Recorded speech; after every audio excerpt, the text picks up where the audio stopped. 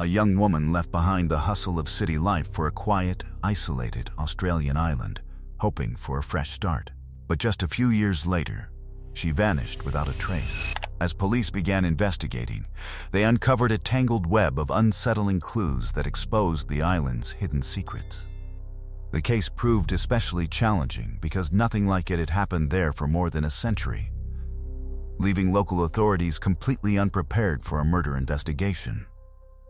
Although detectives eventually uncovered the shocking truth, the answers only raised even more disturbing questions. Janelle Patton was born on June 30th, 1972, in Sydney, Australia, as an only child. She was the center of her parents' world and grew up surrounded by their love and support. From an early age, Janelle developed a passion for music. She learned to play both the piano and the clarinet and became an active member of her school's music program. After graduating from high school, she enrolled in university to study medicine. However, after just 1 year, she realized it wasn't the path she wanted and decided to leave her studies behind in favor of starting a career. She found work at a bank where she steadily climbed the ranks over the following years. But despite her professional success, Janelle gradually became exhausted by the fast pace and constant pressure of life in a major city. Longing for a slower and more peaceful lifestyle, she began looking for a place where she could truly start over. In October 1999, at the age of 27, Janelle made the life-changing decision to move to Norfolk Island, a tiny Australian territory located nearly 1,000 miles from the mainland. At the time, Norfolk operated under its own local laws and customs, giving it a large degree of independence despite remaining part of Australia. With a population of only around 2,000 people, the island functioned as one close-knit community where virtually everyone knew one another.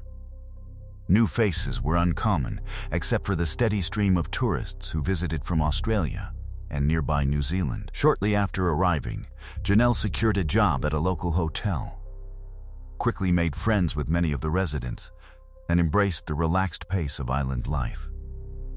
Norfolk offered the charm of a small town, but with the added isolation of being surrounded by endless ocean in every direction. Because of that isolation, neighbors relied heavily on one another, and maintaining good relationships was simply part of everyday life. By late March 2002, roughly a year and a half after moving, Janelle's parents traveled to Norfolk Island for their very first visit. She was thrilled to finally show them the place she had come to call home.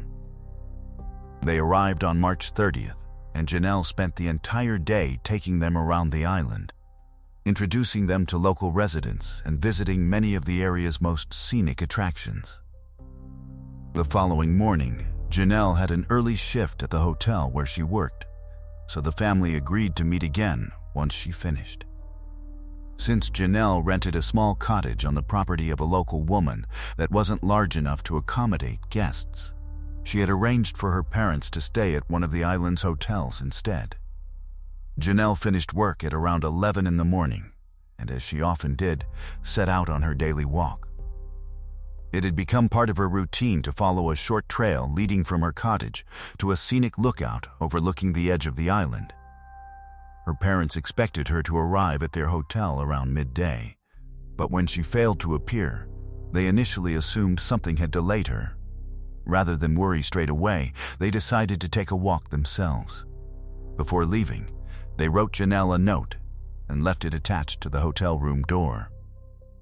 When they returned at around 2:30 p.m., the note was still untouched.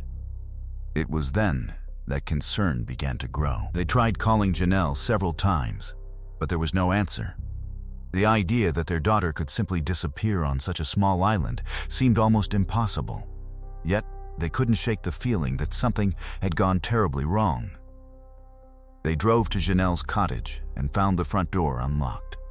On Norfolk Island, however, that wasn't unusual. Crime was virtually unheard of, and residents rarely bothered locking their homes. Inside, everything appeared perfectly normal. There were no signs of a struggle, no indication that anything bad had happened, and Janelle's car was still parked outside. While they were there, one of Janelle's friends arrived. After learning that nobody had heard from her all day, she suggested checking the walking route Janelle usually followed each morning. Together, the three of them searched the trail, but there was no sign of her anywhere. Running out of ideas, Janelle's parents returned to the hotel and informed the manager about the situation. He immediately contacted several local residents, asking whether anyone had seen Janelle that day, but every response was the same: no one had. By around 8 p.m., her parents realized they could no longer wait and reported her missing to the police. Officers asked them to come to the station, where they received devastating news. Just an hour before Janelle had officially been reported missing, a tourist visiting from New Zealand had made a horrifying discovery near one of the island's waterfalls. While exploring the area, the tourist noticed a large black bag lying beside the trail. Curious, she walked closer and was horrified to see what appeared to be a human hand sticking out from beneath it. Police rushed to the scene and found the body of a woman with numerous visible injuries. Parts of her clothing were missing, and it was immediately obvious that her death was suspicious. As Janelle's parents spoke with investigators at the station, detectives were already processing the crime scene and had begun to fear that the victim might be their daughter. Wanting to spare her parents the trauma of identifying the body themselves, officers instead asked Janelle's neighbor, the woman who rented her the cottage, to come to the scene. The moment she arrived, she confirmed the victim's identity. It was Janelle. Her body was transported for a full post-mortem examination, but even the initial findings made one thing painfully clear. Investigators were almost certainly dealing with a brutal murder. The news sent shockwaves across Norfolk Island. There hadn't been a homicide there since 1893, and serious crime was almost unheard of. The island's small police force had little experience handling anything more severe than occasional fights or domestic disputes. Faced with an unprecedented investigation, local authorities immediately requested assistance from specialist detectives in Australia, who were flown to the island to take over the case. The post-mortem examination revealed the full extent of the attack. Janelle had suffered 64 separate injuries, including numerous cuts and bruises. Many of the wounds appeared to have been caused by shattered glass, and investigators found tiny fragments of glass tangled in her hair, suggesting that a broken bottle may have been used during the assault. They also documented bruising around both of her wrists, indicating that someone had likely restrained her while she was being attacked. That discovery led detectives to consider the possibility that more than one person had been involved. Alongside the injuries caused by glass, medical experts also identified several stab wounds, confirming that a knife had been used as well. Forensic investigators uncovered another puzzling clue when they found microscopic traces of green and white paint on Janelle's body, clothing, and hair. They believed the paint had most likely transferred from either the killer or the vehicle used to move her body after the attack. Although some of Janelle's clothing was missing, initially raising suspicions that the crime may have had a sexual motive, the forensic examination found no evidence that she had been sexually assaulted. Investigators did recover an unknown DNA profile from her body, but surprisingly, it belonged to an unidentified woman rather than a male suspect. As if the investigation weren't already difficult enough, detectives faced another major obstacle. At around 3:30 p.m., on the day Janelle was killed, a sudden but intense rainstorm swept across Norfolk Island. Investigators feared the heavy downpour may have washed away vital evidence from the crime scene, including footprints, tire marks, blood traces, and other forensic clues that could have helped identify her killer. Although the heavy rain likely washed away valuable forensic evidence such as footprints, blood, and other biological traces, it also provided investigators with one crucial piece of information. Officers noticed that puddles of rainwater had collected inside the black plastic sheet covering Janelle's body, proving it had been placed there before the storm began. This allowed detectives to establish that Janelle had been dead and left at the scene for at least 3 hours before she was found. While forensic teams continued examining the physical evidence, detectives focused on reconstructing Janelle's final movements. They discovered that after finishing her shift at the hotel, Janelle stopped at a local shop before returning home. Around the same time, her landlady arrived at the property and saw Janelle setting off on her usual walk. Roughly 10 minutes later, another island resident drove past and spotted her walking along the road.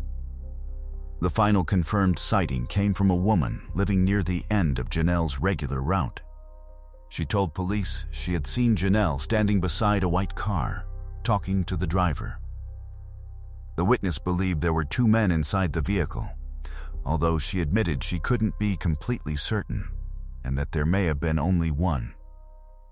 Just 5 minutes after that sighting, 2 nearby residents reported hearing what sounded like a child crying somewhere in the distance. Another local man later told investigators he had heard a woman scream.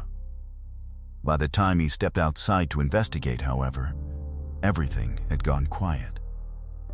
Based on these witness statements, detectives concluded that Janelle was most likely attacked at around 11:45 a.m., only about half an hour after leaving work. With very few solid leads to pursue, investigators sent the black plastic sheet used to wrap Janelle's body to a specialist forensic laboratory on the Australian mainland for more advanced testing. Sometime later, the results came back. Experts had recovered 10 separate fingerprints from the plastic, but every one of them was only partially visible because they had been smudged. Despite the poor quality of the prints, detectives decided to attempt a comparison anyway. They compiled a list of every person known to have been on Norfolk Island on the day of the murder, more than 2,700 people, including both residents and tourists. Police then asked everyone between the ages of 15 and 70 to voluntarily provide fingerprints and DNA samples. Even after comparing approximately 1,300 fingerprint samples, forensic experts failed to find a single match. With fingerprint analysis producing no answers, detectives shifted their attention towards people who had known Janelle personally. One of the most valuable pieces of evidence turned out to be her personal diary, which contained detailed accounts of her daily life, friendships, and experiences on the island. While reading through the entries, investigators learned that Janelle had experienced ongoing problems with one particular acquaintance. Shortly after moving to Norfolk Island, this woman had helped Janelle find temporary accommodation by allowing her to stay at her house. However, Janelle hadn't remained there for very long, apparently because disagreements had developed between them. Even after she moved out, another man connected to the household allegedly continued behaving suspiciously towards her. Several witnesses claimed they had seen him publicly threaten Janelle in the middle of the street. Detectives also discovered that after Janelle's body was found, the same man had approached one of his friends and asked them to falsely claim they had spent the day together, providing him with an alibi. As investigators dug deeper, they uncovered another intriguing detail. The man was reportedly involved in a secret relationship with Janelle's former friend, despite the fact that she was married and had children. Janelle had written about the affair in her diary, raising the possibility that the couple feared she might expose their secret. Despite these suspicions, both individuals voluntarily provided fingerprints, and neither matched the prints recovered from the plastic sheet. Police also searched their homes and vehicles, but failed to uncover any evidence linking them to the murder. Investigators next turned their attention to a man Janelle had been dating for the previous 9 months. He too came under suspicion, but once again, detectives were unable to find any evidence connecting him to the crime. Janelle's diary also mentioned several other people with whom she had experienced disagreements or tension over the years. Every one of them agreed to provide fingerprints and DNA samples, yet none matched the forensic evidence. At one stage, detectives even briefly considered Janelle's own parents, because the murder had occurred only a day after they arrived on the island. That theory was quickly ruled out as well. Eventually, the investigation ground to a halt. For months, detectives continued reviewing evidence, interviewing new witnesses, and revisiting old suspects. But every promising lead ended in disappointment. Authorities even announced a reward of $300,000 for information leading to the killer's identification. Yet none of the tips brought investigators any closer to solving the case. 2 years later, police decided to reopen the investigation and take another look at the fingerprint evidence. This time, they expanded their search by including fingerprints collected during other criminal investigations on Norfolk Island. Since all of the prints existed only on paper records, forensic specialists had to compare them manually, a painstaking process that took considerable time. Eventually, detectives received the breakthrough they had been waiting for. 2 of the fingerprints recovered from the black plastic sheet matched those belonging to a suspect from an unrelated investigation. The prints belonged to 26-year-old Glenn McNeil. Shortly after Janelle's murder, police had questioned McNeil in connection with a home invasion. Although he had never been charged, investigators had taken his fingerprints during that inquiry, and they had remained stored in the case file ever since. Detectives also discovered that in 2002, McNeil owned a white Honda. Closely matching the description of the white vehicle witnesses had seen parked beside Janelle only minutes before she disappeared. Another detail immediately caught investigators' attention. Not long after the murder, McNeil had left Norfolk Island altogether. He had originally moved there from New Zealand in 2000 with his wife and worked locally as a chef. By the time he left the island, however, the couple had divorced. When investigators tracked him down years later, they found he was living back in New Zealand with a new wife and 2 children, making it far more difficult to question him directly. Detectives soon realized, however, that McNeil had likely left his old car behind on Norfolk Island. Hoping it might still contain forensic evidence, they launched a search for the vehicle. Before long, they found it abandoned on private property not far from McNeil's former home. Hidden beneath years of overgrown vegetation, the white Honda was seized and handed over to forensic specialists, while investigators also obtained a warrant to search the house McNeil had occupied during his time on the island. Their examination produced several significant discoveries. Inside the vehicle, experts found traces of white and green paint that perfectly matched the microscopic paint particles recovered from Janelle's body, clothing, and hair. They also discovered tiny fragments of broken glass inside the car, and identical pieces were recovered from McNeil's former home. A forensic materials expert compared the evidence and concluded that the glass fragments from the vehicle, the house, and Janelle's body were not only identical, but had been manufactured at the same time as part of the same commercial product. On one of the tiny shards, the expert even identified part of an engraved label, which matched the name of a particular brand of wine. That finding confirmed all 3 sets of glass fragments had originated from the very same wine bottle. Then, while searching the backyard of McNeil's former home, investigators made yet another important discovery. They found a black tarp. Investigators discovered that the black tarp found behind McNeil's former home was virtually identical to the one used to wrap Janelle's body. They also recovered several human hairs and traces of biological material from the boot of his car. Unfortunately, years of exposure had caused the evidence to deteriorate, preventing forensic experts from extracting usable DNA. Refusing to give up, detectives sent the hair samples to a laboratory in the United States, which at the time possessed some of the world's most advanced forensic technology. Progress was painfully slow. The original laboratory was overwhelmed with other cases, leaving the evidence untouched for months. Eventually, one of the lead detectives personally traveled to the U.S. to transfer the samples to another laboratory. The extra effort finally paid off.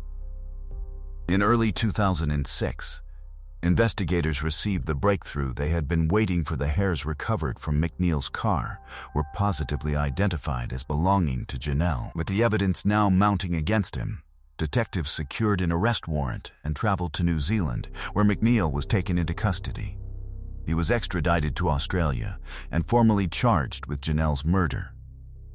During his first police interview, McNeil surprised investigators by immediately confessing. According to his account, he had smoked cannabis that morning before taking a drive around the island. At one point, he claimed he bent down to grab a packet of cigarettes, briefly took his eyes off the road, and struck something with his car. Believing he had hit an animal, he got out to investigate, only to discover a woman lying beneath the vehicle. Panicking, he said he placed her unconscious body into the boot of his car and drove home, where he spent several hours taking drugs. Later, he claimed he heard noises coming from the boot and realized the woman was still alive. He then admitted to grabbing a kitchen knife, opening the boot, and stabbing her multiple times before wrapping her body in a tarp and dumping it near the waterfall. Detectives immediately recognized that his confession made little sense. Almost every part of his story contradicted the forensic evidence. Medical examiners were adamant that Janelle's injuries were inconsistent with being struck by a vehicle.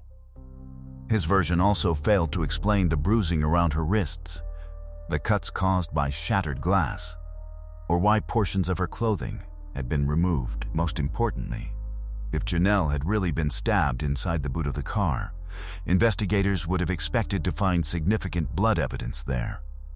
Instead, forensic experts found none. Police repeatedly challenged McNeil on these inconsistencies, but he refused to change his account and continued insisting his version was true. The case eventually proceeded to trial during the summer of 2006. Proceedings were held on Norfolk Island itself, with a jury selected from local residents. When the trial began, McNeil completely reversed his position. He denied any involvement in the murder and even claimed he couldn't remember confessing to police in the first place. He blamed the apparent memory loss on alleged mental health problems, although no medical evidence supported those claims. By that stage, however, detectives had uncovered another potentially significant development. They knew McNeil's defense would almost certainly focus on one unresolved piece of forensic evidence, the unidentified female DNA found on Janelle's body. The DNA wasn't only recovered from her clothing, but was also discovered beneath her fingernails, suggesting she may have scratched another woman while fighting for her life. That finding raised the possibility that a female accomplice had been involved in the attack, something that could have complicated the prosecution's case considerably. After McNeil's arrest, detectives revisited everyone who had known Janelle, asking whether anyone could connect her to McNeil or his family. One of Janelle's friends recalled an unusual conversation that had taken place just 2 or 3 weeks before the murder. Janelle had unexpectedly asked whether she knew a woman named Alicia and her husband, Glenn McNeil. The friend replied that she didn't know them personally, but recognized them from around the island. Janelle never explained why she was asking and simply changed the subject. The same witness also remembered something else that suddenly seemed important. On the day of the murder, while working at a local hotel, she had seen Alicia behaving strangely. According to her, Alicia appeared visibly shaken and had what looked like red stains covering parts of her clothing. When the friend asked if everything was all right, Alicia calmly replied that it was only paint before quickly walking away. At the time, the witness never considered the incident suspicious, and therefore never mentioned it to police. It wasn't until detectives later questioned her about Glenn McNeil and his wife that she realized the encounter might have been relevant. Alicia was eventually called to testify during the trial, where she firmly denied having any involvement in Janelle's murder. To this day, it has never been publicly confirmed whether investigators compared Alicia's DNA with the unidentified female profile recovered from Janelle's body. Adding even more confusion, the same witness later dramatically changed her account, claiming that Janelle had actually been murdered by a religious cult consisting of 6 people. The bizarre allegation shocked investigators and severely undermined the credibility of her earlier statements. Meanwhile, McNeil continued maintaining his innocence throughout the proceedings, insisting he had no memory of confessing to police. Despite his repeated denials, prosecutors presented overwhelming forensic evidence linking him to the crime, and the jury ultimately found him guilty. On March 9, 2007, Glenn McNeil was sentenced to 24 years in prison for Janelle's murder. Even after the conviction, however, many people questioned whether the full truth had ever been uncovered. One of the most common theories, based on witness statements and the nature of Janelle's injuries, suggested that McNeil may not have acted alone. Some believed he had committed the murder with an accomplice, while others suspected he had merely helped dispose of the body after someone else carried out the killing. Several years after his conviction, McNeil once again changed his story. This time, he claimed he knew who had actually murdered Janelle. According to his latest version, the real killer was a man who regularly supplied him with illegal drugs. McNeil alleged that on the morning of the murder, the man arrived at his house with his wife and told him there was a body hidden inside the boot of his car. He claimed the man threatened to kill both him and his wife if he refused to help dispose of it. Out of fear, McNeil said he transferred the body into his own vehicle, wrapped it in a tarp, and abandoned it near the waterfall. He also insisted he had worn medical gloves throughout the entire process. Detectives quickly dismantled that story as well. Several of McNeil's fingerprints had been recovered from the tarp, something that simply wouldn't have happened if he had been wearing gloves. He further claimed he had buried those gloves in his garden afterwards, but when police excavated the area, they found nothing. McNeil even identified the man he accused of committing the murder. Investigators confirmed the individual had indeed been suspected of dealing illegal drugs. Phone records also showed that McNeil had been in regular contact with him around the time of the murder. However, detectives concluded that the calls merely supported the idea that McNeil was purchasing drugs from the man and provided no evidence whatsoever that he had been involved in Janelle's death. Over the years, countless other theories emerged, each more speculative than the last. Some media reports even suggested that Janelle had secretly been working as a police informant and that this could have been the motive behind her murder. Despite the rumors, investigators never uncovered any credible evidence to support that theory or any of the others. On February 1, 2024, after serving part of his sentence, Glenn McNeil was released from prison early and deported back to New Zealand. Although he remains under supervision while on parole, he is legally a free man. Throughout every stage of the investigation, the trial, and the years that followed, McNeil has continued insisting that other people were responsible for Janelle's murder. Perhaps one day he will change his story once again and reveal what really happened. But until then, the murder of Janelle Patton remains a case surrounded by lingering doubts, unanswered questions, and mysteries that may never be fully resolved. Let me know what you think about this case in the comments below, and if you enjoyed this video, don't forget to leave a like. Let's move on to the next case. A young woman had just graduated from high school and landed her very first job when she was asked to attend a work seminar in another city. It was supposed to be the beginning of an exciting new chapter in her life, but she never arrived.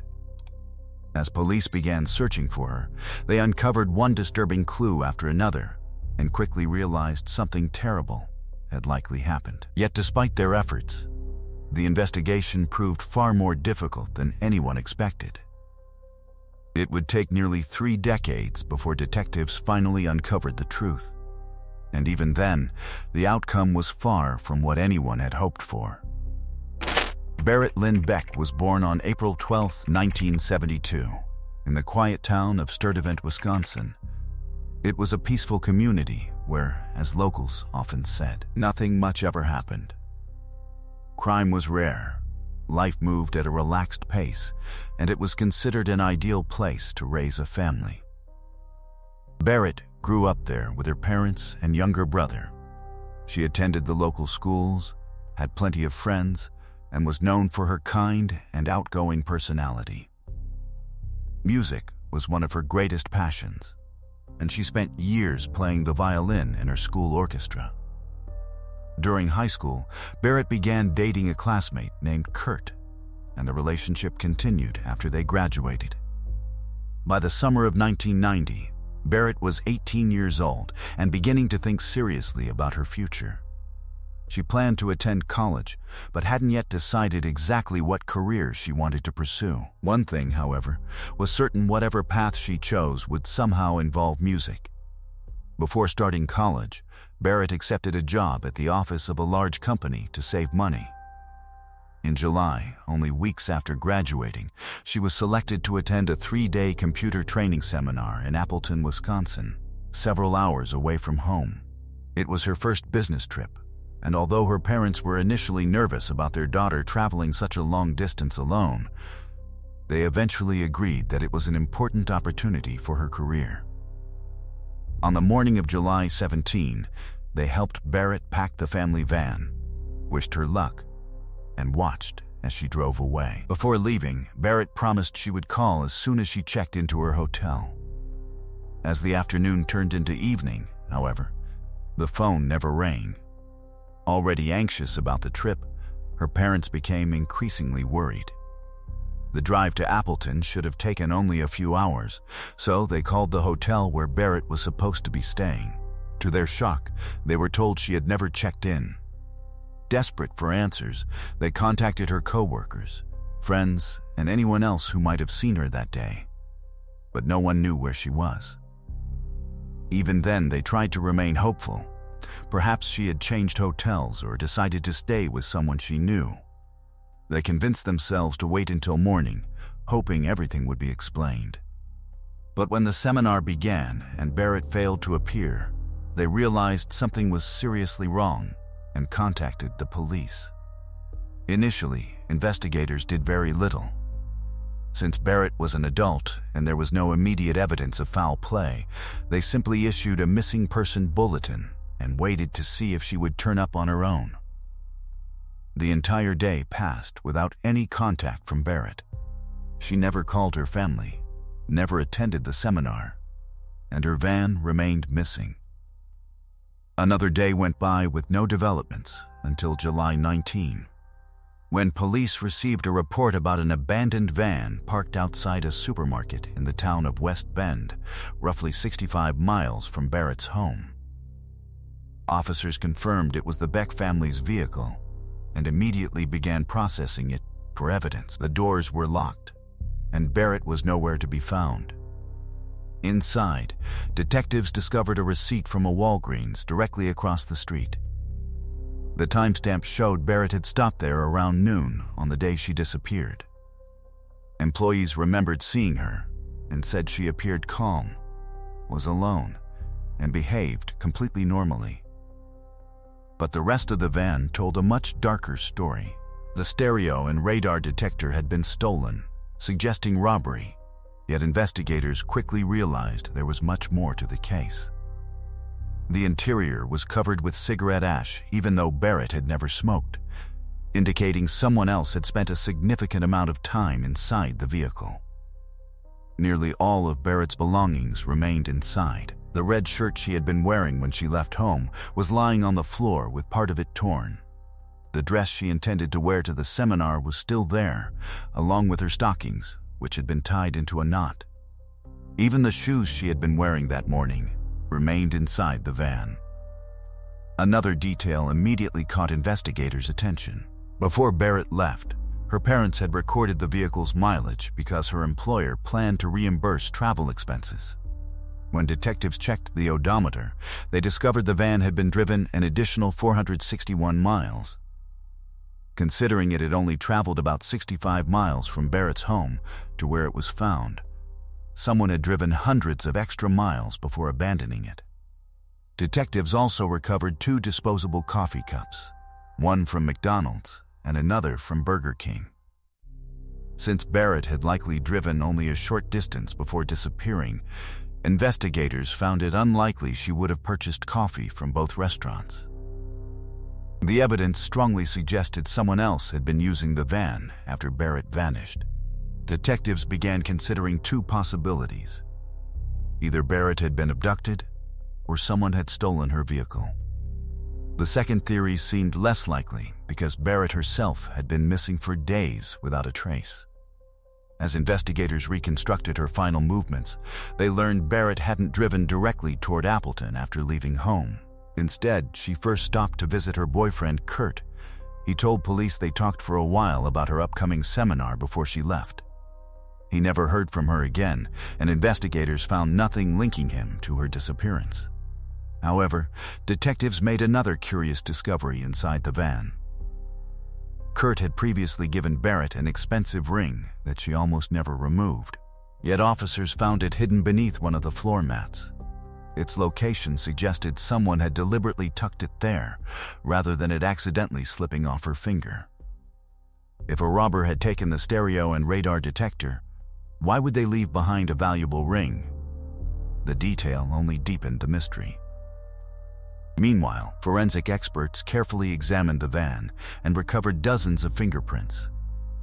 After eliminating those belonging to Barrett, her family, and her friends, several unidentified prints remained. They were found on one of the coffee cups, on a window inside the van, and on the cosmetic boxes Barrett had purchased at Walgreens shortly before disappearing. Unfortunately, without a suspect to compare them against, the fingerprints couldn't move the investigation forward. While detectives continued searching for new leads, Barrett's family refused to give up.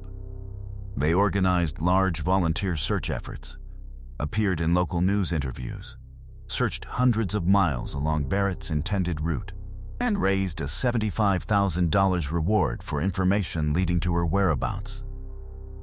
Over the following weeks, investigators received numerous tips, but none of them brought the case any closer to being solved. Detectives continued receiving tips, but every lead ended in disappointment. More than a month passed without any real progress until August 22, when everything changed. A local farmer was driving along a quiet rural road about 18 miles from where Barrett's van had been abandoned when he noticed something unusual lying in a roadside ditch. Curious, he stopped to investigate. As he got closer, he was horrified to discover it was a human body and immediately contacted the authorities. Officers quickly arrived and confirmed the remains belonged to a woman. Because the body had been exposed to the elements for so long, visual identification was impossible. However, investigators feared the victim was Barrett, and dental records soon confirmed their worst nightmare. Due to the advanced decomposition, medical examiners couldn't determine the exact cause of death, though they believed she had most likely been strangled. One thing, however, was beyond dispute: it was unquestionably a homicide. There was also one deeply disturbing detail. A strip of fabric torn from Barrett's own shirt had been wrapped around her eyes like a blindfold, strongly suggesting she had been abducted and kept alive for at least a short period before being killed. According to the medical examiner, the body had been lying in the ditch for more than a month, leading detectives to conclude she had likely been murdered on the very day she disappeared. Tragically, finding Barrett's body brought closure to her family, but did little to move the investigation forward. Months turned into years as detectives interviewed suspect after suspect, re-examined evidence, and followed countless leads. Yet every promising direction eventually reached a dead end. Investigators began believing Barrett had fallen victim to a robbery that spiraled into murder. They theorized that while she was inside Walgreens, someone had broken into her van intending to steal valuables. When Barrett unexpectedly returned and caught the intruder in the act, the situation may have escalated, leading to her abduction and eventual murder before her body was dumped along the roadside. Supporting this theory was the van's odometer. After Barrett disappeared, someone had driven the vehicle nearly 500 additional miles before abandoning it, suggesting the killer spent considerable time using the van before leaving it behind. Because robbery appeared to be the most likely motive, detectives focused on criminals known for vehicle thefts. Their attention soon centered on a man named Craig, who was suspected of stealing multiple cars in the same general area around the time Barrett vanished. What made Craig particularly interesting was his pattern of stealing vehicles, using them to commit additional crimes, and later abandoning them, a sequence remarkably similar to what appeared to have happened in Barrett's case. As investigators dug deeper, they discovered that shortly after Barrett disappeared, Craig had been arrested for an armed bank robbery. During that arrest, police recovered a bag containing a woman's hairbrush with strands of blonde hair tangled in it. Unfortunately, DNA technology at the time wasn't advanced enough to determine whether the hair belonged to Barrett. Detectives also confirmed Craig had the opportunity to commit the crime, but opportunity alone wasn't enough to establish guilt. Then, the investigation took a dramatic turn. One of Craig's acquaintances claimed Craig had personally confessed to killing Barrett, and had even shown him her body inside the van before disposing of it. That statement immediately elevated Craig to the top of the suspect list. However, investigators soon encountered a major obstacle. None of the fingerprints recovered from Barrett's van matched Craig's, and he consistently denied any involvement. Detectives searched relentlessly for additional evidence, but nothing surfaced that could conclusively tie him to the crime. At one stage, prosecutors even considered charging Craig based largely on his acquaintance's testimony, but they ultimately decided the evidence was too weak to survive a trial. Craig remained the primary suspect for years, while investigators continued searching for anything that could finally prove his involvement. Yet decade after decade, the case remained unsolved. Everything changed in 2013 when the investigation was reassigned to a cold case unit for a complete review. As detectives carefully re-examined the evidence, they encountered an infuriating discovery. Several pieces of Barrett's clothing that should have been preserved had somehow disappeared despite being listed in official evidence records. Investigators concluded the items had most likely been accidentally discarded years earlier. Even so, the remaining evidence was sent for modern forensic testing. Investigators also ordered a fresh review of every fingerprint collected from the van. To their astonishment, they learned that during the previous 23 years, none of those fingerprints had ever been entered into a computerized database. They still existed only as paper records.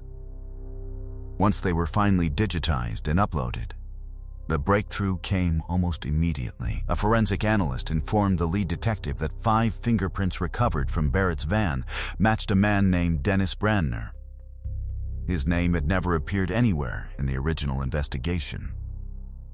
Detectives soon discovered Dennis had an extensive criminal history, explaining why his fingerprints were already stored in the national database. Earlier in life, he had served prison time for auto theft and had later been arrested for burglarizing a home. In another disturbing incident, he secretly entered a hotel room occupied by a woman, stole her underwear, and left behind several disturbing notes. But one previous crime especially caught investigators' attention because of how closely it mirrored Barrett's disappearance. Dennis had once hidden inside his ex-wife's vehicle while she was at work. When she returned and got inside, he pulled out a knife and attempted to kidnap her. Fortunately, she managed to escape and reported him to police.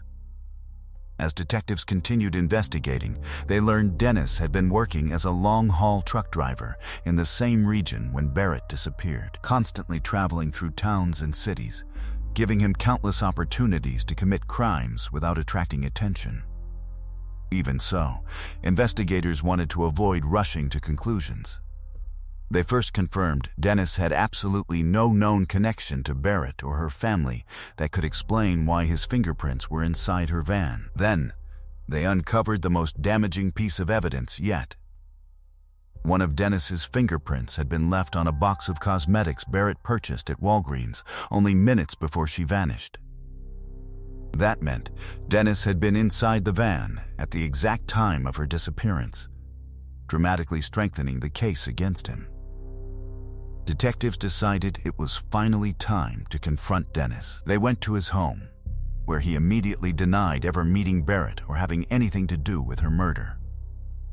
But the moment investigators informed him that his fingerprints had been found inside her van, his behavior changed completely.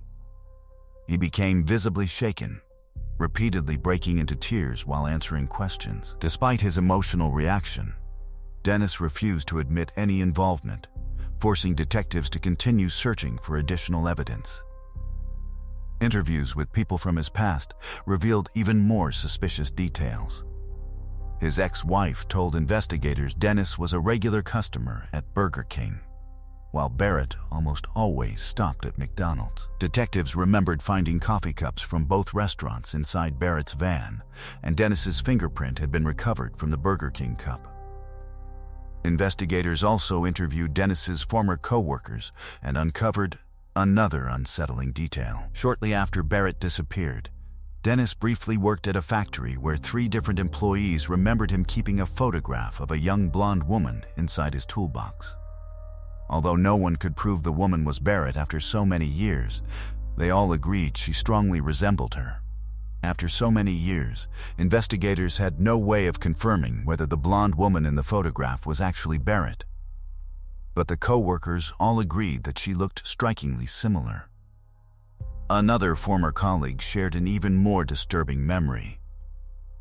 She recalled Dennis once telling her that he wanted to kidnap and assault a woman. As detectives continued building their case, the forensic laboratory delivered another critical breakthrough. Although some of Barrett's evidence had been lost over the years, several items recovered from her van were still preserved in storage, including the wrapper from a cigarette pack. Using modern forensic techniques, analysts uncovered another fingerprint on the wrapper, and it also belonged to Dennis. Piecing together all of this evidence took investigators nearly a full year. Finally, in March 2015, Dennis was arrested and formally charged with Barrett's murder. Even so, prosecutors faced a serious obstacle. While Dennis's fingerprints undeniably placed him inside Barrett's van, they worried that fingerprints alone would not be enough to convince a jury. By 2015, DNA evidence had become the standard many people expected in homicide cases. Unlike DNA, fingerprints couldn't directly prove that Dennis committed the murder itself. His defense could argue that he had been inside the van for some unrelated reason, leaving enough uncertainty to create reasonable doubt. Despite exhaustive forensic testing, investigators were unable to recover any DNA linking Dennis to Barrett, her belongings, or the vehicle. Nevertheless, prosecutors moved forward, and the trial began during the summer of 2016. Throughout the proceedings, Dennis's attorney focused heavily on the absence of DNA evidence, repeatedly arguing that fingerprints alone could not conclusively establish his client's guilt. In the end, those arguments created enough uncertainty that the jurors were unable to reach a unanimous decision, forcing the judge to declare a mistrial. Although it was a devastating setback, prosecutors immediately announced they would retry the case. For Barrett's family, the ordeal was heartbreaking. After spending 26 years wondering what had happened to their daughter, they now faced the possibility that the man investigators believed had murdered her might escape justice altogether. The second trial was scheduled for early 2018, but prosecutors encountered another difficult challenge. Their theory was that Dennis had abducted Barrett with the intention of sexually assaulting her before killing her. However, proving his exact intent beyond a reasonable doubt was extremely difficult, and the severity of any sentence depended on establishing that motive. Prosecutors realized that if the jury acquitted Dennis, double jeopardy laws would prevent him from ever being tried again for Barrett's murder. Faced with that risk, and after lengthy discussions with Barrett's family, they made the painful decision to offer Dennis a plea agreement.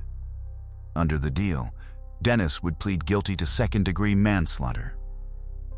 Although it meant a much lighter sentence, it guaranteed he would be convicted, and the case would finally reach a legal conclusion after nearly 28 years. After consulting with his attorney, Dennis accepted the agreement. He received the maximum sentence allowed, 10 years in prison, but because he had already spent several years behind bars awaiting trial, he ultimately served only about 7 years, making him eligible for release at the age of 71. Barrett's parents were understandably disappointed by such a lenient outcome, but they also recognized that rejecting the plea deal could have resulted in Dennis walking free without any conviction at all. Reluctantly, they supported the agreement because it offered the only realistic chance to achieve some measure of justice for their daughter. To honor Barrett's memory, her parents later established a scholarship at her former high school that recognizes students for excellence in music, and it continues to be awarded today. Investigators also eventually cleared Craig, the original prime suspect. As you'll remember, one of Craig's acquaintances had claimed Craig confessed to killing Barrett and even showed him her body inside the van. Years later, detectives proved that story was completely fabricated. The witness had a personal grudge against Craig and used information he had overheard from investigators to falsely implicate him. Share your thoughts on this case in the comments below, and if you enjoyed this documentary, don't forget to leave a like. Thanks for watching. Let's move on to the next case. A woman sent her children off to school and began getting ready for work when a fire suddenly broke out inside her home. Firefighters quickly arrived and managed to extinguish the flames, but almost immediately they noticed several suspicious details.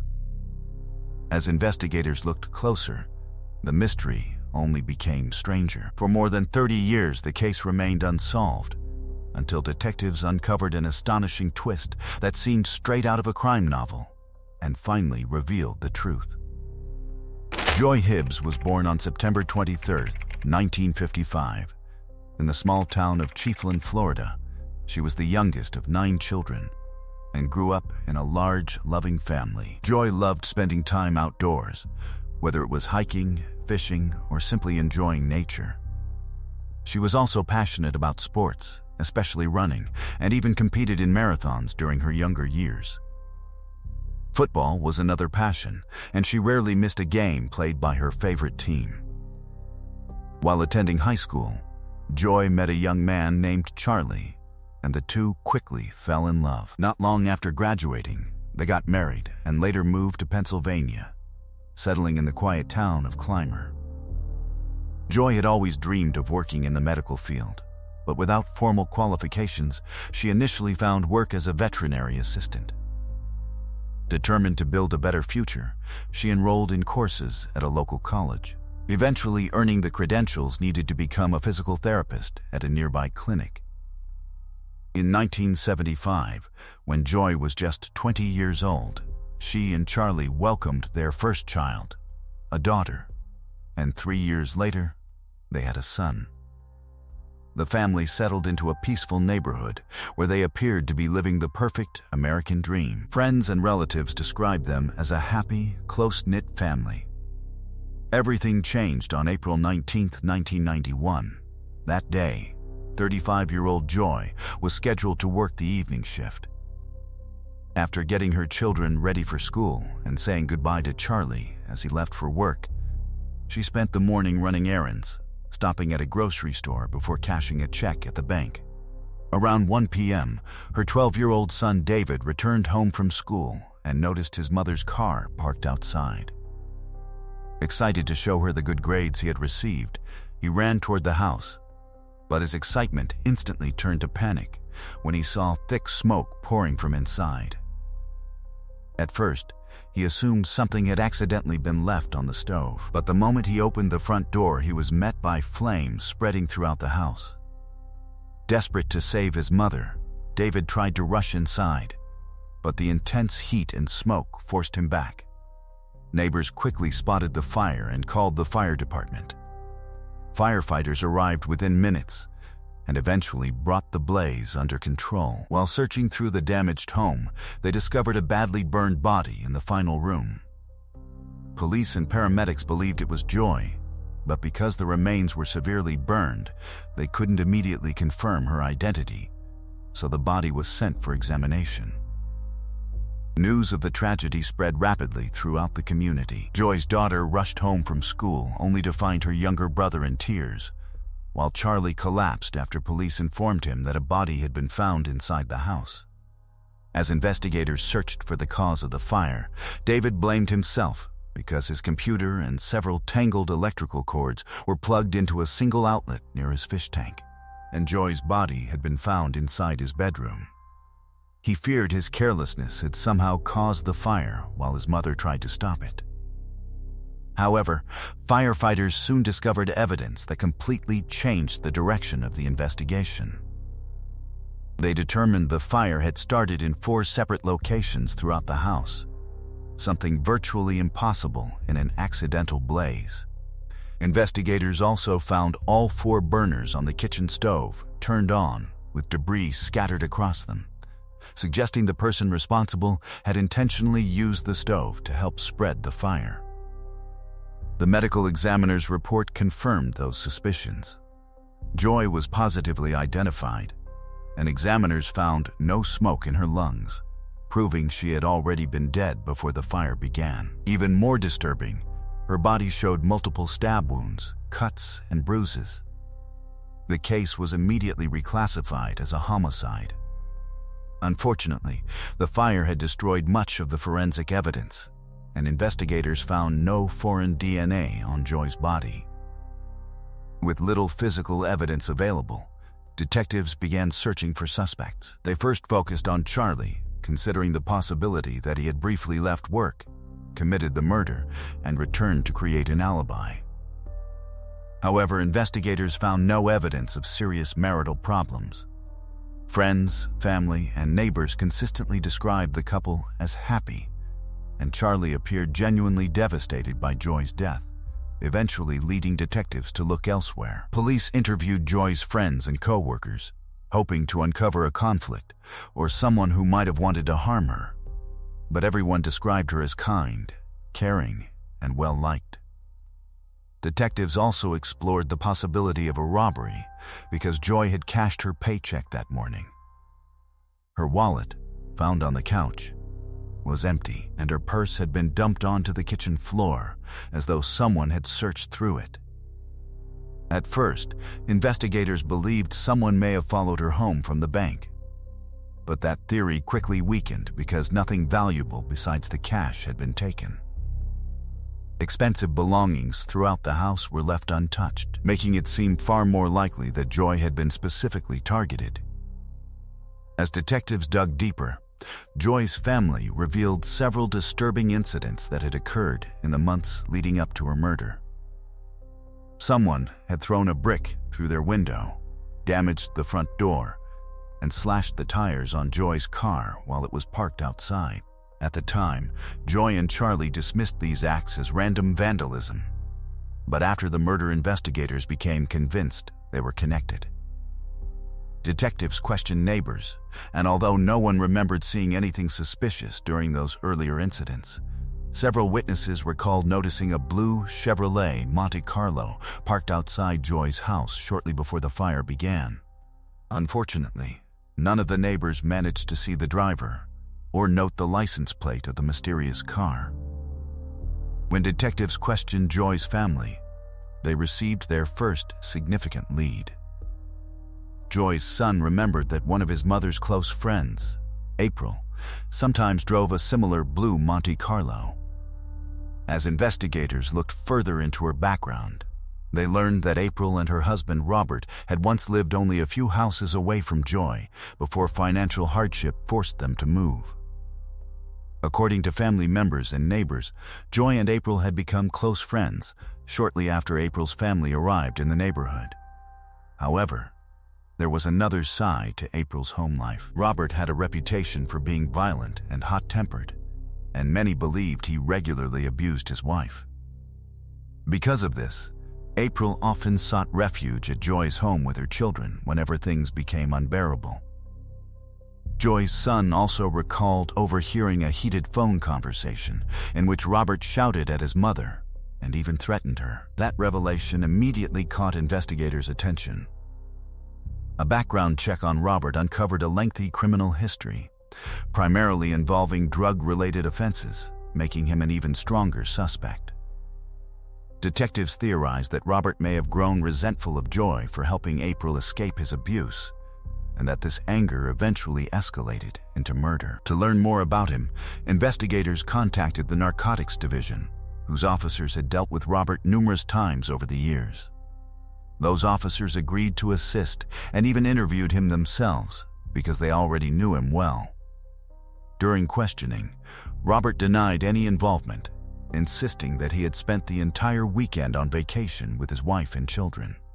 However, detectives quickly realized that the murder had occurred on Friday afternoon, leaving plenty of time for him to stop by Joy's house before leaving town. Investigators also noticed a fresh scratch on Robert's arm, which only fueled their suspicions. But he continued to deny any role in the crime. In the days that followed, Robert stopped cooperating altogether after consulting his attorney. He refused to take a polygraph examination and avoided any further contact with investigators. With no confession, detectives shifted their attention to finding physical evidence that could place him at the scene. They brought the neighbors who had reported seeing the blue Monte Carlo to Robert's residence, hoping they could identify his vehicle. Instead, they encountered another setback. Robert's Monte Carlo wasn't blue, it was black, and the witnesses confirmed it wasn't the same car they had seen outside Joy's home. Detectives also verified his alibi and confirmed that he and his family had checked into a hotel in another city later that Friday. In addition, phone records showed Robert had been speaking with one of April's friends around the same time Joy was believed to have been killed. With those findings, investigators were forced to back away from Robert as their primary suspect and once again search for new leads.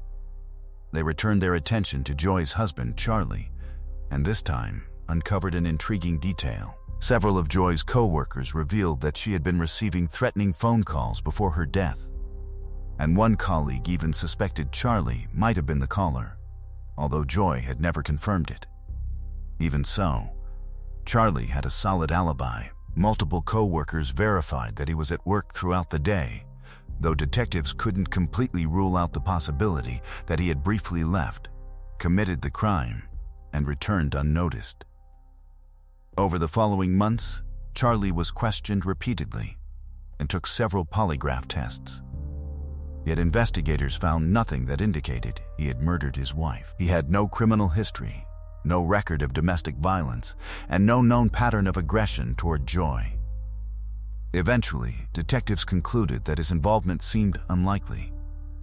With no strong suspects and no physical evidence pointing in any direction, the investigation gradually stalled. The case went cold, and every attempt to revive it over the following decades ended in another dead end. As the years passed, Joy's children grew into adults, but the mystery surrounding their mother's murder never stopped haunting them.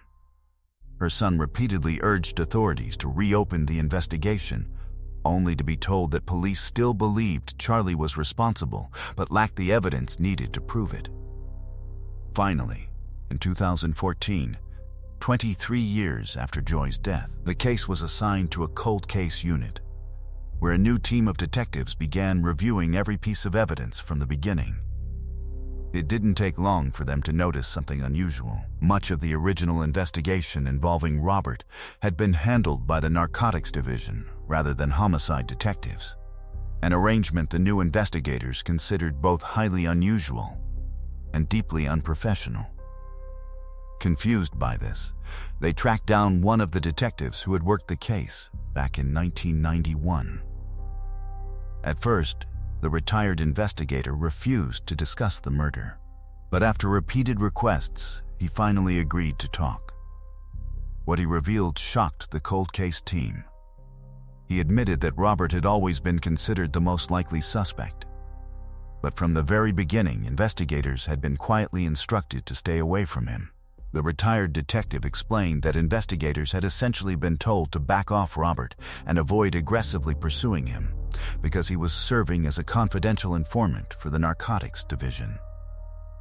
While everyone involved knew Robert was an informant, The new detectives believed that facts should never have influenced a homicide investigation. As they dug deeper, they discovered Robert had been a crucial source in a major drug trafficking operation that authorities had spent years building, and the department feared that targeting him for murder could compromise the entire case. As a result, the original investigation into Robert's possible involvement had been little more than superficial. This revelation completely changed the direction of the cold case, and the new team immediately began building a fresh case against him. Although the original detectives had concluded that Robert had a solid alibi, the cold case unit refused to rely on decades-old reports and decided to verify every detail themselves. Their first step was tracking down April's friend, the woman Robert had supposedly called around the time of Joy's murder. She confirmed that the phone call had taken place, but revealed a crucial detail that investigators had overlooked years earlier. The call hadn't happened during the afternoon as originally documented, but much later in the evening.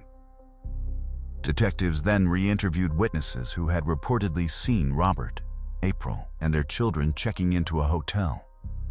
According to the original case file, the family had arrived shortly after lunch, but the witnesses now recalled that they actually checked in around 5 p.m., leaving Robert with more than enough time to commit the murder before leaving town.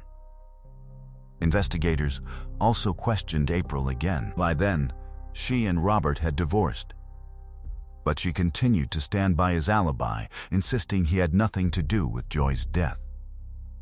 Despite repeated interviews, she refused to change her story, forcing detectives to continue searching for new evidence.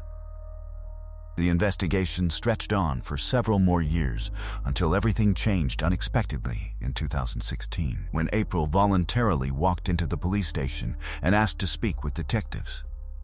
She explained that a series of events in her personal life had finally convinced her she could no longer remain silent. April admitted she had lied about Robert's alibi for decades and revealed a completely different version of what happened. According to her, Robert came home on the day of the murder covered in blood. When she asked what had happened, he calmly replied, "I stabbed someone and set a house on fire." He then ordered her to pack the children because they were leaving for a weekend trip. As they drove to another city, Robert carried a large bag with him. During a stop at a park, he disappeared into the woods alone with the bag and returned a short time later without it. Only days later, after detectives arrived asking questions about Joy's death, did April realize exactly what had happened. She confronted Robert and begged him to confess, but instead he assaulted her and threatened to blame the murder on her if she ever spoke to police. Terrified for years, she kept silent until she finally found the courage to come forward. Her statement dramatically strengthened the investigation, but detectives still wanted independent evidence to support her account. They devised an undercover strategy and asked April to help. Police secretly equipped her with a recording device and staged a visit to her home, pretending to question her about Joy's murder. Immediately afterward, April called Robert and told him detectives had just questioned her and she didn't know what to do. Rather than encouraging her to cooperate, Robert urgently instructed her not to speak with investigators and to avoid answering any questions. His reaction sounded far more like someone trying to protect himself than an innocent man. Armed with the recording, prosecutors continued building their case, a process that took several more years. Finally, in May 2022, Robert was arrested and charged with Joy's murder. Although he continued denying any involvement, prosecutors believed they had assembled a powerful case, with April serving as the key witness. Then another dramatic twist emerged during the trial. Robert's own son took the stand and testified that his father had confessed to him. According to his testimony, shortly after speaking with April, Robert called him and explained that police were questioning his ex-wife and that he could be facing life in prison. He wanted to prepare his son for what might happen next, and during the conversation he began describing the crime. While he never directly said, "I killed Joy," he repeatedly made statements such as, "I think I did it," leaving little doubt about what he meant. The testimony further reinforced an already compelling case, but prosecutors still had to explain Robert's motive. Evidence showed he had been hostile toward Joy for years and had a long history of violence and criminal behavior. Investigators also believed he had stolen the cash Joy had withdrawn from the bank only hours before she was killed. However, another disturbing possibility emerged after the case received renewed media attention. Relatives of Robert, who had not spoken to him in years, contacted detectives after recognizing Joy's photograph in the news. They revealed that as a teenager, Robert had brutally assaulted one of his aunts, a woman who bore a striking resemblance to Joy. That information led investigators to believe he may have attacked Joy with the intention of sexually assaulting her as well. Although after so many years there was no way to prove it conclusively. Despite the unanswered questions surrounding his motive, the jury found Robert guilty of Joy's murder, and he was sentenced to life in prison. While Joy's family finally received justice, the outcome also exposed a disturbing truth. Robert had remained free for more than 3 decades, largely because investigators chose to protect a narcotics investigation instead of fully pursuing a homicide suspect. For Joy's loved ones, it meant her case had effectively been placed behind a drug trafficking operation. Even so, they expressed deep gratitude to the cold case detectives, whose persistence finally uncovered the truth. For Joy's son, who had spent years wondering whether his own father was responsible after early investigators planted that suspicion, the conviction finally brought the answers and closure his family had been seeking for over 30 years. Let's move on to the next case. A 19-year-old college student returned home one evening and suddenly stopped answering calls from her family. As concern quickly turned into panic, police launched an investigation that uncovered a trail of disturbing clues, bizarre evidence, and unanswered questions. For years, the mystery remained unsolved until investigators finally made a breakthrough that revealed a truth no one had expected. Carmen Van Huss was born on October 9, 1973, in Indianapolis, Indiana, where she grew up with her parents and 2 younger brothers. Although her parents eventually divorced, Carmen remained especially close to her father and spent a great deal of time with him throughout her childhood. She had a creative spirit from an early age and loved drawing, while her compassion for animals often led her to rescue stray cats she found wandering the streets. At one point, she even dreamed of becoming a veterinarian, but as she grew older, she decided to pursue her true passion, art.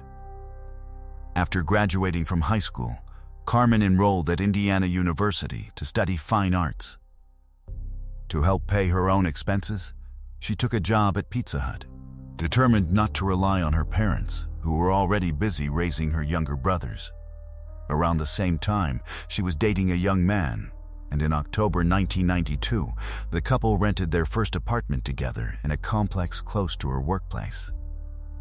Carmen focused on balancing college, work, and building a future career in the arts. On March 22, 1993, 19-year-old Carmen spent the evening visiting her sick grandmother in the hospital alongside her father and one of her brothers. Afterward, she drove them home, and because it was already late and her apartment was located across town, her father suggested she spend the night at his house instead of driving back alone. Carmen appreciated the concern, but explained that she needed to do laundry so her Pizza Hut uniform would be ready for work the following day. She said goodbye to her family and headed home. 2 days later, one of Carmen's friends stopped by Pizza Hut, hoping to ask her for help getting a job there. To her surprise, Carmen wasn't working that day. The manager explained that she had also failed to show up for her previous shift. He had tried calling her several times, but never received an answer, and assumed she had simply quit without notice. Carmen's friend immediately found that hard to believe. She knew Carmen was dependable and had never mentioned wanting to leave her job. Concerned, she asked whether the restaurant had an emergency contact for Carmen's family. When Carmen was hired, she had listed her father's phone number, so the manager called him. Carmen's father explained that he had also tried reaching her the previous day, but assumed she had been busy at work when she didn't answer. Now, realizing she had missed work as well, he became deeply worried. Without wasting any time, he drove straight to her apartment complex to check on her. As soon as he arrived, he noticed his daughter's boyfriend's car parked outside. Carmen often drove the vehicle herself, and her purse was still sitting inside. Walking up to the apartment, he spotted a note taped to the door from the building manager, explaining that several neighbors had complained about loud noises coming from the apartment late at night, and asking the tenants to keep the volume down. He knocked repeatedly, but received no response. When he discovered the door was unlocked, he cautiously stepped inside and was met with a horrifying scene. Carmen was lying on the floor in a pool of blood, partially unclothed. Horrified, he rushed back outside and immediately called for an ambulance. When paramedics arrived, there was nothing they could do. Carmen had been dead for days. Authorities quickly realized they were dealing with a homicide, and detectives began processing the apartment while simultaneously interviewing neighbors. The note from the building manager immediately caught investigators' attention, prompting them to speak with him. He explained that several residents had complained about loud noises coming from Carmen's apartment during the night of March 22. According to witnesses, around 11:30 p.m., they heard Carmen return home, and she wasn't alone. A man accompanied her as they climbed the stairs to her third-floor apartment. Witnesses recalled hearing Carmen laughing, while the man's voice sounded calm and friendly. Everything seemed perfectly normal until roughly 1:30 a.m., when the atmosphere suddenly changed. Several neighbors heard Carmen shout, "Get away from me."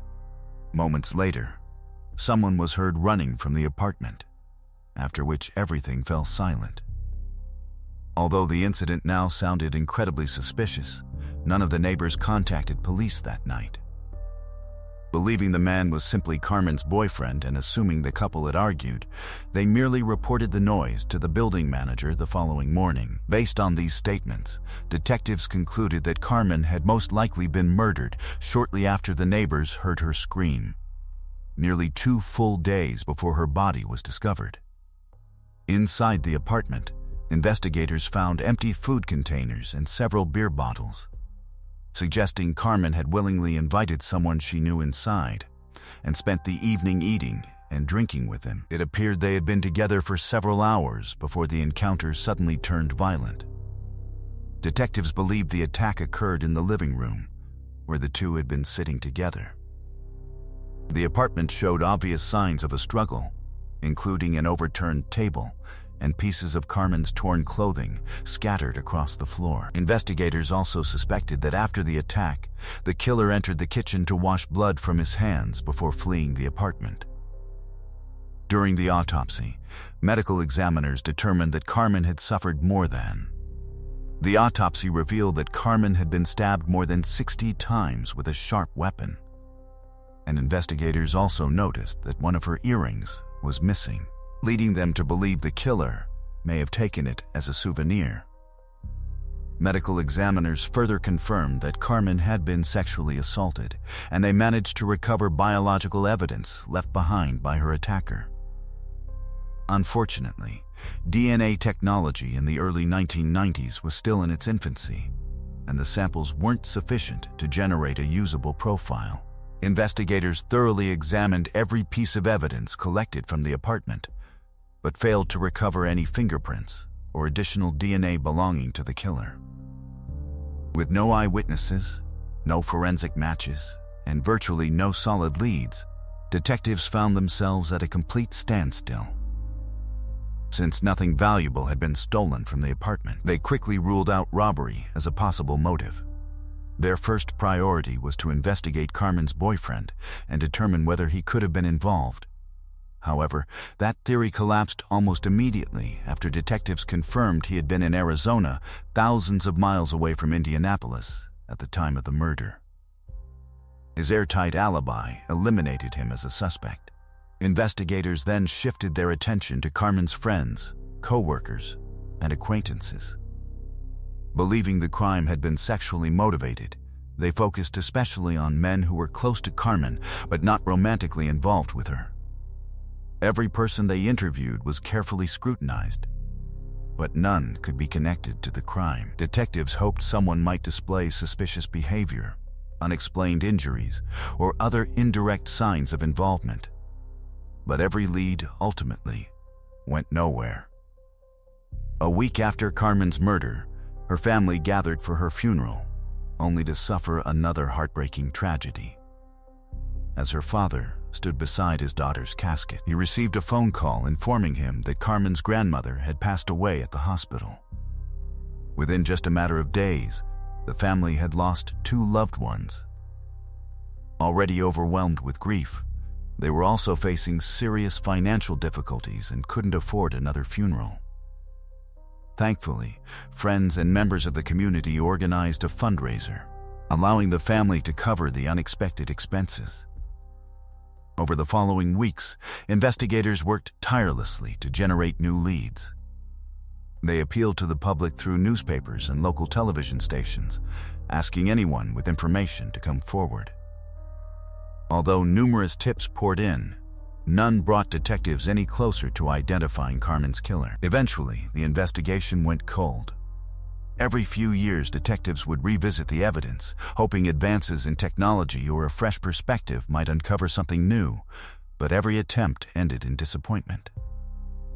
Carmen's family, however, refused to give up. They remained in constant contact with investigators, continued giving interviews, and repeatedly pleaded with the public for information that might finally solve the case.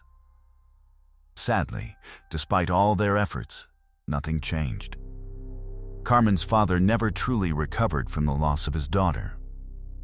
He devoted the remainder of his life to seeking justice for her until tragedy struck once again in 2002, when he was killed in a car accident. After his father's death, Carmen's younger brother Jimmy took it upon himself to continue the fight. He regularly contacted investigators hoping for updates, only to hear the same discouraging response each time there were still no new leads. This frustrating cycle continued for more than a decade, as detectives repeatedly hit dead ends. Everything changed in 2013, when Detective William Carter developed a personal interest in the case. Although Carter wasn't assigned to the homicide division and normally investigated completely different crimes, he had a passion for solving cold cases, and had even successfully solved one on his own time in the past. He reached out to Carmen's family and began reviewing the investigation during his personal hours, slowly working through the evidence over several months. One of the first things Carter requested was a fresh forensic examination of evidence recovered from Carmen's apartment, specifically searching for foreign DNA that earlier investigators might have missed. Experts re-examined several items taken from a trash bag and successfully recovered a small amount of genetic material. Unfortunately, the sample was incomplete, preventing them from identifying its owner. The only conclusion they could draw was that it belonged to a man. Undeterred, Carter pushed for another major breakthrough in 2015 by requesting modern DNA testing on the biological samples collected from Carmen's body during the original autopsy. He believed advances in forensic science could finally identify the killer. Instead, the laboratory returned with an astonishing result: the DNA belonged to a woman. Carter immediately realized something had gone terribly wrong. After investigating further, he discovered the laboratory had accidentally mixed up Carmen's evidence with DNA from another case. He requested the testing be repeated, but the laboratory refused, claiming it lacked the funding to perform another analysis despite admitting the mistake had been theirs. To make matters worse, the police department had already paid the lab $6,000 for the flawed testing and refused to authorize additional funding. Rather than accept defeat, Carter decided to take matters into his own hands. Convinced that a proper DNA analysis could finally solve the murder, he launched a public crowdfunding campaign to pay for the testing himself. To demonstrate his own commitment, he personally donated part of the required funds. The public response exceeded every expectation. Within just 7 hours, the fundraiser had already surpassed its goal. Carter announced that any extra donations would be added to the existing $10,000 reward for information leading to Carmen's killer. Everything appeared to be moving forward until, just 2 days after the campaign succeeded, Carter called Carmen's brother with unexpected news. He had been instructed to stop working on the case. Although the department never officially connected the decision to the fundraiser, many people believed the public campaign had embarrassed the police by raising questions about why citizens had to finance critical forensic testing themselves. The controversy quickly gained momentum. Carmen's brother immediately launched a petition demanding Carter be reinstated, and hundreds of local residents joined the effort while media outlets began covering the story. Public pressure became so intense that the police department was forced to hold a press conference that very same day. Officials claimed the entire situation had been misunderstood and insisted Carter had never actually been prohibited from working the case. To calm public criticism, they announced that all donations would be refunded and that the department itself would pay for the DNA testing. Carter was officially allowed to resume his investigation and immediately submitted the biological evidence for another analysis. This time, the laboratory tested the correct samples and successfully developed a complete DNA profile belonging to an unidentified male. Unfortunately, yet another obstacle emerged. When investigators compared the profile against the FBI's national DNA database, it matched no one, leaving the identity of Carmen's killer just out of reach once again.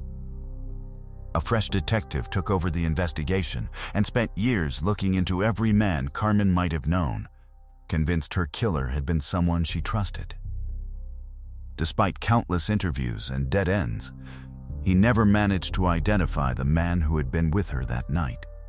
Everything changed in 2023 when investigators turned to Parabon, a forensic company specializing in genetic genealogy. Since traditional investigative methods had failed, detectives decided this was their best chance. The technique works by comparing an unknown DNA profile with publicly available genealogy databases, searching for distant relatives of the suspect. Once potential family connections are identified, experts build detailed family trees, eliminating people based on age, gender, location, and other factors until only the most likely individual remains. Police can then obtain a direct DNA sample to confirm the match. After several months of painstaking work, investigators identified a 52-year-old man named Dana Shepard. To their astonishment, Shepard hadn't just lived in the same apartment complex as Carmen. At the time of the murder, he had lived right next door.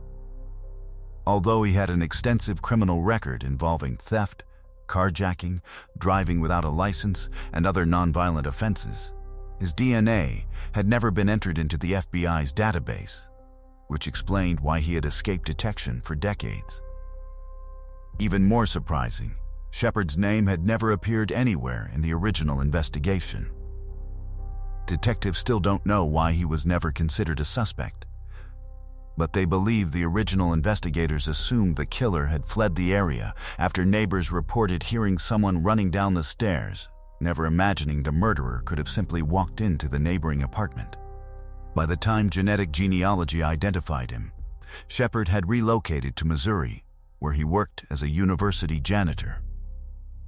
Detectives traveled there with a court order requiring him to provide a DNA sample. When officers arrived at his home, Shepard reportedly became visibly shaken, but complied without resistance. Laboratory testing confirmed a perfect match with the DNA recovered from Carmen's body. In September 2024, Shepard was arrested and extradited to Indiana to face murder charges. Despite the overwhelming DNA evidence, he has continued to deny any involvement. The case has since moved to court, although the trial has not yet begun. Prosecutors believe they have a compelling case, arguing that Carmen knew Shepard well enough to invite him into her apartment for food and drinks that evening. Based on witness statements, investigators believe Shepard eventually made unwanted advances toward her, and when she rejected him, he attacked her with a knife. Shepard remains behind bars after being denied bail while awaiting trial. Carmen's brother has expressed gratitude that investigators finally identified a suspect after more than 3 decades, even though the family knows the legal process could take years to conclude. If Shepard is ultimately convicted, he could face up to 105 years in prison. Prosecutors may also be holding back additional evidence that has not yet been made public, which could emerge during trial. Even without that, the DNA evidence alone may be enough to convince a jury or pressure Shepard into accepting a plea agreement to avoid an even harsher sentence. Share your thoughts on this case in the comments below, and if you enjoyed this documentary, don't forget to leave a like. Thanks for watching. Let's move on to the next case. A young mother picked up her little boy from his babysitter after a night out and started driving home, but she never arrived. Police launched an investigation and uncovered a series of puzzling clues and conflicting witness accounts. Yet despite years of effort, the truth remained hidden for decades. When the case was finally solved, it shocked the public and sparked widespread outrage because of the bizarre circumstances surrounding it. Stacey Ann Falcon was born on October 23, 1971, in Renton, Washington. She grew up in a loving family alongside her older brother, although her parents eventually divorced. Stacey was known as a friendly, outgoing teenager who had no trouble making friends. During high school, she began dating a young man named John, and after graduation, the couple moved to California, where they later welcomed their son, Jacob. After several years away, they decided to return to their hometown in Washington.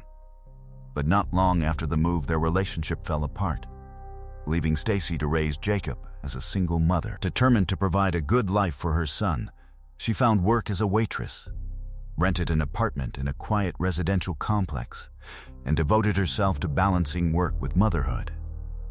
In the fall of 1994, Stacey was preparing to celebrate her 23rd birthday. On October 23, she surprised her mother with an unexpected visit, bringing Jacob along to celebrate together. Although they lived in the same city, Stacey's demanding work schedule and the long drive between their homes meant they didn't get to see each other very often. A few days later, on her next day off, Stacey went out with friends to celebrate her birthday. She left Jacob with a trusted babysitter before spending the evening visiting several clubs. Around 1:30 a.m., she returned to the babysitter's home, picked up her son, and began the drive home. Roughly 2 hours later, a newspaper delivery driver was making his usual route through the neighborhood when he noticed a car parked on a short dead-end street. Nearby, he saw 2 bodies lying on the ground, a woman and a small child.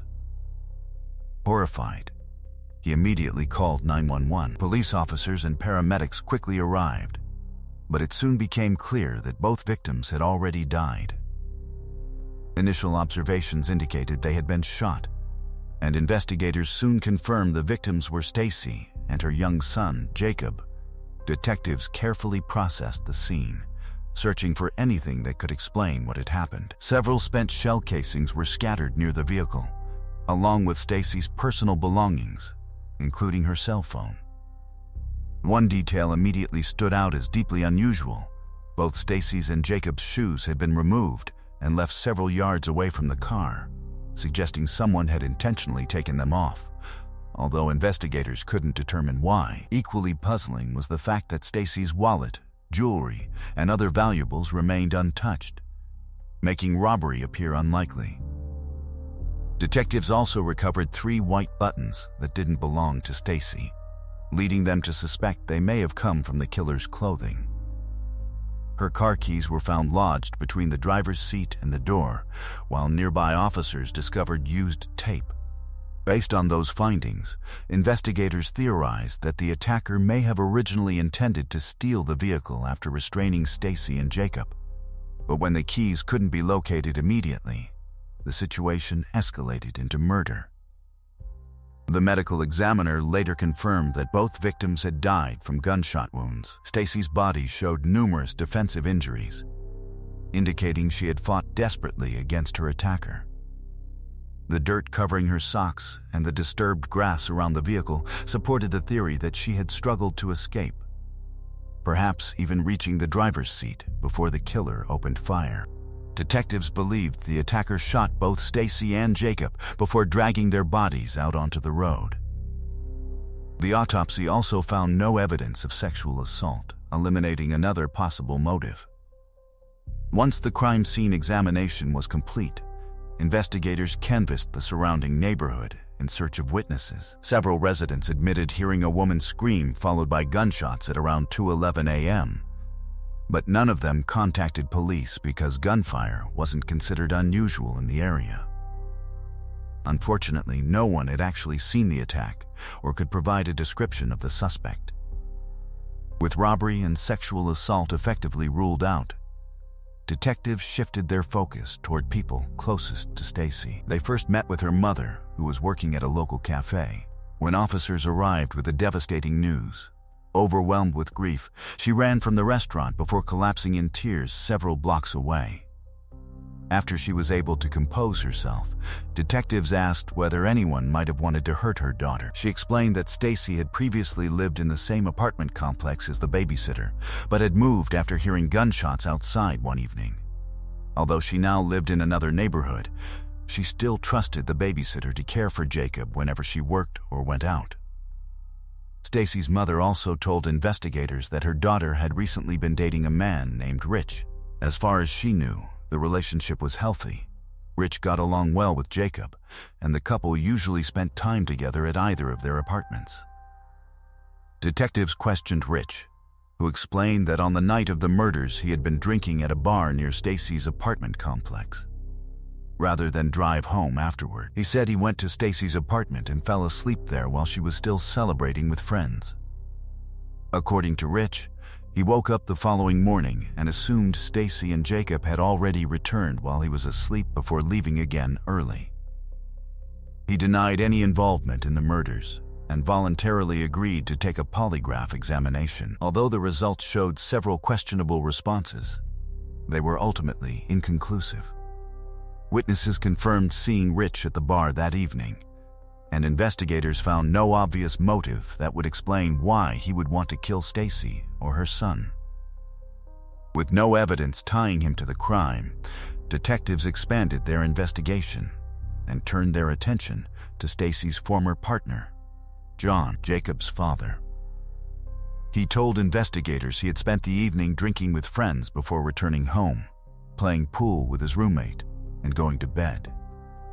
His friends supported his version of events, but like Rich, his polygraph examination raised a few concerns.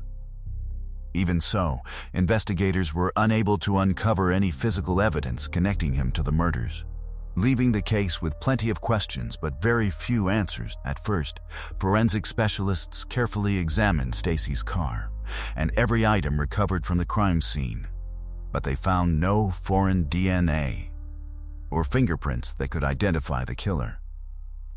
With no physical evidence to follow, the investigation stalled, forcing detectives to dig deeper into every possible lead. Not long afterward, a local hospital contacted police about a suspicious man who had arrived in the middle of the night wearing blood-stained clothing.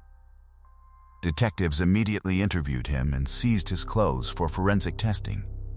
The man claimed the blood came from a fight with his girlfriend and denied any involvement in the murders. Although police detained him while awaiting the lab results, testing ultimately confirmed that the blood belonged to neither Stacy nor Jacob, eliminating him as a suspect. Sometime later, investigators discovered that before picking up her son, Stacy had stopped at a grocery store. Surveillance footage revealed her speaking with an unidentified man, but despite their efforts, detectives were unable to determine who he was, and the promising lead quickly went nowhere. Another clue surfaced when investigators reviewed Stacy's phone records and found that the last incoming call she received came from a man named Scott. When questioned, Scott explained that he had spent the night at home with his wife and children. He admitted that he and Stacy had briefly dated before she learned he was married, but insisted they had remained friends afterward. His wife confirmed his account, seemingly supporting his alibi. Still, detectives found certain aspects of Scott's relationship with Stacy unusual. Friends revealed that he had once left her a $100 tip while she was working at the cafe, a surprisingly generous amount considering he held a modest-paying job and supported a family. As investigators looked further into his background, they began suspecting he might have been involved in illegal drug activity. Although the theory was intriguing, it failed to produce any evidence connecting him to the murders, so Scott remained only a person of interest. Weeks passed with no meaningful progress until the investigation took another shocking turn. Just 2 weeks after Stacy and Jacob were killed, police discovered Scott's body stuffed inside the trunk of an abandoned vehicle. His brother told detectives that on the day Scott disappeared, he had planned to confront a man named Vince over an unpaid debt. The two brothers repaired cars on the side, and they had recently installed an expensive sound system in Vince's vehicle. But Vince had refused to pay for the work. Convinced Vince was responsible, Scott's brother urged investigators to look into him. Police located Vince, who denied killing Scott, but a search of his apartment uncovered traces of Scott's blood. Investigators also learned that Vince had used Scott's credit card after his death. He was arrested, and detectives working Stacy and Jacob's case questioned him extensively, hoping he might reveal something about Scott's possible involvement in the double homicide. Unfortunately, Vince offered nothing useful, and yet another promising lead fizzled out months later, just before standing trial. Vince unexpectedly pleaded guilty to killing Scott. He claimed he had acted in self-defense after Scott threatened him. According to Vince, Scott confessed that he had murdered Stacy because she planned to expose their affair to his wife. Vince also alleged that both he and Scott had been involved in selling illegal drugs. Detectives, however, viewed the confession with skepticism. The timing seemed far too convenient, as Vince was facing a murder trial and suddenly blamed another homicide on a man who was already dead, while portraying himself as acting in self-defense. Nevertheless, investigators had little choice but to examine Scott's possible connection to Stacy's murder. As they investigated further, Vince's story quickly began falling apart.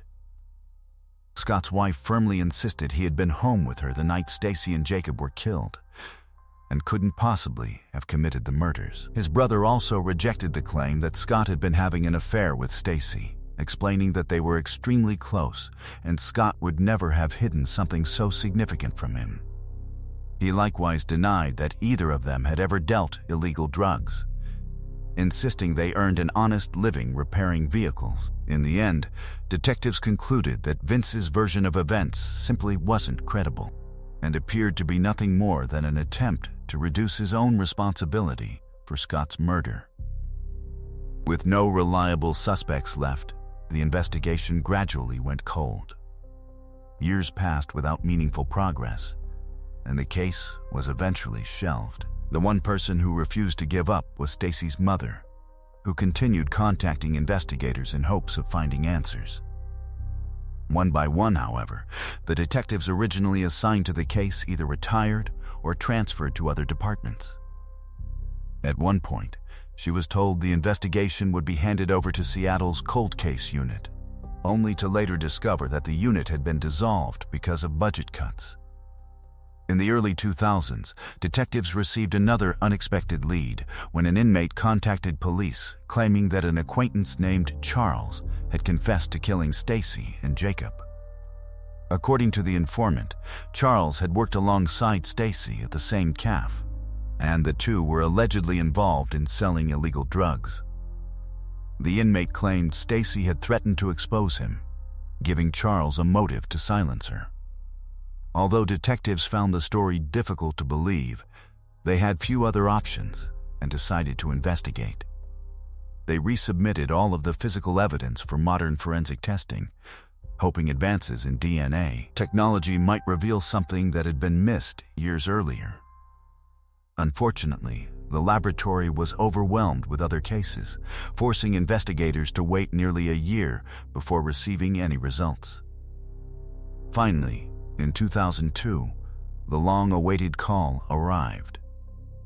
Using advanced DNA analysis, forensic experts recovered genetic material from the gloves and duct tape collected at the crime scene and successfully identified a match. To everyone's surprise, the DNA did not belong to Charles. Instead, it matched a man named Jerome Jones, someone whose name had never appeared anywhere in the investigation. Detectives immediately began examining his background and uncovered an extensive criminal history stretching back to his teenage years, including arrests for robbery, assault, vehicle theft, and drug-related offenses. They also discovered that in 1995, only a year after Stacy and Jacob's murders, Jones and an accomplice had murdered a businessman outside his California home. In 1998, Jones was sentenced to life in prison for an unrelated murder. As detectives continued investigating Stacy's case, they uncovered another disturbing connection. In 1994, Jones had been living in the same apartment complex where Stacy had previously lived before moving away because of safety concerns, and where her babysitter still lived at the time of the murders. Even more unsettling, Jones had worked at the very nightclub where Stacy celebrated her birthday with friends on the night she was killed. Detectives traveled out of state to interview him in prison, but Jones denied any involvement and refused to cooperate during every subsequent interview. Despite his denials, forensic experts performed a direct DNA comparison and confirmed that the biological material recovered from the gloves and duct tape found at the crime scene belonged to Jones. However, investigators faced a major obstacle. DNA recovered from those items was considered only circumstantial evidence, and prosecutors believed it might not be enough to secure a conviction. Hoping to strengthen the case, detectives ordered new testing on biological samples collected from Stacy's body during the original autopsy, which had been carefully preserved in storage for years. This time, forensic experts made a major breakthrough. Biological material recovered from Stacy's mouth matched Jones's DNA, not only placing him at the crime scene, but also indicating that Stacy had been sexually assaulted before she was murdered. Shortly afterward, investigators made another critical discovery when Jones's DNA was also identified beneath Stacy's fingernails, providing yet another direct link connecting him to the crime. Armed with multiple DNA matches, detectives met with the district attorney to discuss filing murder charges. Unexpectedly, they encountered another setback. The district attorney believed the evidence still wasn't strong enough to conclusively prove Jones had committed the double homicide and requested that crime scene experts reconstruct the murders using the newly available forensic evidence, in hopes of establishing a clearer sequence of events. What happened afterward remains something of a mystery. It's unclear whether the reconstruction was ever completed, but for reasons that have never been fully explained, the investigation stalled once again. No charges were filed against Jones. Perhaps investigators felt less urgency because he was already serving a life sentence for another murder. Or perhaps they feared the available evidence still wouldn't guarantee a conviction. Whatever the reason, the case was quietly shelved, despite several independent DNA matches pointing directly to Jones. Even more heartbreaking, detectives never informed Stacy's mother about any of these developments. For years, she had relentlessly contacted investigators searching for answers, unaware that police had already identified a suspect through DNA evidence. As time passed, the detectives assigned to the case changed, and she gradually lost contact with anyone familiar with the investigation. Determined not to give up, she began researching the case herself alongside her sister, spending years reviewing every available document and piece of information they could obtain. Their search continued for more than 15 years until tragedy struck again when her sister passed away in 2017. Even then, Stacy's mother refused to stop fighting for justice, but every attempt to move the case forward ended in disappointment. Then, in 2019, a Seattle journalist became interested in the forgotten investigation. After contacting Stacy's mother, he began conducting his own research and eventually uncovered something astonishing. More than 15 years earlier, police had already matched DNA recovered from Stacy's body to Jerome Jones. Shocked by the discovery, the journalist couldn't understand why prosecutors had never filed charges despite such compelling forensic evidence. When he shared the information with Stacy's mother, she was devastated. She had spent years desperately searching for answers, never knowing investigators already had a suspect connected to the murders through multiple DNA matches. Seeking answers, the journalist contacted one of the former detectives who had worked the case. The detective admitted that investigators considered the evidence too inconclusive at the time and also acknowledged that he had been overwhelmed handling numerous investigations simultaneously. The journalist then questioned the district attorney, who replied that informing victims' families about developments in ongoing cases wasn't considered part of his responsibilities, so contacting Stacy's mother had never even occurred to him. Eventually, the journalist published a detailed investigation outlining everything he had uncovered. The article sparked widespread public outrage and immediately renewed attention on Stacy and Jacob's murders. When a new team of detectives reviewed the evidence left behind by previous investigators, they were stunned that no charges had ever been filed against Jerome Jones, despite the overwhelming DNA evidence. They immediately began preparing the case for prosecution. Around the same time, another alarming development increased the urgency. Jones, who was still serving his life sentence for another murder, was unexpectedly granted parole, even though he wasn't originally expected to be released until at least 2030. Faced with the possibility that he could soon walk free, detectives and prosecutors rushed to formally charge him before his release. By early 2022, prosecutors finally filed murder charges, and Jones was arrested immediately after leaving the California prison. He was extradited back to Washington, where he was placed in custody awaiting trial. Sadly, Stacy's mother never lived to see that day. She passed away just 4 months after Jones was arrested, never witnessing the moment the man believed responsible for killing both her daughter and grandson was finally brought to justice. Despite her passing, prosecutors remained committed to finishing what she had fought for over so many years. Based on the available evidence, they reconstructed what they believed had happened that night. According to investigators, Jones confronted Stacy almost immediately after she left the babysitter's home. They believe he either forced her to pull over by threatening her with a weapon or approached her after she stopped for another reason. Prosecutors argued that Jones's original intention was likely to steal her car, but during the encounter, he decided to sexually assault Stacy. He allegedly forced her from the vehicle and restrained her hands, but during the struggle, she managed to free herself and run back toward the car, where young Jacob had remained the entire time. It was then, investigators believe, that Jones shot both Stacy and her son.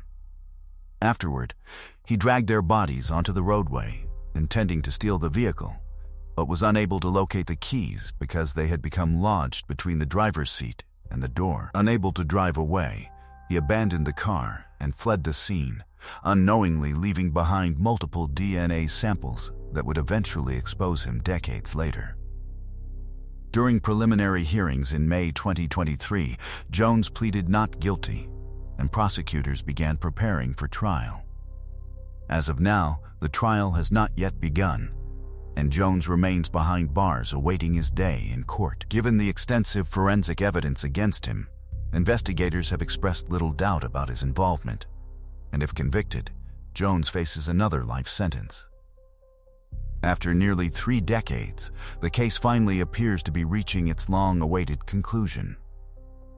Perhaps the most frustrating aspect of the entire investigation is that Jones could likely have been charged as early as 2002, only 8 years after the murders. Instead, for reasons that remain difficult to explain, authorities waited another 20 years before filing charges, even though Jones had already been incarcerated the entire time. Throughout those decades, Stacy's mother lived with unanswered questions, believing justice might never come. Now, as the man accused of murdering both her daughter and grandson finally faces trial, she is no longer here to witness the outcome. Share your thoughts on this case in the comments below, and if you enjoyed this documentary, don't forget to leave a like. Thanks for watching. Let's move on to the next case. A teenage girl left school and started the short walk home, but she never arrived. As detectives began investigating her disappearance, they found themselves facing an unusually long list of suspects, each with troubling backgrounds and possible motives. Despite years of effort, the case refused to yield answers until a series of unexpected events eventually exposed a shocking truth that would leave an entire community stunned. Tina Feltz was born on April 27, 1969, in Washington State. After her parents divorced when she was young, she moved to Pleasanton, California, with her mother. Not long afterward, her mother married a man named Steve, and the couple welcomed a son. Tina adored her little brother and, despite being only 6 years old, was often trusted to help care for him. As she grew older, she became remarkably independent, already planning for college and saving money for her first car while still in middle school. By 1984, Tina was a 14-year-old freshman in high school, but she struggled to fit in. Quiet and reserved, she kept to a small circle of friends, making her an easy target for relentless bullying. The harassment became so severe that she even considered transferring schools before the year ended. On April 5, her day got off to a terrible start when a group of girls once again confronted her in the cafeteria, threatening to wait for her after school. The school itself had a reputation for violence and misconduct. In fact, that very day, several boys shoved another student into an outdoor trash bin, and when a teacher pulled him out, they discovered he was heavily intoxicated after students had smuggled alcohol into school and spent the day drinking.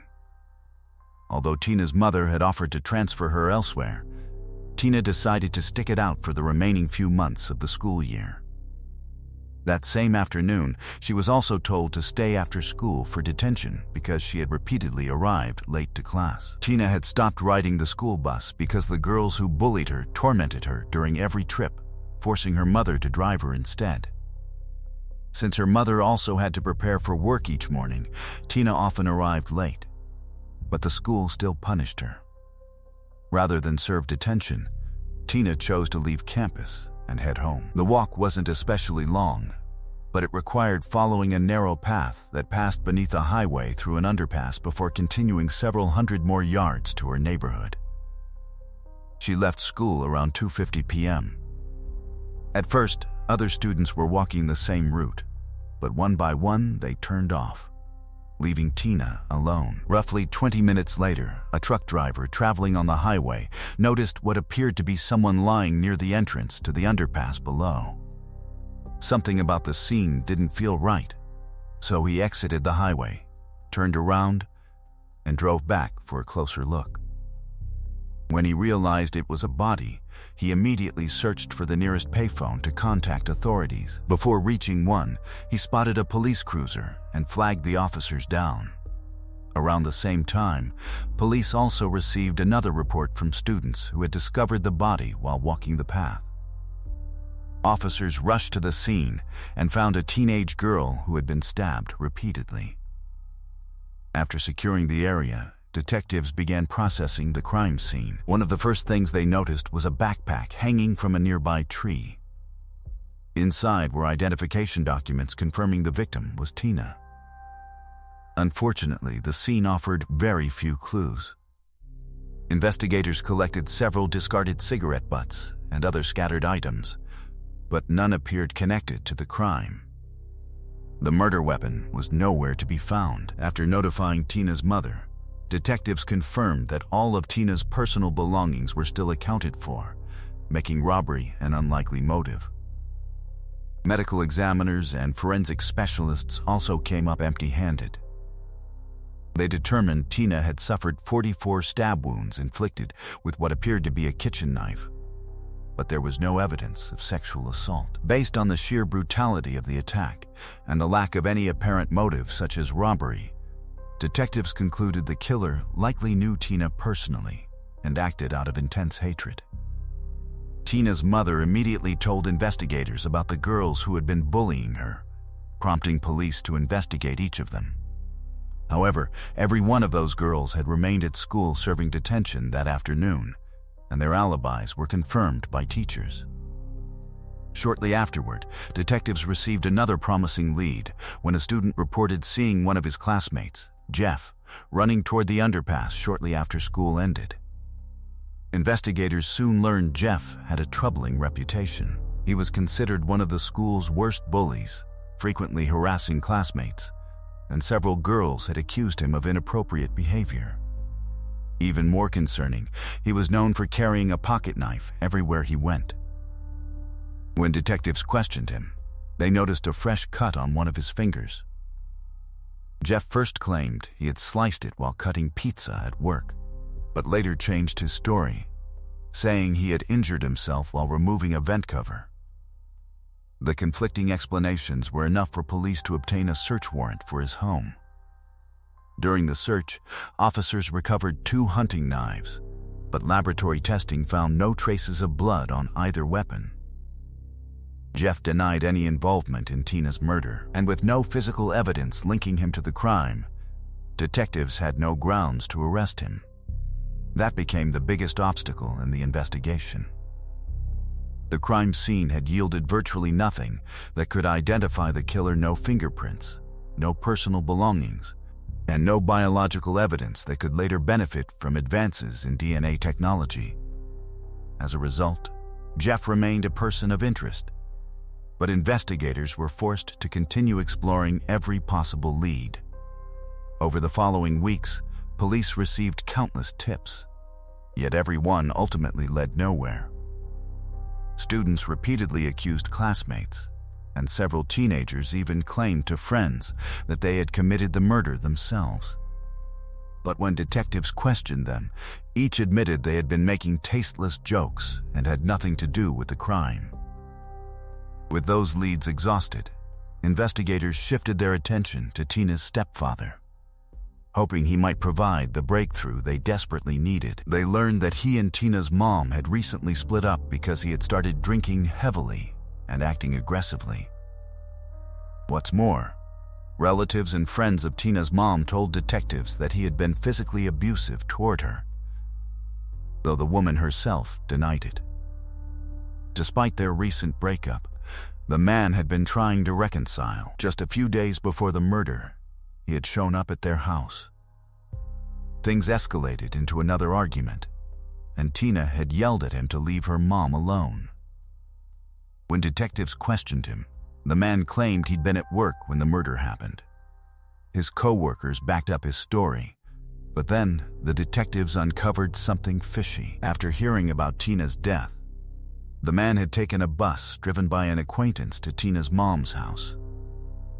The driver later told police that right before getting off, the man handed him a knife and asked him to hold on to it for a while. The police found this super suspicious, but the man insisted he just didn't think it was appropriate to show up at Tina's mom's house with a knife after her daughter had been killed with one.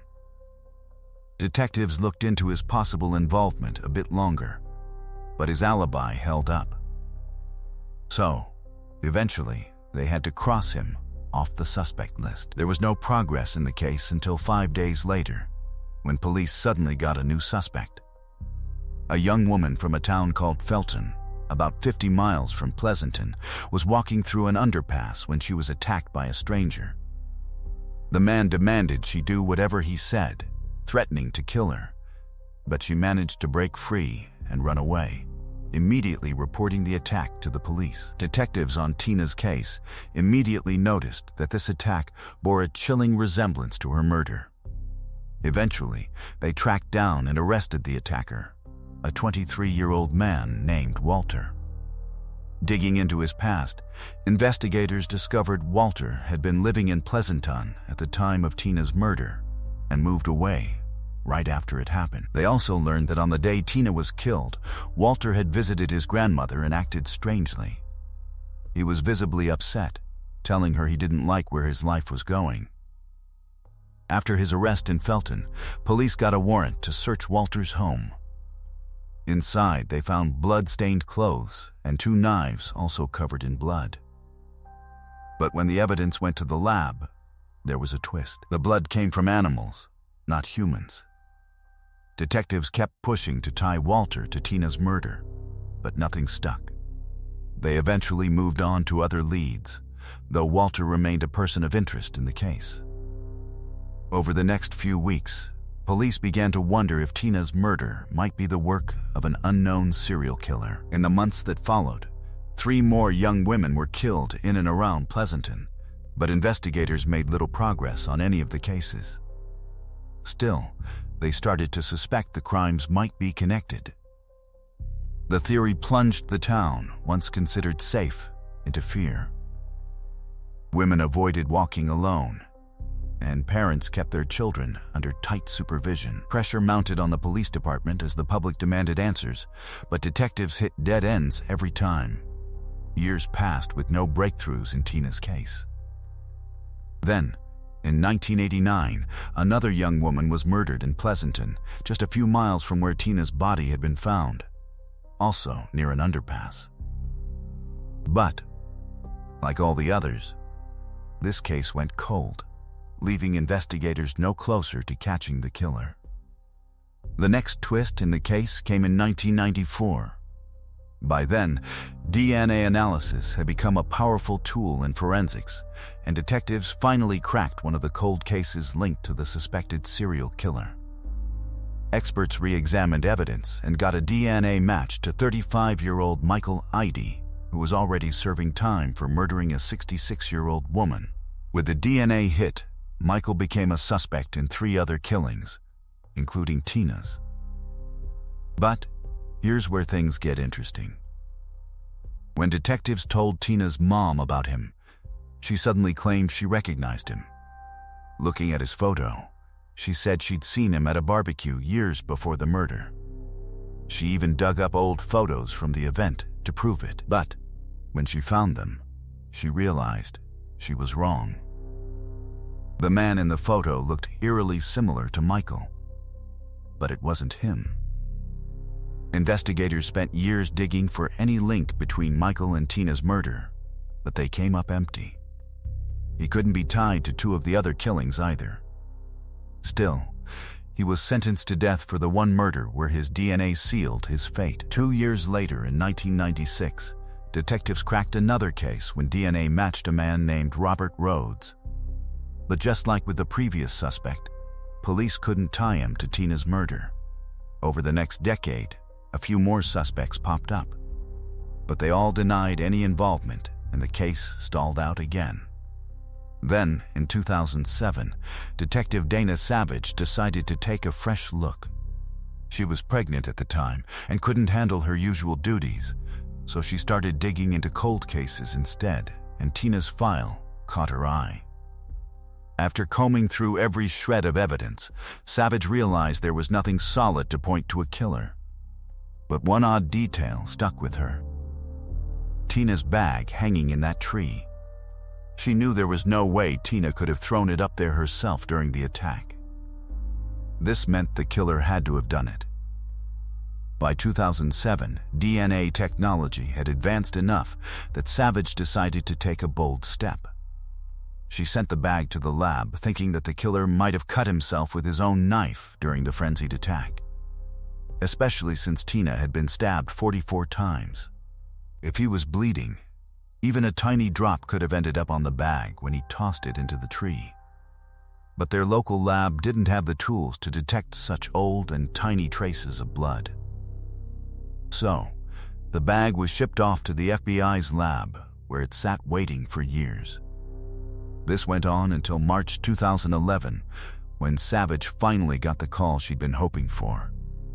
FBI experts told her they'd found microscopic traces of blood on the bag and extracted a DNA profile from it. But that wasn't all. When investigators entered the DNA profile into the national database, they finally got the breakthrough they had been waiting for. The blood found on Tina's purse matched a man named Stephen Carlson. Detective Savage was stunned by the result. She had spent years believing two completely different suspects, both already serving prison sentences, were the most likely killers. Carlson, however, wasn't a new name. He had appeared in the original investigation decades earlier. Stephen had attended the same high school as Tina and was 16 years old when she was murdered. Ironically, he was the same student who had been shoved into the trash can earlier that day during the school incident.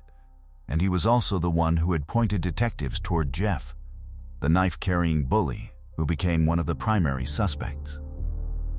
Although police briefly looked into Carlson back then, they found no evidence tying him to the crime and eventually moved on. Those who knew Stephen described him as deeply unsettling. He regularly made disturbing comments toward girls, displayed aggressive behavior, and earned the nickname Creepy Carlson among his classmates. Because of his strange conduct, he was frequently bullied himself. By the age of 15, he had begun abusing illegal substances, which only worsened his behavior. He spent time in juvenile detention on several occasions, although never for very long. Throughout those years, multiple people approached police claiming Stephen had privately admitted to killing Tina. But every time detectives confronted him, he dismissed the stories as jokes and denied any involvement. After graduating from high school, Carlson was sentenced to 2 years in prison for attempted assault. Once released, he continued using illegal substances and failed to register as a sex offender, leading to additional arrests. In late 2010, while living homeless, he was arrested again on drug-related charges. For the first time, authorities collected his DNA and entered it into the national database. That seemingly routine procedure would ultimately solve Tina's murder, because only 6 months later, the FBI laboratory finally tested the blood recovered from Tina's purse. By then, Carlson was already incarcerated on the drug conviction, allowing detectives to question him immediately. The moment they mentioned Tina's name, his behavior noticeably changed, yet he still refused to confess. Even so, the DNA evidence left investigators with little doubt, and he was formally charged with murder.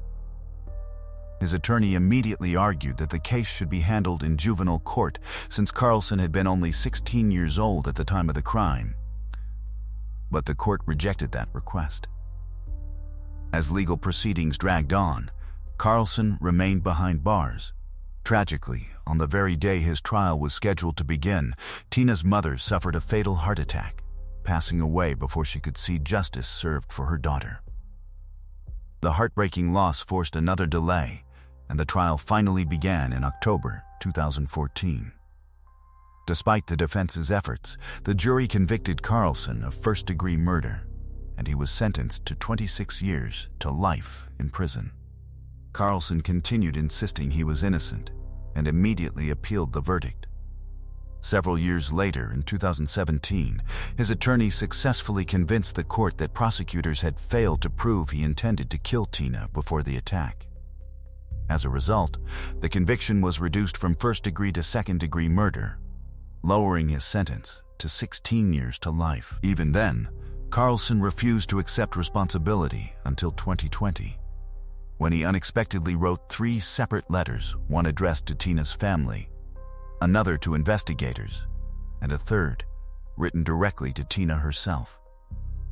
For the first time in more than 3 decades, he admitted he was responsible, and described what he claimed had happened on that tragic afternoon. According to Carlson, he had been enraged after classmates humiliated him by throwing him into a trash can earlier that day.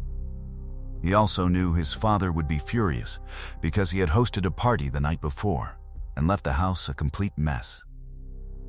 Angry, intoxicated, and overwhelmed, he said he returned home after school, grabbed a knife, and began walking without any specific destination or plan. When he emerged from the underpass, he encountered Tina and, without thinking, launched a brutal attack.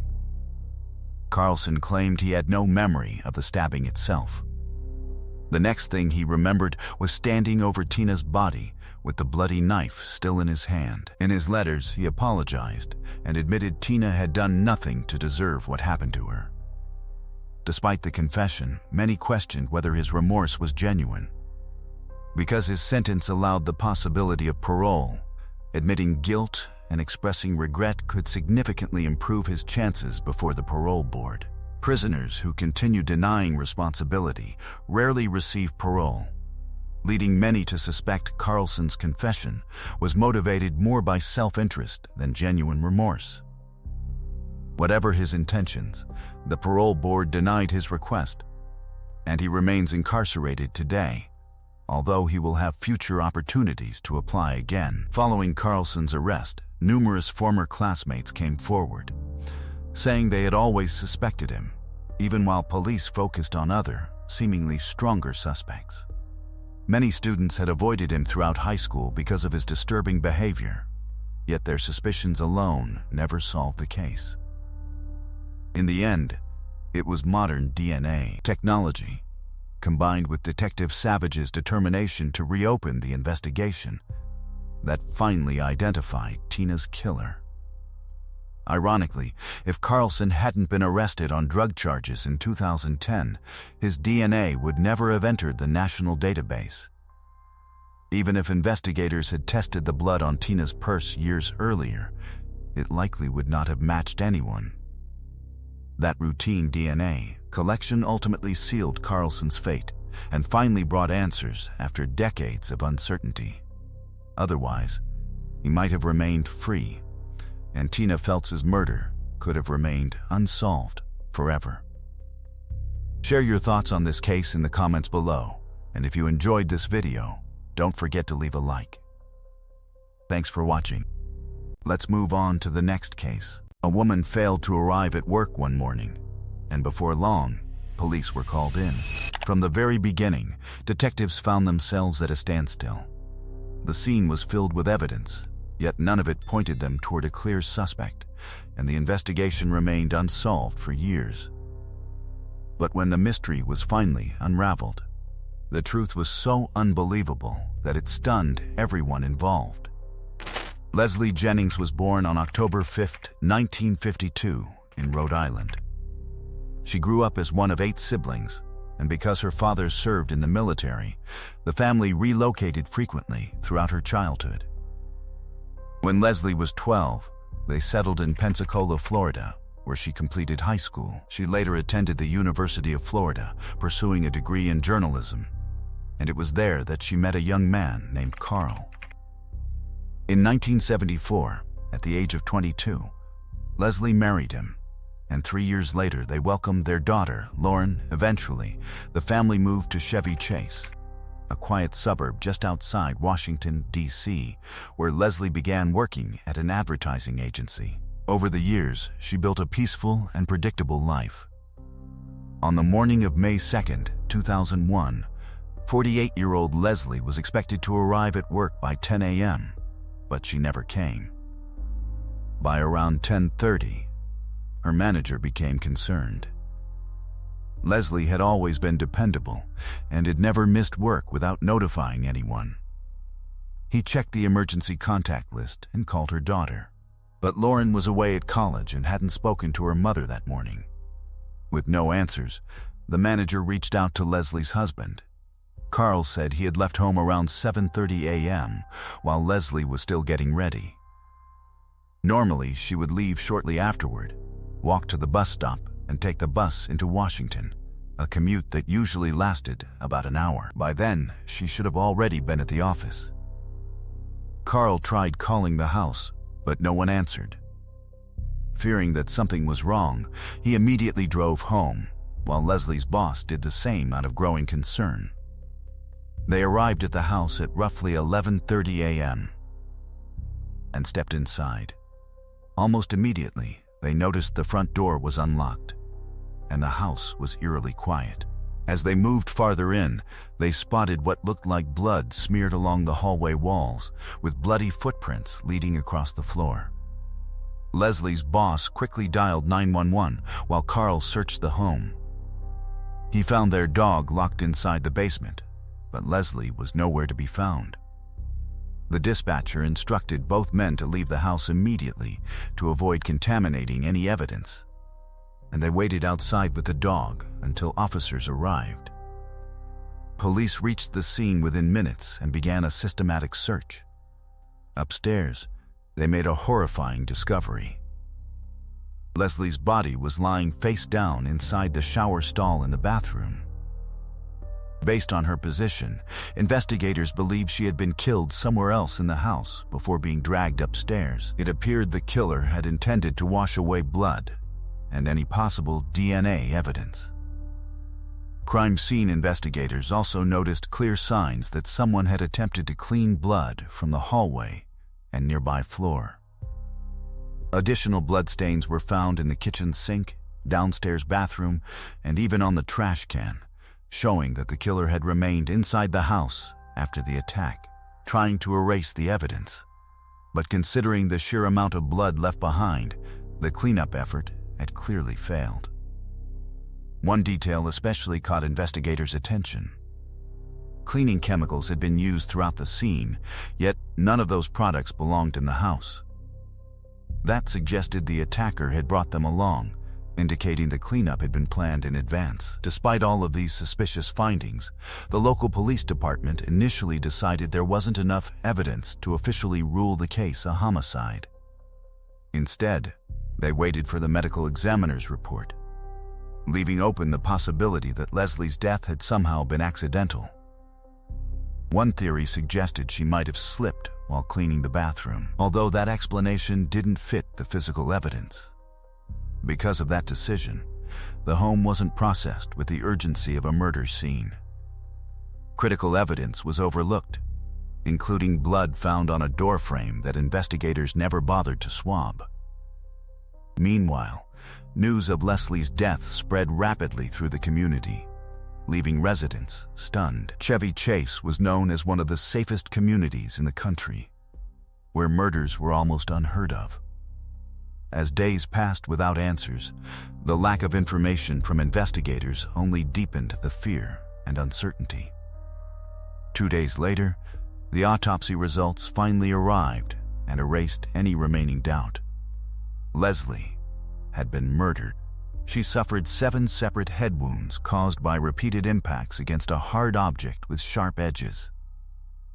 Investigators later matched those injuries to the sharp corners of the hallway baseboards, concluding that the attacker had knocked her to the ground before repeatedly slamming her head into them.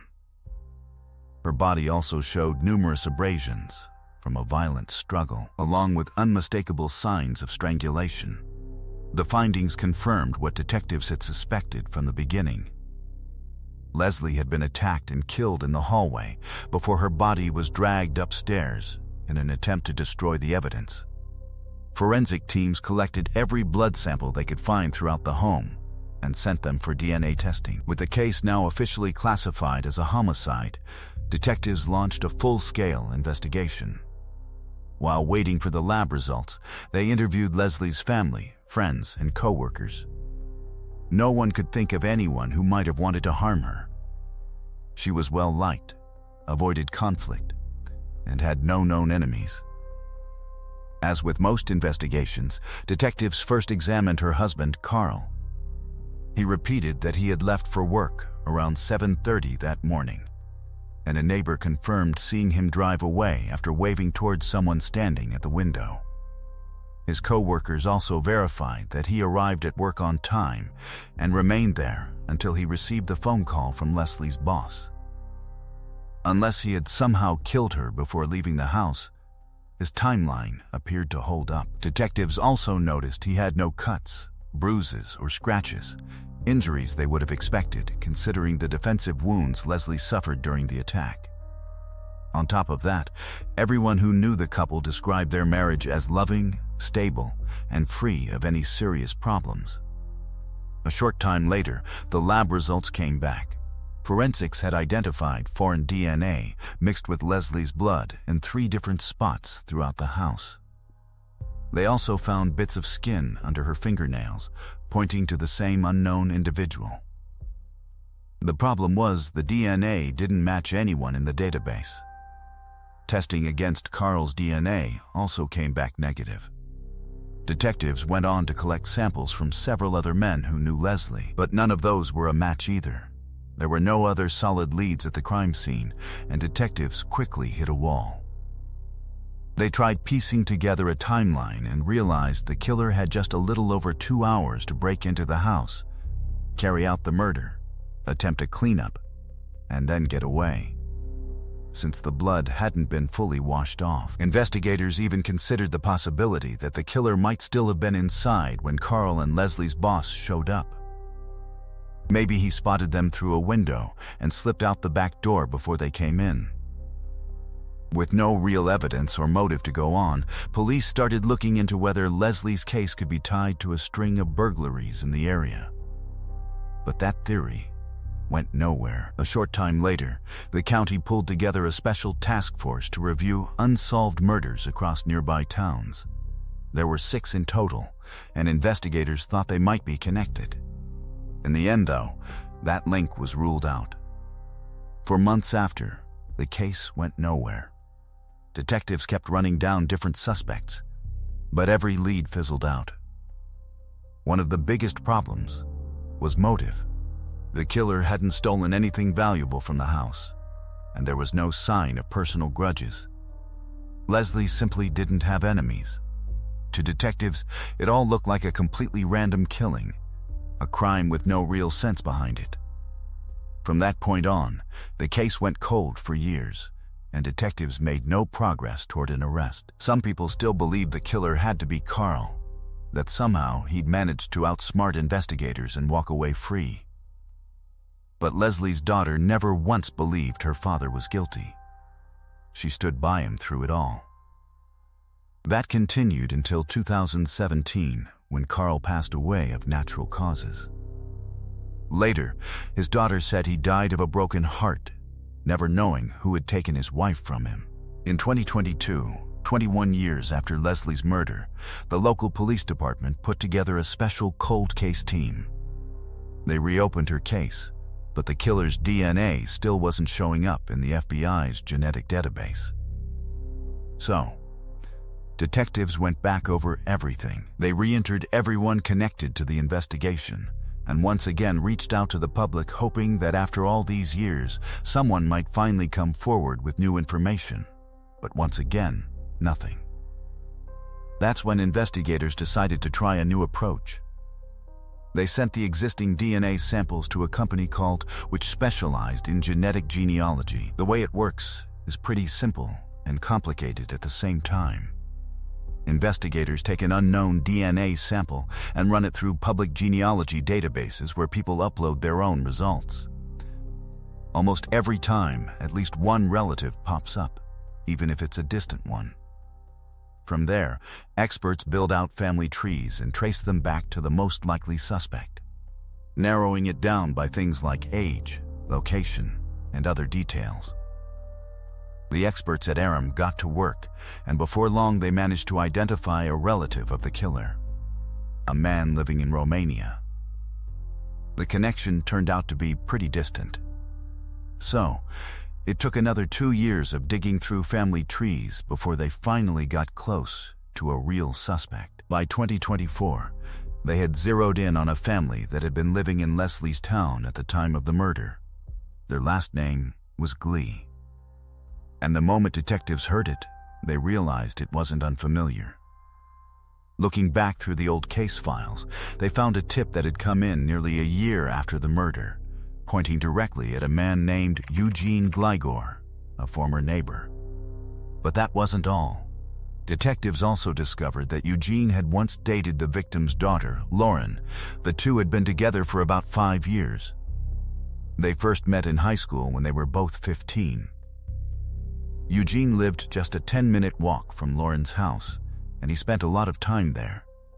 Leslie thought he was a great guy, but Lauren's father never trusted him. He always said there was something off about Eugene, though he could never quite explain what it was. When they turned 20 and Lauren left for college, the relationship started to fizzle out, and eventually they broke up. It was a clean break.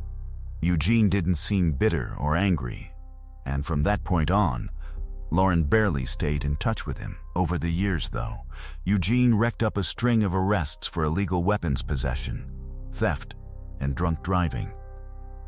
What made it strange was that he came from a well-off family and didn't need to steal cheap things from other people's homes. Still, none of those charges were serious enough to require him to submit a DNA sample, which explained why his profile was never in the FBI database. There was also another troubling incident that dated back to when Eugene and Lauren were 16. A woman had been attacked by a teenager, and she gave police a description that closely matched Eugene. He denied it, and none of his friends could imagine him doing something like that. In fact, Lauren and one of her friends even went down to the police station themselves to vouch for him, insisting he was completely harmless. At the time of Leslie's murder, Eugene was just 21. Detectives also uncovered another interesting detail. Only 2 months after the killing, he and his mother moved to Washington, D.C. From then on, he stayed off the radar, never getting into trouble again. What stood out was that even though a neighbor had tipped police off about him back in 2002, detectives never actually spoke to him about Leslie's case. But now, with his name flagged by the genealogical search, Eugene instantly became their prime suspect. By 2024, he was still living in D.C. and working for a company that sold surveillance equipment. Investigators started thinking about how to get a sample of his DNA, and that's when they learned he was due to return from Europe on June 9, 2024. They came up with a plan and reached out to airport staff for help. The plan was simple. A border officer pulled Eugene aside for what looked like a routine check. On the table nearby, they'd set out a few bottles of water, and Eugene casually grabbed one. A little later, he tossed the empty bottle into the trash, and detectives moved in right away. They collected it and sent it straight to the lab. Forensic experts swabbed the bottle for DNA and compared it to the genetic material found under Leslie's fingernails. It was a perfect match. That meant one thing: Leslie had scratched Eugene during the attack, leaving his DNA behind at the scene of her murder. With that undeniable evidence, detectives finally had their killer. A few days later, police approached Eugene outside his apartment and placed him under arrest. They brought Eugene in for questioning, and at first, the detectives kept things basic, asking when he'd last spoken to his ex-girlfriend or her mother, and whether he'd ever set foot in their house after the breakup. Eugene acted confused, like he didn't even know what they were talking about. And eventually, he asked for a lawyer. That was when the detective finally revealed the evidence they had been holding back. Eugene's DNA had been identified inside the victim's home. The moment he heard those words, he froze. Clearly caught off guard, he insisted he had never provided a DNA sample in his entire life. Struggling to find an explanation, he nervously claimed he couldn't remember anything and said he had no idea what to tell them. The detectives reminded him that if he wanted an attorney present, the interview would have to stop until one arrived. Eugene hesitated before asking if he could call his girlfriend for advice because he didn't know what to do. It was obvious he was falling apart. His hands shook uncontrollably, his voice cracked, and he appeared to break down in tears. He argued that they were treating him as guilty before he had ever stood trial. But one of the detectives noticed something unusual. Despite all the sobbing, not a single tear actually ran down his face. She pointed it out immediately. Eugene quickly tried to explain it away, saying he was dehydrated and his eyes were too dry to produce tears. Within moments, his composure completely collapsed. He complained that his bloodshot eyes were only from being exhausted and emotionally drained, then accused the detectives of trying to frame him, while once again insisting he couldn't remember anything. By the time the interrogation ended, investigators were more convinced than ever that they had the right man. His forced display of emotion and constantly shifting explanations only strengthened their suspicions. More importantly, the overwhelming amount of his DNA recovered from the crime scene meant they didn't need a confession. Soon afterward, Eugene was formally charged with first-degree murder. His arrest stunned many people who knew him. Friends and relatives described him as friendly, cheerful, and generous, someone who regularly donated to charities and actively participated in community events. But not everyone was caught off guard. One of his former girlfriends revealed that during arguments, he would suddenly explode with rage, throwing objects across the room and punching holes through walls. Even his own brother admitted he had always been afraid of Eugene, believing he was capable of serious violence. Meanwhile, Lauren struggled to accept the truth. The thought that her former boyfriend had murdered her mother was almost impossible to comprehend. She remembered seeing Eugene shortly after Leslie's death and telling him what had happened. He had hugged her and quietly said he was sorry, never revealing that investigators would later accuse him of being the killer. Preparing the case for trial took nearly another year, and by May 2025, prosecutors offered Eugene a plea agreement. If he admitted guilt, the first-degree murder charge would be reduced to second-degree murder, acknowledging that the killing had not been premeditated and reducing the maximum possible sentence to 30 years in prison. Eugene accepted the deal and pleaded guilty. However, the agreement came with one major limitation. He was never required to explain what had actually happened or why he killed Leslie. Even today, his motive remains unknown. Detectives questioned him repeatedly, hoping he would finally reveal the truth, but he refused to say another word. Investigators eventually developed their own theory. They believed the crime may have begun as a burglary that spiraled out of control. Eugene had previously been connected to multiple theft investigations, leading detectives to suspect he intended to steal from the Jennings home. Since he was familiar with the house, it would have seemed like an easy target. They believe he may have assumed no one was home, only to unexpectedly encounter Leslie.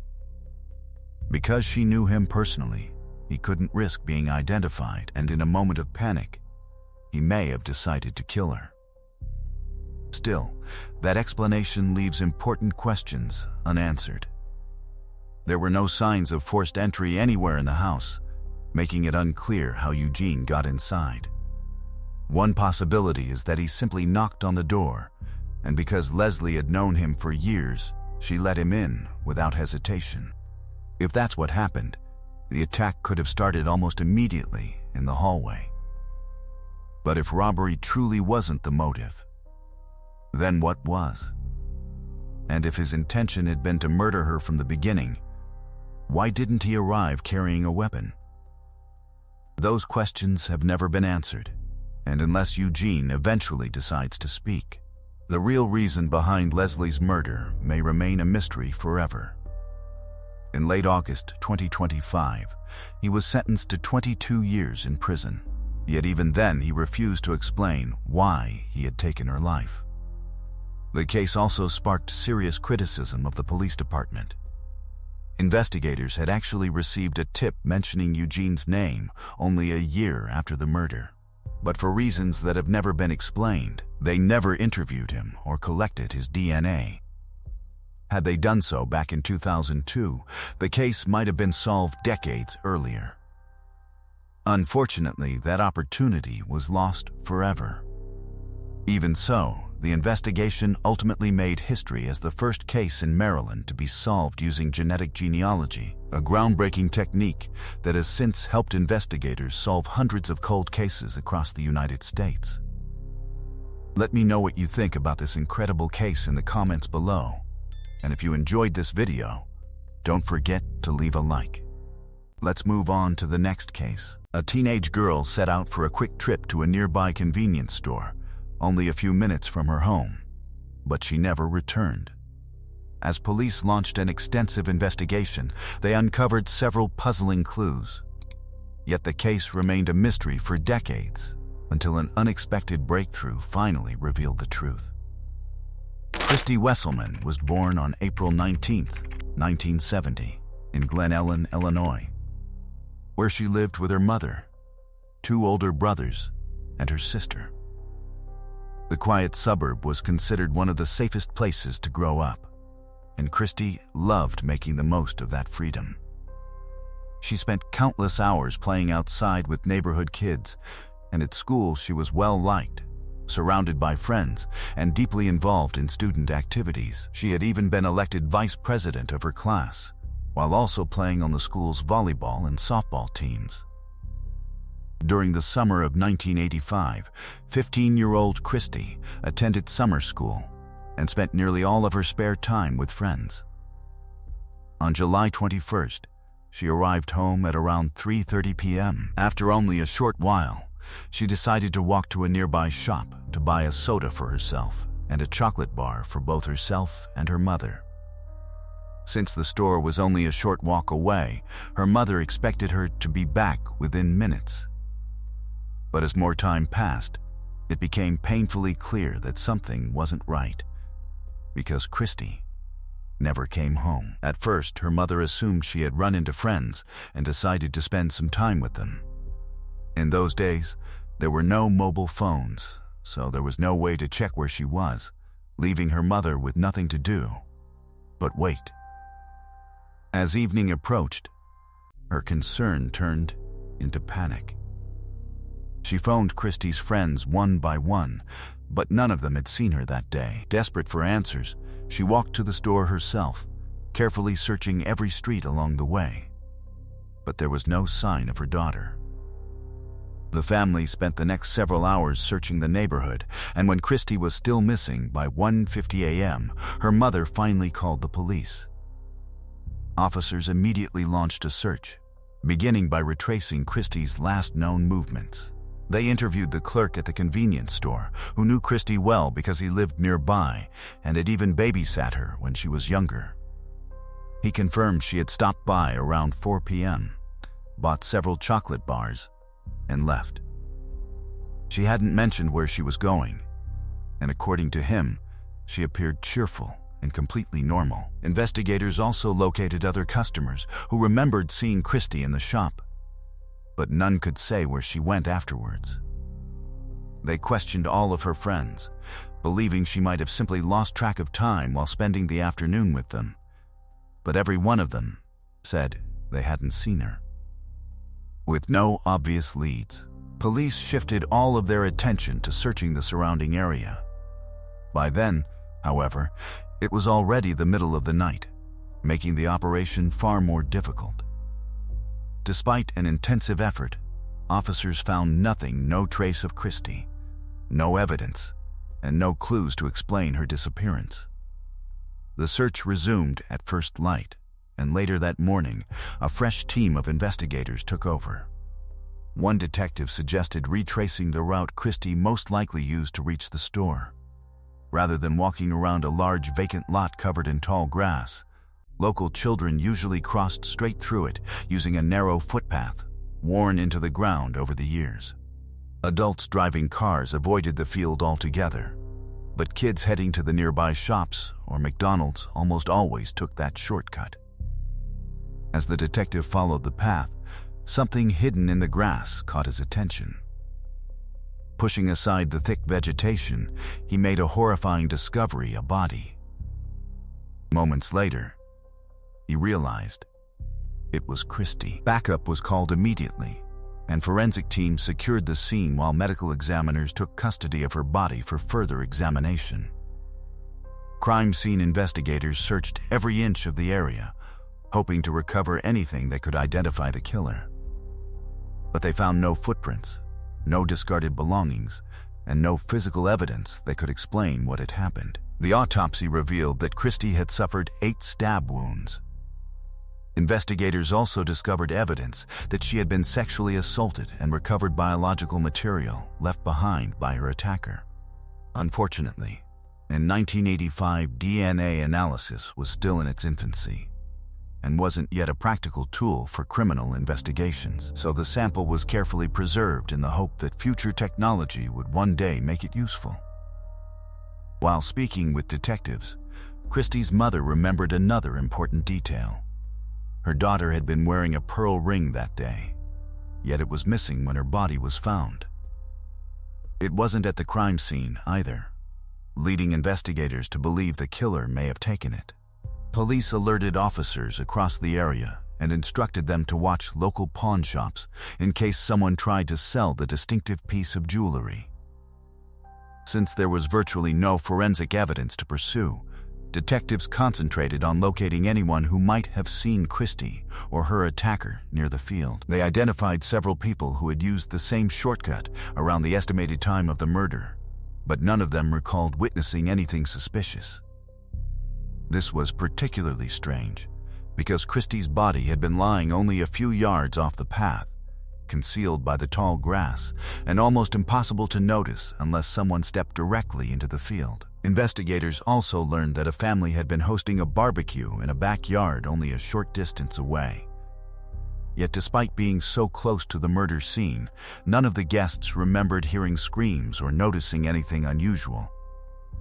Even an employee working his entire shift at a nearby gas station, located only about 60 yards from the field, reported nothing out of the ordinary. To detectives, the circumstances seemed almost impossible. So many people had been nearby, yet nobody had seen or heard a thing. Investigators believed the attacker either followed Christie from the store or crossed paths with her on the shortcut. They theorized he persuaded or forced her only a few yards into the tall grass before carrying out the attack without attracting attention. Detectives also considered the possibility that Christie knew her killer, reasoning that it might explain the absence of any cries for help. Their small town was close-knit, and many residents were familiar with one another. Police interviewed virtually every man known to have had contact with Christie, but none of those inquiries produced any solid leads. They then expanded the investigation by compiling a list of local men with histories of violent offenses, carefully reviewing each one as a potential suspect. But once again, the investigation reached another dead end. Despite reviewing numerous suspects, investigators couldn't connect any of them to the murder. For months, the investigation stalled. Detectives continued chasing new leads, interviewing potential suspects, and following every tip they received. But every promising lead eventually led nowhere. This frustrating cycle continued for nearly 3 years before the case took an unexpected turn in 1988. By then, DNA analysis was beginning to revolutionize criminal investigations. Hoping the new technology could finally provide answers, detectives started collecting DNA samples from everyone who had ever been considered a suspect in Christie's case. Most cooperated willingly, but none of their DNA matched the biological evidence recovered from the crime scene.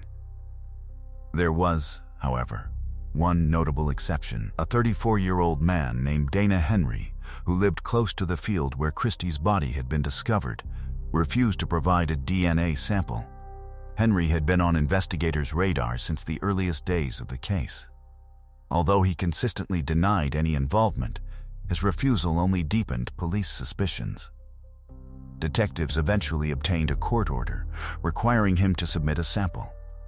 Henry appeared before a judge and continued insisting on his innocence, but after being held in contempt of court, he was jailed for several days. Faced with mounting pressure, he finally agreed to provide the sample. When the results came back, they completely cleared him. His DNA did not match the killer's. Henry was released immediately, but the damage had already been done. Speaking to reporters afterwards, he claimed he had been kept in a jail cell without clothing and was only freed after reluctantly giving in to the authorities' demands. He estimated that the ordeal had cost him around $50,000 in legal expenses, forcing him to mortgage his home, which he later lost. Friends distanced themselves, family relationships fell apart, and his reputation was permanently damaged. Feeling his rights had been violated, Henry filed a lawsuit against the police department, but it achieved little. Even after science proved he was innocent, many people continued to believe he was guilty.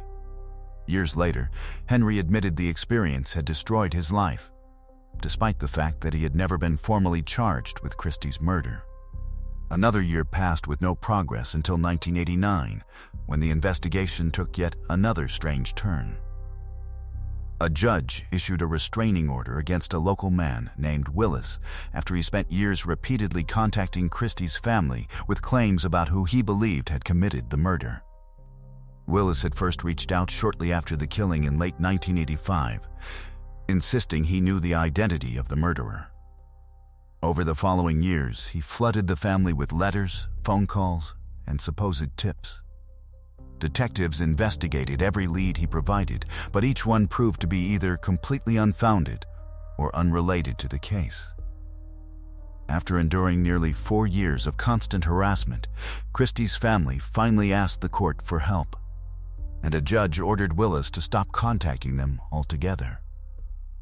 Investigators also looked into Willis himself to determine whether his unusual behavior concealed something more sinister, but they found no evidence connecting him to the crime. In 2000, detectives uploaded the unknown killer's DNA profile into the FBI's national database, hoping advances in forensic technology would finally produce a match. Unfortunately, the search came back empty. The case slipped back into obscurity and remained unsolved for years. Although investigators periodically reopened the file and followed up on fresh information, every new lead faded away. 3 decades passed without answers. Most of the original detectives had retired or transferred, leaving a new generation of investigators responsible for solving the case. Then, in 2015, everything changed. Detectives received an alert from the FBI database informing them that the DNA profile recovered from Christie's murder scene had matched a newly submitted sample. The profile belonged to a 62-year-old man named Michael Jones, who lived in the small town of Champaign, roughly 150 miles from Christie's hometown. Jones's DNA had recently been entered into the system after he was arrested on domestic violence charges following a complaint filed by his wife. Under an Illinois law introduced in 2002, anyone arrested on certain criminal charges was required to provide a DNA sample. Ironically, one of the strongest supporters of that legislation had been the state's attorney from the same county where Christie was murdered. And her unsolved case had played a major role in convincing lawmakers that the law was necessary. As soon as detectives confirmed the match, they began digging into Michael Jones's background. What immediately surprised them was that his name had never appeared anywhere in the investigation. He had never been interviewed, never listed as a suspect, and had no known connection to Christie or her family. Investigators simply hadn't known he existed. As they looked deeper, they uncovered a disturbing criminal history stretching back decades.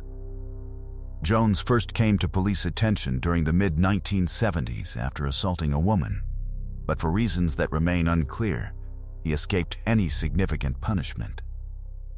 Only a year later, he violently attacked a 27-year-old woman, sexually assaulted her, and abandoned her in a hospital car park. After police issued an arrest warrant, Jones voluntarily turned himself in. During his trial, he expressed remorse, claimed he respected the law, and argued that he suffered from serious mental health problems requiring treatment. However, an independent psychiatrist concluded that he fully understood his actions and was legally responsible for his crimes. The court sentenced him to between 10 and 20 years in prison. Yet, as it happened so often in that era, Jones was released early for good behavior after serving only 6 years. By 1983, he was back on the streets just 2 years before Christie's murder. Even more troubling, the woman he had attacked was never informed that he had been released. She later said that had she known, she would have fought tirelessly to prevent his early parole. About a year after regaining his freedom, Jones married, but the relationship eventually collapsed. In 1994, his wife left him and obtained a restraining order after becoming alarmed by his disturbing interest in one of her young relatives. Despite the troubling allegations, no criminal charges were ever filed. 5 years later, Jones was arrested again, this time for assaulting a relative of his new girlfriend. During the renewed investigation, detectives also learned that he frequently traveled alone on long motorcycle trips, regularly visiting relatives in Chicago. Since Christie's hometown lay along one of his usual routes, investigators believed he may have simply passed through the area on the day of the murder. If that theory was correct, it explained why his name had never surfaced during the original investigation. A traveling stranger who remained in town for only a few hours would have been almost impossible to identify in 1985. When detectives first contacted Christie's mother about Michael Jones, she didn't think much of it. Over the previous 30 years, investigators had called countless times with new questions, only for every promising lead to disappear. This felt no different. But soon afterwards, police obtained a fresh DNA sample directly from Jones while he was in prison and confirmed beyond any doubt that he was the man responsible for killing her daughter. Investigators visited Christie's mother in person to deliver the news she had waited 3 decades to hear. At last, the man who had taken her daughter's life had been identified. Before officially filing murder charges, detectives interviewed Jones's former girlfriend, who painted a troubling picture of his personality. She described him as highly unpredictable, capable of switching from calm and friendly to explosively angry without warning. She also revealed that he had an obsession with detective novels and television crime programs. Combined with his extensive criminal history and years of traveling alone, investigators began to wonder whether Christie's murder might not have been his only violent crime. They suspected he could potentially be linked to other unsolved cases and had simply managed to avoid detection by carefully covering his tracks. After assembling overwhelming evidence, prosecutors formally charged Michael Jones with Christie's murder on September 18, 2015. Jones denied any involvement, and the case slowly moved through the legal system. The trial itself didn't begin until 2018, nearly 3 years after the arrest. Prosecutors intended to seek a life sentence, but before the trial concluded, Jones agreed to plead guilty in exchange for a reduced sentence. As part of the plea agreement, he wasn't required to explain what happened on the day of the murder or reveal his motive. Nevertheless, the DNA evidence left no doubt about his guilt. The judge sentenced him to 80 years in prison, making him eligible for parole no earlier than the year 2095. Realistically, he is unlikely to ever be released. Christie's family thanked investigators for never giving up on the case and for finally delivering justice after so many years. Her mother also spoke openly about the devastating consequences of Jones's early release in 1983, saying that if he had served his original sentence in full, he never would have been free to murder her daughter. And Christie might still be alive today. Dana Henry, the man once wrongly suspected of the crime, attended the sentencing of the real killer as well. Afterwards, he admitted that although justice had finally been served, the false accusations had permanently altered the course of his life. Even decades later, he had never truly recovered from the ordeal. He also revealed that throughout all those years, no one from the police department had ever apologized for what he endured. nor had anyone been held accountable for the immense personal and financial damage caused by the investigation. Let's move on to the next case. A university student finished her shift at work and mysteriously disappeared while talking to her boyfriend on the phone.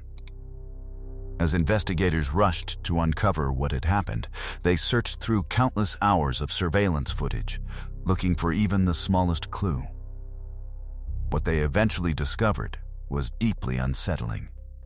But despite the disturbing evidence, the young woman's fate remained unknown for months.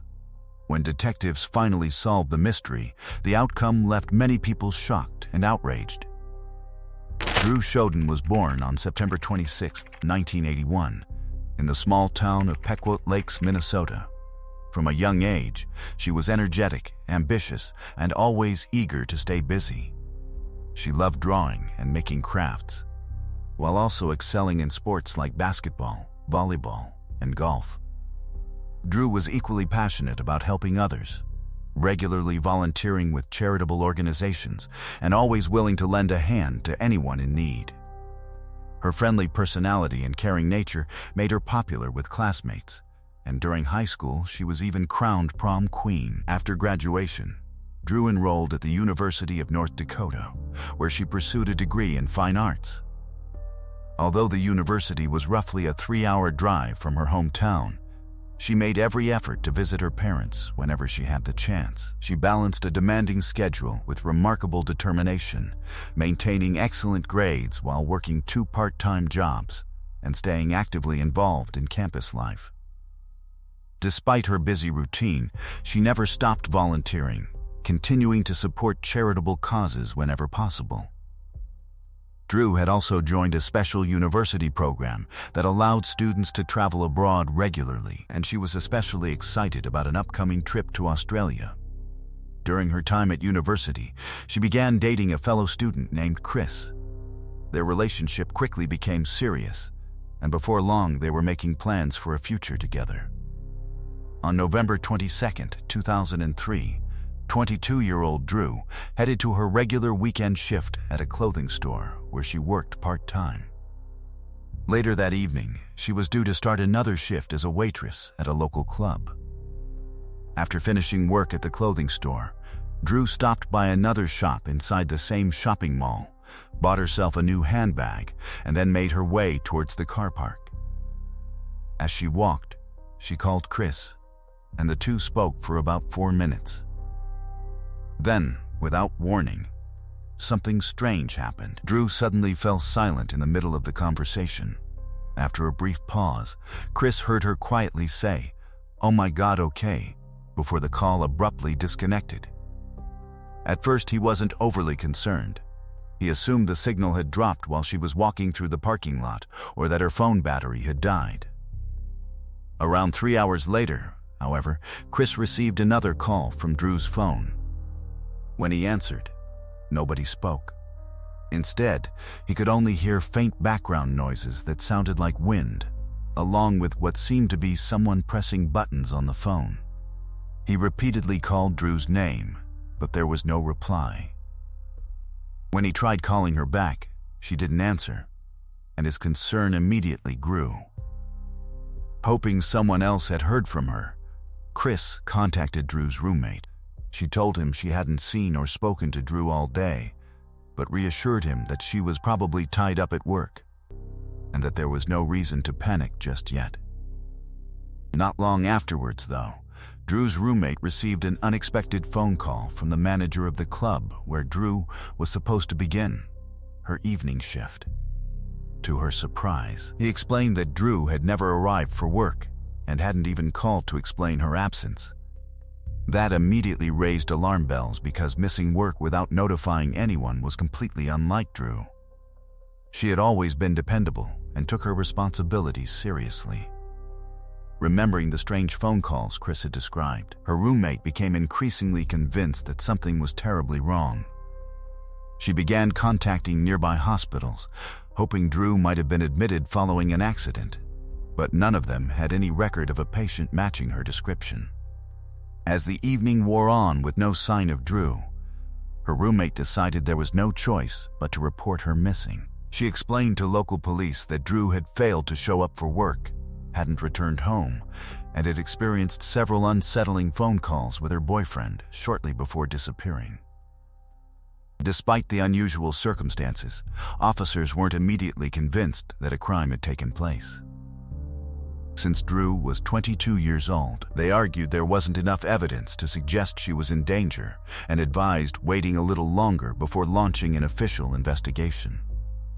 Unwilling to accept that response, Drew's roommate contacted the University of North Dakota campus police instead. Unlike the city officers, campus police treated the situation with urgency and immediately began searching for clues. Their first destination was the shopping mall where Drew had spent her afternoon, as it was the last confirmed location where anyone had seen or spoken with her. When they arrived at the parking lot, they discovered Drew's car exactly where it had been left, even though her shift had ended hours earlier. Another detail immediately caught their attention: the vehicle had been left unlocked. Inside, everything appeared normal. There were no obvious signs of a struggle or anything suggesting violence had occurred. But while examining the area around the vehicle, officers noticed something far more concerning. Lying on the ground nearby was a small knife sheath. That discovery dramatically changed the tone of the investigation. Believing they might now be dealing with a serious crime, campus police contacted the city police once again, who finally became actively involved. Detectives quickly requested surveillance footage from the mall's parking lot, hoping the cameras had captured whatever happened to Drew. Unfortunately, they soon discovered a major setback. Her vehicle had been parked in a blind spot that wasn't covered by any of the security cameras. Refusing to give up, investigators shifted their attention to the surveillance system inside the shopping center itself. They spent countless hours reviewing footage from every available camera, painstakingly retracing Drew's movements in the hope of identifying where she went after leaving the store. Given the size of the mall and the enormous amount of video that needed to be examined, the process was slow and incredibly time-consuming. Meanwhile, news of Drew's disappearance spread rapidly throughout the university. Students, staff, and local residents came together to organize a massive volunteer search. Hundreds of people combed nearby streets, wooded trails, riverbanks, open fields, and other isolated locations, determined to find any sign of the missing student before it was too late. The university also appealed to the public, asking anyone with information, no matter how small, to come forward, in the hope that a single clue might explain what had happened to Drew. At the same time, detectives obtained her mobile phone records, which confirmed Chris's account of their final conversation. However, when investigators analyzed the phone's location data, they uncovered something unexpected. The records showed that Drew's last call hadn't originated from the shopping mall car park at all. Instead, her phone had connected to a cell tower in a nearby town, roughly a 30-minute drive away. As detectives reconstructed the timeline, they realized the strange sounds Chris had heard during the call, the wind in the background, and the clicking of phone buttons could have occurred while Drew was already in that different location. Since her car had been left behind at the mall, there was no plausible way she could have traveled there on her own. That discovery led investigators to believe she may have been abducted. Even so, despite an intensive investigation, the following days produced no significant breakthroughs. Officers continued reviewing hours of surveillance footage from the shopping center, while search teams combed the surrounding area, determined to uncover even the smallest piece of evidence. 2 days later, the investigation finally took a dramatic turn. In the small town of Crookston, close to where Drew's phone had last been traced, police discovered a single black shoe lying near a riverbank. When they showed it to Drew's roommate, she recognized it immediately. It belonged to Drew. The discovery heightened investigators' fears. If she had indeed been kidnapped, it suggested she had been taken a considerable distance from where she had disappeared. Detectives quickly alerted neighboring police departments, sharing details of the case and requesting additional assistance with the search. Around the same time, investigators finally recovered surveillance footage from inside the shopping mall, showing Drew on the day she vanished. The recordings captured her browsing through several stores after finishing work, apparently shopping for Christmas presents for family and friends. The footage also gave detectives a clear view of the clothes she had been wearing, confirming that the black shoes on her feet matched the one recovered near the river in Crookston. With every available clip of Drew collected, investigators carefully examined the recordings, searching for anyone who appeared to be following her or repeatedly crossing paths with her throughout the day. Before long, one individual stood out. He was a middle-aged man dressed entirely in black, walking with the aid of a cane. His behavior immediately struck investigators as unusual. Surveillance footage showed him entering the grocery store connected to the shopping center several times, yet he never purchased anything. Rather than browsing the shelves, he seemed far more interested in watching other shoppers, especially young women. Detectives then located additional footage taken outside the store, where the same man could be seen sitting alone on a bench, quietly observing people as they walked by. At one point, a young woman who bore a slight resemblance to Drew passed in front of him. Moments later, he stood up and began following her.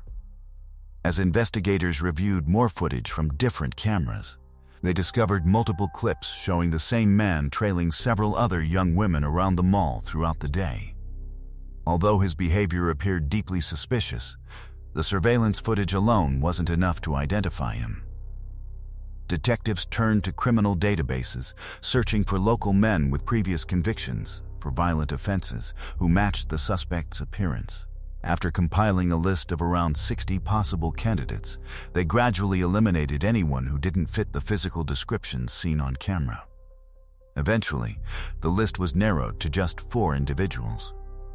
Among them, one man bore a striking resemblance to the person captured in the surveillance footage, 50-year-old Alfonso Rodriguez. Rodriguez had an extensive criminal record and a deeply troubled past. Since childhood, he had suffered from serious health problems that made both school and social interactions, particularly with women, extremely difficult. One of his legs was noticeably shorter than the other, forcing him to rely on a cane whenever he walked. As he grew older, Rodriguez became involved with drugs, and at the age of 21, he had his first serious encounter with the law.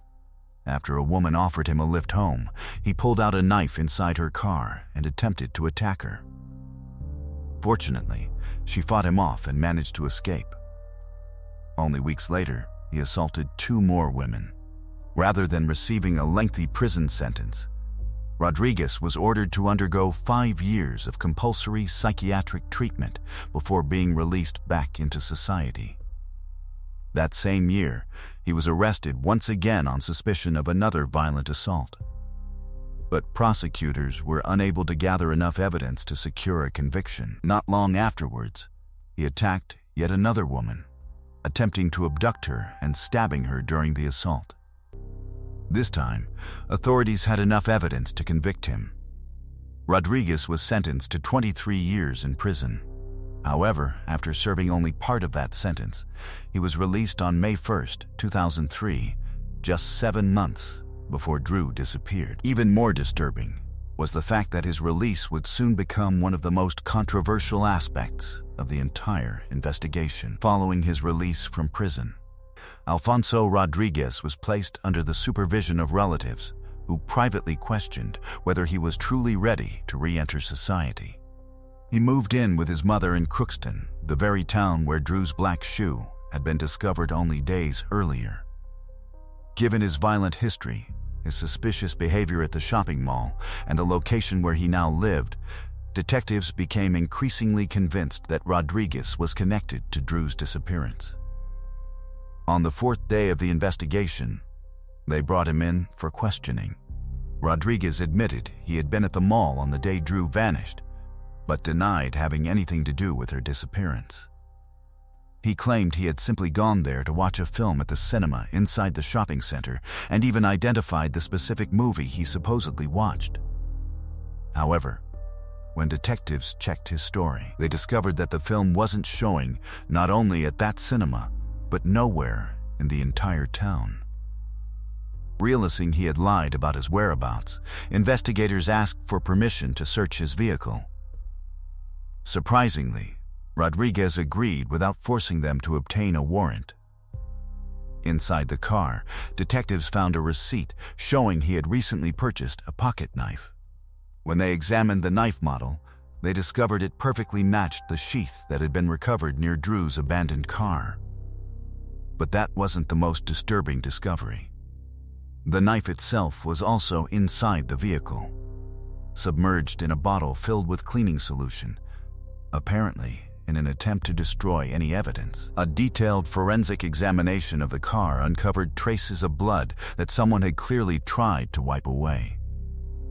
Specialists successfully recovered DNA from those stains and compared it with a sample taken from Drew's toothbrush. The results were conclusive. It was a perfect match. Investigators also found a woman's shoe inside the vehicle, along with a second knife that hadn't been soaked in cleaning chemicals. Testing revealed blood on the blade, and DNA analysis confirmed that it belonged to Drew. By December 10th, investigators believed they had gathered enough evidence to act. Rodriguez was arrested and formally charged with kidnapping, as well as the presumed murder of Drew Shoden. Yet despite the overwhelming evidence, detectives still faced one major problem. They had no idea what had happened to Drew after she was abducted or where her body might be. Rodriguez refused to cooperate or admit any involvement, leaving investigators with little choice but to continue searching. Police appealed to the public once again, recruiting additional volunteers and concentrating their efforts around Crookston and the surrounding countryside. Despite months of searching, they found nothing. Heavy snowfall throughout the winter made large sections of the landscape inaccessible, preventing search teams from reaching many remote areas. By early March, 3 months after Drew disappeared, preparations for Rodriguez's trial were already underway. He entered a plea of not guilty, maintaining his innocence despite the growing mountain of evidence against him. By that stage, few people still believed Drew was alive, but prosecutors remained confident they had enough forensic evidence to secure a conviction.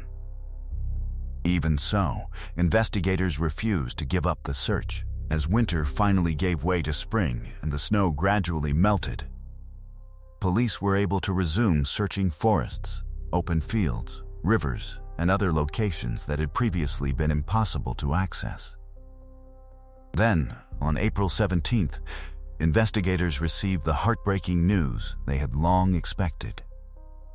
Drew's body had been discovered in a river several miles west of Crookston. Throughout the winter, the area had remained frozen beneath thick ice and snow, making it virtually impossible for search teams to locate her sooner. Once the thaw began, however, her remains were found almost immediately. The autopsy revealed a horrifying attack. Medical examiners documented bruising, multiple knife wounds, and evidence that Drew had been sexually assaulted. Determining the exact cause of death proved more difficult. In addition to the stab wounds, investigators found signs of strangulation, but they also couldn't rule out the possibility that exposure to freezing temperatures after being abandoned in the isolated location contributed to her death. Based on their findings, experts concluded that Drew most likely died within approximately 3 hours of being kidnapped. With her body finally recovered, prosecutors turned their attention to ensuring Rodriguez would face the harshest possible punishment. Because the kidnapping occurred in North Dakota, while the murder itself took place across the state line in Minnesota, the case fell under federal jurisdiction. That distinction carried enormous significance. Although both states had abolished capital punishment, federal law still allowed prosecutors to pursue the death penalty under certain circumstances. The possibility sparked widespread public debate. Minnesota's governor openly supported seeking a death sentence, despite significant opposition from many residents. In North Dakota, the case became historic. marking the first time in well over a century that someone from the state faced a potential federal death sentence. Rodriguez's trial finally began during the summer of 2006. Throughout the proceedings, he continued insisting he was innocent, but the physical and forensic evidence presented by prosecutors left little room for doubt. On February 8, 2007, the jury found him guilty, and he was sentenced to death. As is common in capital cases, however, the execution was delayed while years of appeals worked their way through the courts.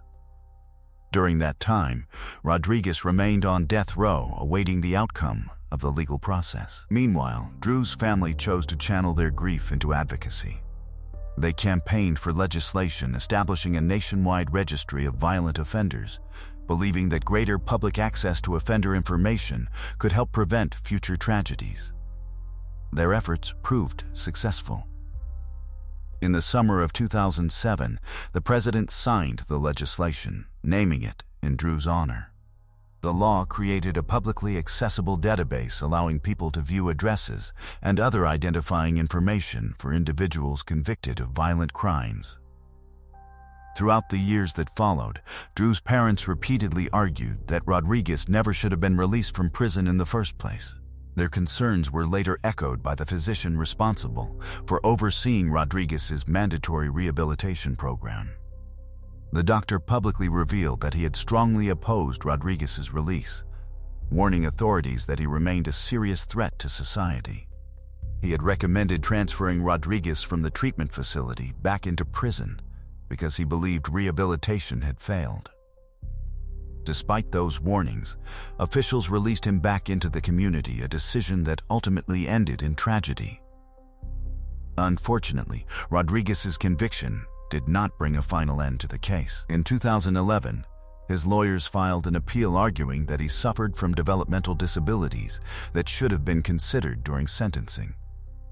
That first attempt was unsuccessful, but a second appeal filed 10 years later produced a very different outcome. In 2021, a federal judge ruled in Rodriguez's favor, concluding there was credible evidence suggesting he did have significant developmental impairments, and that his defense team had not been given a fair opportunity to fully present those issues during the original trial. The court also considered evidence relating to Rodriguez's difficult childhood and lifelong medical problems. Defense attorneys further argued that testimony from the medical examiner had overstated the severity of Drew's injuries, claiming the evidence presented to the jury had been more inflammatory than medically justified. Taken together, those issues convinced the judge to reopen the case, forcing Drew's family to once again endure years of legal proceedings. Ultimately, the court vacated Rodriguez's death sentence and ordered a new sentencing hearing.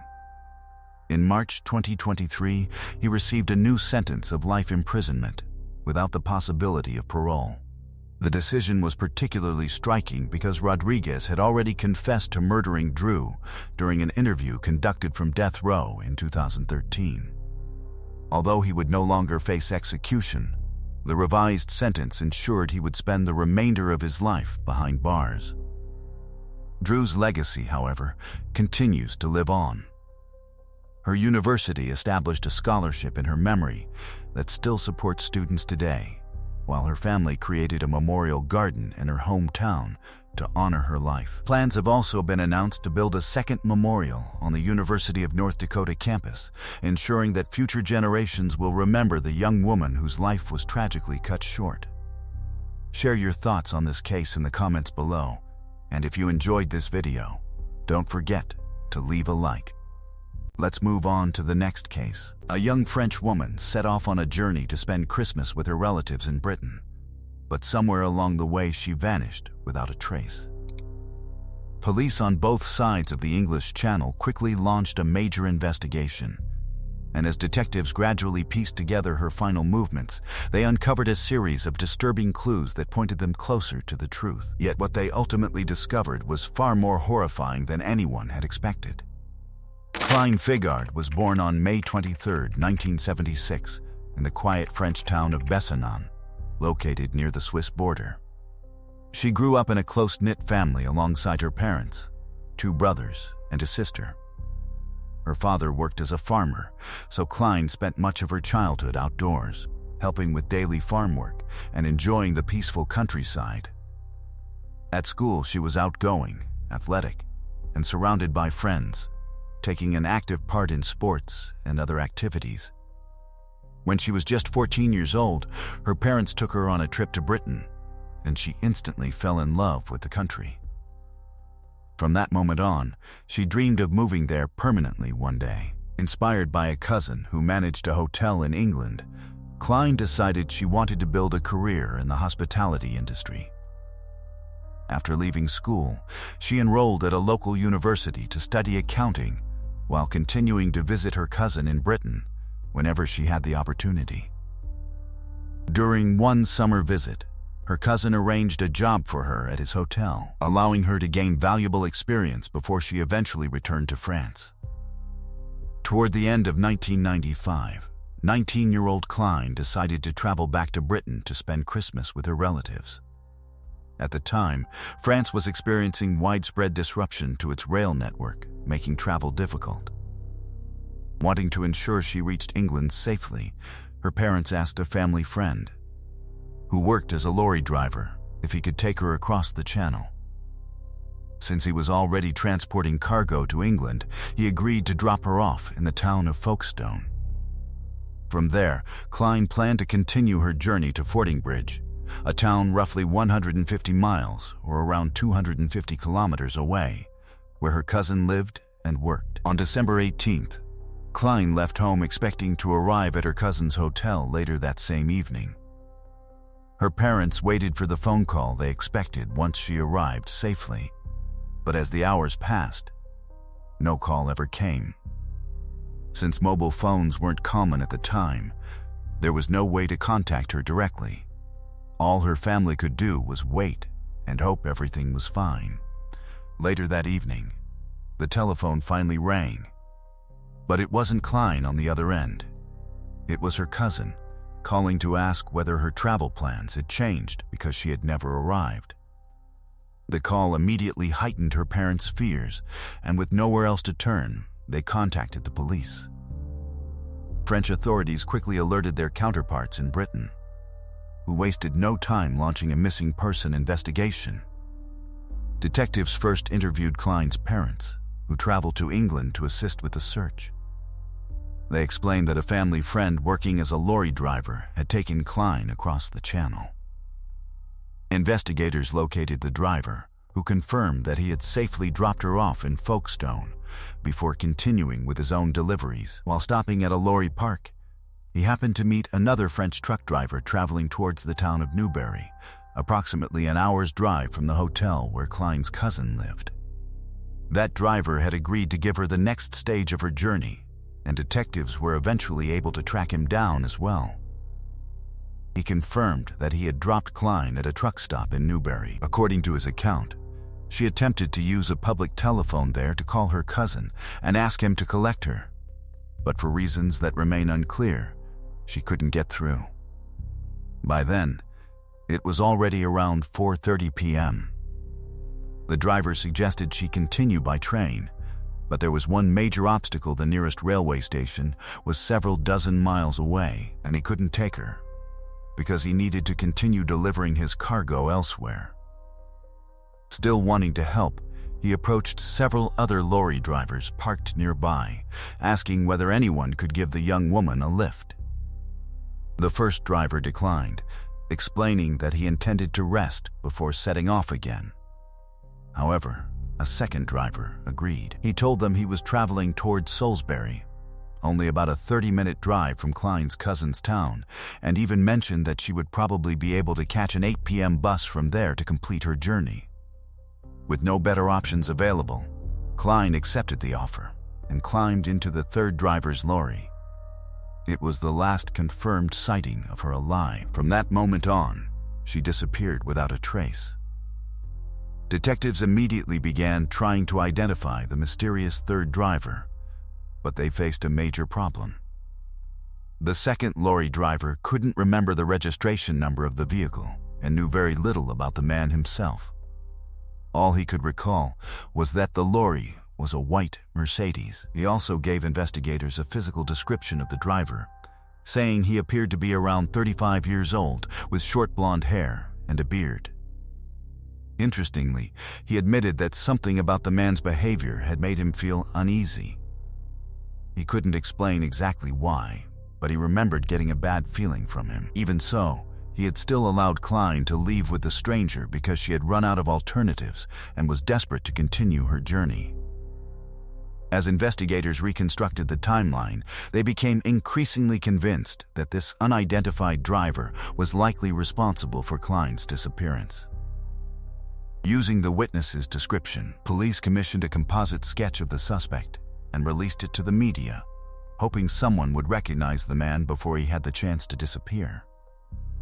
As for the first two lorry drivers, investigators carefully verified their alibis and found convincing evidence proving they had been elsewhere at the relevant times, effectively ruling them out of the investigation.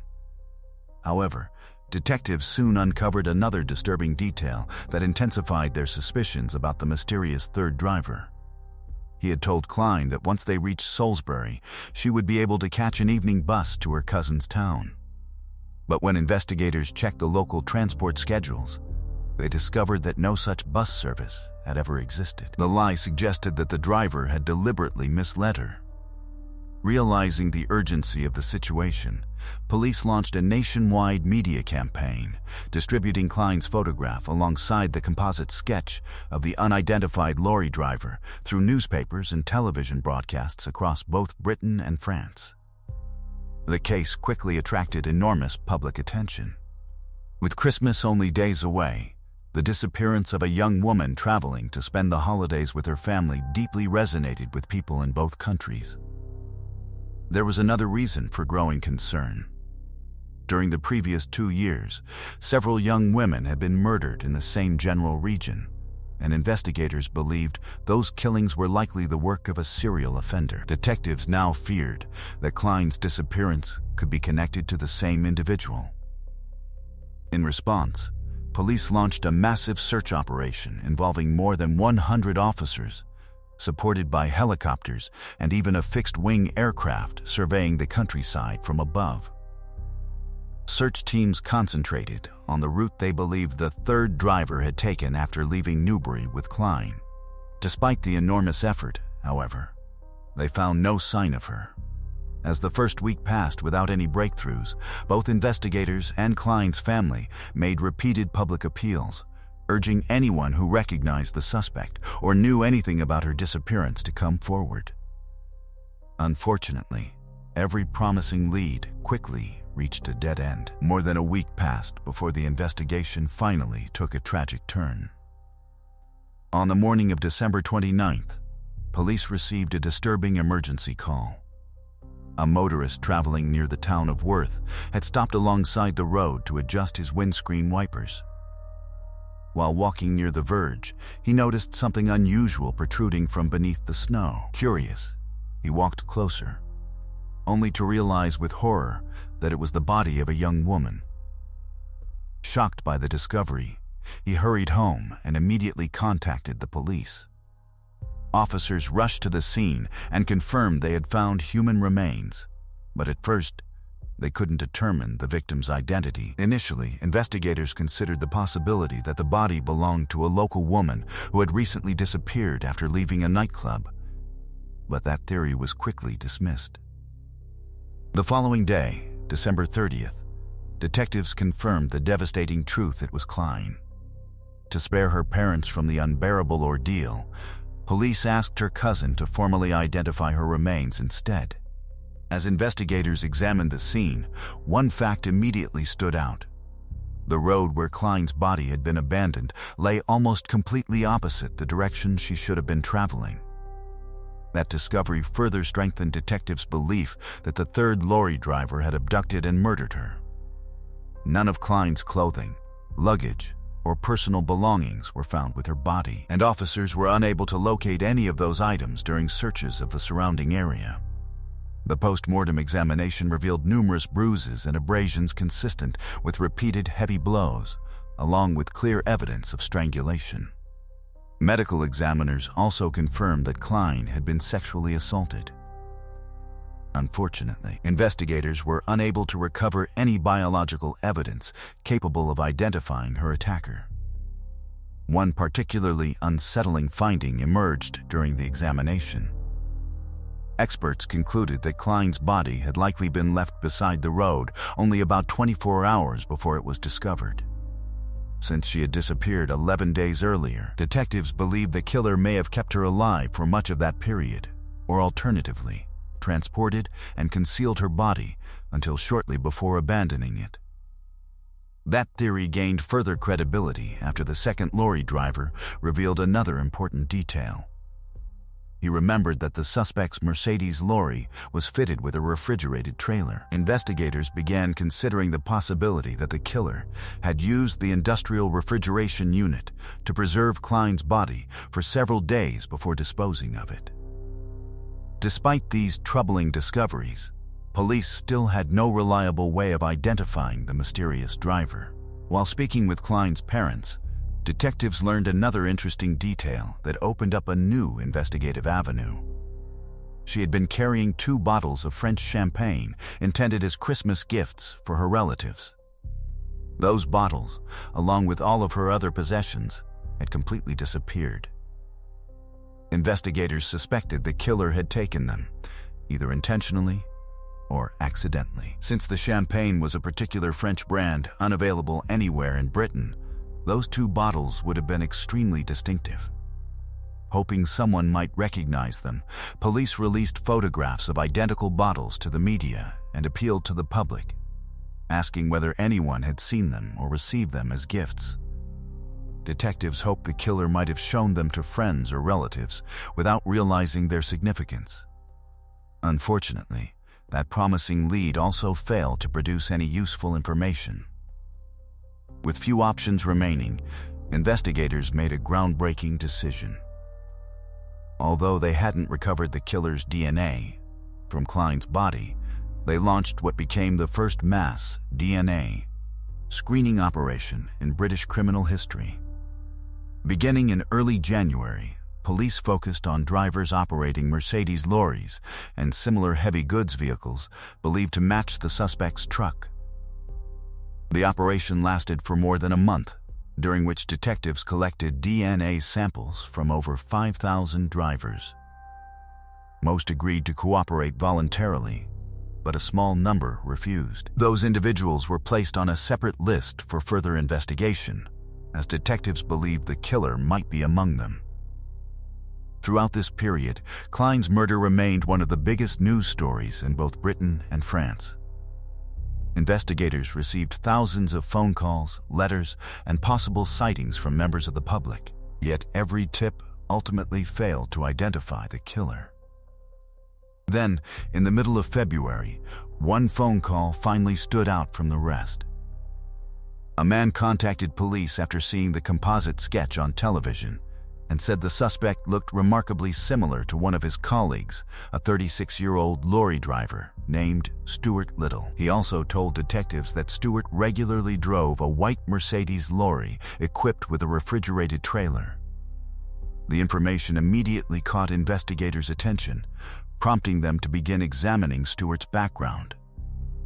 Their initial enquiries revealed a lengthy criminal record, although his previous offenses were all non-violent. Rather than confronting him immediately, detectives decided to approach him cautiously and request a voluntary DNA sample, believing it could either eliminate him from the investigation or finally provide the breakthrough they had been searching for. Detectives approached Stuart as though he were simply one of thousands of lorry drivers being routinely screened as part of the nationwide DNA operation. At first, he refused to provide a sample, a decision that only made investigators even more suspicious. After repeated requests, however, Stuart eventually agreed. As soon as detectives obtained his DNA, they secured a warrant to search his lorry. That search produced the first major breakthrough. Forensic specialists discovered traces of blood on the mattress inside the sleeping compartment, as well as in several other areas of the cab. Laboratory testing confirmed that the blood belonged to Klein. It was the evidence police had been waiting for, and Stewart was immediately taken into custody. Investigators also obtained a warrant to search his home. Inside his garage, they made another crucial discovery: Klein's personal belongings, including the items she had been carrying on the day she disappeared. But the evidence didn't stop there. Detectives also examined Stewart's tachograph, the legally required device that records a lorry driver's driving hours and movements. They noticed something highly unusual. On the day Klein's body was abandoned, there was a suspicious gap in the recorded data. Investigators believed Stewart had deliberately concealed part of his journey. However, after disposing of the body, he resumed driving without completing the missing section of the log, inadvertently leaving behind a gap that detectives believed matched the time he transported Klein's remains to the roadside. During his first police interview, Stewart denied any involvement whatsoever, insisting he had never even picked up Klein. But when investigators brought in the second lorry driver, who positively identified Stewart during an identification parade, his account suddenly changed. This time, he admitted giving Klein a lift, but claimed the two had engaged in consensual sexual intercourse before he dropped her off unharmed. As for her belongings being found inside his garage, Stewart insisted she had simply forgotten them after leaving his lorry. Detectives found his explanation difficult to believe and continued searching for additional evidence. Before long, they located another important witness who had seen Stewart the day before Klein's body was discovered. According to the witness, Stewart had stopped near a warehouse around 50 miles from where the body was eventually found. He was seen standing beside his lorry, burning something in a fire he had started. When detectives questioned him about the incident, Stewart claimed he had only lit the fire to thaw out his lorry's brakes, which he said had frozen because of the cold weather. Investigators weren't convinced. They searched the area surrounding the warehouse and soon uncovered another disturbing piece of evidence.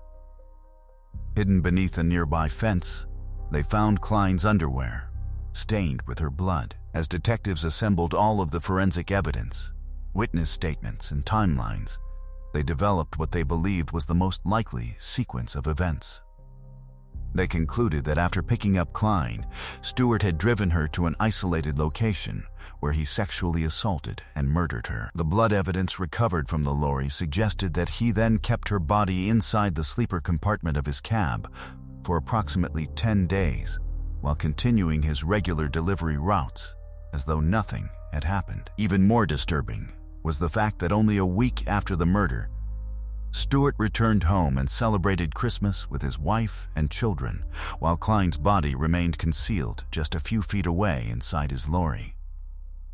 At some point afterwards, investigators believed he decided to dispose of the body. During the investigation, detectives recovered receipts showing Stewart had purchased a shovel, an axe, and a saw shortly before Klein's body was abandoned. They suspected he may initially have intended to dismember her remains in order to conceal the crime more effectively, but, for reasons that remain unknown, ultimately abandoned that plan and instead left her body beside the roadside. Detectives uncovered yet another chilling detail during their investigation. The day after Christmas, Stewart gave the 2 rare bottles of French champagne that Klein had been carrying as presents to one of his acquaintances. When questioned, he claimed he had purchased the bottles from another French lorry driver, but investigators found his explanation completely unconvincing. They also discovered another suspicious change in his appearance. Stewart had worn a beard for years, yet shortly after Klein disappeared, and around the same time police released the composite sketch of the suspect, he shaved it off entirely. Investigators also solved another mystery surrounding the case. They finally learned why Klein had never managed to contact her cousin from the payphone in Newbury. Britain had recently introduced new telephone area codes, but the number Klein carried with her still contained the old code. Unaware that it had changed, she repeatedly dialed the outdated number, meaning her calls never reached her cousin. For Stewart's family, friends, and colleagues, The evidence came as a complete shock. To everyone who knew him, he had always appeared to be a devoted husband, a caring father, and a dependable friend. Many initially refused to believe he could be capable of such a horrific crime. But as more evidence emerged throughout the investigation and trial, they were forced to confront the reality that the man they thought they knew had been living a very different life. Stewart's trial began in October later that year. Despite the overwhelming forensic evidence presented against him, he continued denying responsibility and maintained his innocence throughout the proceedings. The jury, however, needed very little time to reach a verdict. They unanimously found him guilty of murder, and the judge sentenced him to life imprisonment with the possibility of parole after serving a minimum of 20 years. Following his conviction, Stewart immediately appealed, arguing that the intense media coverage surrounding the case had influenced the jury and prevented him from receiving a fair trial. The Court of Appeal rejected those arguments, allowing the conviction to stand. In 2006, he made another attempt to have his sentence reconsidered. But once again, the appeal failed. A decade later, in 2016, Stewart became eligible to apply for parole. His request was denied. The parole board concluded that he continued to deny responsibility for the murder despite the overwhelming evidence against him and showed no genuine remorse or insight into his actions. The judge also expressed concern that Stewart still posed a significant risk to the public if released. As a result, he remains behind bars today with little realistic prospect of ever regaining his freedom. It's worth noting that investigators eventually eliminated Stewart as a suspect in the other murders that had initially raised fears of a serial killer. Those crimes were later linked to a different lorry driver, who was arrested in late 1997. Although prosecutors formally connected that individual to only 2 murders, investigators believe he may have been responsible for several additional unsolved killings. As for Stewart, detectives also explored the possibility that Klein might not have been his only victim. However, despite years of investigation, no evidence has ever emerged linking him to any other murders. Share your thoughts on this case in the comments below, and if you enjoyed this video, don't forget to leave a like. Let's move on to the next case. A woman finished work one evening and mysteriously vanished without leaving a trace. As police launched an urgent search, they quickly uncovered several disturbing clues suggesting she may have fallen victim to a serious crime. Yet despite those early suspicions, the investigation remained unsolved for the next 25 years until an unexpected breakthrough finally exposed the shocking truth. Kim Langwell was born on December 24, 1965, in Houston, Texas, where she grew up alongside her parents and her sister.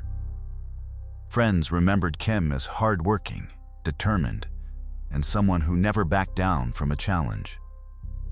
At the age of 18, she gave birth to her daughter, Tiffany.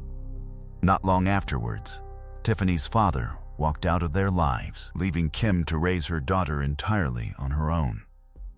Determined to build a better future, she moved to the town of Beaumont, hoping for a fresh start. Life wasn't easy in the beginning.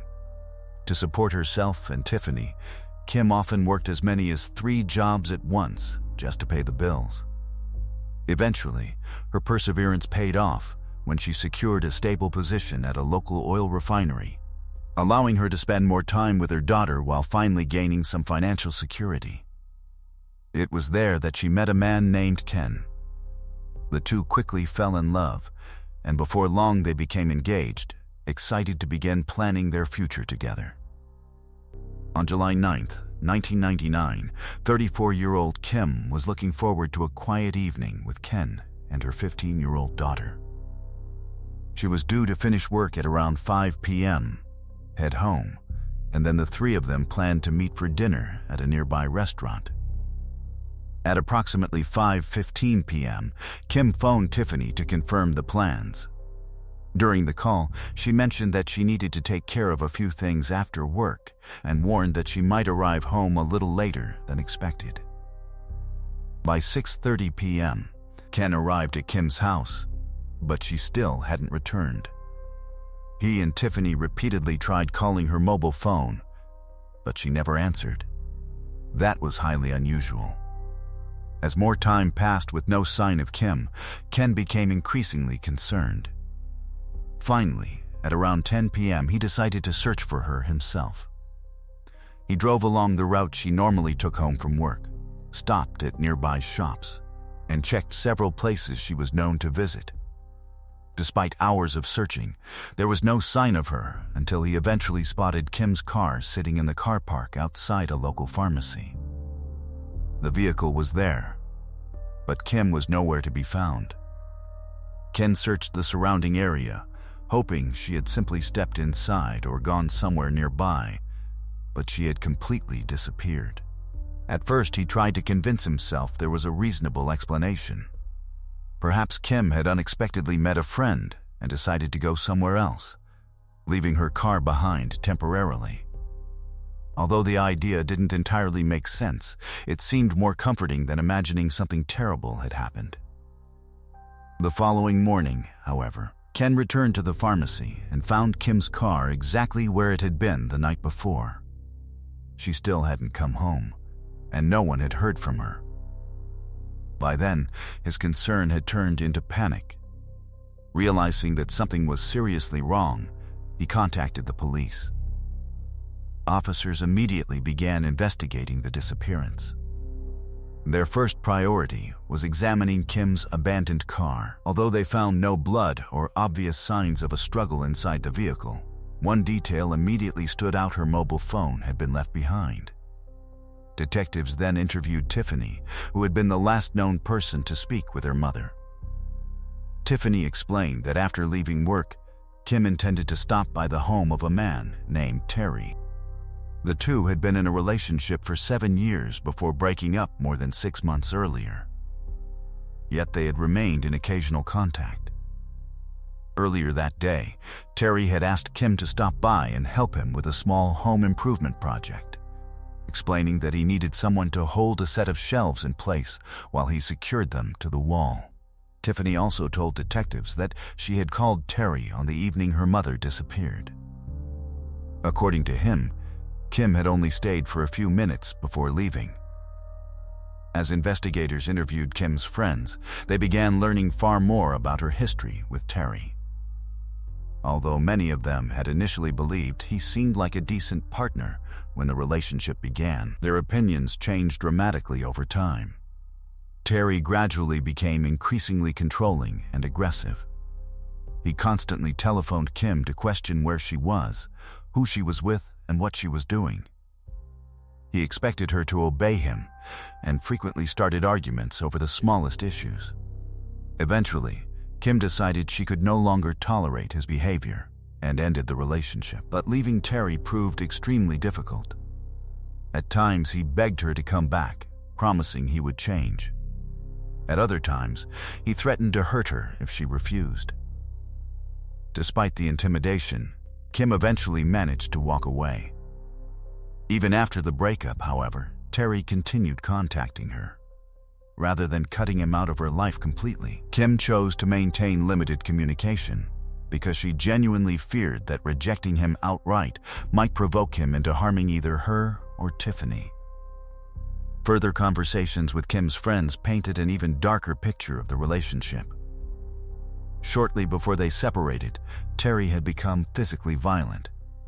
During one argument, he allegedly grabbed Kim by the throat and began choking her. After that incident, Kim admitted to several friends that she feared Terry might eventually kill her.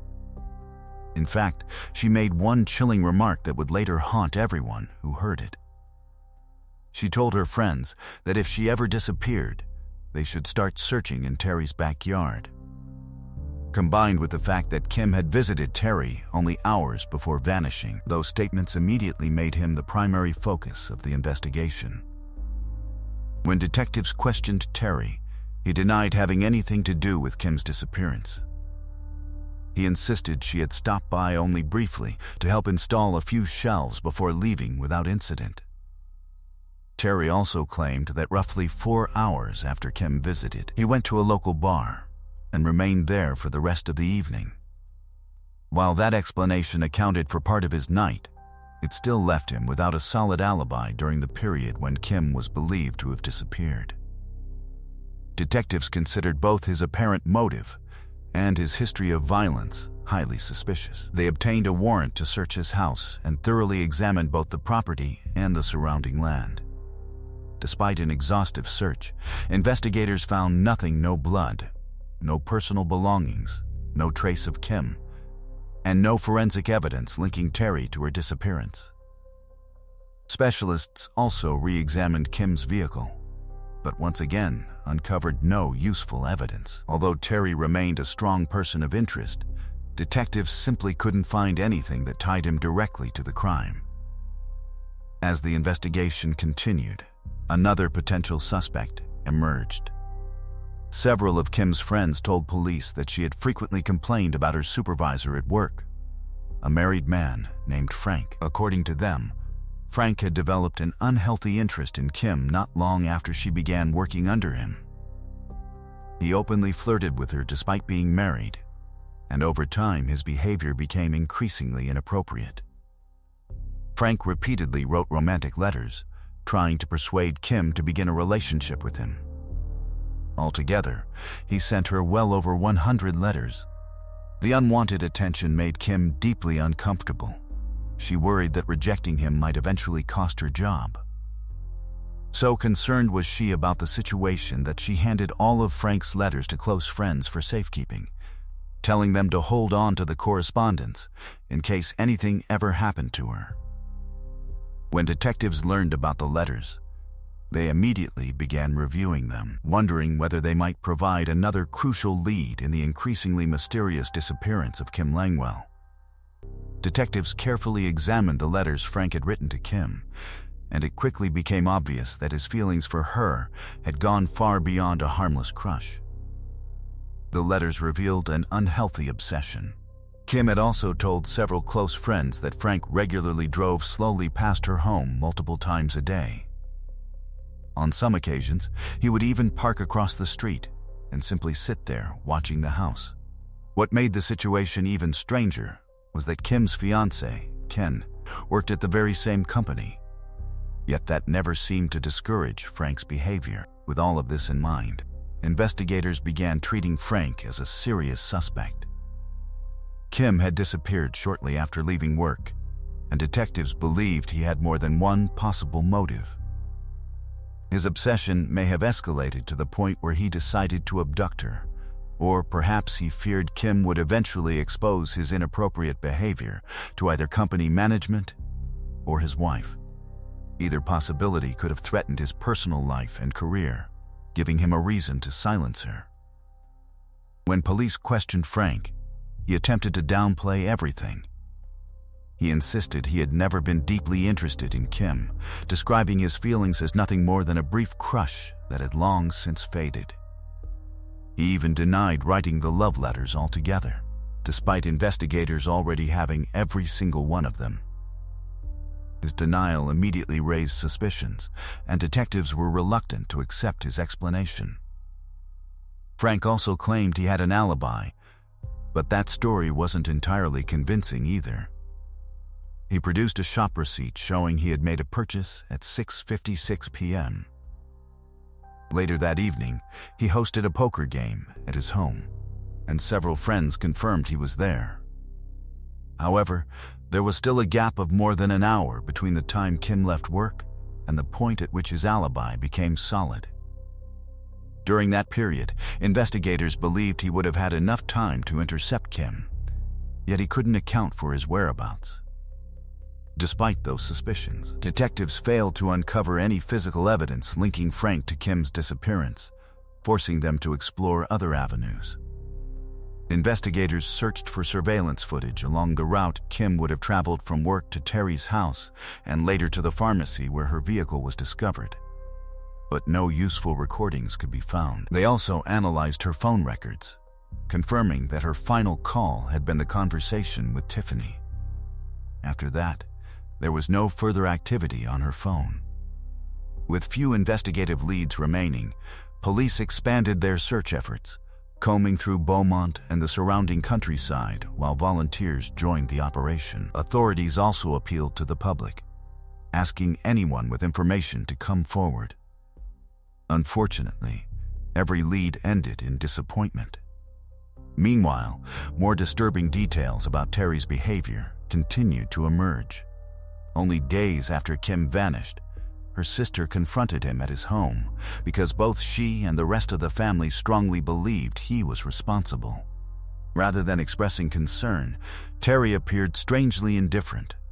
According to Kim's relatives, he even mocked them while they desperately searched for answers. Investigators also interviewed employees who worked for Terry. Since he operated a small business from his property, several workers regularly visited his house. One employee recalled arriving there at approximately 5:50 p.m. on the day Kim disappeared. He clearly remembered seeing Kim's car parked outside, yet Kim herself was nowhere in sight. That observation raised serious questions. Terry had claimed she stopped by only briefly before leaving, but if her vehicle was still there over half an hour after she finished work, his version of events no longer made sense. Soon afterwards, detectives received another potentially significant tip. Multiple witnesses reported seeing Terry's tow truck parked near the pharmacy where Kim's abandoned vehicle was eventually found. According to their accounts, the tow truck was in the area at roughly 6:45 p.m., directly contradicting Terry's claim that he had remained at home throughout the evening. Even so, these witness statements alone weren't enough to prove he had committed a crime. Despite mounting suspicion, investigators still lacked the evidence needed to arrest him, and as the months turned into years, the case gradually went cold. Kim's family, however, never wavered in their belief that Terry was responsible. By then, they had accepted the heartbreaking reality that Kim was unlikely to still be alive. Terry's behavior also continued to disturb them. Kim's sister later told detectives that Terry once phoned the family to announce he intended to take a polygraph examination in order to clear his name. Yet, during the conversation, he casually remarked that he would probably fail one of the questions. On other occasions, Terry would telephone Kim's relatives, asking whether they had heard from her, behaving as though she had simply chosen to disappear instead of vanishing under mysterious circumstances. Even more unsettling, someone repeatedly called members of Kim's family over the following years, but remained completely silent whenever they answered. The family became convinced Terry was responsible for those calls, but investigators once again found no evidence that could prove it. 3 years later, another bizarre encounter placed Terry back under suspicion. He approached Tiffany in public and casually asked whether she had heard anything from her mother. Kim's sister immediately intervened and told him to leave. Before walking away, Terry reportedly said something along the lines of, "Aren't you curious which question I failed on the polygraph?" "It was the one asking whether I killed Kim." The family immediately informed police, but detectives responded that without corroborating evidence, there was little they could do. From that point onward, the investigation largely came to a standstill. 8 years later, authorities reopened the case and reviewed every piece of evidence from the beginning. But once again, the investigation failed to produce any new answers. By then, Terry had stopped cooperating altogether and refused to answer any further questions from detectives. The case remained frozen for years until early 2024, when the producers of the Oxygen True Crime documentary series decided to feature Kim's disappearance in one of their episodes. As part of their own investigation, the production team interviewed Kim's family, friends, and the 2 primary suspects. Frank agreed to participate, but even after 25 years, his behavior remained unusual. He continued denying that he had ever pursued Kim romantically or written her the love letters, insisting he had absolutely nothing to do with her disappearance. With little progress made, the filmmakers turned their attention to Terry. Unlike Frank, Terry refused every interview request. The documentary team eventually decided to confront him at his home. As soon as Terry noticed them through a window, he rushed out the back door, apparently attempting to flee in his vehicle. Fortunately, the crew managed to block his exit, leaving him with little choice but to speak. Terry insisted he hadn't been trying to escape and claimed he simply hadn't seen them, despite his actions suggesting otherwise. During the confrontation, he also denied having any reason to harm Kim, insisting her decision to leave him had never bothered him. Those statements directly contradicted everything Kim's friends and relatives had told investigators over the years about his threats, jealousy, and controlling behavior. Then, Terry made another critical mistake. Years earlier, he had consistently told police that Kim visited his house to help install shelves. Now he gave a completely different explanation, claiming she had only stopped by to collect the rest of her belongings.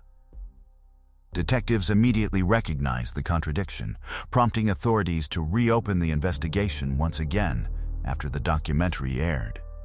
Prosecutors soon made the bold decision to prepare murder charges against Terry, despite still lacking definitive physical evidence connecting him to Kim's disappearance. They hoped that further evidence might emerge before trial, or that a jury would view Terry's years of suspicious behavior as compelling enough to convict him. But before formal proceedings began, an unexpected witness came forward after watching the documentary, changing the course of the investigation completely. According to this individual, Terry had once confessed that he had killed his former girlfriend and buried her body somewhere on his property. Armed with that information, investigators obtained a new search warrant and returned to Terry's home with forensic specialists. Over the next several days, dozens of experts systematically searched the property using advanced ground-penetrating radar. Eventually, the equipment detected an unusual section beneath the concrete floor of Terry's bedroom. The anomaly was roughly the size of a human body, and investigators noticed that several reinforcing steel bars had been cut away from that exact area, while the rest of the foundation remained intact. Detectives began excavating the floor, and before long they uncovered a blanket buried beneath the concrete. Wrapped inside were human remains. The remains were immediately sent for forensic examination, and investigators soon confirmed what everyone had feared for a quarter of a century: they belonged to Kim. Following the discovery, Terry was arrested and formally charged with her murder. With Kim's body finally recovered from beneath his own bedroom, prosecutors at last possessed the evidence they had been missing for 25 years. As of now, 67-year-old Terry remains behind bars awaiting trial, which is scheduled to begin in the spring of 2025. Meanwhile, Kim's daughter has filed a civil lawsuit against him, seeking financial compensation while also attempting to prevent him from using his assets to fund his criminal defense. Terry's arrest also reignited criticism of the original investigation. Years before she disappeared, Kim had told friends that if anything ever happened to her, they should search Terry's property. 25 years later, that prediction proved tragically accurate when her body was found exactly where she had warned it might be. To this day, investigators have never fully explained why the property wasn't searched more thoroughly in 1999. It's possible officers examined the grounds but found no indication of recent excavation. Or perhaps Terry hid Kim somewhere else before later burying her beneath the bedroom floor after police had completed their initial search. Whatever the truth, Terry now faces overwhelming evidence against him, making it highly unlikely he will escape justice. After waiting more than 2 decades for answers, Kim's family has finally been able to lay her to rest. Share your thoughts on this case in the comments below, and if you enjoyed this video, don't forget to leave a like. Thanks for watching. Let's move on to the next case. A 20-year-old college student got up before sunrise to get ready for class, but before the morning was over, she had disappeared in the most baffling of circumstances. Right from the start, investigators were confronted with a trail of strange clues and contradictory witness accounts.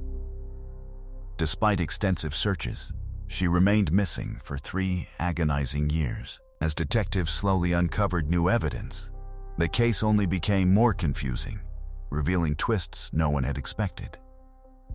In the end, her disappearance became one of the most haunting mysteries the state had ever seen, and even after the truth finally emerged, countless questions remained unanswered. Holly Lynn Bobo was born on October 12, 1990, in the tiny rural town of Darden, Tennessee. Home to only a few hundred people, it was a peaceful community tucked far away from the hustle of major cities. Holly grew up there with her parents and older brother, enjoying an outdoor lifestyle filled with hiking, fishing, and swimming in the nearby creeks. She also loved to sing and regularly performed at her local church. After graduating from high school, Holly chose to pursue a career in healthcare, hoping to become a nurse, and enrolled at the University of Tennessee campus in a neighboring town. By 2011, at just 20 years old, she devoted most of her energy to her studies.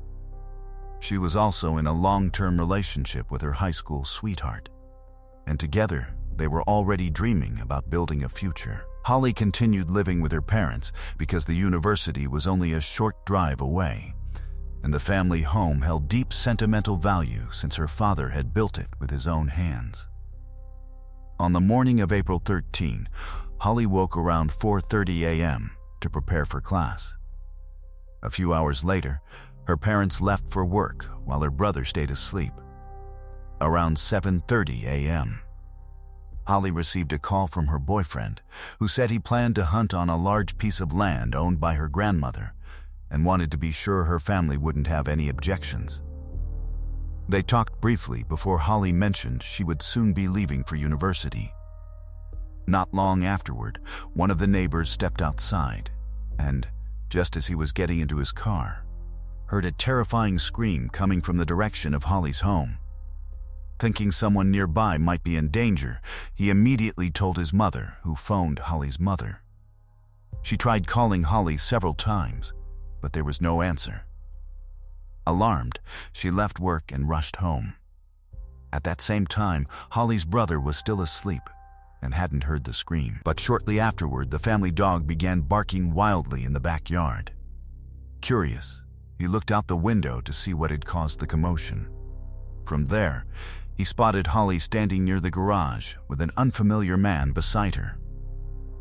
The man was dressed in camouflage, and because Holly's boyfriend often wore hunting clothes, his first assumption was that it must be him. The garage was too far away for him to hear the conversation, but Holly sounded upset. Unsure of what was happening, he called his mother and asked whether Holly had decided to skip class and spend time with her boyfriend instead. Before he could finish, his mother interrupted him, shouting that the man wasn't Holly's boyfriend. Then she gave him an instruction that completely stunned him. She told him to grab a gun and shoot the man immediately. Shocked, he asked if she was serious, and she insisted that she was before abruptly hanging up. When he looked outside again, he saw Holly walking toward the woods with the man in camouflage, holding her by the hand. This time he noticed the stranger was significantly taller and much broader than Holly's boyfriend. Still confused, he tried calling Holly, but she didn't answer. He also attempted to reach her boyfriend, but got no response. Meanwhile, Holly's mother had already contacted the police. Since she was working in a neighboring county, however, her emergency call was routed through another department. Moments later, her son called again to say Holly had disappeared into the woods with the unknown man. He grabbed his gun and rushed outside, but by then, both of them had vanished. As he searched the area, he noticed blood splattered across the garage floor and immediately phoned the authorities again. Officers arrived within minutes, but Holly had already disappeared without a trace. Her brother showed investigators the blood and described the mysterious man he'd seen. Besides wearing camouflage and a cap that obscured his face, the stranger had long dark hair reaching down his back and spoke with a noticeably deep voice. The entire situation appeared highly suspicious. Yet police failed to launch an immediate full-scale investigation. The local department had little experience dealing with cases of this nature and wasted those critical first hours. They didn't search the nearby woods, secure the house or the blood-stained garage, or even question neighbors. When Holly's parents returned, they quickly realized the investigation wasn't being treated with the urgency it deserved. Only after repeated pressure from the family did officers organize a proper search of the surrounding woods, interview nearby residents, and bring forensic specialists to examine the blood inside the garage. Detectives also confirmed that Holly's boyfriend couldn't have been the man seen with her. Not only did Holly's brother insist the stranger looked completely different, but investigators verified that her boyfriend had been hunting elsewhere when Holly vanished. The search of the woods produced no immediate results, so police obtained GPS records from Holly's mobile phone. The data showed the device traveling north for roughly 30 minutes before turning back in the opposite direction. The final signal came from a wooded area, only a few hundred yards from her home, after which the phone appeared to have been switched off. Investigators searched that location and eventually recovered the phone. Its SIM card had been removed, but there was still no sign of Holly. The search continued for days without success. Then, another bizarre development emerged. Residents around the small town began finding Holly's personal belongings scattered in different places. One person discovered her lunch container lying beside the road. Another found a receipt with her name on it, and someone else came across her university ID card. The discoveries only deepened the mystery, and investigators couldn't determine whether Holly had dropped the items herself while trying to leave a trail, or whether the person responsible for taking her had deliberately scattered them to mislead the investigation. With no solid leads to follow, investigators began reviewing the area's list of convicted offenders. Before long, their attention landed on a local man named Terry, who had a history of violent assaults. As detectives examined his background, they noticed that several of his previous victims closely resembled Holly in both age and appearance. Terry also fit the general height and build of the camouflage-clad man Holly's brother had seen that morning, making him a strong person of interest. Police obtained a search warrant for his home, but despite a thorough examination, they found nothing that linked him to Holly's disappearance. They then placed his phone under surveillance, monitoring his calls and conversations for weeks, yet again came up empty-handed. As Terry was ruled out, investigators widened their search, looking into other possible suspects while expanding search operations across surrounding areas. More volunteers joined the effort with every passing week, but despite the enormous manpower, no trace of Holly was ever found. Months went by with virtually no progress. Eventually, police suspended the large-scale ground searches and shifted their full attention toward investigating potential suspects. But that strategy also failed to produce answers. Holly's family was left heartbroken. They had no idea what had happened to her, where she might be, or whether she was even still alive. They also grew increasingly frustrated with local law enforcement, believing officers had failed to act with enough urgency, particularly during those critical first few days. Looking back, they realized that very little had been done during the first 72 hours, often the most important window in any missing person investigation. Despite repeated complaints and constant pressure from the family for a more aggressive investigation, Holly's fate remained a mystery. That uncertainty lasted for 3 long years until an unexpected breakthrough finally came in March 2014. Police arrested a local man named Dylan, who was already known to authorities because of his involvement with illegal drugs, on unrelated weapons charges. During questioning, Dylan made a shocking confession. He claimed that shortly after Holly was abducted, he had gone to his brother Zach's house to pick up a vehicle. When he walked inside, he allegedly found his brother, their mutual friend Jason, and Holly sitting terrified in a chair. Dylan told detectives that Zach admitted to kidnapping Holly, sexually assaulting her, and even recording the attack on video. He further claimed that Holly had been killed not long afterward, insisting he played no role in her murder. Dylan also revealed that Zach had been wearing camouflage on the day Holly disappeared. Acting on this information, investigators immediately brought Zach and Jason in for questioning. Both men denied everything. Detectives searched their homes thoroughly, hoping to recover evidence or the alleged recording, but found nothing. Not long afterward, another unexpected witness came forward. A woman contacted police claiming she had once lived with a man named Jeffrey. According to her, Jeffrey had shown her part of a disturbing video in which a man was assaulting a young woman. He allegedly told her that the victim was Holly and that the attacker was Zach, adding that the footage had been recorded by his own brother, Mark.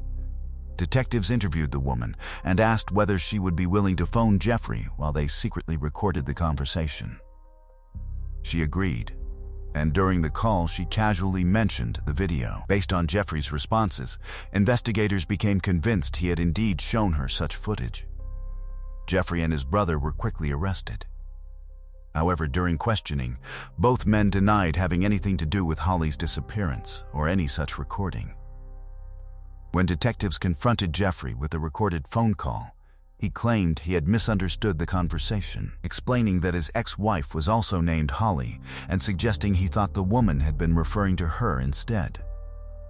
Police searched both brothers' homes and thoroughly examined all of their electronic devices, but the alleged video was nowhere to be found. They also uncovered no evidence connecting Jeffrey or Mark to Zach, Dylan, Jason, or the other suspects, with nothing beyond a single witness statement. Investigators had no choice but to release them. Even so, detectives continued digging into the relationships between everyone connected to Zach. During that process, another name surfaced, a man named Shane. Phone records showed Shane had been in contact with Zach on the very day Holly vanished, prompting investigators to bring him in for questioning. Detectives suspected Zach had enlisted Shane's help to dispose of Holly's body. During the interrogation, Shane admitted he knew where Holly's remains had been hidden. Prosecutors offered him complete immunity if he would testify against the others and lead investigators to the body. Shane accepted the deal, but for reasons that remain unclear, he ultimately failed to locate Holly's remains. As a result, authorities revoked the immunity agreement and returned to searching for other ways to secure confessions or uncover new evidence against the suspects. While detectives continued pursuing that lead, an entirely unexpected discovery changed everything. In September 2014, a group of hunters ventured into a wooded area roughly 19 miles from Holly's home. While walking through the forest, one of the men noticed a large bucket concealed beneath thick brush. Curious, he picked it up and was horrified to find a human skull inside. He immediately contacted police. Forensic teams quickly secured the scene and recovered additional partial skeletal remains, which were rushed to a laboratory for identification. Detectives already feared the remains belonged to Holly, and dental records soon confirmed their suspicions. After lying exposed in the woods for 3 years, it was impossible to reconstruct every detail of what had happened. However, one fact was undeniable: a bullet hole in the skull proved Holly had been shot. At last, investigators officially reclassified the case as a homicide. With confirmation that Holly had been murdered, detectives concentrated their efforts on 4 primary suspects: Zach, his brother Dylan, their friend Jason, and their associate Shane. Their next move was to focus on Jason. At first, he denied any involvement, but everything changed when investigators warned him he could spend the rest of his life in prison if convicted of murder. Faced with that possibility, Jason agreed to cooperate and testify against Zach. According to his account, he had gone to Zach's house on the day Holly disappeared to buy drugs. When he arrived, Zach, Dylan, and Shane were already there. Jason claimed the men admitted they had killed Holly and now needed help getting rid of the evidence. Zach then opened the boot of his car and showed him Holly's body wrapped inside a blanket. Zach asked Jason to help dispose of it, and he agreed. While Shane burned Holly's belongings in a barrel, Jason and Zach drove toward the Tennessee River Bridge, intending to dump her body into the water. But as they pulled her from the boot, Zach realized Holly was still alive. Without hesitation, he shot her. Worried that the gunshot might draw attention, Zach immediately abandoned the plan. He placed Holly's body back into the vehicle and drove off alone to find another hiding place, dropping Jason off on the way. Later, Zach allegedly told Jason he had hidden Holly's body in the woods. However, the location he described did not match the place where Holly's remains were eventually discovered. Jason's version of the abduction also raised several questions. He claimed that before Holly disappeared, Zach, Dylan, and Shane had originally gone to Holly's brother's house to teach him how to manufacture illegal drugs. While there, they encountered Holly, who overheard what they were discussing. According to Jason, Holly became furious and demanded that they leave, prompting the group to fear she would report their criminal activities to the authorities. According to the prosecution, the three men decided Holly knew too much and agreed to kidnap her, but that explanation immediately raised several serious questions. Holly's brother firmly denied ever being interested in manufacturing illegal drugs or discussing such activities with any of the suspects. He also insisted that when he looked out the window that morning, he saw only one man with Holly, not three, and the individual he observed didn't match Zach's appearance. In fact, the only suspect whose height and build resembled the person he described was Shane. Where Zach and Dylan supposedly were during those crucial moments remained unclear. Jason also claimed that after the abduction, Holly was taken to an old barn owned by Shane's grandmother, where the three men assaulted her. Interestingly, Holly's check and university ID card were later discovered less than 100 yards from Shane's home, adding another suspicious detail to the investigation. As detectives continued building their case against Zach and Dylan, they uncovered several pieces of circumstantial evidence. Multiple neighbors reported seeing a white pickup truck speeding away from Holly's home shortly after she disappeared, and Zach owned a truck matching that description. Surveillance cameras also captured a similar vehicle near the area around the time of the abduction. Zach's former girlfriend later told investigators that he had threatened her on several occasions, allegedly saying, "I'll tie you up like Holly, and no one will ever see you again." Other witnesses also claimed Zach had made comments suggesting he was involved in Holly's disappearance. Investigators further learned that Zach had threatened his own brother, warning him that he would end up in the same hole beside her if he cooperated with police. Another local resident claimed that after Holly's murder, Shane and Zach traded him a firearm in exchange for illegal drugs. The man accepted the deal but later threw the gun into a body of water. Police eventually recovered the weapon, but because it contained neither fingerprints nor usable DNA, forensic experts couldn't connect it directly to the murder. As prosecutors assembled their case for trial, another unexpected twist emerged. Shane, who had previously agreed to cooperate with investigators before failing to lead them to Holly's remains, was found dead inside a hotel room. Authorities ruled his death a suicide, although no clear motive was ever established. His attorney argued that investigators had placed enormous pressure on Shane by threatening him with decades behind bars. The suspects were tried separately, beginning with Zach. His trial finally started in September 2017, more than 6 years after Holly disappeared. Although Zach pleaded not guilty, Jason's testimony combined with the other circumstantial evidence proved persuasive to the jury. After several weeks of testimony, Zach was convicted of first-degree murder and sentenced to life imprisonment, along with 2 additional 25-year sentences for kidnapping and aggravated assault. The following January, Dylan reached a plea agreement with prosecutors. He admitted helping facilitate the kidnapping and murder, although the agreement did not require him to testify against anyone else or provide further details about the crime. In exchange, he received a 35-year prison sentence without the possibility of parole. Jason, meanwhile, benefited from his cooperation with investigators and was sentenced to just 8 years, with the opportunity for early release. Officially, Holly's case had finally been solved. Yet even after the convictions, numerous doubts continued to surround the investigation. Prosecutors never presented a single piece of physical evidence directly linking any of the suspects to Holly's kidnapping or murder. No fingerprints, DNA, blood, or forensic evidence ever placed Holly inside Zach's truck or his home. Defense attorneys and the suspects' families argued that the prosecution's entire case rested on unreliable witness statements. They claimed police first pressured Dylan into making a false confession, and later did the same with Jason by threatening him with life in prison unless he cooperated. Even their accounts failed to match.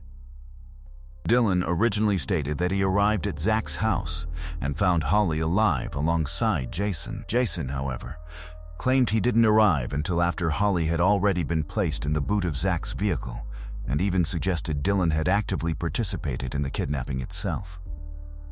Another inconsistency involved the identity of the man Holly's brother saw leading her into the woods. Investigators believed it was probably Shane because he was the only suspect whose height and build closely matched the eyewitness description.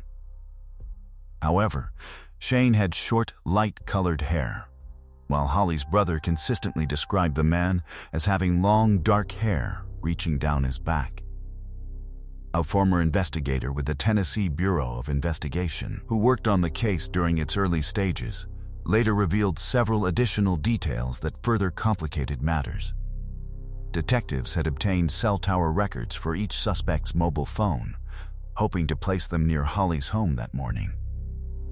Surprisingly, none of the records showed any of them in the immediate area. While cell tower data can only estimate a phone's location within a fairly large radius, the findings nevertheless raised questions.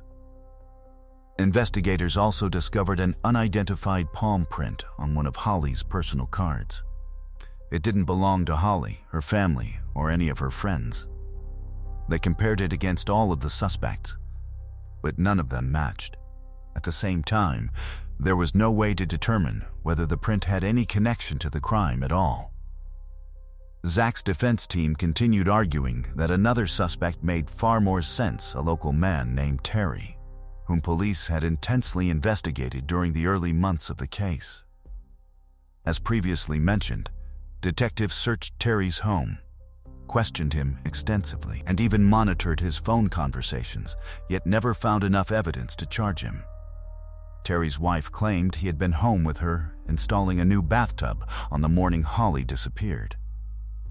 However, Zach's attorney challenged that alibi, arguing she had actually been at work that morning and that Terry had phoned her there. Investigators also checked the shop where Terry supposedly purchased the bathtub, but employees couldn't verify that the sale had ever occurred. Shortly after Holly vanished, Terry also cut off his long, dark hair, adding to the suspicion surrounding him. The defense even suggested Terry's wife may have helped conceal his actions, pointing out that Terry had several previous convictions for assaulting women and that, in some incidents, his wife had allegedly assisted him. Finally, forensic experts were unable to completely exclude Terry as the source of the unidentified palm print. While they confidently eliminated every other suspect, they couldn't reach the same conclusion regarding Terry. Even so, prosecutors remained unwavering, insisting the overwhelming combination of circumstantial evidence proved Zach, Dylan, and Jason were responsible beyond a reasonable doubt. Jason ultimately served only 3 years before being released early. However, just months later, he was arrested again on unrelated weapons charges and returned to jail while awaiting trial. Then, in early 2024, the case took another dramatic turn. Jason publicly recanted his earlier testimony, claiming he had completely fabricated his account and had never actually seen Holly on the day she disappeared. According to him, he invented the entire story because investigators pressured him into accepting a plea deal to avoid spending the rest of his life in prison. Following that stunning reversal, Zach's legal team immediately requested a new trial. But in late September 2024, the judge rejected the motion, ruling that Jason's recantation alone wasn't enough to overturn the conviction because other circumstantial evidence still supported the verdict.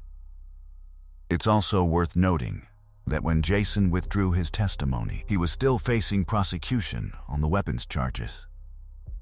Roughly 1 month before the court ruled against Zach's appeal, Jason himself received a 19-year prison sentence.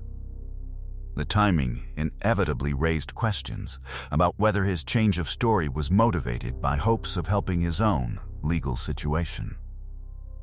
Today, all 3 convicted men remain behind bars. Their only realistic chance of securing new trials would depend on discovering fresh evidence that either proves their innocence or identifies an entirely different perpetrator. So far, no such evidence has emerged, and prosecutors continue to maintain that the right men were convicted. What do you think really happened in Holly Bobo's case? Share your opinion in the comments below, and if you enjoyed this documentary, don't forget to leave a like. Let's move on to the next case. A mother from a quiet small town tucked her daughters into bed as usual. But when she went to wake them the following morning, one of the girls had vanished without a trace. Police responded almost immediately, and it didn't take long before they began uncovering a series of disturbing and puzzling clues. As investigators slowly reconstructed the events of that night, they uncovered a truth that was even more horrifying than anyone had imagined. Jersey Bridgman was born on November 14, 2006, in the small community of Bentonville, Arkansas. 3 years later, her younger sister was born. But not long after, her parents decided to end their marriage. Despite the divorce, Jersey remained very close to her father and regularly spent time at his home. He eventually remarried and welcomed 2 more daughters with his new wife. Since he lived only a short drive away in a neighboring town, Jersey often stayed with him for a few days before returning to her mother's house. In 2012, when Jersey was 5 years old, she and her mother moved into a new home, still within Bentonville. Both sisters quickly became friends with the neighborhood children, and their mother was especially close to one of the neighbors who lived only a few houses away. The 2 families spent so much time together that they felt more like relatives than friends, with the children constantly playing at each other's homes. On November 19, 2012, less than a week after Jersey celebrated her 5th birthday, her mother headed to her regular evening shift at a local supermarket. Whenever her parents couldn't watch the girls while she worked, she would often leave them with her best friend. The arrangement worked perfectly because the friend's own children were close friends with Jersey and her little sister. That evening, Jersey's mother finished work around 11:30 p.m., collected both girls, and brought them home for the night. Jersey quickly fell asleep in her own bedroom, while her younger sister asked to sleep beside their mother, so she took her into her room instead. The following morning, at around 6:30 a.m., Jersey's mother got up to prepare her daughter for school. But when she entered Jersey's bedroom, the little girl wasn't there. She searched the house from top to bottom, only to realize Jersey had somehow disappeared. Terrified, she called her own mother and told her she couldn't find her daughter. Hoping there was an innocent explanation, her mother suggested that Jersey might simply be hiding somewhere while playing a game, encouraging her to check wardrobes, cupboards, and anywhere else a small child could fit. She searched every inch of the house again, but still found nothing. Stepping outside, she noticed her best friend sitting on the front porch. Since Jersey often wandered over to play with the neighbor's children, she hoped the little girl had gone there early that morning, but her friend hadn't seen Jersey either, and immediately joined the search. Together they checked the surrounding streets and searched the neighbor's home, but there was still no sign of the 5-year-old. By then, Jersey's mother was in complete panic and called the police. Officers arrived within minutes and immediately began searching the property. After confirming Jersey wasn't inside the home, they obtained permission to search the neighbor's house as well. At the same time, other officers canvassed the nearby streets in case the little girl had somehow wandered away on her own. During their search, officers noticed a vacant house sitting right next to Jersey's mother's property. One of its doors was slightly ajar, immediately catching their attention. After confirming that no one was living there, investigators quickly applied for a search warrant, believing Jersey may have entered the abandoned home. A judge approved the request without delay, and officers carefully searched each room. At first, they found nothing, but when one officer opened a bedroom closet, he made a devastating discovery. Hidden inside was Jersey's lifeless body. It was immediately obvious that she was dead. Her clothing had been removed, and the visible evidence suggested she had been strangled. The body was transported to the medical examiner's office while detectives began working to identify whoever was responsible. During interviews, Jersey's mother explained that she had left one of the front doors unlocked overnight. She admitted this was something she occasionally did because her boyfriend also worked late-night shifts and would sometimes stop by after work. Since he didn't have a key, leaving the door unlocked allowed him to enter without waking her. She added, however, that he hadn't come over that night. Even so, investigators immediately considered him a possible suspect. Because Jersey had apparently been taken from her home without a struggle and carried to the abandoned house next door, detectives believed she had likely known and trusted the person responsible. Her mother's boyfriend had a good relationship with both girls, often playing with them whenever he visited, making him someone Jersey would have willingly approached. While detectives worked to verify his whereabouts that night, they uncovered a disturbing chapter from Jersey's past. About a year earlier, her biological father had been arrested on serious child abuse charges. In December 2011, Jersey had been staying at her father's house with him and her stepmother. During that visit, a family friend stopped by the home. At one point, she heard a child crying behind a closed bedroom door. Concerned, she opened it to see what was happening and was horrified by what she found. Jersey was sitting on the floor with a dog collar fastened around her leg and chained to a dresser. The room was filthy, filled with dirty clothes and clutter. The woman immediately untied Jersey and contacted police. Officers quickly arrested Jersey's father and his wife. During questioning, the couple insisted they had restrained Jersey for her own protection, claiming she had a habit of sleepwalking, wandering through the house at night, taking medication, or even attempting to leave the home. When investigators asked why they hadn't simply installed child safety gates instead, Jersey's father claimed they couldn't afford them. But detectives soon discovered that explanation didn't hold up. Although he claimed to have no money, investigators learned he was regularly buying illegal drugs while remaining unemployed, despite raising 2 young children with his wife. When detectives interviewed Jersey herself, she revealed a very different story. She explained that the punishment began after she sneaked into the kitchen one night and ate a few slices of pie along with some other snacks without permission. As punishment, her father and stepmother started tying her to the dresser. Jersey also revealed that she was sometimes forced to sleep on the bedroom floor and wasn't even allowed to get up to use the bathroom during the night. In the end, the evidence overwhelmingly supported Jersey's account. Her biological father was convicted and sentenced to 18 years in prison, while her stepmother received a 12-year sentence for her role in the abuse. From that point on, Jersey lived solely with her mother, who had never known about the abuse, because Jersey had been far too frightened to tell anyone what had been happening. Although detectives found the earlier abuse deeply disturbing, they quickly ruled out Jersey's biological father since he had been behind bars ever since his arrest and couldn't possibly have been at her mother's home that night. Investigators then shifted their focus to every registered sex offender living within several miles of the neighborhood.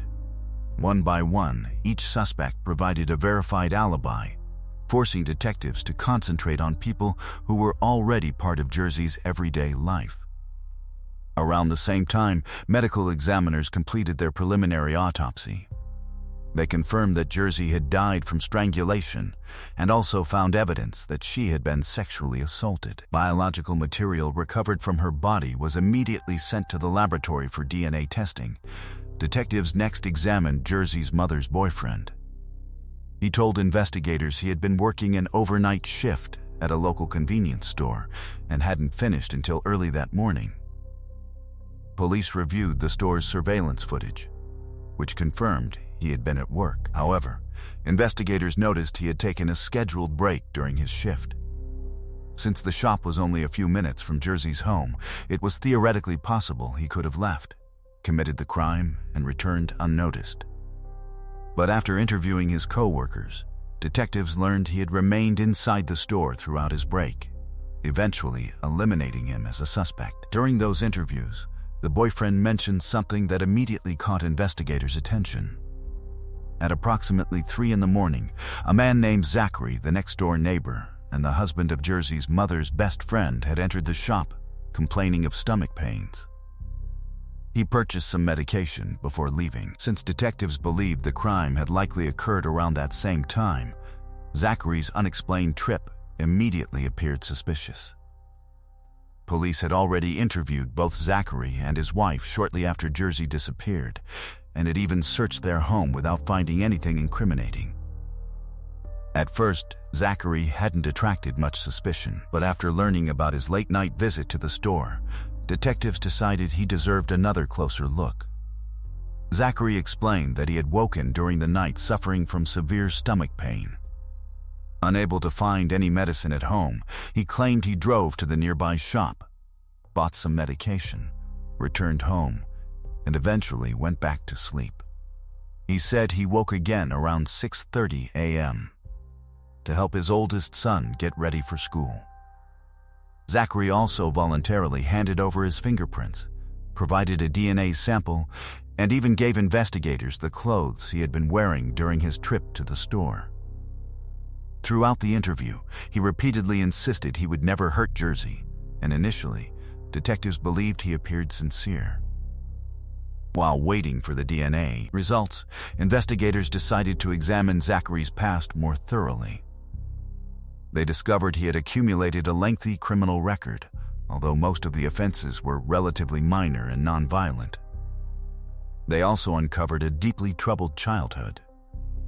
Records showed Zachary had allegedly suffered years of physical and emotional abuse at the hands of his stepfather, biological mother, and brother. Concerned individuals had reportedly contacted authorities at least 13 different times to report the abuse, although it's unclear whether any meaningful intervention ever took place. Detectives also spoke extensively with Jersey's mother about Zachary. She described him and his wife as trusted family friends who regularly helped care for both girls. Jersey and her younger sister even called him Uncle Zach. The children visited his house almost every day, and both Zachary and his wife had been given spare keys to her home. Knowing how much Jersey trusted him, investigators realized she would almost certainly have gone anywhere with him, without questioning his intentions. They also began wondering whether his late-night trip to the convenience store had been carefully planned to establish an alibi through surveillance footage and potential witnesses. When detectives invited Zachary back for another interview, his attitude changed dramatically. This time, he refused to answer any questions without a lawyer present. The sudden shift immediately stood out because only days earlier he had fully cooperated, willingly providing everything investigators requested. With no definitive evidence against him, detectives had little choice but to wait for the DNA results while continuing to search for additional leads. Then, completely unexpectedly, the case took another surprising turn. Despite previously refusing further questioning, Zachary contacted police himself and said he was now willing to take a polygraph examination in an effort to clear his name. Detectives arranged the test immediately, but the results only deepened their suspicions. According to the examiner, many of Zachary's answers showed strong indications of deception. Investigators later learned that the decision to take the polygraph hadn't really been Zachary's idea at all. His wife had apparently begun questioning whether he was telling the truth and warned him that if he refused to cooperate with police, she would leave him and take their children with her. Detectives concluded that his sudden willingness to participate was likely motivated by pressure from home rather than genuine innocence. Not long after failing the polygraph, Zachary made another move that investigators found highly suspicious. He published a message on social media saying he had made a terrible mistake that would destroy his life forever. To detectives, the post seemed like another indication that he was hiding something, but suspicion alone wasn't enough to make an arrest. Everything changed on November 26, just 6 days after Jersey's murder. Coincidentally, it was also the day of her funeral, which Zachary and his wife intended to attend. By then, forensic scientists had completed the DNA analysis. They had developed a genetic profile from the biological evidence recovered from Jersey's body and also examined the clothing Zachary had voluntarily surrendered. The findings were devastating. Detectives discovered Jersey's DNA on nearly every item of clothing they tested, while the biological material recovered from Jersey matched Zachary's DNA as well. Armed with this overwhelming forensic evidence, investigators immediately obtained an arrest warrant. Officers waited outside the church and arrested Zachary moments before Jersey's funeral service was about to begin. During his interrogation, Zachary continued denying any involvement, insisting he had done nothing wrong. But once detectives confronted him with the DNA evidence, his story completely collapsed. He finally admitted responsibility for the crime. According to his confession, he really had awakened that night with severe stomach pain and initially searched his own home for medicine, but couldn't find any. Rather than going straight to the shop, however, he first decided to stop by Jersey's mother's house because he and his wife often borrowed medication from her. He knew she regularly left one of the front doors unlocked, so entering the house without waking anyone wasn't unusual. Once inside, he noticed Jersey's bedroom door slightly open. He claimed that for reasons he still couldn't explain, he walked into the room, woke Jersey, and quietly asked her to come with him. Trusting him as someone who was practically family, the 5-year-old followed without hesitation. Zachary then led Jersey into the abandoned house next door, where he carried out the horrific assault and murdered her before hiding her body inside a bedroom closet. Afterwards, he calmly walked to the nearby convenience store, bought stomach medicine exactly as he had originally claimed, returned home, and went back to sleep as though nothing had happened. The following morning, he even joined the desperate search for Jersey, pretending to be just another worried neighbor trying to help find the missing child. Zachary insisted the attack had never been planned and claimed it was an impulsive act that he himself couldn't explain. Detectives remained skeptical about that part of his confession, but they had little reason to doubt the rest. During questioning, Zachary accurately described numerous details about the crime scene that had never been released publicly. Investigators had intentionally kept nearly every aspect of the case confidential, withholding the information from the media and even from Jersey's own mother. There was simply no innocent way Zachary could have known those facts unless he had been the person responsible. Ultimately, Zachary was formally charged with murder and remained behind bars while awaiting trial. Prosecutors announced they would pursue the death penalty. His defense attorney, however, never attempted to prove his client's innocence. Given Zachary's detailed confession and the overwhelming forensic evidence, challenging the conviction would have been virtually impossible. Instead, the defense focused entirely on convincing the court to impose a life sentence rather than capital punishment. Not long after Zachary was placed in jail, another inmate attacked him. Although he wasn't seriously injured, prison officials increased his security following the assault. The trial finally began in the spring of 2015, roughly 2.5 years after Jersey's murder. Because Zachary never withdrew his confession, the proceedings moved quickly. After hearing the evidence, the jury found him guilty. He was sentenced to death, along with 2 additional life sentences and another 20 years in prison. Before the judge handed down the sentence, Zachary addressed Jersey's family in court, expressing remorse for his actions and asking if they might one day find it in their hearts to forgive him. His apology, however, appeared to bring them little comfort. As is common in death penalty cases, the execution was automatically delayed while the appeals process unfolded, and Zachary's case was no different. Over the following years, he filed multiple appeals in an effort to overturn his sentence. His first argument claimed that his original attorney had failed to challenge certain key pieces of evidence and that errors had occurred during jury selection. Later, a new legal team introduced another defense, arguing that Zachary suffered from significant developmental disabilities and severe mental health problems. They claimed his intellectual functioning was comparable to that of an 8-year-old child, making him less capable of fully understanding the consequences of his actions and therefore undeserving of the death penalty. In a surprising twist, Zachary's own mother, who had reportedly abused him throughout much of his childhood, also came forward to support his appeal. During an interview, she said she still loved her son and hoped his lawyers would eventually succeed in overturning his sentence. Zachary's wife, who had once been Jersey's mother's closest friend, also backed his appeal, despite previously condemning his horrific actions. Nevertheless, none of those arguments persuaded the courts. Independent psychological experts concluded that although Zachary did have certain developmental difficulties, he clearly understood the nature of his actions and knew exactly what he was doing when he committed the crime. As a result, every major appeal was rejected. Today, Zachary remains on death row, continuing to challenge his sentence through the courts. The most recent developments in his case came in early 2024, but his legal team has still been unable to convince judges to overturn the death sentence, and there is little indication that the outcome is likely to change. Meanwhile, Jersey's mother has gradually rebuilt her life.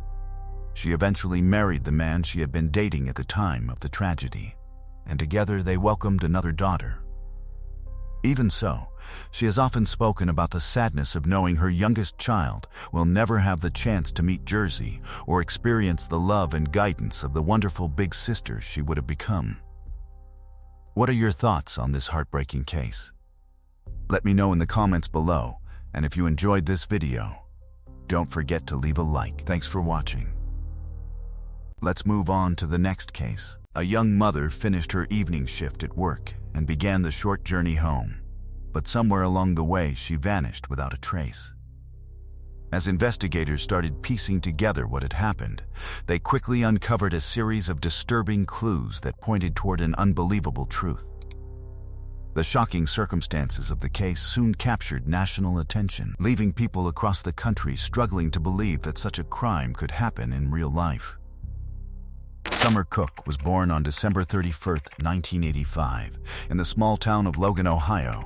She was raised in a large, deeply religious family, and from an early age she and her siblings spent much of their time attending church. The Cook family was well known throughout the local community. Summer was naturally outgoing, kind-hearted, and honest, making friends wherever she went. She was known for treating everyone with warmth and respect. During her school years, she stayed active in a variety of activities, studying ballet, performing with the jazz band, and taking part in school theater productions. While attending high school, Summer met a young man named William through their church. Although they had lived on the same street for years, they barely knew one another until then. Before long, the two began dating, and their relationship quickly became serious. They eventually married and, over the following years, welcomed 3 children into the world, 2 daughters and a son. The family settled near William's parents, who regularly helped care for the children. William's father served as a pastor while also operating a small construction company. At one point, the entire family relocated to Florida after he secured a construction project there. The move, however, didn't work out as planned, and after a few years they returned to Logan. In 2010, Summer decided to end her marriage to William. She was granted custody of their 3 children and moved back into her parents' home. Since her parents lived only a short distance from William and his family, the children were still able to spend plenty of time with their father and grandparents. By the spring of 2011, 25-year-old Summer devoted nearly every waking moment to raising her young children, who were just 5, 3, and 2 years old. Because caring for them occupied most of her time, she could only manage part-time work and accepted a job cleaning a local bank located just a few minutes from home. Despite the challenges of being a single mother, Summer remained optimistic about the future. She hoped to enroll in college, earn a degree, and eventually build a better career that would provide more opportunities for her children. Around that same period, she also began dating a handyman named Adam. On the evening of March 22, Summer reported for her usual night shift at the bank, which normally ended around 11:20 p.m. Before leaving work, she exchanged several text messages with Adam, but in the middle of their conversation, she suddenly stopped replying. At first, Adam assumed she had simply become busy finishing her shift. A little while later, he tried calling her, but she didn't answer. As more time passed, he became increasingly uneasy and decided to walk to the bank himself to make sure everything was all right. When Adam arrived, the first thing he noticed was that his car, the one Summer had borrowed to get to work, was still sitting in the car park. Since her shift had ended nearly half an hour earlier, that immediately struck him as unusual. Summer was always punctual and never lingered after work. He walked around to the rear entrance of the building, the same door she always used, and made a disturbing discovery behind a nearby dumpster. Lying on the ground were Summer's iPod, her car keys, and the battery from her mobile phone. Realizing something was terribly wrong, Adam immediately phoned Summer's parents.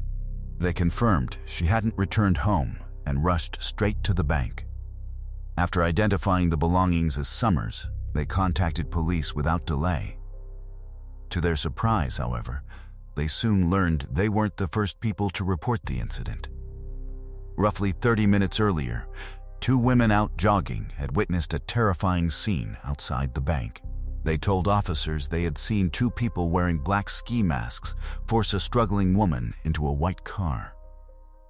The victim fought desperately to escape, but she was overpowered.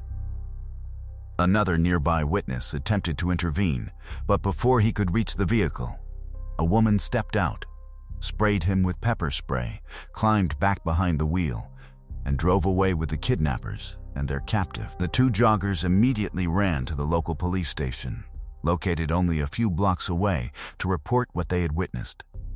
Astonishingly, officers greeted their account with disbelief, apparently convinced the women had exaggerated or fabricated the entire incident. Even after repeatedly urging police to respond immediately, they were told that most available officers were busy conducting routine traffic stops. Frustrated by the lack of urgency, the women eventually returned to one of their homes, got into a car, and drove back to the bank themselves roughly 20 minutes later.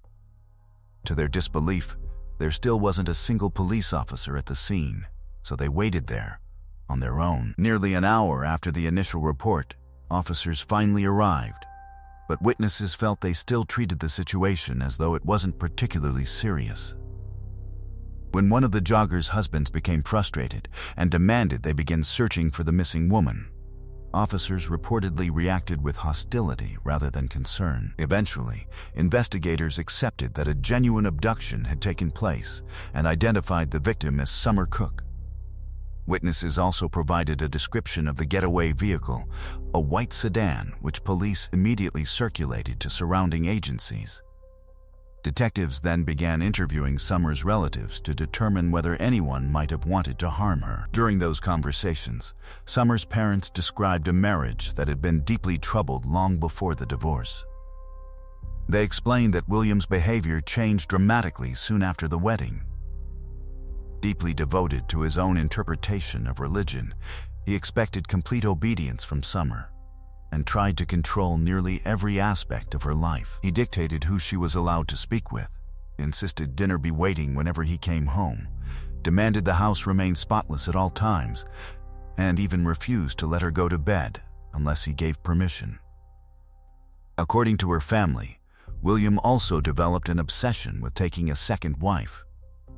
Although polygamy was illegal, he believed it was justified by his religious beliefs and openly discussed his plans with Summer. He reportedly browsed websites dedicated to women interested in plural marriages, while simultaneously insisting that Summer should give him 9 more children in addition to the 3 they already had.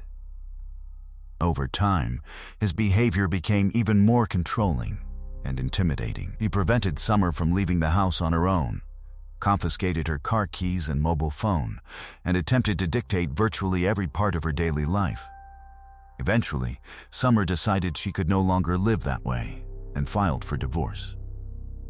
The decision infuriated both William and his parents. He fought aggressively for full custody of the children and repeatedly threatened Summer, warning that he would make her suffer if she took them away from him. Tensions escalated even further after William discovered that Summer had started a new relationship with Adam. He already knew Adam personally, and one day, everything escalated when William came across a photo on Adam's social media showing Summer with him and the children. The image enraged him. He resumed threatening Summer and continued fighting for custody through the courts. Ironically, his behavior only hurt his case. After learning about the threats and controlling conduct, the judge ruled in Summer's favor and granted her full custody of the children. William's parents refused to accept the decision, determined to regain access to their grandchildren. They repeatedly contacted police with false allegations, claiming Adam was abusing the children. Every complaint was investigated, but detectives found absolutely no evidence to support their accusations. Even so, William's parents continued making reports in the hope of discrediting him. As investigators dug deeper into the family's background, they uncovered several disturbing details. About a year earlier, William's father had established his own church and founded a non-profit organization that supposedly aimed to help homeless families by building affordable housing. On the surface, the project appeared charitable. To finance the construction, he sold lottery tickets and reportedly collected several $100,000. However, none of the promised homes were ever built, and those who purchased tickets never received refunds. Even more suspiciously, William's father never offered a clear explanation for where the money had gone. Around that same period, he also lost his license to serve as a pastor. Although the exact reasons were never publicly disclosed, the decision only added to the growing concerns surrounding him. Then, only a few months before Summer disappeared, the family suffered another setback when they lost their own home and were evicted. Before they moved out completely, Summer returned to collect the rest of her belongings. She asked Adam to accompany her and also requested that a police officer be present because she feared how William's family might react. Her concerns proved justified. As soon as they arrived, William's father became openly hostile, demanding that Adam leave the property immediately. Even with an officer standing nearby, he threatened to shoot Adam and beat him. When the officer stepped in to calm the situation, William's father became even more aggressive and actually attempted to tackle the officer. He was immediately arrested and later received a suspended sentence. Detectives also uncovered troubling information about William's mother. After giving birth to William, she was unable to have any more children, something that reportedly affected her deeply. Over time, she became intensely attached to her grandchildren, treating them almost as though they were her own children. In fact, she had previously told several people that if anything ever happened to William and Summer, she intended to take full custody of the children herself. Investigators were then given another valuable piece of evidence when Summer's parents handed over her personal journal. The entries painted a heartbreaking picture of her marriage. Summer described William as controlling every aspect of her life while becoming increasingly aggressive over the years. She wrote that she felt trapped inside her own home, unable to make even the smallest decisions without his approval. The constant emotional pressure left her feeling as though she was living in a nightmare rather than reality. After reviewing all of this information, detectives decided it was time to confront William and his parents, who were all living together under the same roof. During their investigation, officers also learned the family owned a white sedan matching the description provided by witnesses who had seen Summer's abduction. Detectives arrived at their home the day after she disappeared. William claimed that he and his parents had been out of town the entire night. According to his account, they had driven nearly 3 hours to Cleveland to look at properties. He said their car broke down during the trip, forcing them to remain there until the following morning. His parents fully supported that version of events. William also insisted he hadn't seen Summer for several days, claiming their last contact had been when he dropped off the children. Detectives, however, weren't willing to accept the story without verification. They obtained search warrants for both the family's home and vehicle, hoping to uncover evidence that would either confirm or contradict their alibi. During the search, investigators recovered the car's GPS navigation device. After extracting its data, they noticed something highly suspicious. The system had been switched off at approximately 5:30 p.m. on the evening Summer disappeared and remained inactive until 7:30 the following morning. Even more importantly, the final recorded location before it was turned off wasn't Cleveland as the family claimed it was Logan. When the GPS came back online the next morning, it showed the family arriving at a local car wash at exactly 7:30 a.m. Police obtained surveillance footage from the business and watched as William and his parents carefully cleaned every part of the vehicle, both inside and out. They even changed the tires before leaving. By the time investigators pieced together those discoveries, 8 days had already passed since Summer vanished. Detectives continued searching throughout Logan and the surrounding areas, following up on every possible lead and interviewing anyone who might have useful information. But none of it brought them any closer to finding her. Once police confirmed that William and his parents had lied about their whereabouts, they brought all three back in for further questioning. William and his father continued denying any involvement, refusing to admit to anything. Detectives then turned their attention to William's mother. To their surprise, she broke down almost immediately. She confessed that Summer was already dead and began describing exactly what had happened. According to her, the family had been furious after losing the custody battle. They desperately wanted more access to the children, but following William's threats and increasingly aggressive behavior, Summer had become too frightened to leave the children alone with them for extended periods. Frustrated by the court's decision, the family devised a plan. They intended to kidnap Summer, frighten her into changing the custody arrangement, and force her to agree to their demands before releasing her. According to the confession, the situation spiraled out of control almost immediately. After William and his father used a stun gun to force Summer into the car, William restrained her hands with plastic zip ties. He then placed another zip tie around her neck. When they realized she was struggling to breathe, they attempted to remove it, but none of them had anything capable of cutting through the plastic restraint.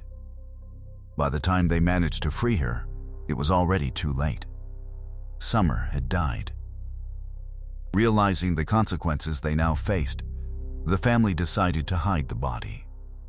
They drove to a nearby town where William's parents regularly attended church. Close to the church was a large underground septic tank, which they believed would conceal the body indefinitely. They dumped Summer's remains inside before driving away. Although William's mother insisted they had never intended to kill Summer, Investigators found that explanation difficult to believe.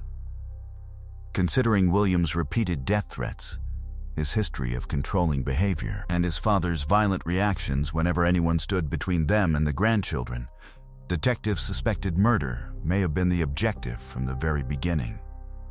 Acting on the confession, police searched the church property and recovered Summers' body from inside the septic tank. Medical examiners later confirmed that her injuries were consistent with the account William's mother had provided.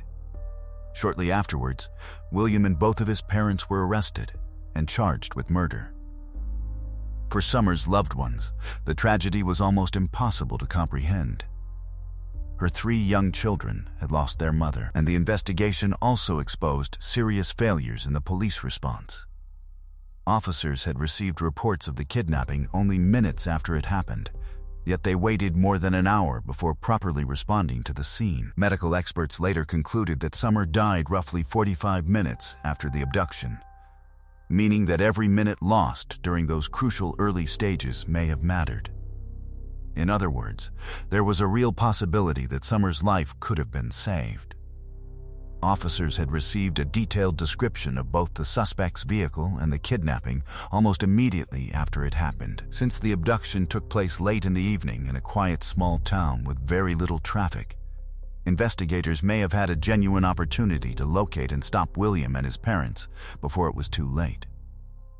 Instead, police later defended their delayed response by claiming that most of their officers were occupied with other duties at the time. What outraged the public even more was the fact that the police station sat only a few hundred yards from the bank where Summer had been abducted.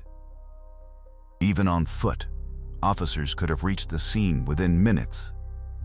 Yet despite multiple eyewitnesses reporting the crime, no one arrived in time to help her. Another controversial aspect of the case involved the plea agreement offered to William's mother. In exchange for confessing and revealing where Summer's body had been hidden, prosecutors agreed to seek a significantly lighter sentence. She testified against the rest of the family, remained consistent with her account throughout the trial, and was ultimately sentenced to just 15 years in prison. As a result, she could regain her freedom after serving only a fraction of the time given to the other defendants. William and his father, meanwhile, were both convicted and sentenced to life imprisonment. In the aftermath of Summer's murder, her 3 children went to live with her parents. During the first 6 months, the grandparents struggled with an impossible question: how to explain to such young children that they would never see either their mother or their father again. The children repeatedly asked when their mom would come home and when they would be able to visit their father and paternal grandparents. Eventually, Summer's parents realized they couldn't shield them from the truth forever. With guidance from a child psychologist, they slowly began explaining what had happened in an age-appropriate way. They were especially concerned about their eldest child learning the truth from classmates, as the case had become widely known throughout Logan. In fact, strangers would sometimes approach the children in public simply to offer condolences. The constant attention became so overwhelming that Summer's parents even considered changing the children's surname in hopes of protecting them from being permanently associated with the tragedy. Today, Summer's children have grown up, and the family has chosen to remain largely out of the public spotlight. As for William's mother, she is currently scheduled for release in 2028. It remains unclear whether she will face any legal restrictions preventing her from contacting her grandchildren after leaving prison. However, considering everything that happened, many have questioned whether she might eventually attempt to reconnect with them. What are your thoughts on this heartbreaking case? Let me know in the comments below, and if you enjoyed this documentary, don't forget to leave a like. Let's move on to the next case. A young woman disappeared just 2 days before her birthday under deeply mysterious circumstances. From the very beginning of the investigation, detectives uncovered a series of troubling clues suggesting that she hadn't simply walked away and that something far more sinister had likely occurred. Yet despite those early warning signs, the case remained unsolved for more than a decade. It wasn't until 12 years later that investigators finally uncovered the truth. And when the full story emerged, it shocked the entire country and sparked widespread outrage. Caitlin Markham was born on August 16, 1989, in Fairfield, Ohio. She grew up in a loving household alongside her parents and younger sister, and was surrounded by a close circle of friends. Even as a child, Caitlin had a remarkable ability to connect with people. She could walk up to the quietest child on the playground and, within minutes, have them smiling, laughing, and joining in with everyone else. She was also naturally creative, with a passion for singing, drawing, and nearly every form of artistic expression. That passion eventually shaped her future, and after graduating from high school, she enrolled at a local university to study graphic design. By the summer of 2011, Caitlin was on the verge of an exciting new chapter. She was preparing for her final university exams while making plans to relocate to Colorado with her fiancé, John. The couple had been together for 6 years and had become engaged the previous year. They looked forward to building a new life together in a different state and planned to marry after settling into their new home. On the morning of August 14, Caitlin was due to begin her part-time shift at the bridal boutique where she worked. Throughout the day, however, her family and friends repeatedly tried calling and messaging her, but received no response.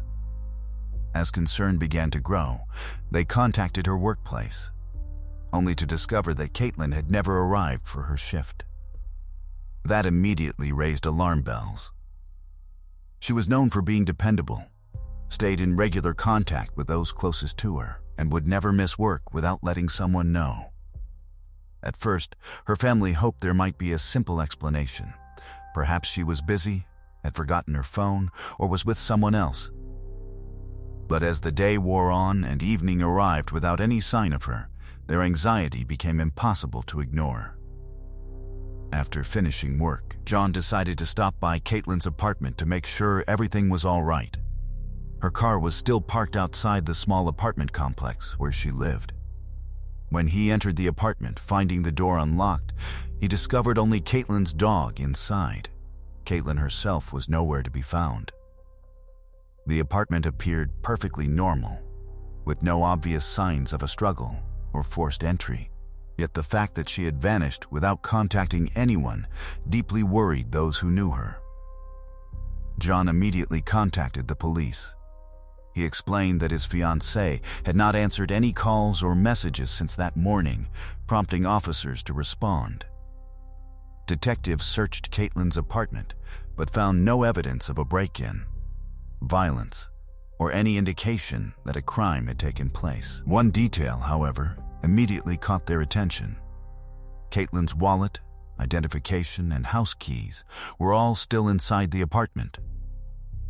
If she had left voluntarily, investigators believe she almost certainly would have taken her keys and locked the door behind her.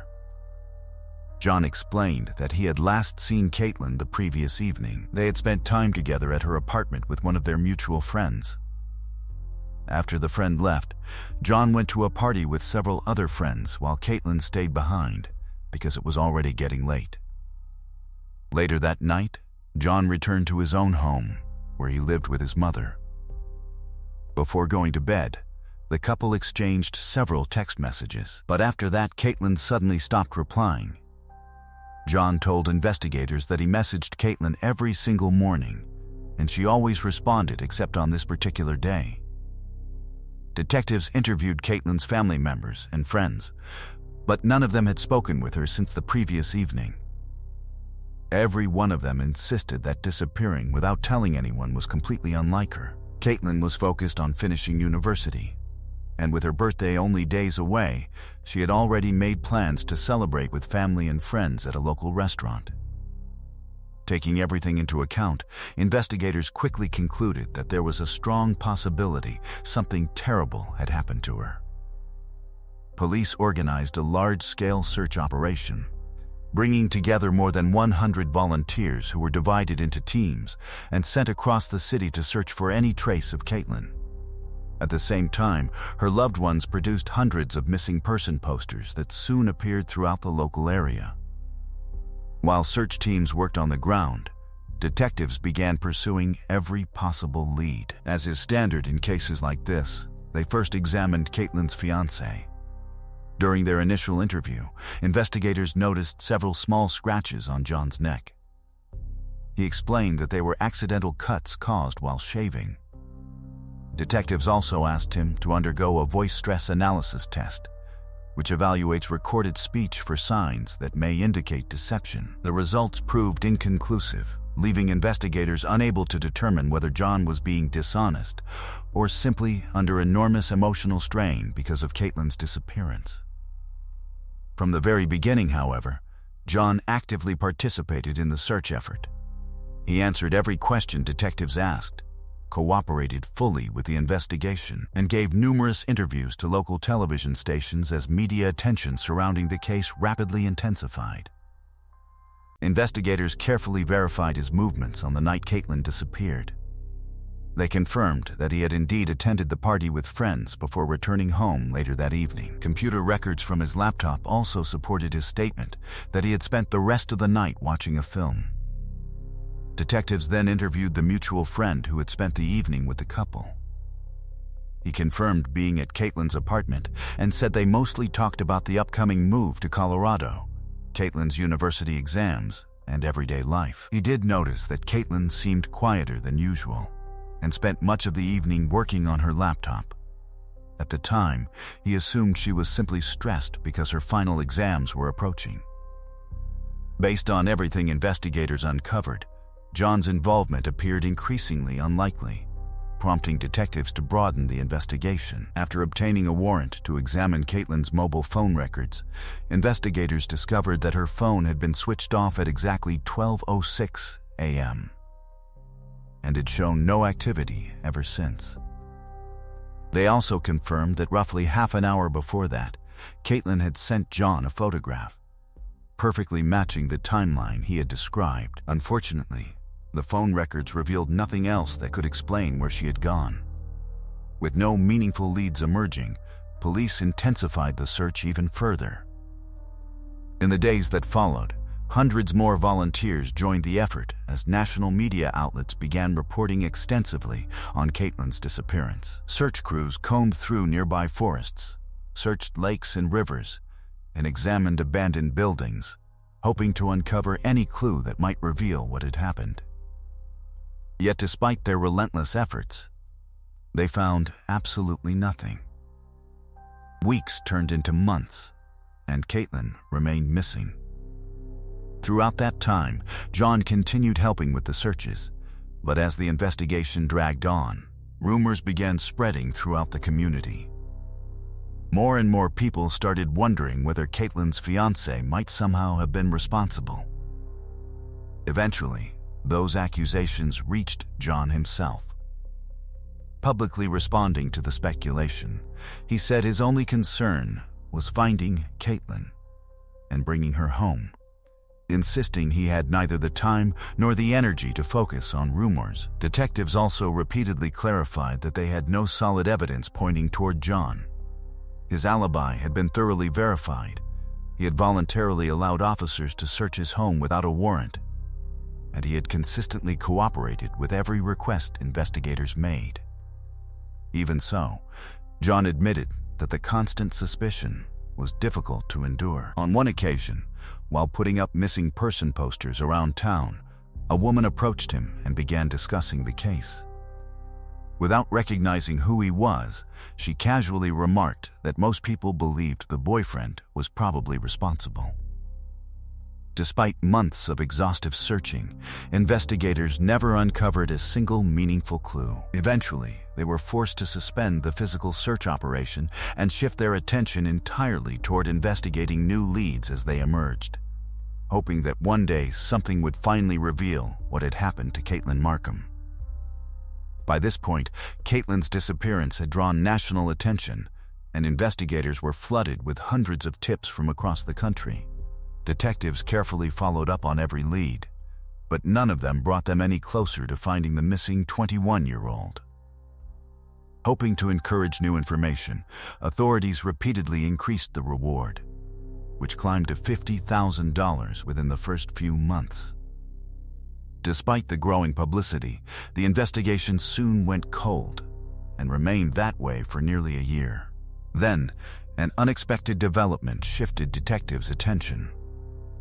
Police in Miami arrested a 28-year-old man for assaulting a college student. At first, the case appeared completely unrelated, but investigators working on Caitlin's disappearance discovered that the suspect had been living directly across the street from Caitlin's apartment complex when she vanished. Detectives traveled to Miami to question him and verify his whereabouts on the night of her disappearance.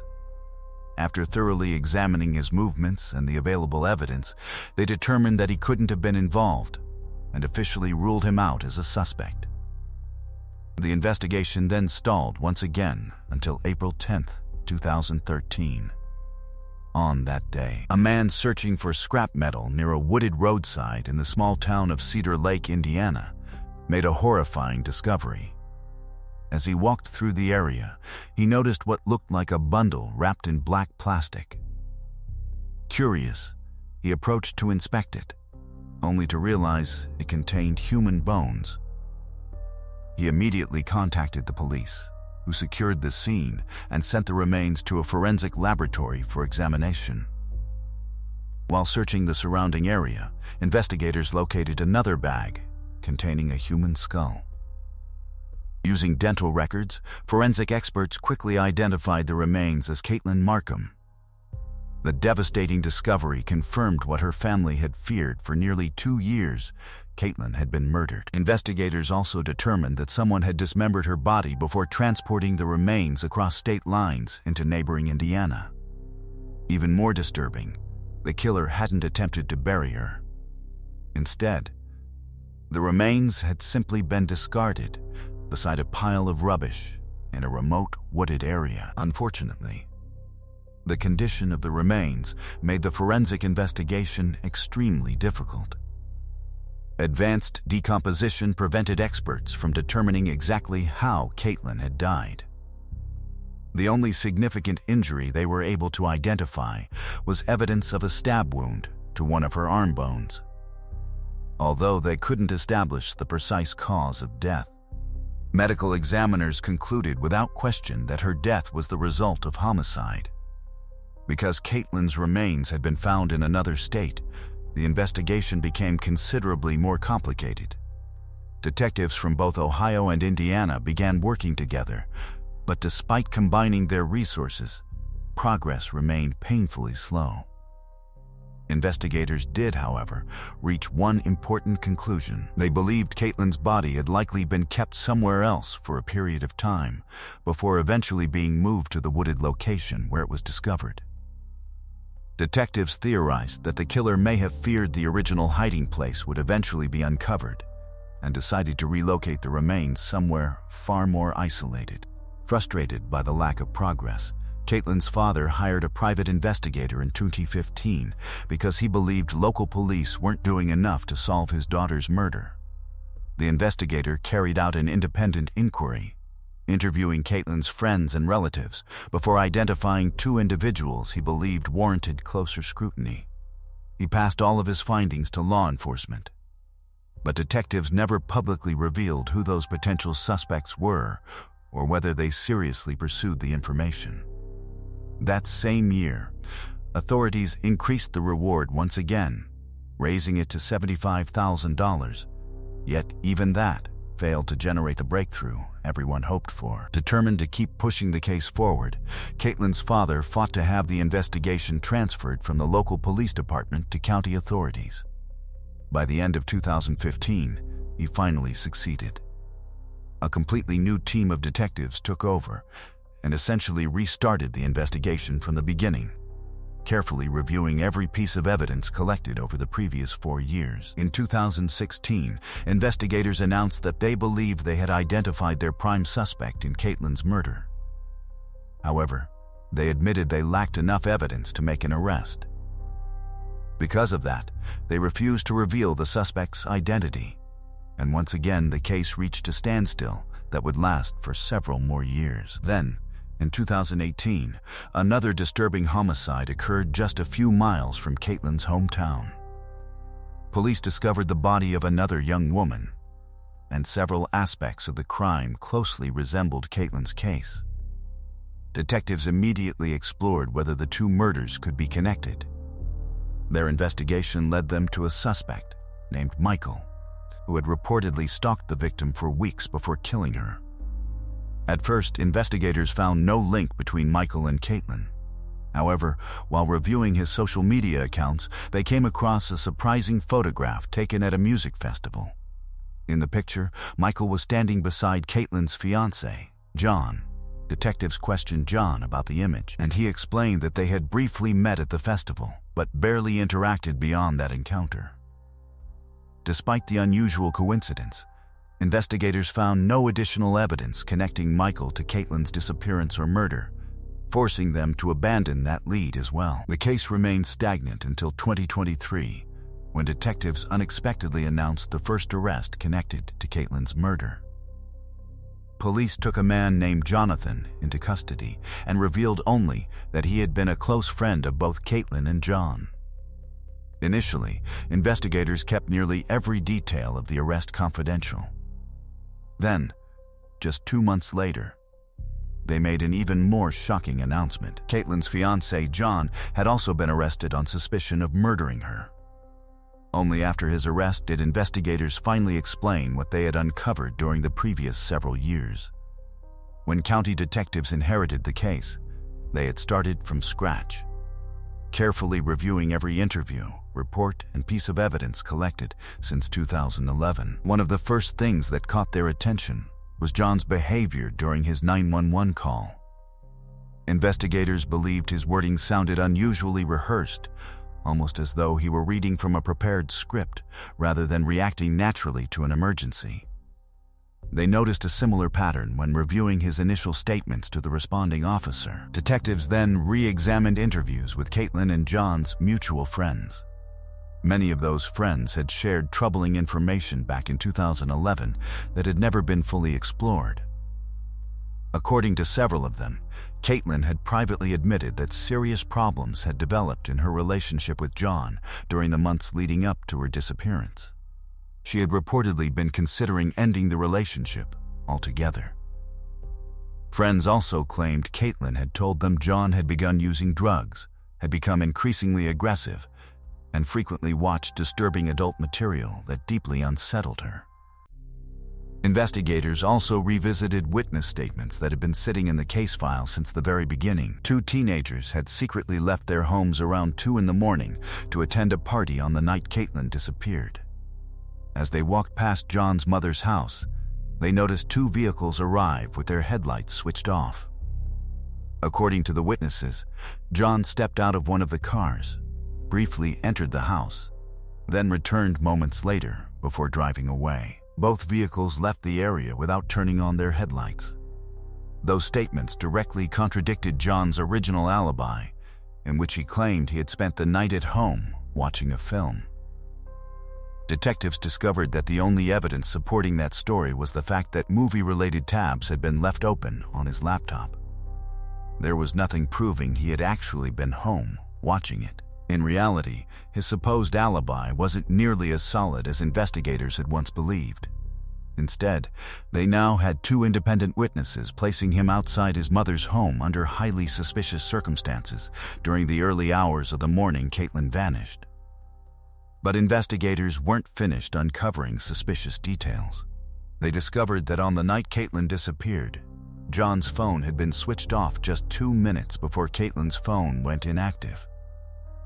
His device then remained powered down for approximately 15 hours. Detectives also learned that John had deleted several text messages he had sent Caitlin that evening, leaving investigators with no way of knowing what those messages contained. Early in the investigation, John claimed he had sent Caitlin his usual good morning text, but never received a reply. However, detectives later established that no such message had ever been sent. Another important detail came from neighbors who had reported hearing unusual noises coming from Caitlin's apartment during the night she vanished. According to their original statements, They heard what sounded like an argument, followed by loud banging, and then someone quietly repeating the word no several times.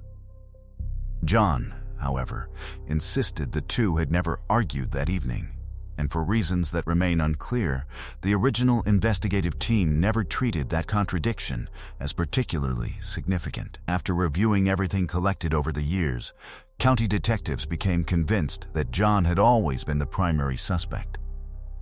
What they still lacked, however, was enough evidence to prove it. They began interviewing Caitlin's friends again, and one conversation produced a startling revelation.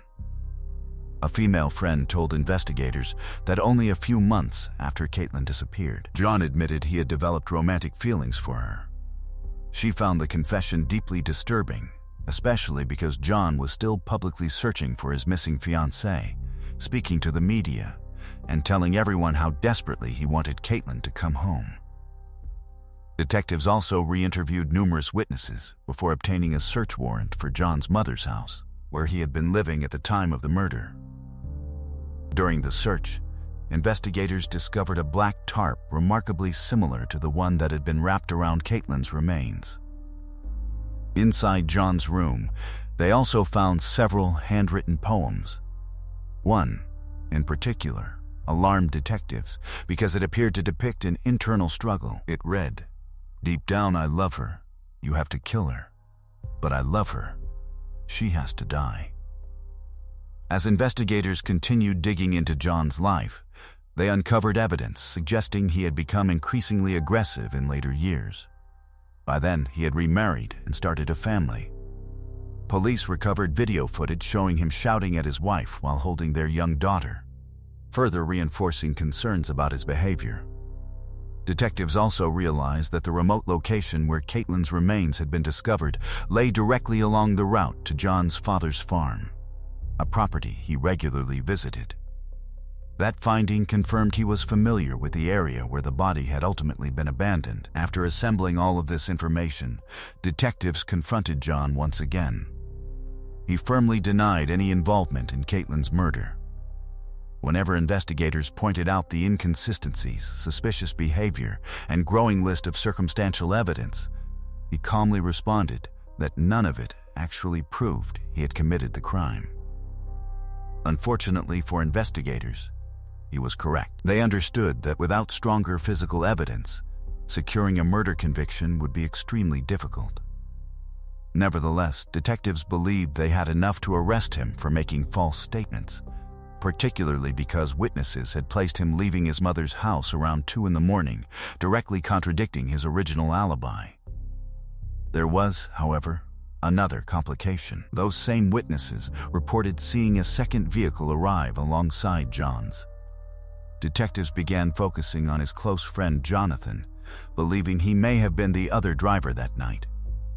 As they investigated further, they realized Jonathan also appeared in the same music festival photograph alongside John and a convicted killer who had murdered another young woman. Revisiting Jonathan's previous interviews in light of this discovery, investigators concluded that he too had provided false information and decided to arrest him, although they chose not to publicly reveal exactly why at the time.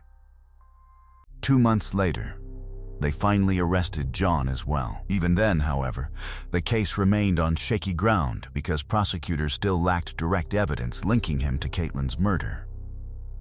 Detectives appeared to hope that Jonathan might eventually cooperate and confess, believing someone had helped John dispose of Caitlin's body and that Jonathan was involved. But both men consistently denied having anything to do with the crime. Shortly after his arrest, John secured his release by posting a $1 million bond while awaiting trial. Faced with the reality that a jury might acquit him because of the lack of hard evidence, prosecutors ultimately made a difficult decision. They offered John a plea agreement. In exchange for pleading guilty, they agreed to reduce the charge to third-degree murder. John accepted the deal. In June 2024, he appeared before the court and formally admitted guilt. However, because the plea agreement didn't require him to explain what had happened, he refused to provide any details about Caitlin's death. The judge sentenced him to the maximum penalty allowed under that charge, just 3 years in prison, the highest sentence permitted under Ohio law. The outcome sparked outrage across the country, but the judge had no legal authority to impose anything harsher. Had John rejected the plea deal, many believed he might have avoided prison altogether, because prosecutors simply didn't possess enough evidence to convict him of first-degree murder. As for Jonathan, all charges against him were eventually dismissed for the same reason. Detectives were never able to prove he had helped move or dispose of Caitlin's remains. After the sentencing, Caitlin's father said that the prison sentence itself wasn't what troubled him most. What hurt far more was knowing they might never learn exactly what happened to their daughter. He admitted that in the early years he hadn't believed John was responsible, but over time the evidence gradually changed his mind. Looking back, he found it especially painful to remember that John had stayed close to the family throughout the investigation and had even embraced him during Caitlin's funeral, despite, in his view, being the person responsible for her death. Shortly after John entered prison, his cellmate contacted investigators claiming John had privately described what happened that night. According to the inmate, an argument broke out between John and Caitlin before he lost control, attacked her, and strangled her.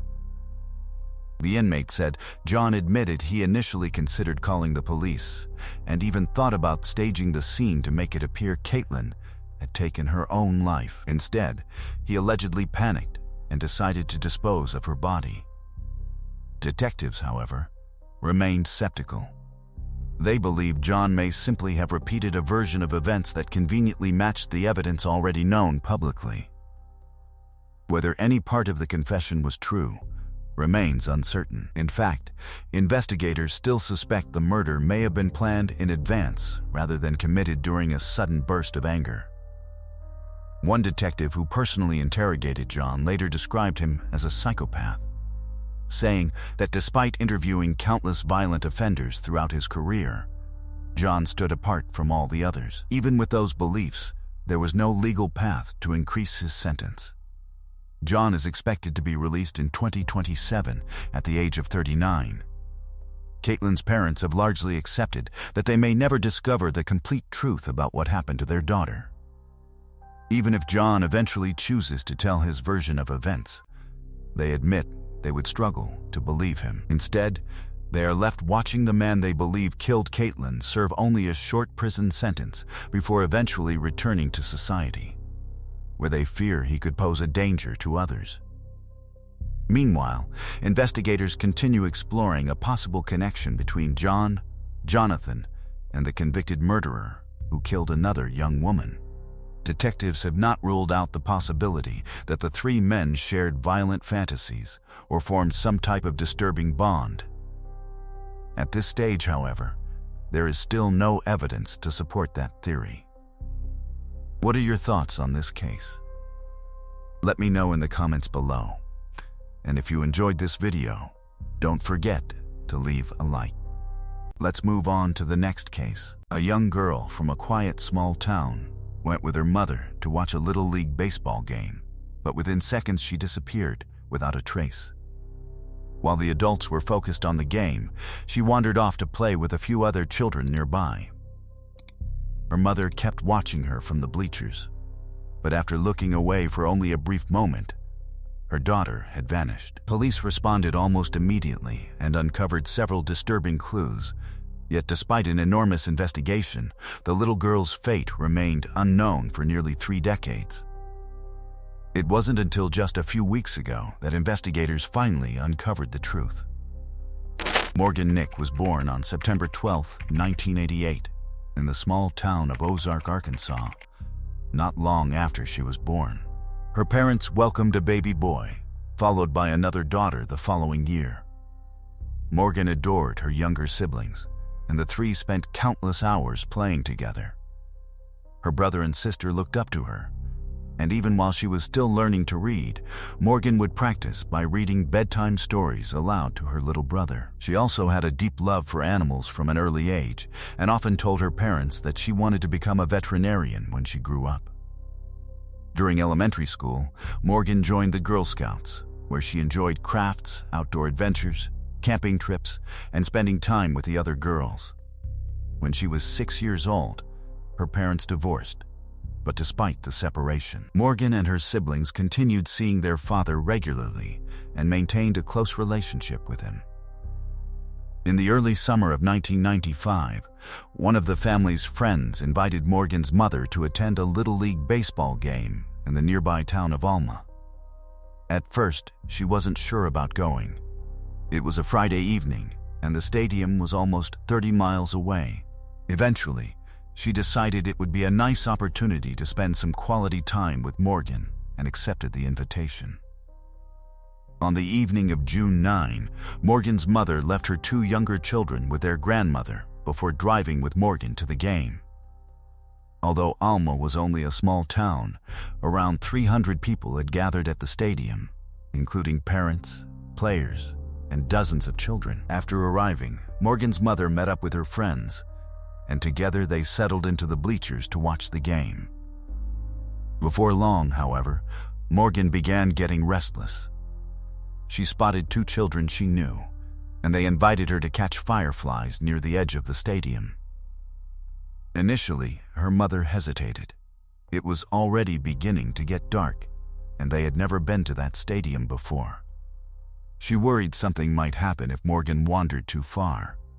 Her friends reassured her that their own children played around the stadium all the time, and that the area was perfectly safe.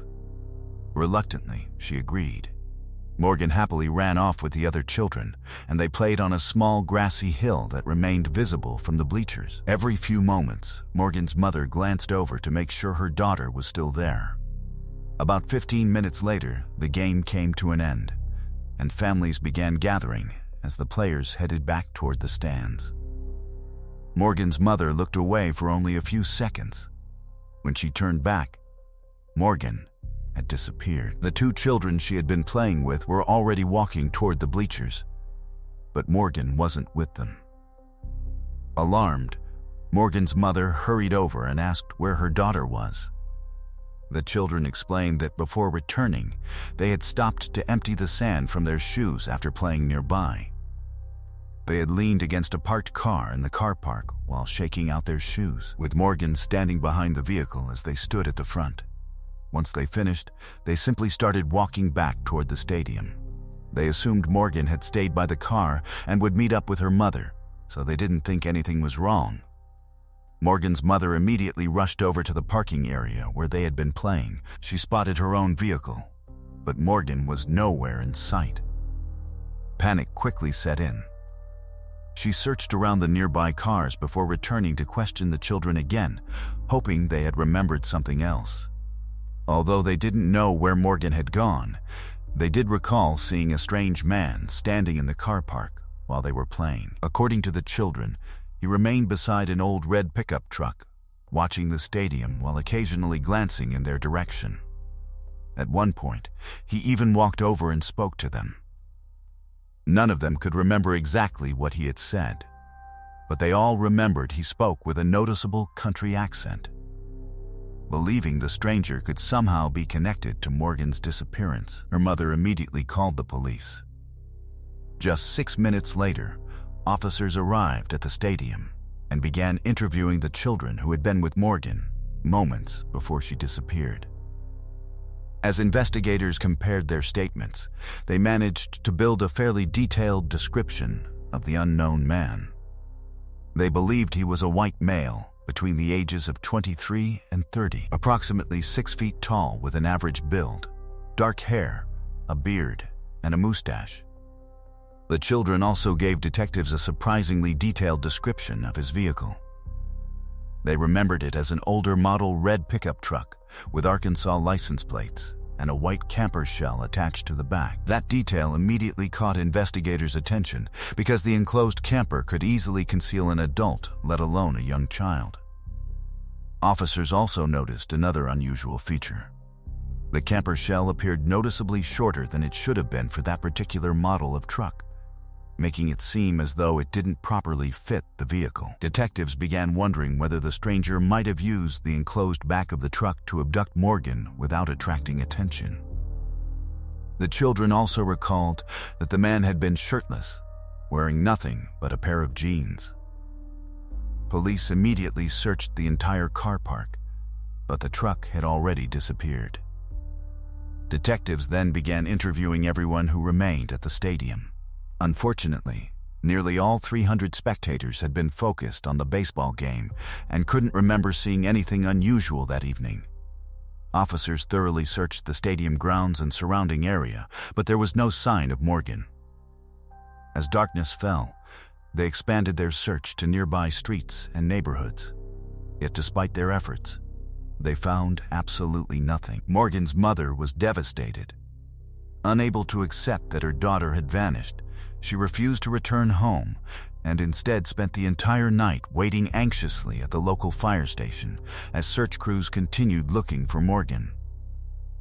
The following morning, the search operation grew dramatically. News of Morgan's disappearance spread rapidly throughout the region, bringing dozens of volunteers who joined officers in searching fields, roads, and wooded areas. Before long, both the FBI and Arkansas State Police became involved, supplying helicopters to conduct aerial searches while investigators worked with the children's descriptions to produce a composite sketch of the mysterious man seen beside the red pickup truck. That sketch, along with photographs of Morgan, was distributed throughout Alma and neighboring communities in the hope that someone would recognize either the suspect or his vehicle. From the very beginning, investigators also considered the possibility that Morgan's disappearance was initially treated as a possible case of a child wandering away, but after nearly 24 hours passed without a single trace of her, investigators realized that was no longer a realistic explanation. That same evening, police began receiving disturbing reports from local parents. One woman told detectives that just hours before the baseball game, a stranger driving a red pickup truck had tried to lure her 4-year-old daughter while they were at a laundromat in Alma. The little girl had been standing outside while her mother was inside, and when the woman returned, the man quickly drove away. Her description of the suspect closely matched the composite sketch created from the accounts of Morgan's young friends. The following day, another witness from Fort Smith, a nearby town, reported seeing a man attempting to lure a 9-year-old girl into a public restroom. Fortunately, the child managed to escape, and once again, the description of the man matched the same sketch. These incidents strengthened investigators' belief that the person responsible for Morgan's disappearance had likely targeted children before, and may have even committed similar crimes in the past. Detectives concentrated on locating the distinctive red pickup truck and began reviewing known offenders living throughout the surrounding towns. Over the following weeks, they received hundreds of tips about possible suspects, but every lead either failed to establish a connection or confirmed that the individual had no involvement. At the same time, investigators carefully searched the area around the stadium, collecting cigarette butts, bottles, and other items that might contain evidence. Everything was sent for DNA testing, but none of the recovered material could be definitively linked to Morgan's disappearance. The search for the red pickup proved equally frustrating. Police received nearly 250 reports of similar vehicles being spotted across Arkansas and neighboring states.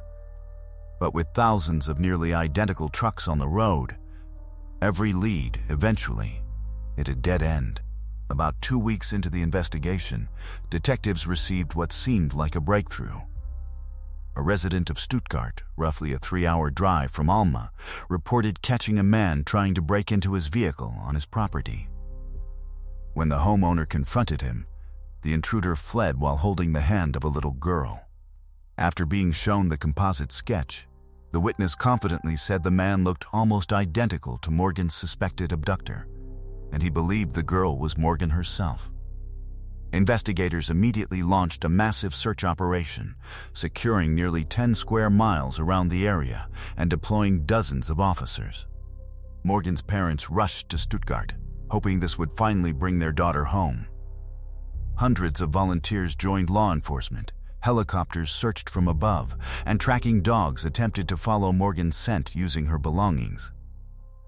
The intensive search continued for 16 hours but failed to uncover even the slightest trace of the missing child. Eventually, detectives became suspicious of the witness's account. He underwent 2 polygraph examinations, both of which indicated deception. Although he initially insisted he was telling the truth, he ultimately admitted that he had fabricated the entire story. He acknowledged seeing someone attempting to break into his car, but confessed he never got a clear look at the person's face, and there had never been a little girl with him. The man was arrested for filing a false report, a hoax that wasted thousands of dollars and consumed nearly an entire day of critical search efforts. Whether he ultimately served jail time remains unclear, though such offenses often carry heavy fines or imprisonment. With that lead destroyed, investigators were forced back to square one, refusing to give up. Authorities brought in 17 additional officers from across the state to help process the overwhelming number of leads. By then, detectives had received more than 1,500 tips, yet none brought them any closer to finding Morgan.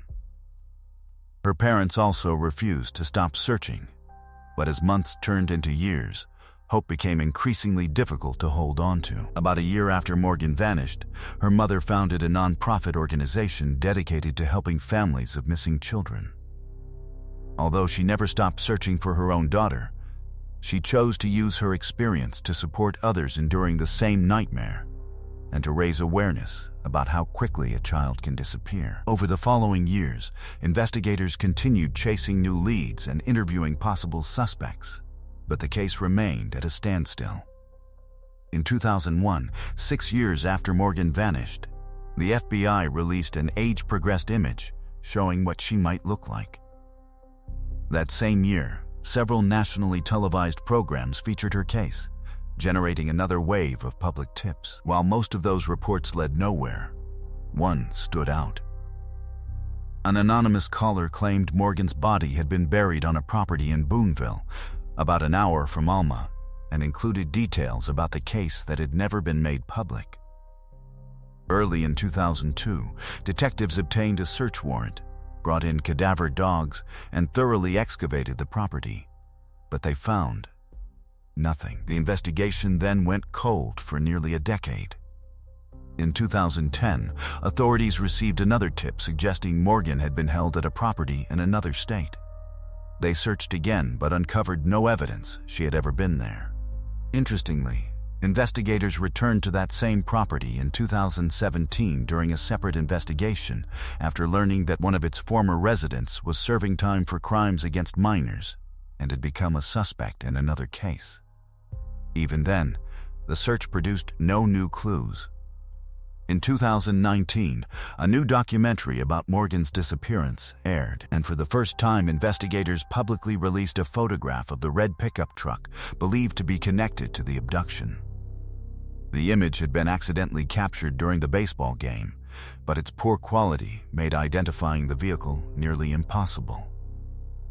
Authorities once again appealed to the public for information about the truck's owner. Although several new tips came in, none moved the investigation forward. That changed in 2021 when detectives finally identified their primary suspect, Billy Jack Lynx. He had actually come to investigators' attention within the first weeks after Morgan disappeared. Lynx had a criminal history involving offenses against minors and owned a red pickup truck remarkably similar to the one described by witnesses. However, back in 1995, detectives had been unable to connect him directly to Morgan's disappearance. They searched his truck, questioned him extensively, and at the time, believed he was being truthful when he denied any involvement. Another factor that worked in his favor was his age. He was considerably older than 30, whereas Morgan's young friends had described the suspicious man as being somewhere between his early 20s and around 30 years old. although eyewitnesses had originally described the suspected abductor as a much younger man. Nearly 3 decades later, investigators decided to take another look at Billy Links. This time, they hoped that advances in DNA technology might finally reveal whether Morgan had ever been inside his pickup truck. There were major obstacles, however. Billy had died years earlier while serving a prison sentence. Just 2 months after Morgan disappeared, he had been arrested for attempting to abduct another young girl outside a local store. The child's mother interrupted the attempt, forcing him to flee before immediately contacting police.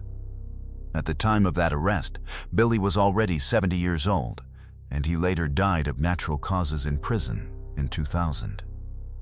Another challenge was locating his old pickup truck. After nearly 30 years, investigators had no idea whether it still existed or where it might be. Determined to find out, detectives traced the vehicle's ownership history from the time of Billy's arrest. To their surprise, the truck had survived all those years and was still being driven. Its current owner agreed to let investigators examine it. Initially, detectives kept their expectations low, assuming that any biological evidence would have long since disappeared. Instead, forensic specialists made an unexpected discovery. Hidden in the truck bed were several hairs that appeared consistent with Morgan's. Those samples were sent to a specialized laboratory in Texas, equipped with cutting-edge DNA testing technology. After 8 months of painstaking analysis, scientists finally achieved a breakthrough. They successfully extracted usable DNA from one of the hairs and compared it with a sample provided by Morgan's mother. The results revealed a first-degree genetic relationship, meaning the hair almost certainly belonged to one of her children or siblings. Morgan's mother confirmed that she had never known Billy Links or been inside his vehicle, and investigators established that no other immediate family member could have left the hair there. The only logical conclusion was that Morgan herself had been inside Billy's truck. On October 1, 2024, authorities held a press conference announcing that Billy Links was officially responsible for Morgan's abduction and that investigators no longer had any doubt about his involvement. Tragically, after nearly 29 years, no one believed Morgan was still alive. Detectives suspect Billy murdered her within days of kidnapping her, but the location of her remains remains a mystery. Although the case is now considered effectively solved, investigators insist they will continue searching in the hope of bringing Morgan home. Without a confession from Billy, however, locating her remains will be extraordinarily difficult. Detectives are also reviewing Billy's possible connection to other unsolved cases. Given that he attempted at least one more child abduction shortly after Morgan disappeared, they believe there may be additional victims linked to him. Since Billy was already 70 years old when Morgan vanished, investigators suspect his criminal behavior may have stretched back decades. They also noted that he served in the military during World War II, giving him survival and field skills that may have helped him evade detection throughout the years. Morgan's disappearance ultimately became one of the most infamous crimes in Arkansas history. In her honor, state officials even renamed the Amber Alert program as the Morgan Alert System. Meanwhile, Morgan's mother has continued dedicating her life to helping missing children and supporting families facing similar tragedies through the nonprofit organization she founded.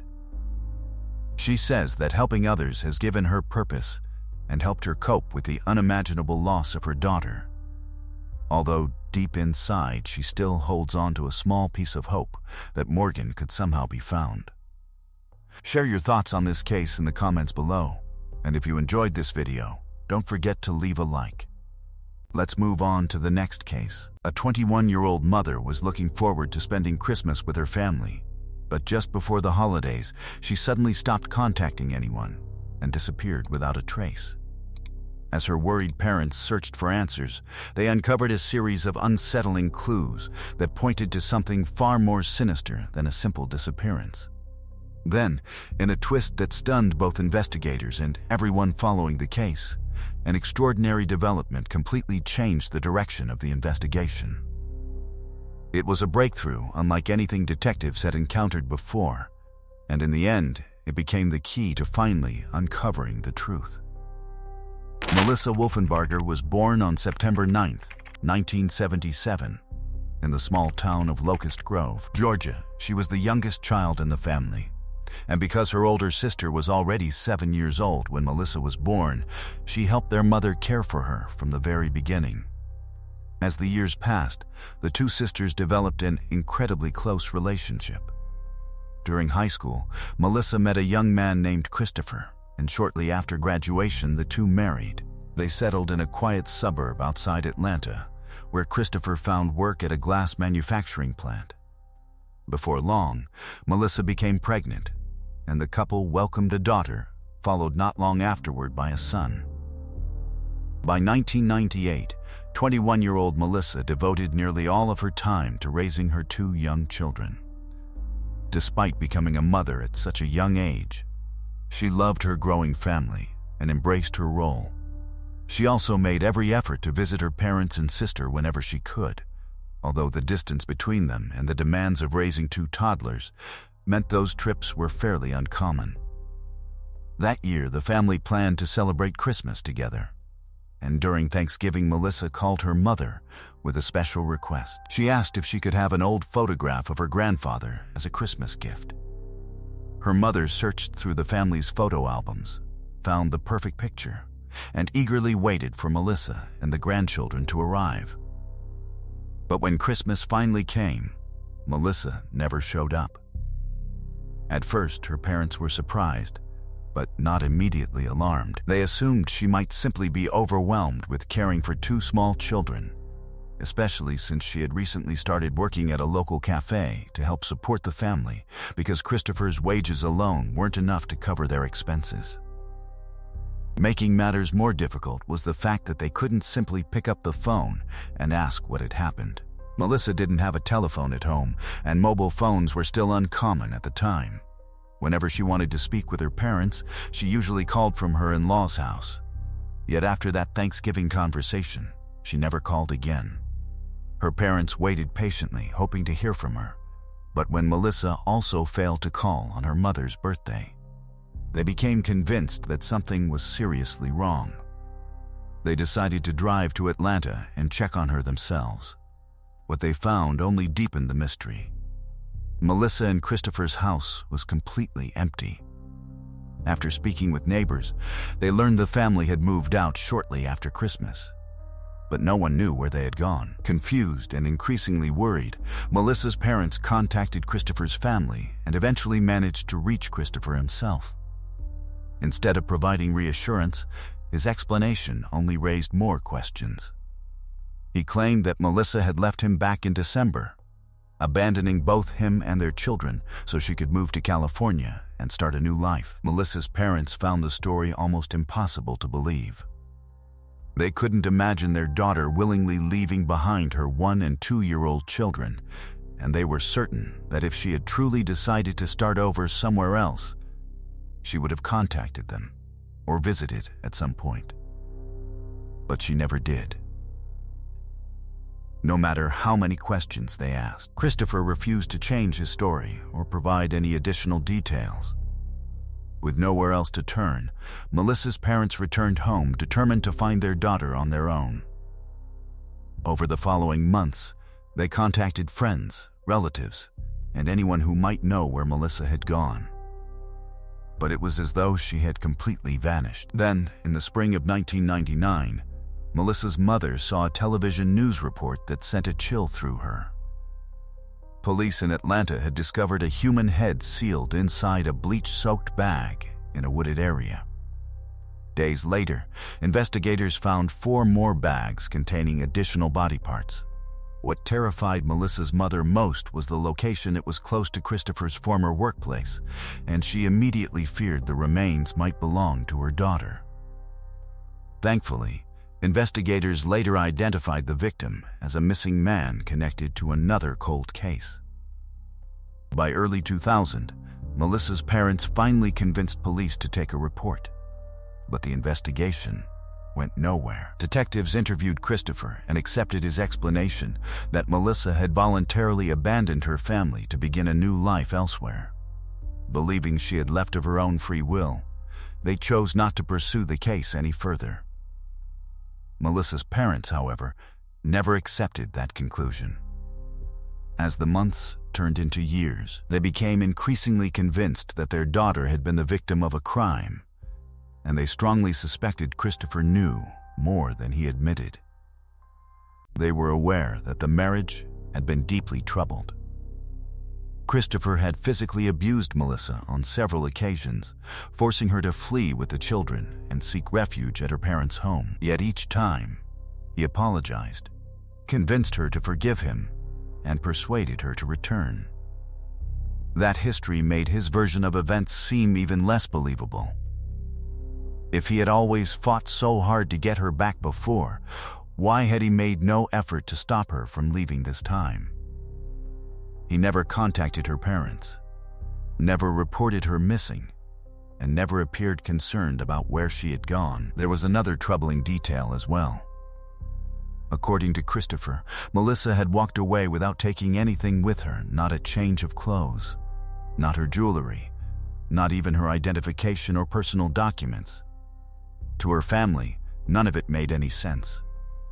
But without support from investigators, they felt powerless to uncover the truth. Years passed with no sign of Melissa until 2003, when the case suddenly took a dramatic and completely unexpected turn. While investigating the decades-old murder of another woman who had been killed back in 1977, detectives stumbled upon something that would completely change Melissa's case forever. The case took a shocking turn when detectives reopened the investigation into a 1977 murder. After reviewing old evidence and conducting new DNA testing, they identified the killer as Carl Patton, Melissa's own father. But that was only the beginning. Once he was arrested, Carl proposed an extraordinary deal. He agreed to confess to 3 additional murders if prosecutors granted complete immunity to his wife, who had helped him cover up the crimes. As part of the agreement, Melissa's mother also agreed to testify against her husband and was ultimately given immunity. According to their confessions, the crimes began in December 1977, when a woman named Mary, who was close to Carl, offered him $155,000 to kill her husband. She claimed he had been unfaithful and had secretly taken out a life insurance policy on him, intending to collect the payout after his death. Carl accepted the offer and recruited an accomplice to help carry out the murder. However, when they confronted the man, they discovered he was with his lover. Rather than leave a witness behind, they killed her as well. They dumped the woman's body into a river and left the man's body inside his car on railroad tracks, hoping investigators would believe he had died in an accident. About a month later, Carl told his wife that his accomplice had apparently revealed details of the murders to his girlfriend, so he decided they had to be eliminated too. He invited the couple to his home, murdered them both, and with his wife's assistance disposed of the bodies by throwing them into a river. She also helped clean the crime scene and wash the van they had used to transport the victims. Carl later admitted to a 5th murder that had taken place 5 years earlier. Once again, Mary had offered him money this time to kill her first husband, and Carl had carried out the crime. In total, Carl was charged with 5 murders. Naturally, detectives immediately wondered whether he might also be responsible for Melissa's disappearance. Carl, however, firmly denied harming his daughter and insisted he had nothing to do with what happened to her. As investigators looked further into his claims, they began to believe he was telling the truth. After all, detectives had originally linked him to only 1 homicide, yet he voluntarily confessed to 4 more that authorities hadn't been able to prove. Carl explained that overwhelming guilt had finally driven him to come clean. Then he made an unusual request. He asked to meet the lead detective responsible for tying him to the murders and told him, "You caught me. Maybe you can find my daughter too." The detective found the situation remarkable.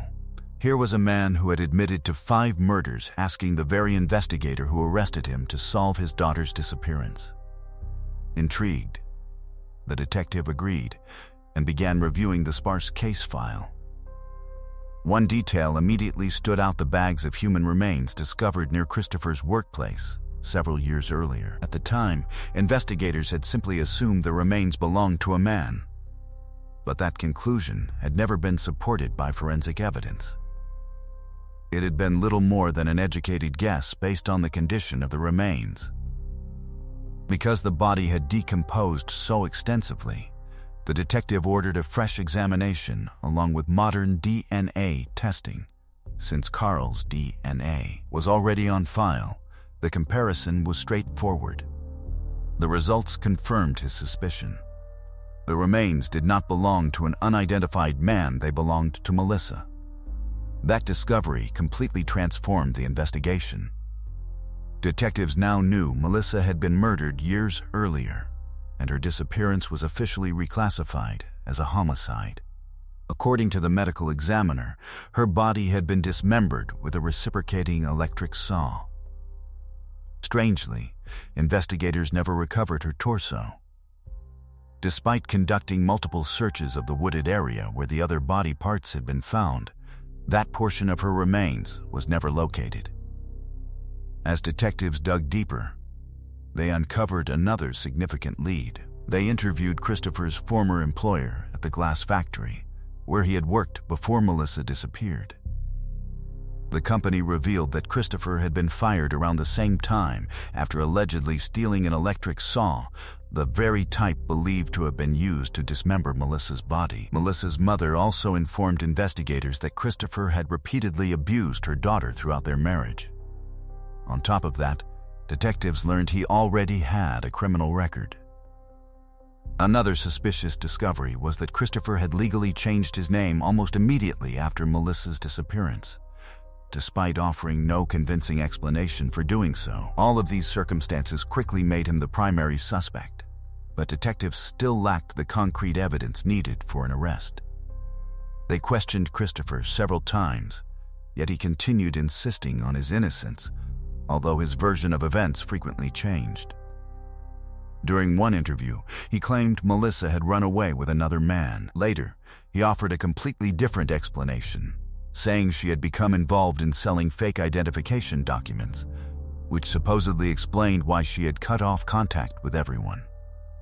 Investigators also discovered another troubling detail. Soon after moving out of the family home, Christopher left both children with his parents and largely disappeared from their lives. He visited only occasionally, and over time, the children barely even realized he was their father. Despite these suspicious facts, detectives still couldn't build a prosecutable case. Hoping for physical evidence, they obtained a warrant to search the house where Melissa had been living when she vanished. Because investigators believed the killer had used a power saw, they suspected the murder likely occurred inside the home and hoped to uncover hidden bloodstains or other forensic evidence. Crime scene specialists painstakingly examined every room, collecting samples from floors, walls, and numerous surfaces. Unfortunately, the technology available at the time wasn't advanced enough to detect anything useful, and the examination produced no meaningful results. With no other options, detectives carefully preserved every collected sample in the evidence storage facility, hoping future scientific advances might one day reveal what current technology could not. They continued pursuing new leads and repeatedly tried to persuade Christopher to reveal more information, but every attempt ended in disappointment. Eventually, the investigation stalled once again, and Melissa's case faded back into the ranks of unsolved cold cases for many years.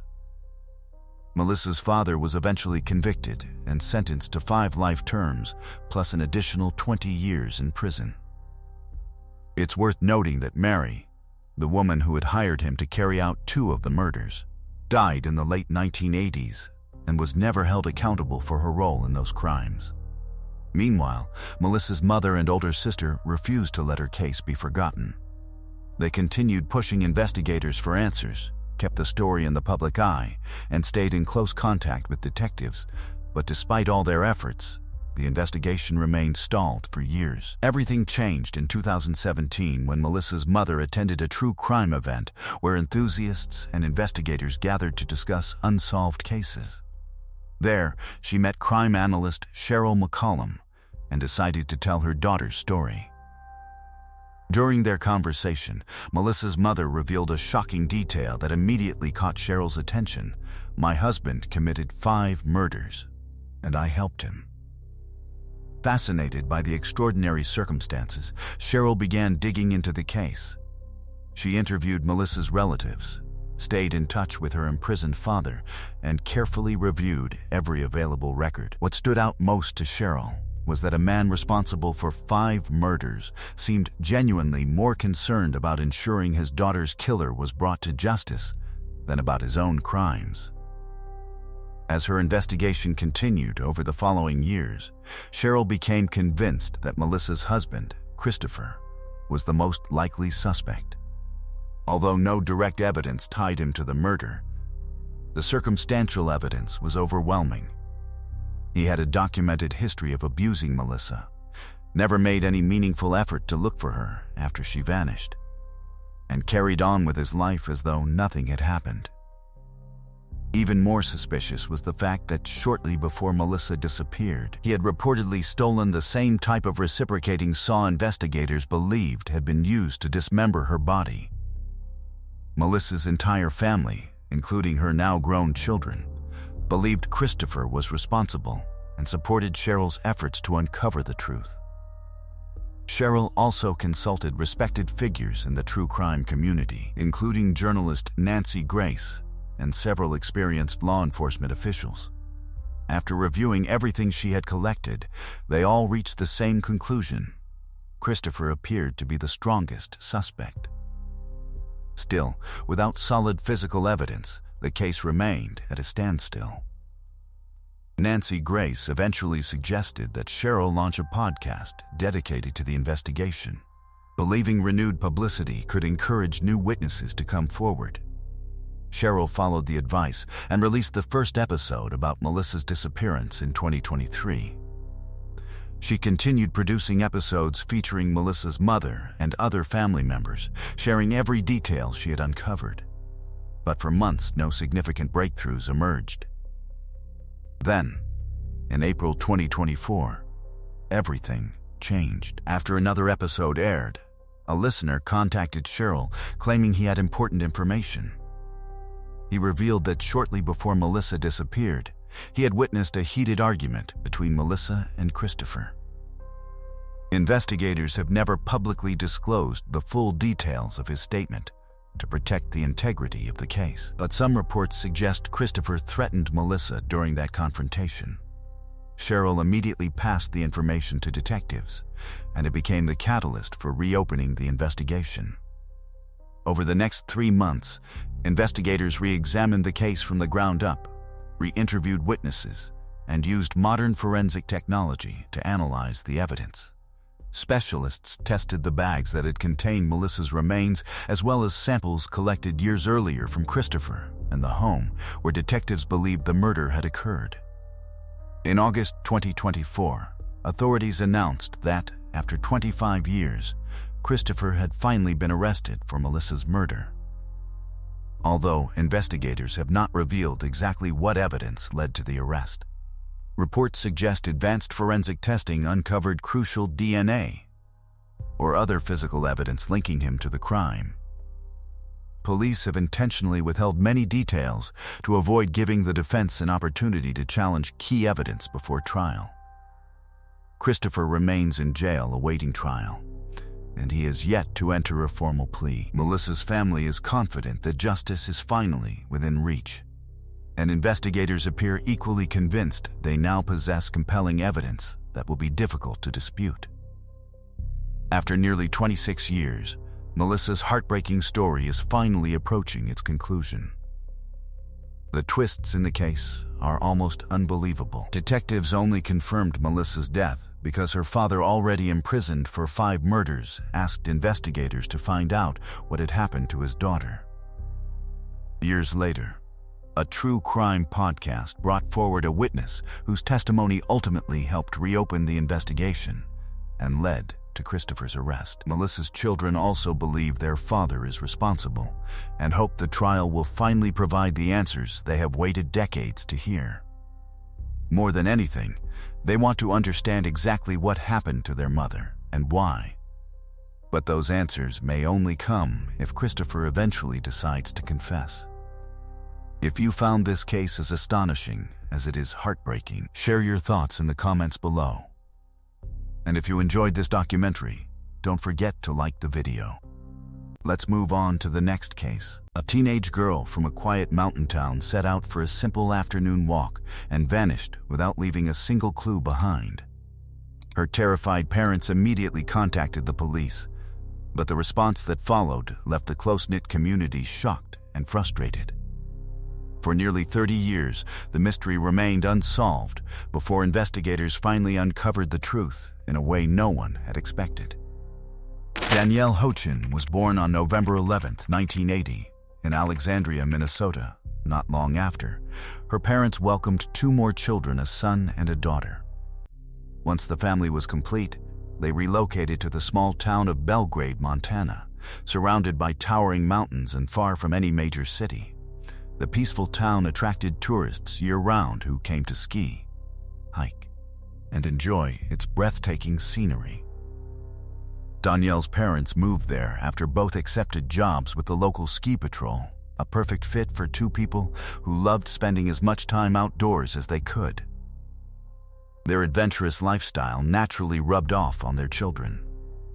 The family spent countless weekends skiing, hiking, fishing, and exploring nearby rivers by boat. Danielle developed a passion for rock climbing, something that was easy to pursue in the rugged landscape around her hometown. Alongside her love of the outdoors, she also excelled academically, earning a reputation as one of the brightest students in school. She dreamed of one day attending medical school before eventually becoming a bioengineer. On September 21, 1996, Belgrade was celebrating its annual town festival. Residents filled the streets to enjoy live music, local performances, and community events.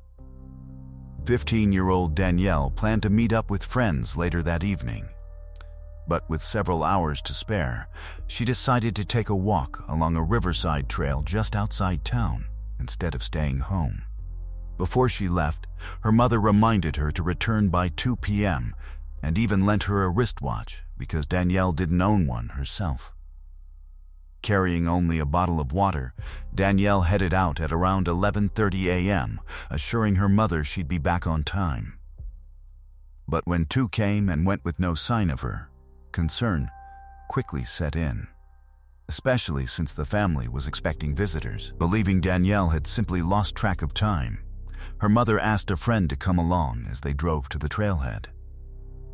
As soon as they arrived, they noticed Danielle's white pickup truck still parked where she'd left it. Although she was only 15 and legally too young to drive alone, her parents occasionally allowed her to use the vehicle because traffic in their tiny town was minimal, and she had already become a capable driver. The truck's doors were unlocked, but Danielle was nowhere around. As they followed the trail toward the river, they soon discovered her car keys and water bottle lying abandoned on the ground. Panic immediately took hold.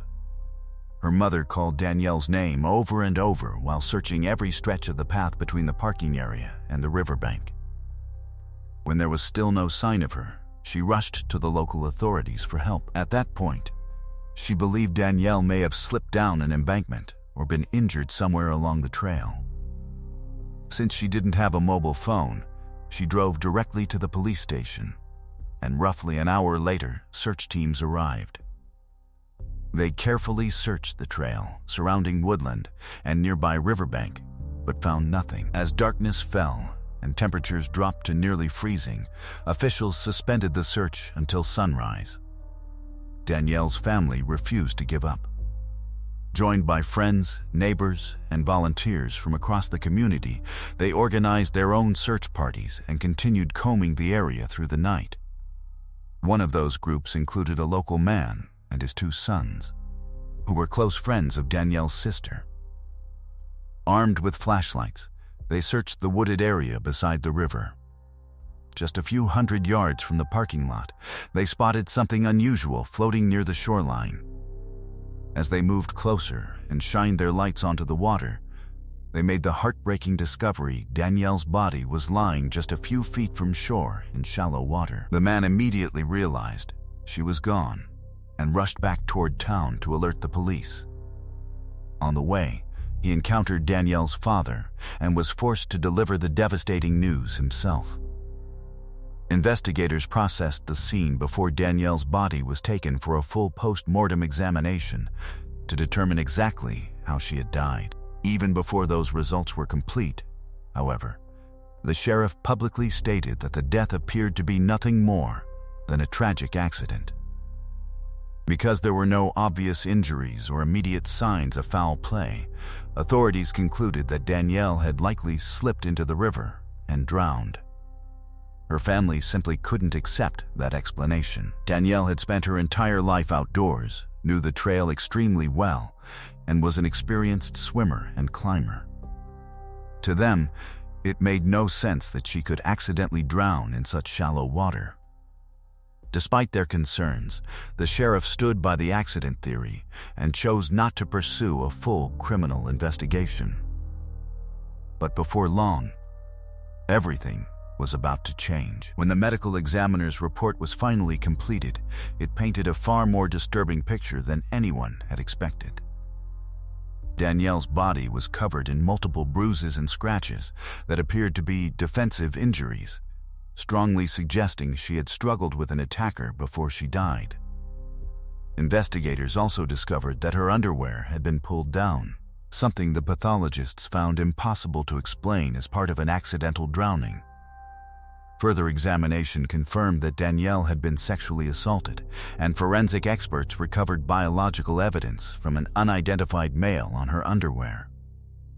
Although the official cause of death was determined to be drowning, the examiners believed someone had deliberately forced her underwater. Another detail also raised suspicions. Danielle's wristwatch, which should have remained on her wrist, had somehow slid up near her elbow.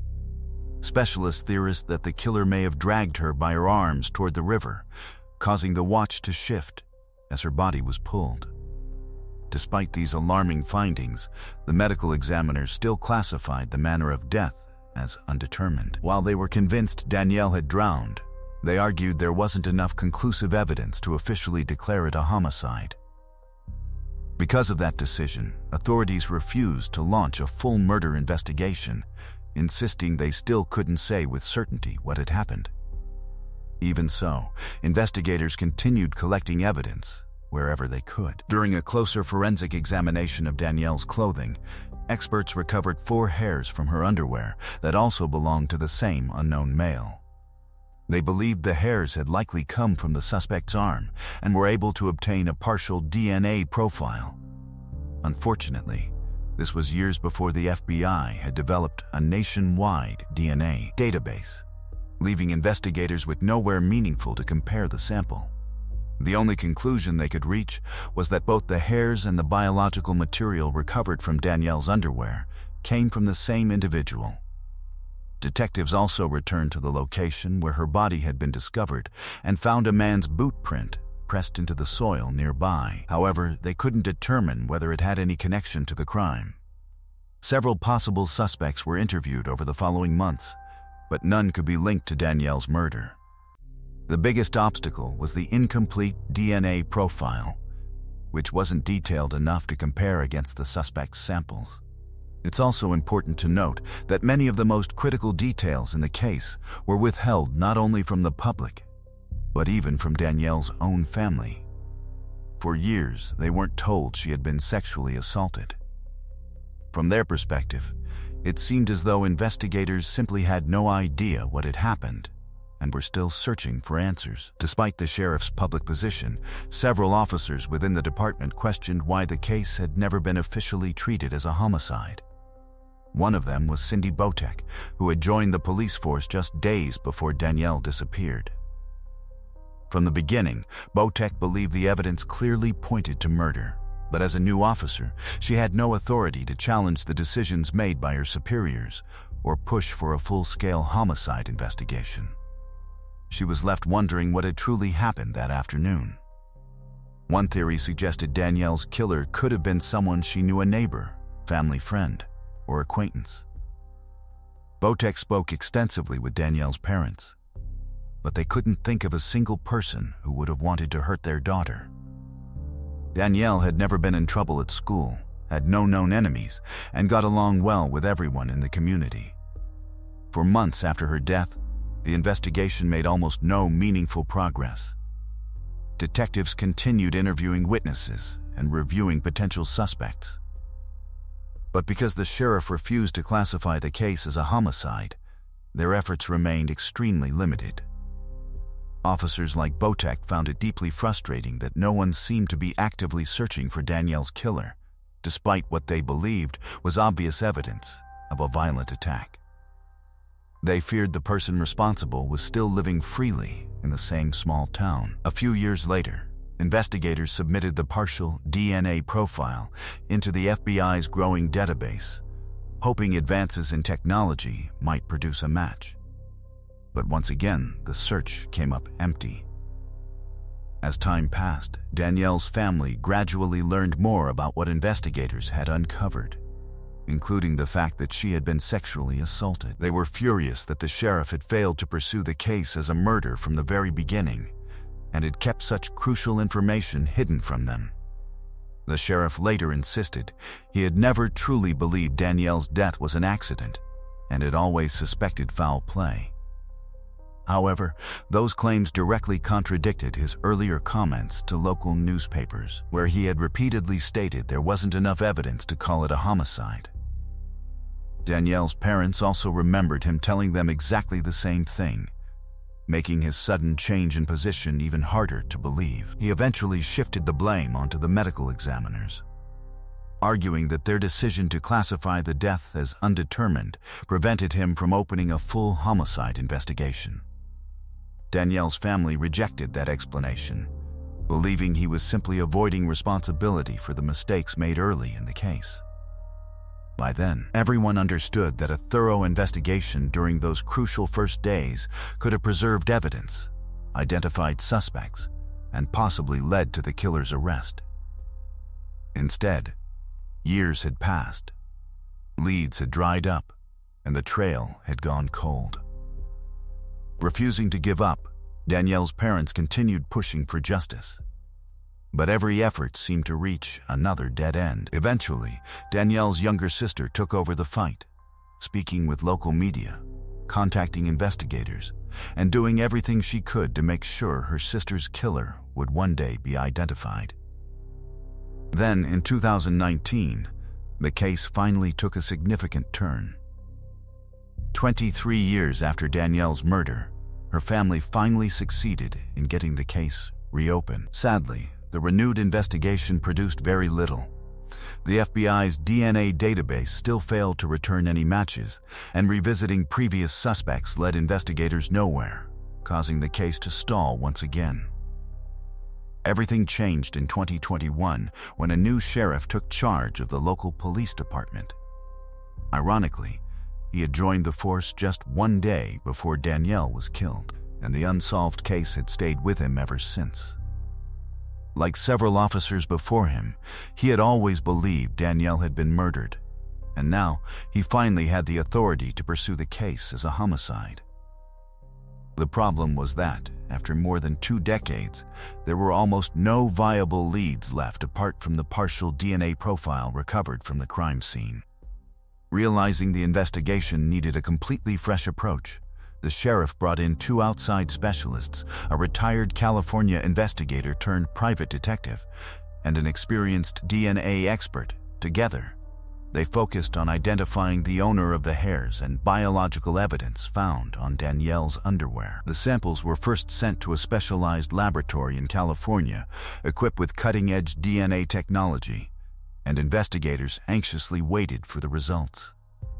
Around the same period, in August 2023, Danielle's death was officially reclassified as a homicide, nearly 27 years after she was killed. A few months later, in early 2024, the California lab reported back. Although they still couldn't identify the source of the DNA, they had achieved something incredibly important. Using modern forensic techniques, they successfully generated a complete DNA profile from the decades-old evidence, a breakthrough that had never been possible before. Investigators immediately forwarded the profile to another advanced laboratory in Virginia, hoping genetic genealogy could finally reveal the suspect's identity. After several months of waiting, the call they had hoped for finally came.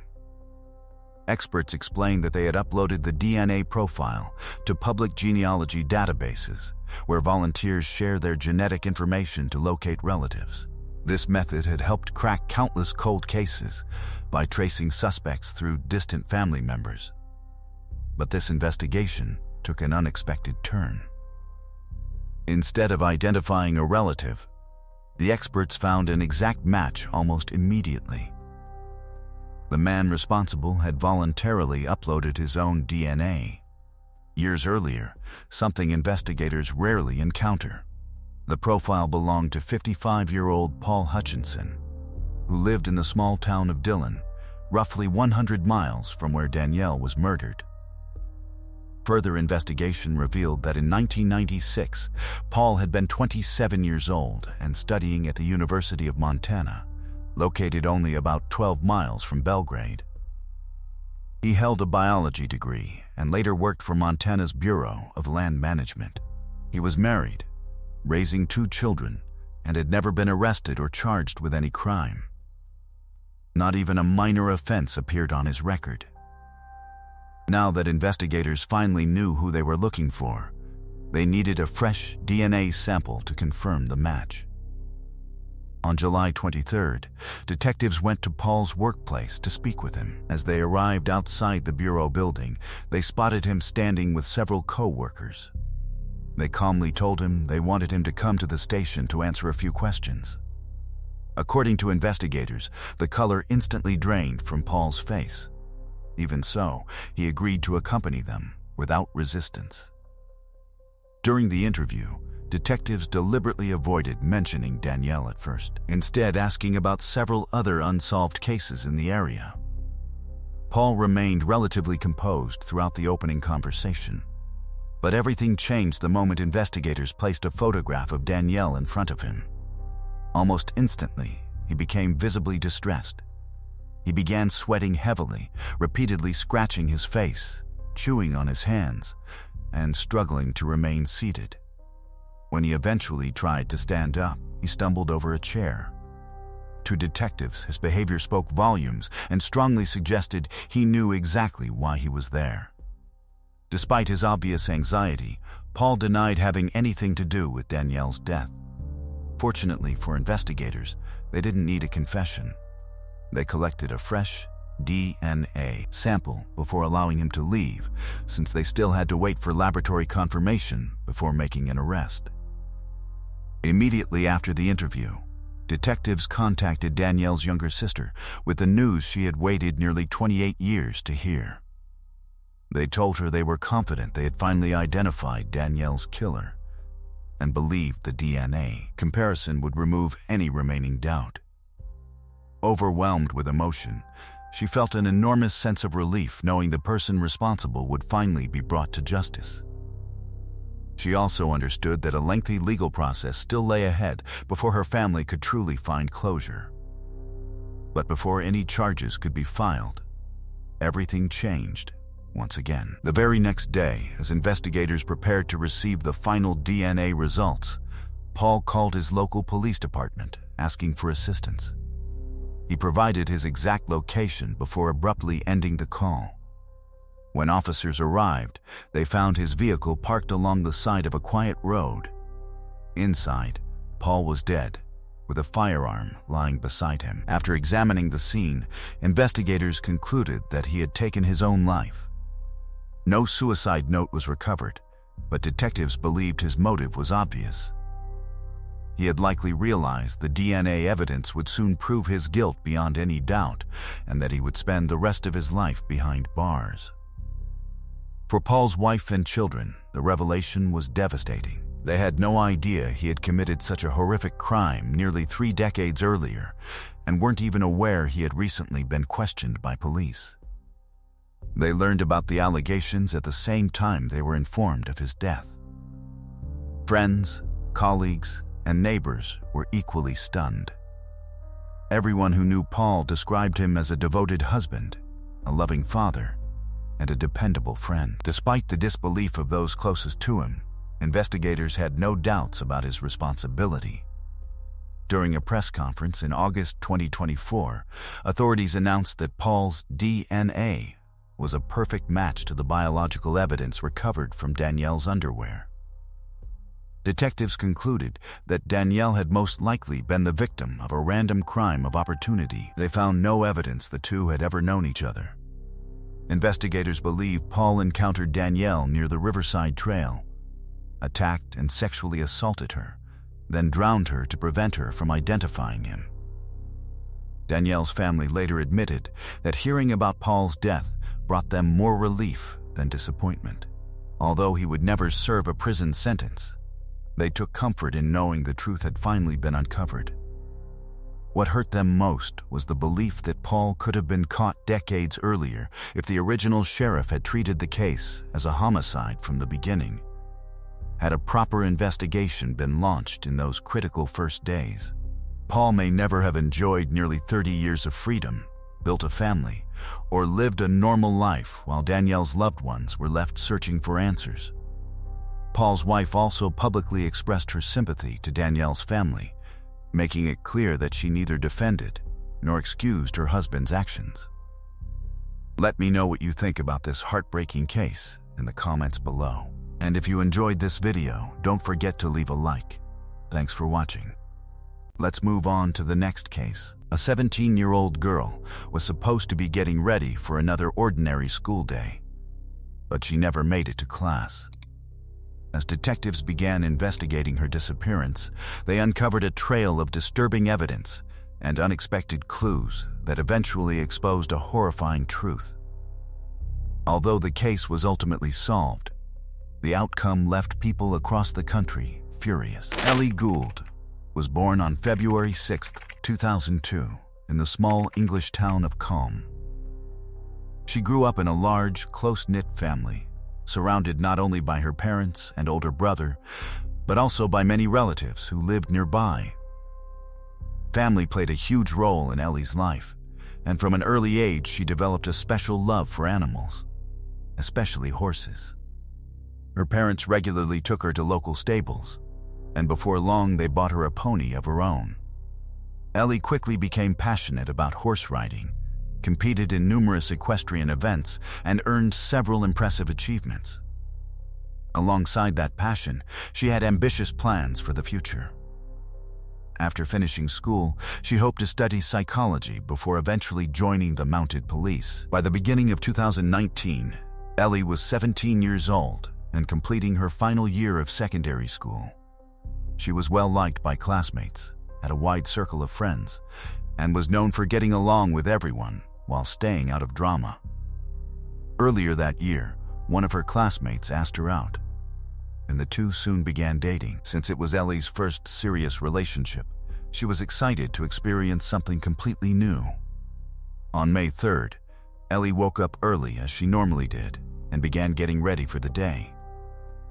She didn't have any morning lessons scheduled, so she only needed to be at school around midday for a handful of afternoon classes. One of her friends had agreed to pick her up, and after saying goodbye to her parents as they left for work, Ellie remained home alone. A few hours later, she texted her friend to say she had decided to stay home instead and skip school that day, telling her there was no need to come over. Assuming Ellie simply didn't feel like attending a few classes, her friend carried on without giving it much thought. At around 3 p.m., Ellie's father returned home from work and walked into a nightmare. As soon as he entered the kitchen, he found his daughter lying face down on the floor in a large pool of blood. At first, He desperately hoped she had suffered some kind of accident. Perhaps she had fallen and struck her head. But as he looked around, he noticed blood splattered across the kitchen walls and a knife still embedded in Ellie's neck, with her hands tightly gripping the handle. He immediately called emergency services and, following instructions from the dispatcher, attempted to perform first aid. But Ellie showed no signs of life, and before paramedics even arrived, her father realized there was nothing more he could do. When emergency crews reached the house, they could only confirm that Ellie had died several hours earlier. They estimated she had been dead for at least 4 hours and documented multiple stab wounds, most of them concentrated around her neck. Ellie's parents were completely devastated. Even after officers informed them that their daughter had been murdered, her father remained in complete shock, struggling to accept that such a brutal crime had taken place inside their own home. During the post-mortem examination, medical experts uncovered even more disturbing details. In addition to the 13 stab wounds, they found clear signs of strangulation around Ellie's neck, suggesting the killer had first tried to strangle her before resorting to the kitchen knife. They also documented numerous defensive injuries on her hands and arms, proving Ellie had fought desperately for her life. While forensic specialists processed the crime scene, detectives began interviewing the people closest to her. They brought Ellie's parents to the police station and asked whether they knew anyone who might have wanted to hurt their daughter. After exchanging a glance, both parents gave the same answer: Thomas, Ellie's boyfriend. Her mother explained that the couple had started dating only a few months earlier. At first, everything seemed perfect. Thomas was an excellent student, played several sports, and was a member of the school's rugby team. But as time passed, the relationship became increasingly unhealthy. Thomas wanted to spend nearly every moment with Ellie and became more demanding whenever she couldn't give him her full attention.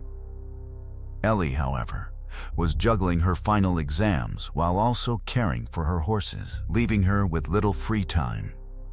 Instead of understanding, Thomas grew increasingly possessive.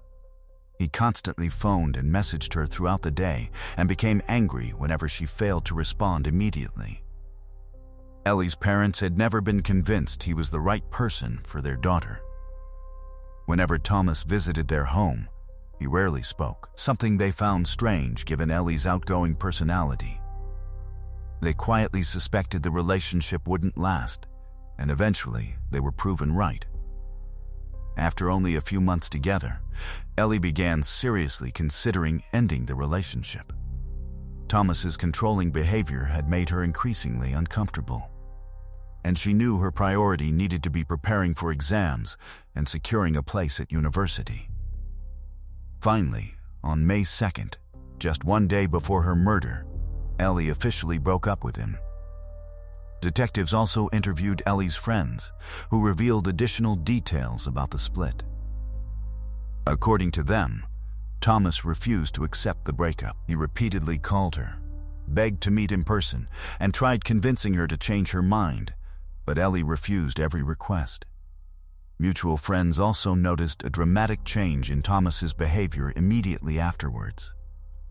That same day, he posted a message on social media explaining that he was going through one of the hardest periods of his life. He wrote that not only had Ellie ended their relationship, but his father had recently been diagnosed with cancer, and his aunt had passed away as well. Thomas admitted he was struggling emotionally and planned to seek support from the school's counselor. After reading the post, several friends contacted him to offer encouragement. They later told police he genuinely appeared heartbroken and depressed. When investigators asked whether they believed Thomas could have harmed Ellie, every one of them insisted they couldn't imagine him committing such a crime. Armed with this new information, detectives decided it was time to question Thomas. Before doing so, they examined Ellie's mobile phone and found that Thomas had sent her a message that very morning asking if they could meet. Officers then traveled to his home and asked him to explain his movements that day. Thomas said his mother had driven him to school as usual, but because he was overwhelmed by the breakup and everything else happening in his life, he never attended his classes. Instead, he waited until his mother had driven away, walked to a nearby bus stop, and caught a bus back home. While making his way back, he sent one of his teachers a message explaining that he wouldn't be coming into school that day. According to Thomas, after returning home that morning, he never went back outside. He claimed he spent the rest of the day doing homework, relaxing, and staying indoors. During the interview, he even asked detectives whether Ellie was okay, and that was when officers informed him she had been found dead. After speaking with Thomas, investigators interviewed his mother, and her account introduced an important inconsistency. She confirmed that she had dropped her son off at school that morning, but when she later returned home, Thomas was nowhere to be seen. Detectives brought him in for another interview, and this time his explanation changed. He claimed that after returning home, he didn't want his mother to realize he had skipped school, so he hid inside a closet until she left for work. While questioning him, officers also noticed several fresh scratches across his face. When asked how he got them, Thomas insisted that he had scratched himself. Investigators weren't convinced. The post-mortem examination had already shown that Ellie had fought desperately against her attacker, making it entirely possible that the injuries had been inflicted during the struggle. Detectives also canvassed the neighborhood, speaking with everyone who lived near Ellie's house. One neighbor recalled seeing an unknown man walking towards the property that morning. Unfortunately, the person had been too far away for the witness to recognize his face or provide any distinctive features. The only useful information they could offer was a general description of the man's clothing. Investigators then decided to verify Thomas's version of events by examining the GPS data from his mobile phone. The records confirmed that he had returned home after leaving school, but what happened next completely contradicted his story. At 10:50 a.m., his phone disconnected from his home's Wi-Fi network and began traveling towards Ellie's house. Just 3 minutes later, the device was recorded in the area surrounding her home, where it remained for roughly an hour. At 11:51 a.m., the phone began moving back towards Thomas's house and reconnected to the home Wi-Fi only minutes later. Detectives quickly realized something didn't add up. Thomas lived several miles away in a neighboring village, making it impossible to reach Ellie's home on foot in only 3 minutes. To determine how he had traveled, investigators reviewed CCTV footage from roads along the route. There, they spotted a silver Ford Focus registered to Thomas's parents. The vehicle's movements perfectly matched the location data from his phone, leading detectives to conclude that Thomas had driven to Ellie's house using the family car. The surveillance footage also captured the same vehicle leaving Thomas's home once more, before returning just 18 minutes later. Although investigators couldn't determine the exact location where the car had stopped during that short journey, they managed to narrow it down to a small area. Since Thomas appeared to have remained there for only about a minute, detectives suspected he had been disposing of evidence. Their suspicion was soon confirmed. During a search of a nearby wooded area, officers discovered a discarded rubbish bag containing blood-soaked cloths and a stained kitchen apron.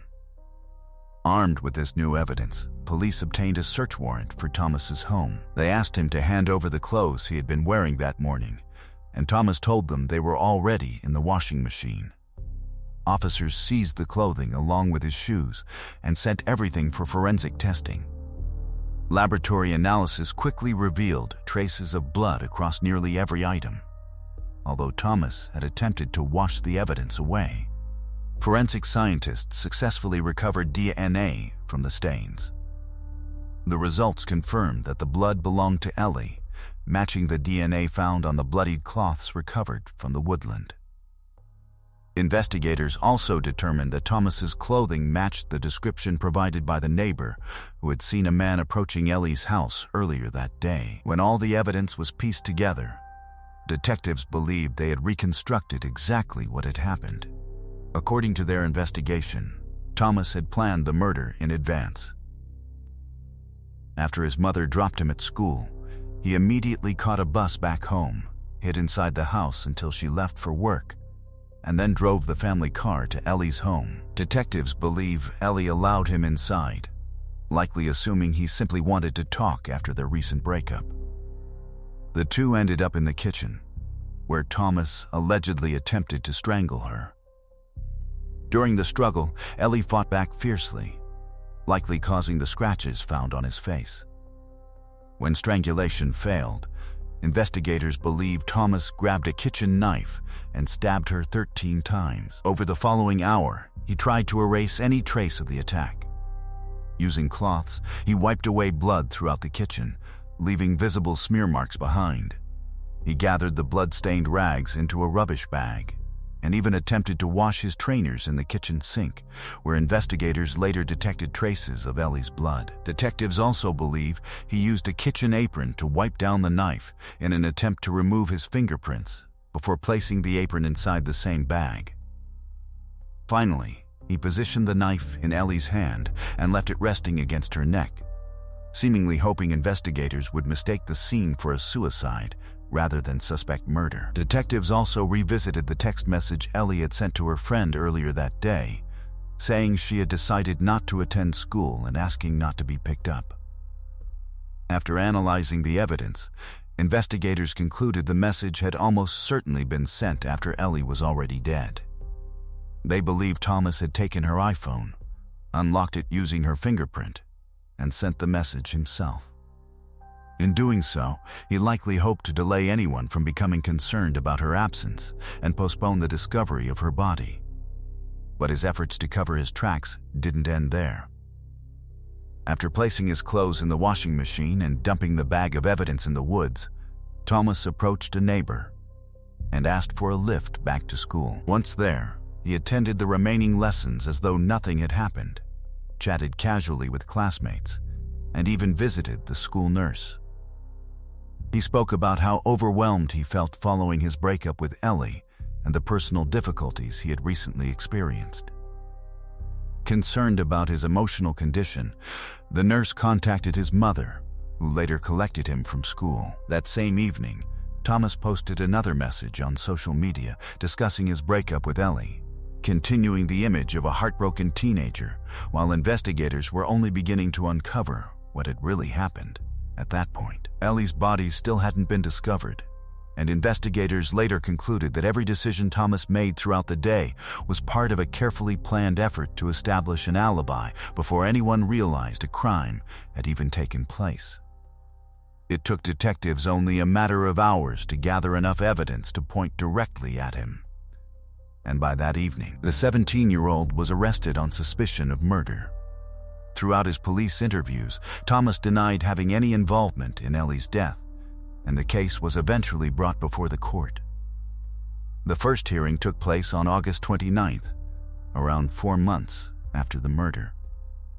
This time, however, Thomas dramatically changed his account. Standing before the judge, he admitted that he had killed Ellie, but his confession came with a different explanation.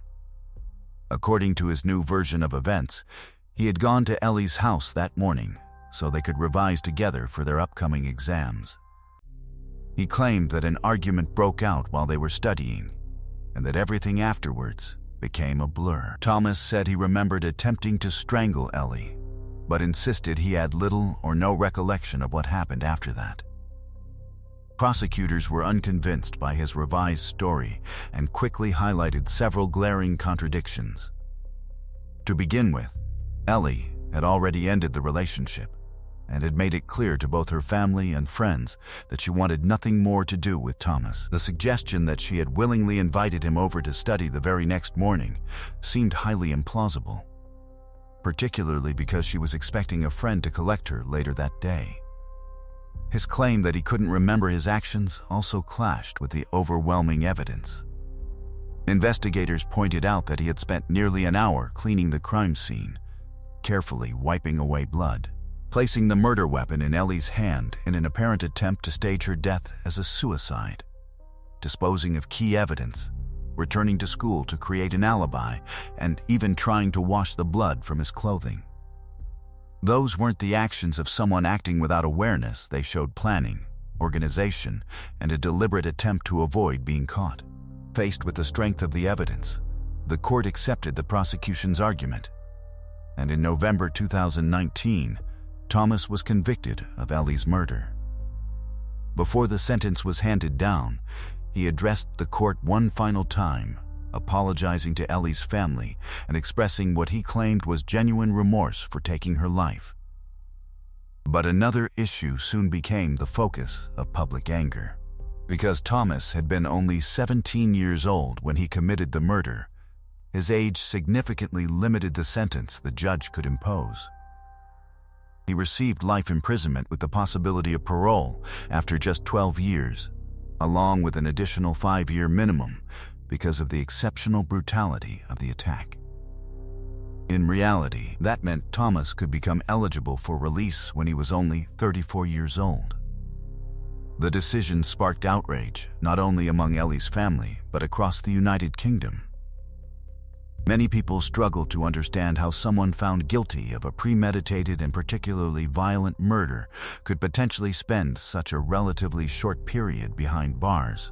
Despite the widespread criticism, there was no legal basis to change the sentence because it complied with the laws that were in place when the offense was committed. Ellie's father openly criticized the ruling, arguing that it placed other women at risk by allowing Thomas the possibility of returning to society. He said he believed Thomas was a psychopath who should never be released from prison. Determined to prevent similar outcomes in future cases, Ellie's parents dedicated the following years to campaigning for changes to the law. Their efforts finally paid off in 2021 when Parliament introduced legislation that became known as Ellie's Law. The new law allows juvenile offenders convicted of the most serious murders to receive prison sentences of up to 27 years before becoming eligible for parole. Unfortunately, the reform could not be applied retroactively, meaning Thomas remained subject to the previous sentencing rules under which he had already been convicted. The only additional safeguard Ellie's parents managed to secure was a requirement that Thomas undergo extensive psychological treatment before and after any future release, with the hope that it would reduce the likelihood of him committing another violent offense. Since then, Ellie's family has chosen to honor her memory by organizing events where children are invited to ride her beloved horses. Her mother says watching young people enjoy the animals Ellie loved so much has become one of the few things that brings the family comfort and helps them cope with their unimaginable loss. Let me know your thoughts on this heartbreaking case in the comments below. And if you enjoyed this video, don't forget to leave a like. Thanks for watching. Let's move on to the next case. A young girl set out to deliver Girl Scout cookies to a few neighbors and then seemingly vanished into thin air. Within hours, hundreds of local residents joined the search, working side by side with police as they searched every street, backyard, and wooded area in the neighborhood. But despite the massive effort, there was no sign of her.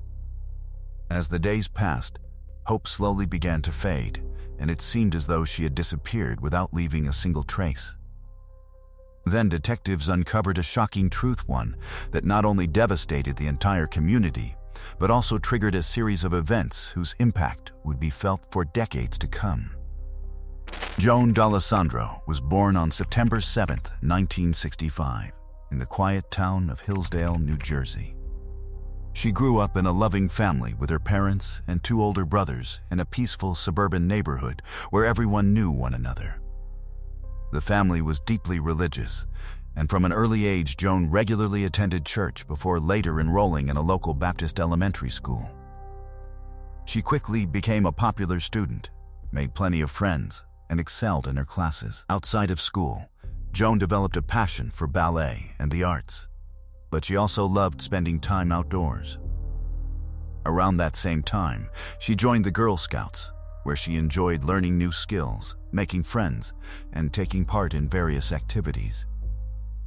One of the group's biggest annual traditions was selling cookies, with the girls going door to door throughout their neighborhoods, delivering orders and raising money.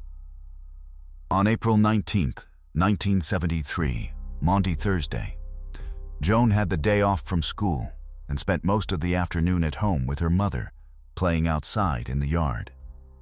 At around 3 p.m., she noticed one of the neighbors pulling into their driveway. Several families in the neighborhood had already ordered Girl Scout cookies, and Joan had been delivering them throughout the day. By that afternoon, she only had a handful of deliveries left. Excited to finish, she rushed inside, picked up a few boxes of cookies, and headed out the front door. Before leaving, she told her mother she would only be gone for a few minutes. At first, when Joan didn't return right away, her mother wasn't overly concerned. She assumed Joan had probably run into some neighborhood friends and lost track of time while playing. The neighborhood was considered extremely safe, and in those days it was common for children to spend hours outside without constant supervision. But as more time passed, her mother began to grow uneasy. It had started raining, and she wondered if Joan had taken shelter at a friend's house while waiting for the weather to clear. The rain stopped fairly quickly, yet Joan still hadn't come home. Not long afterward, Joan's father returned from work, and his wife told him their daughter was missing. Without hesitation, he got into his car and began driving through the neighborhood, searching every street. But there was no sign of Joan anywhere. Meanwhile, Joan's mother tried to locate the list of addresses where the cookie deliveries were supposed to be made, only to realize Joan had likely taken it with her. Then, she remembered one small detail from their conversation before Joan left. Joan hadn't said exactly which house she was visiting, but she had mentioned that the customer had just arrived home in a brand new car. Her mother immediately thought of one particular family living only a few houses away, because they were the only neighbors who had recently purchased a new vehicle. While her husband continued driving around looking for their daughter, Joan's mother walked to that house and then visited several others where Joan might have stopped to deliver cookies. Every neighbor gave the same answer: they hadn't seen Joan at all. Growing increasingly frightened, she returned home, and after her husband admitted he also hadn't been able to find their daughter, the couple realized it was time to contact the police. As soon as officers heard the family's story, they launched a large-scale search operation. The local fire department joined the effort, while police officers went door to door throughout the surrounding neighborhoods, hoping someone had seen Joan or noticed anything unusual. But despite interviewing countless residents, no one reported seeing the 7-year-old that afternoon. That struck investigators as highly unusual because the road leading away from Joan's neighborhood connected directly to a busy shopping area where traffic was constant. Dozens of vehicles had traveled through the area, yet not a single driver remembered seeing a little girl walking along the road. As news of Joan's disappearance spread, more and more residents volunteered to help. Many knew the family personally and were determined to do everything they could to bring her home safely. The search continued to grow larger with each passing hour. By midnight, local authorities requested assistance from both the FBI and state police. Search dogs were brought in and given Joan's personal belongings to pick up her scent. But they were unable to track her. Volunteers searched abandoned buildings, vacant lots, wooded areas, neighborhood parks, and even the shoreline of a nearby lake. Despite the enormous effort, not a single clue was found. In the early stages of the investigation, detectives briefly considered the possibility that Joan had simply wandered too far from home and become lost. However, as the night wore on, that explanation became increasingly unlikely. If she had merely lost her way, the massive search operation almost certainly would have found her by then. Investigators gradually shifted their focus toward a far more disturbing possibility that Joan had been abducted. Her mother firmly rejected the idea that Joan had left voluntarily. She knew her daughter well. Joan never wandered far from home without permission, always followed the rules, and always came back when she said she would. That afternoon, she had promised she would only be gone for a few minutes, and she had never broken a promise like that before. Joan's mother was convinced that her daughter hadn't simply wandered off. In her mind, something terrible had happened. At around 3 in the morning, after searching for hours without success, police temporarily suspended the operation and planned to resume at sunrise. By the following morning, the search had grown even larger. It seemed as though the entire town had united to find the missing 7-year-old. Mothers who stayed home with their own children volunteered by preparing food for the search teams, serving more than 2,000 meals throughout the day. Nearly every officer in the local police department joined the operation, along with approximately 250 firefighters from neighboring towns and several FBI teams. Search crews carefully examined every inch of the surrounding area. They searched homes, backyards, garages, sheds, and virtually every place where Joan could possibly have been hiding or trapped. Yet despite the enormous effort, there was still no sign of her. Then, investigators stumbled upon what appeared to be their first real breakthrough. One search team discovered a child's shoe less than a mile from Joan's house. It looked remarkably similar to the shoes Joan had been wearing when she disappeared. Nearby, officers also found several empty boxes of the same Girl Scout cookies Joan had been delivering that afternoon. Detectives immediately brought the shoe to Joan's mother, hoping it might provide answers. But the moment she saw it, she confidently told them it wasn't her daughter's. Investigators then examined the cookie boxes more closely and concluded they had likely been lying there for several weeks. Before long, local residents came forward and identified the shoe as belonging to one of their own children, eliminating what had briefly seemed like a promising lead. Once again, investigators found themselves back at the beginning. Despite the tireless efforts of hundreds of volunteers, another full day of searching ended with no answers. Meanwhile, the FBI increasingly focused on the possibility that Joan had been abducted. During additional interviews, detectives learned that Joan's mother had personally visited every house where her daughter might have delivered cookies. Every neighbor insisted Joan had never arrived, and none of them had received the cookie order she was supposed to deliver. But Joan's mother also shared something much more personal with investigators, a strong feeling about one particular neighbor. Before leaving home, Joan had mentioned she was delivering cookies to someone who had just pulled into their driveway in a brand new car. The only family in the neighborhood that had recently purchased a new vehicle was the Mowans. Acting on that memory, Joan's mother had gone directly to their house, where she was greeted by 26-year-old Joseph Mowan, who lived there with his mother and grandmother. Joseph claimed he hadn't seen Joan that afternoon, but something about the interaction immediately made Joan's mother uncomfortable. She couldn't explain exactly why, but she walked away with a terrible feeling that he wasn't telling the truth. Detectives had already interviewed Joseph during the early stages of the investigation, and he denied having any involvement in Joan's disappearance. Still, several things about him stood out. He repeatedly stumbled over details while explaining where he had been that afternoon, and parts of his alibi seemed inconsistent.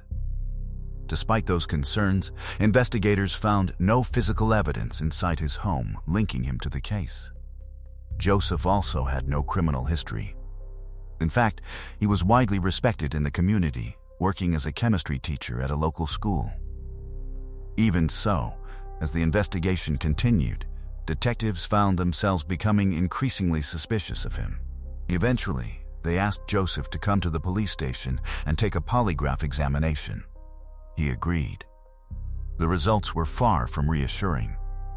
The examiner detected signs of deception during nearly every major question related to Joan's disappearance. Although the results couldn't be used as evidence in court, detectives confronted Joseph with the findings and continued pressing him to tell the truth. After hours of questioning, something unexpected happened. Joseph broke down emotionally and asked investigators to bring a priest to the station. Following a private conversation with the priest, he finally confessed. According to Joseph, he had been mowing his lawn when Joan walked up carrying several boxes of Girl Scout cookies. He admitted he had placed an order weeks earlier, so he invited her inside to collect the payment. From there, however, his story took a bizarre turn. Joseph claimed that after realizing he didn't have the exact amount of cash, he suddenly became overwhelmed with embarrassment. According to him, that feeling somehow caused him to lose control. He grabbed Joan, dragged her into his bedroom, assaulted her, and subjected her to a series of horrifying acts. Detectives immediately recognized that parts of his explanation made very little sense, but they allowed him to continue speaking without interruption. Joseph went on to say that after attacking Joan, he panicked as the reality of what he had done began to sink in. Convinced that letting her leave would ruin his life, he decided to kill her. After several unsuccessful attempts, he finally murdered the little girl, wrapped her body in an old sofa cover, and placed her inside the trunk of his car. He then cleaned the blood from his bedroom, packed the blood-soaked rags into a bag, and drove roughly 20 miles to a state park in neighboring New York. Once there, he carried Joan's body into a remote wooded area and concealed her behind a large rock.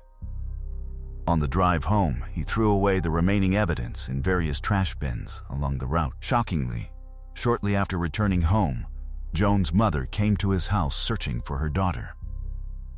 Later, Joseph even joined the community search, pretending to help look for the very child he had murdered, alongside hundreds of concerned volunteers.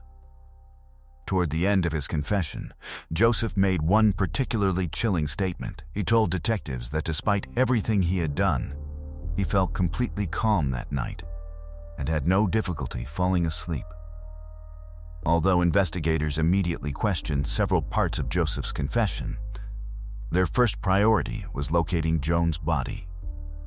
They contacted park authorities in New York, and using the directions Joseph provided, search teams found the location in less than an hour. Joan's body was discovered hidden behind a large rock in a remote wooded section of the park. As forensic pathologists began their examination, more inconsistencies in Joseph's story quickly emerged. During questioning, Joseph had insisted that he had not sexually assaulted Joan, yet the medical evidence clearly proved otherwise. Investigators also documented numerous bruises and injuries across her body, while the medical findings regarding the cause of death generally matched the account Joseph had given. Another major contradiction soon became impossible to ignore. Joan's body had been found completely unclothed, a fact that directly conflicted with parts of Joseph's confession. Even when detectives confronted him with this discrepancy, serious questions about what had really happened that afternoon still remained. Joseph continued to deny every allegation related to the sexual assault, even as the evidence against him mounted. For his family and friends, the arrest was almost impossible to comprehend. They had always known him as a polite, intelligent, and seemingly kind man, and none of them could believe he was capable of committing such a horrific crime. His co-workers at the elementary school where he taught chemistry were equally stunned. To them, Joseph had always been a respected educator with an excellent reputation who had never shown any signs of violence or instability. Meanwhile, outrage spread rapidly throughout the town. In the days following his arrest, dozens of residents gathered outside Joseph's home.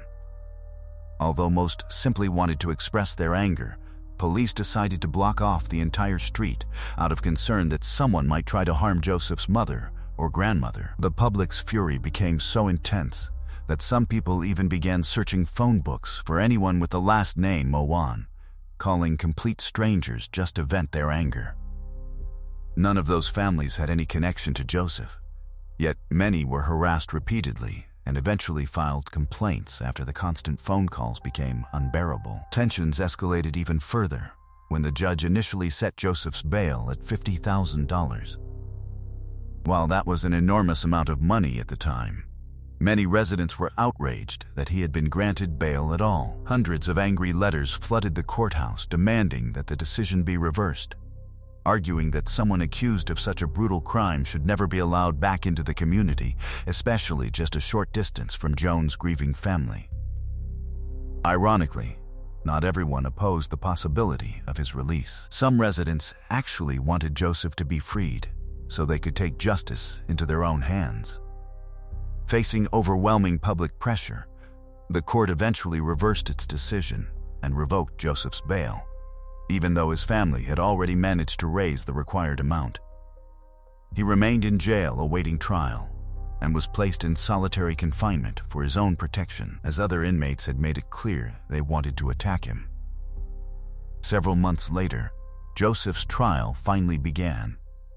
He pleaded guilty to murdering Joan, but continued insisting that the attack had not been sexually motivated, and claimed the killing was an impulsive act that happened without planning. According to Joseph, he couldn't explain what had suddenly come over him that afternoon. Prosecutors, however, rejected that explanation entirely. Before trial, multiple psychiatrists evaluated Joseph, and their conclusions painted a far darker picture. They believed he had harbored violent and disturbing fantasies for years, while successfully presenting himself as a normal, well-adjusted member of society. In their opinion, the moment an opportunity presented itself, he acted on those hidden desires without hesitation. Investigators also questioned whether the crime had truly been spontaneous. Joan's body had been concealed deep inside a wooded area behind a large rock, a location that seemed far too specific to have been chosen on impulse. Detectives believed Joseph was already familiar with the area and had likely identified it beforehand as a place where a body could be hidden without being easily discovered. At the conclusion of the trial, Joseph was sentenced to life in prison. However, there was one important complication. Under the laws in effect at the time, even someone convicted of such a crime could eventually become eligible for parole. That meant the case was far from over. Nearly 20 years later, Joseph became eligible to apply for release, reigniting public outrage. Joan's parents later revealed they hadn't even realized parole was a possibility until their attorney warned them that unless they actively opposed his release, there was a real chance he could walk free. The situation became even more frustrating because over the years Joseph had undergone numerous psychiatric evaluations, and many experts concluded that he no longer posed a danger to society. His spotless disciplinary record throughout his years in prison only strengthened his case. Determined to keep him behind bars, Joan's mother launched a tireless campaign to convince parole officials that Joseph should never be released. At the same time, she began fighting to change the law itself so that offenders convicted of crimes like Joseph's would never again be eligible for parole. After years of relentless advocacy, she succeeded. New Jersey passed legislation making anyone convicted of murdering a child under the age of 14 during the commission of a sexual assault permanently ineligible for parole. Just 1 year later, a similar federal law was enacted, largely because of Joan's mother's unwavering efforts. Although Joseph's conviction occurred before those laws took effect, and therefore wasn't covered by them, Joan's mother still managed to persuade parole officials to deny his release. Then, in 1999, Joseph received another opportunity to seek parole, and this time an unexpected development occurred. During a psychological evaluation, Joseph abandoned the story he had maintained for more than 2 decades. For years, he had claimed that everything began because he became frustrated after discovering he didn't have the correct change to pay for the cookies, a story investigators had always found difficult to believe. Now, he admitted that explanation wasn't true.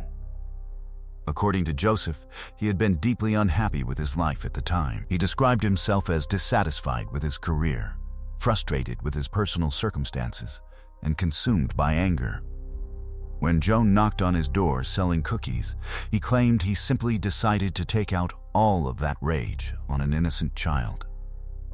Even with this revised confession, the parole board once again refused to release him. Over the following years, Joseph repeatedly submitted new parole requests, but every one of them was denied.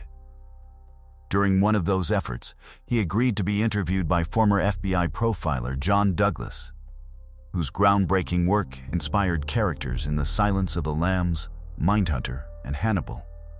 Douglas, who had interviewed notorious criminals including Charles Manson, evaluated whether Joseph could safely return to society.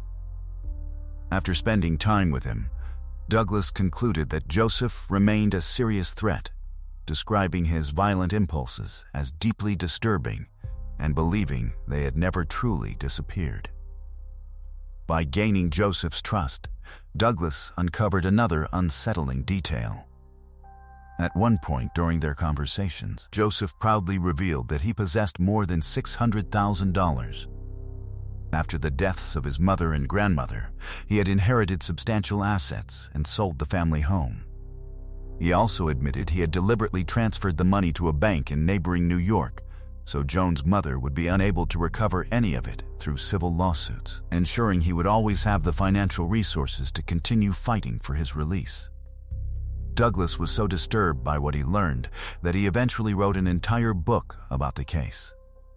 Joseph's final attempt to obtain parole came in 2008, with another hearing scheduled for 2025. Joan's mother had already begun preparing to oppose his release once again. But ultimately, she never had to. In 2021, Joseph died in prison at the age of 74. He spent the overwhelming majority of his life behind bars and remained incarcerated until his death. Joan's mother, however, never stopped fighting. In the years that followed, she continued advocating for stronger protections for children and tougher sentencing laws for violent offenders. More recently, she successfully helped raise the age covered under her original legislation from 14 to 18 in New Jersey. She also played a key role in passing another law that completely eliminated the statute of limitations for murder cases within the state.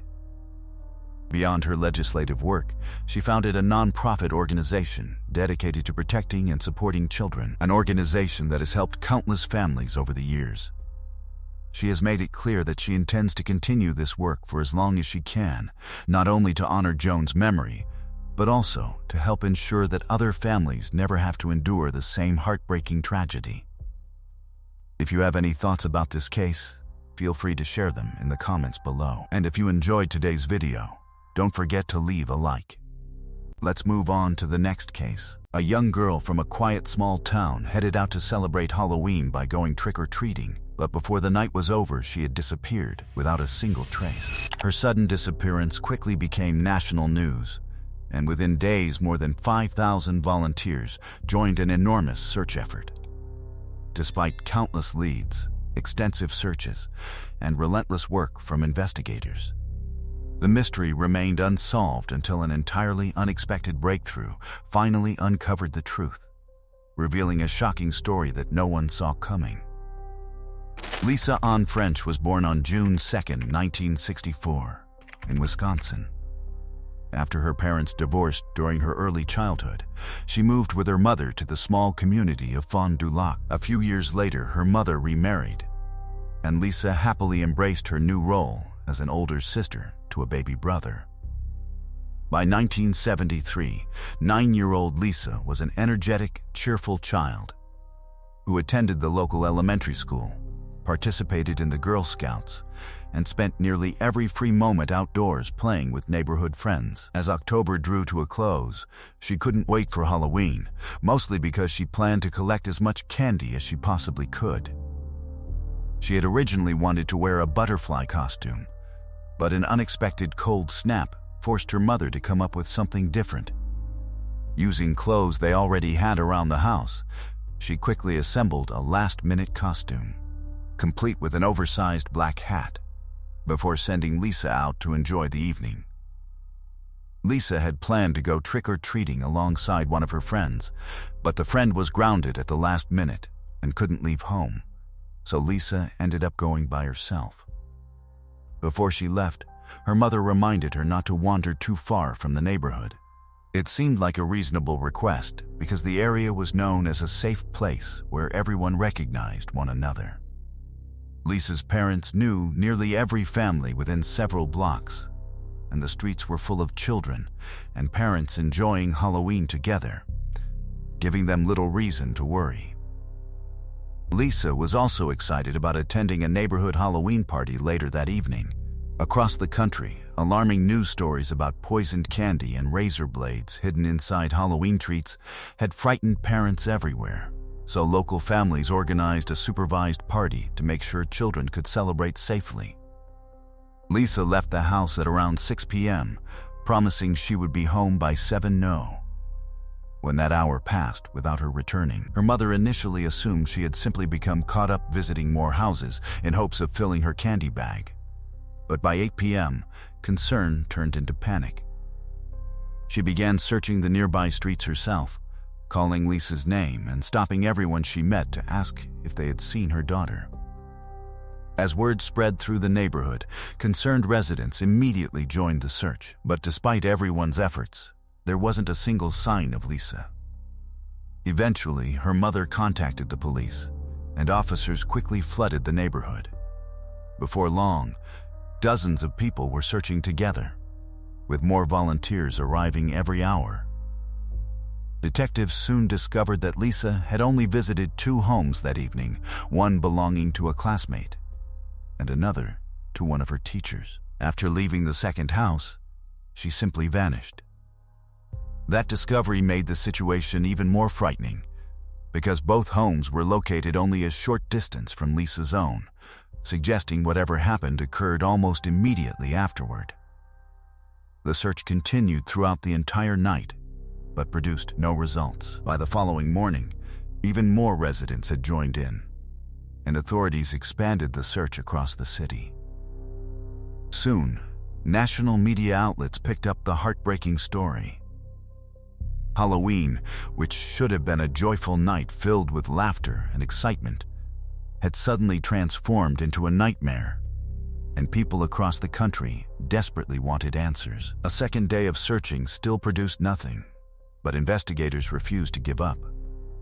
Thousands of flyers featuring Lisa's photograph were printed and distributed throughout the city and neighboring communities.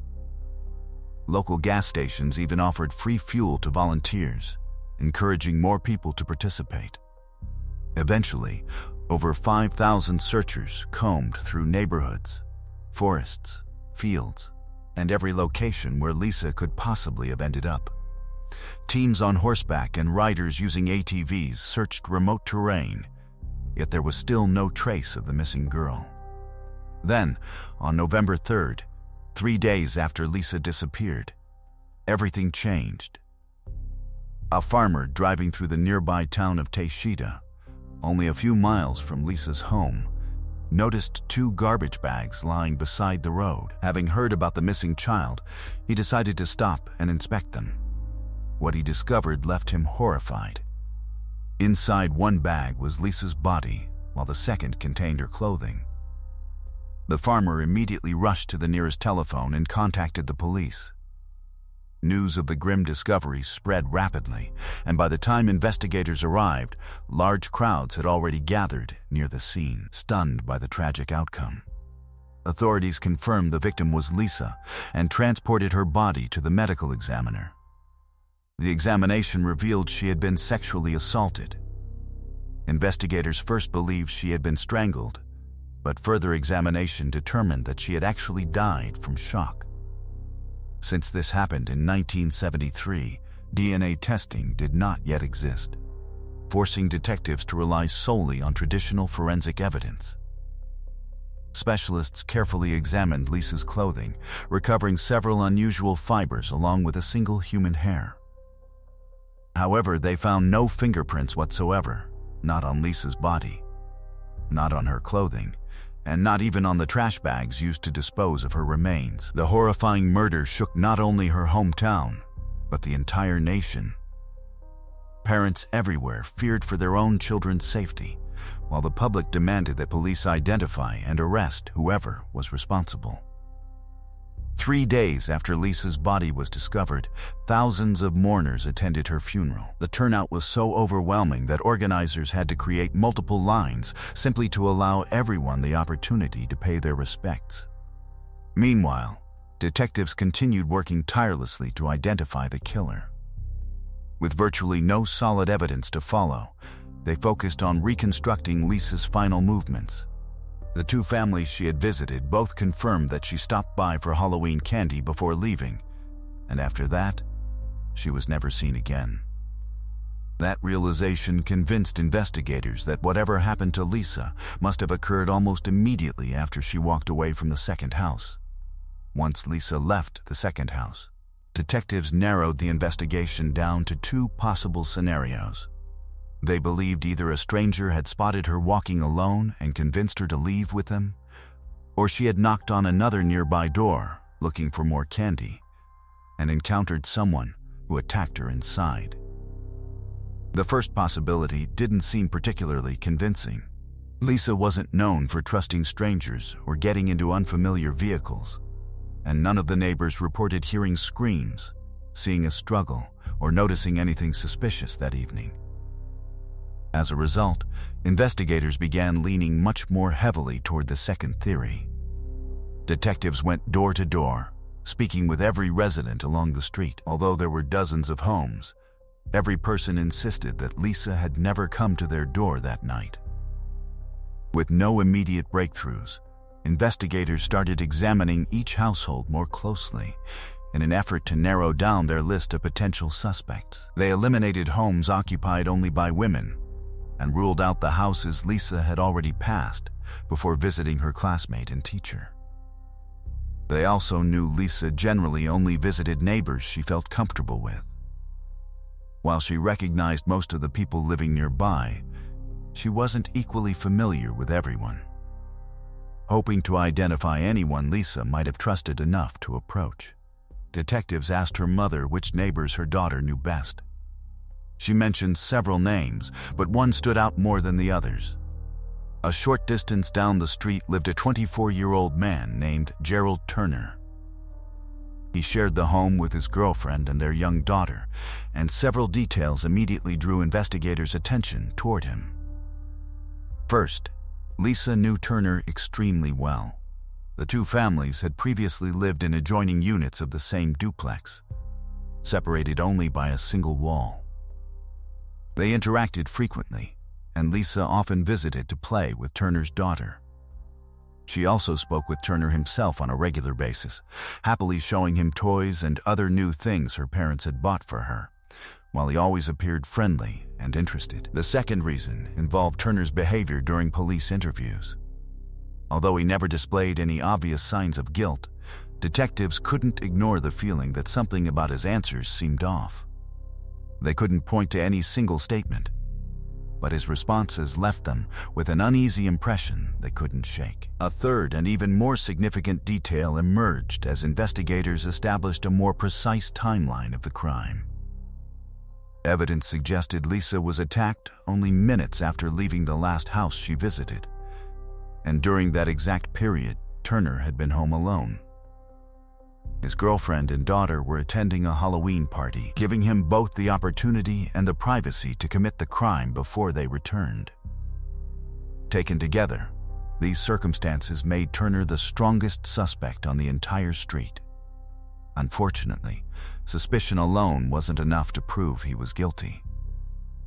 Detectives questioned him repeatedly, but every interview ended the same way, with Turner firmly denying any involvement. Eventually, investigators asked whether he would submit to a polygraph examination, and he agreed. During the test, several of his responses to critical questions were judged inconclusive. Detectives attempted to use those results to pressure him into admitting what happened, but Turner refused to confess. When they later requested that he take another polygraph examination, he declined outright. Still lacking a confession, investigators shifted their attention back to the physical evidence collected from the crime scene. Forensic specialists had recovered several unusual fibers from Lisa's clothing, along with a single human hair. After examining the hair, experts concluded it most likely came from another part of the body rather than the scalp, raising the possibility that it belonged to the killer.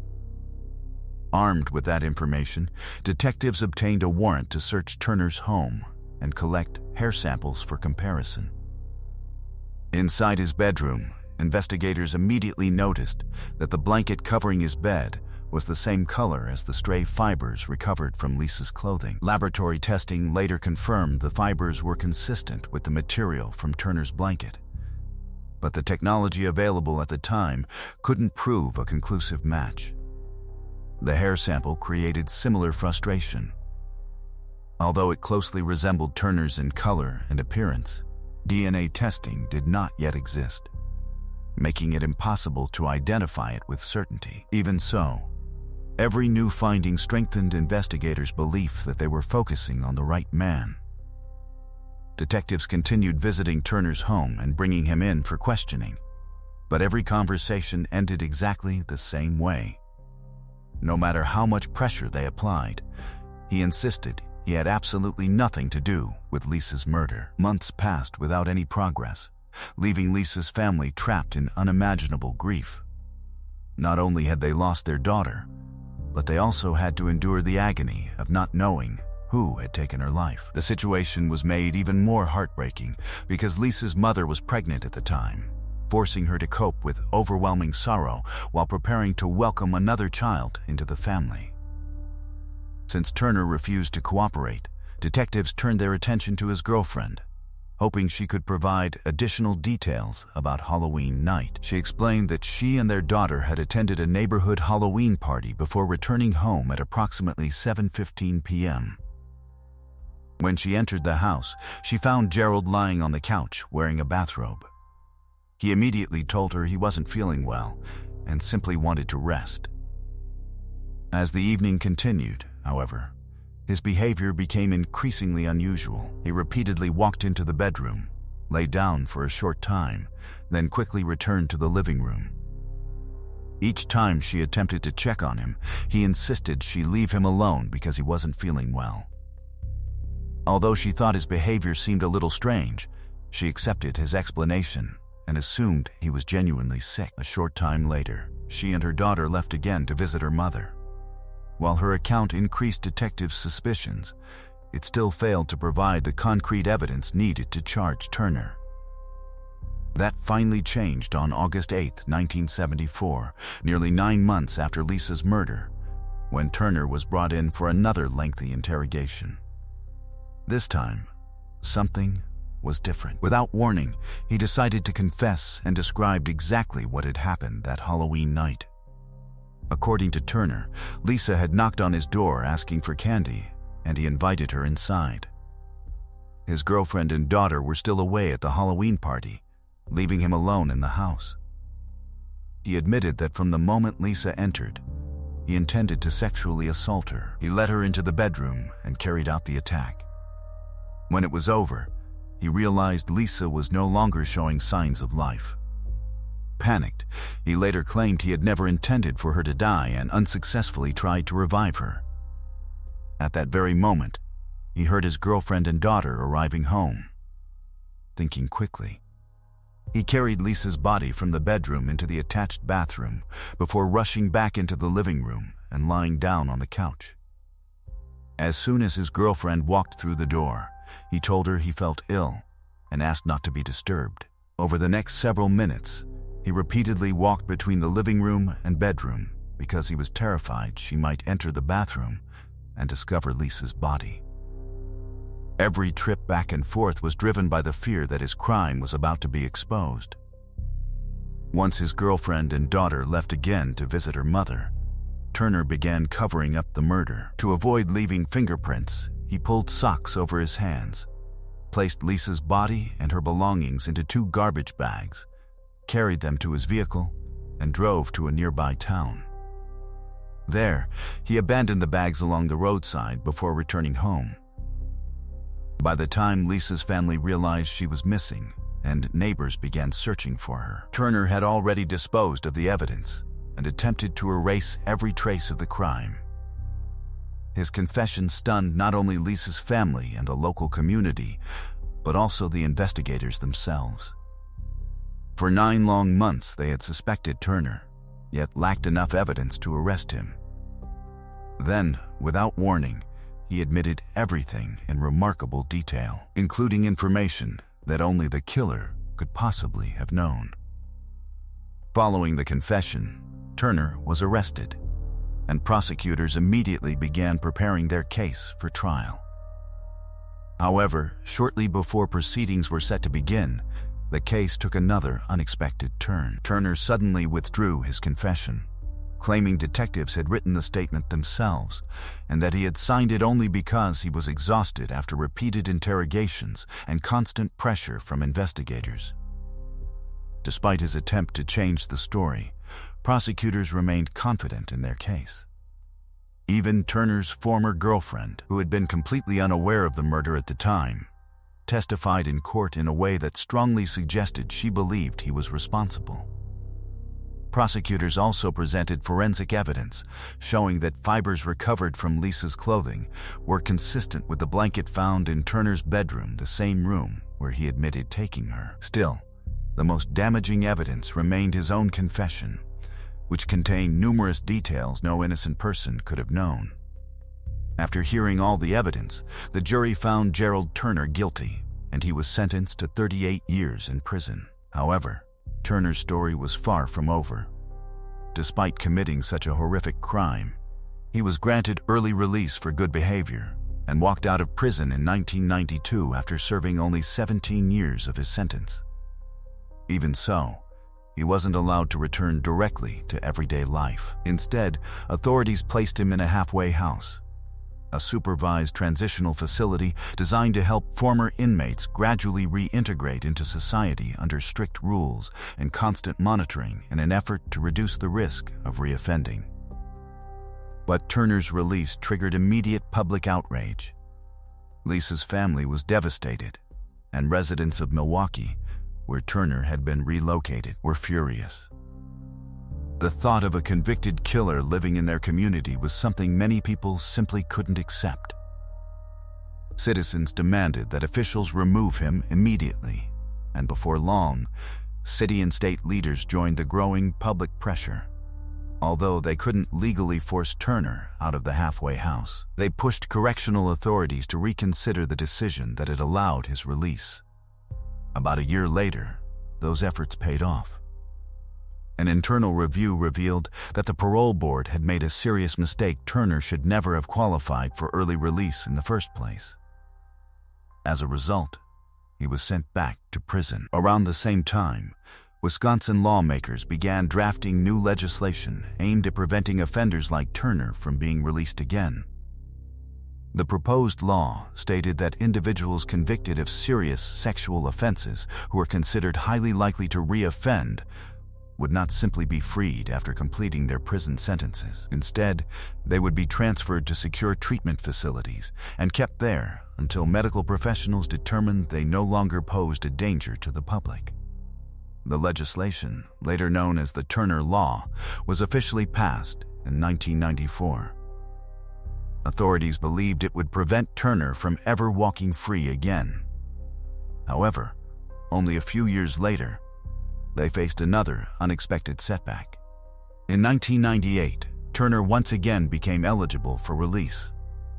To the disbelief of many, the parole board declined to classify him as a dangerous sexual offender, even after hearing disturbing testimony from his former wife and several ex-girlfriends.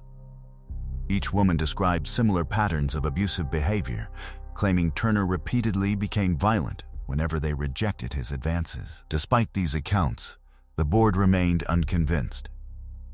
In the end, Turner was ruled ineligible for confinement under the very law created in response to his case and was released once again. He returned to another halfway house, but only a few months later he nearly attacked a parole officer with a knife during a routine visit. Even that frightening incident wasn't enough to send him back to prison permanently, and he was allowed to remain free.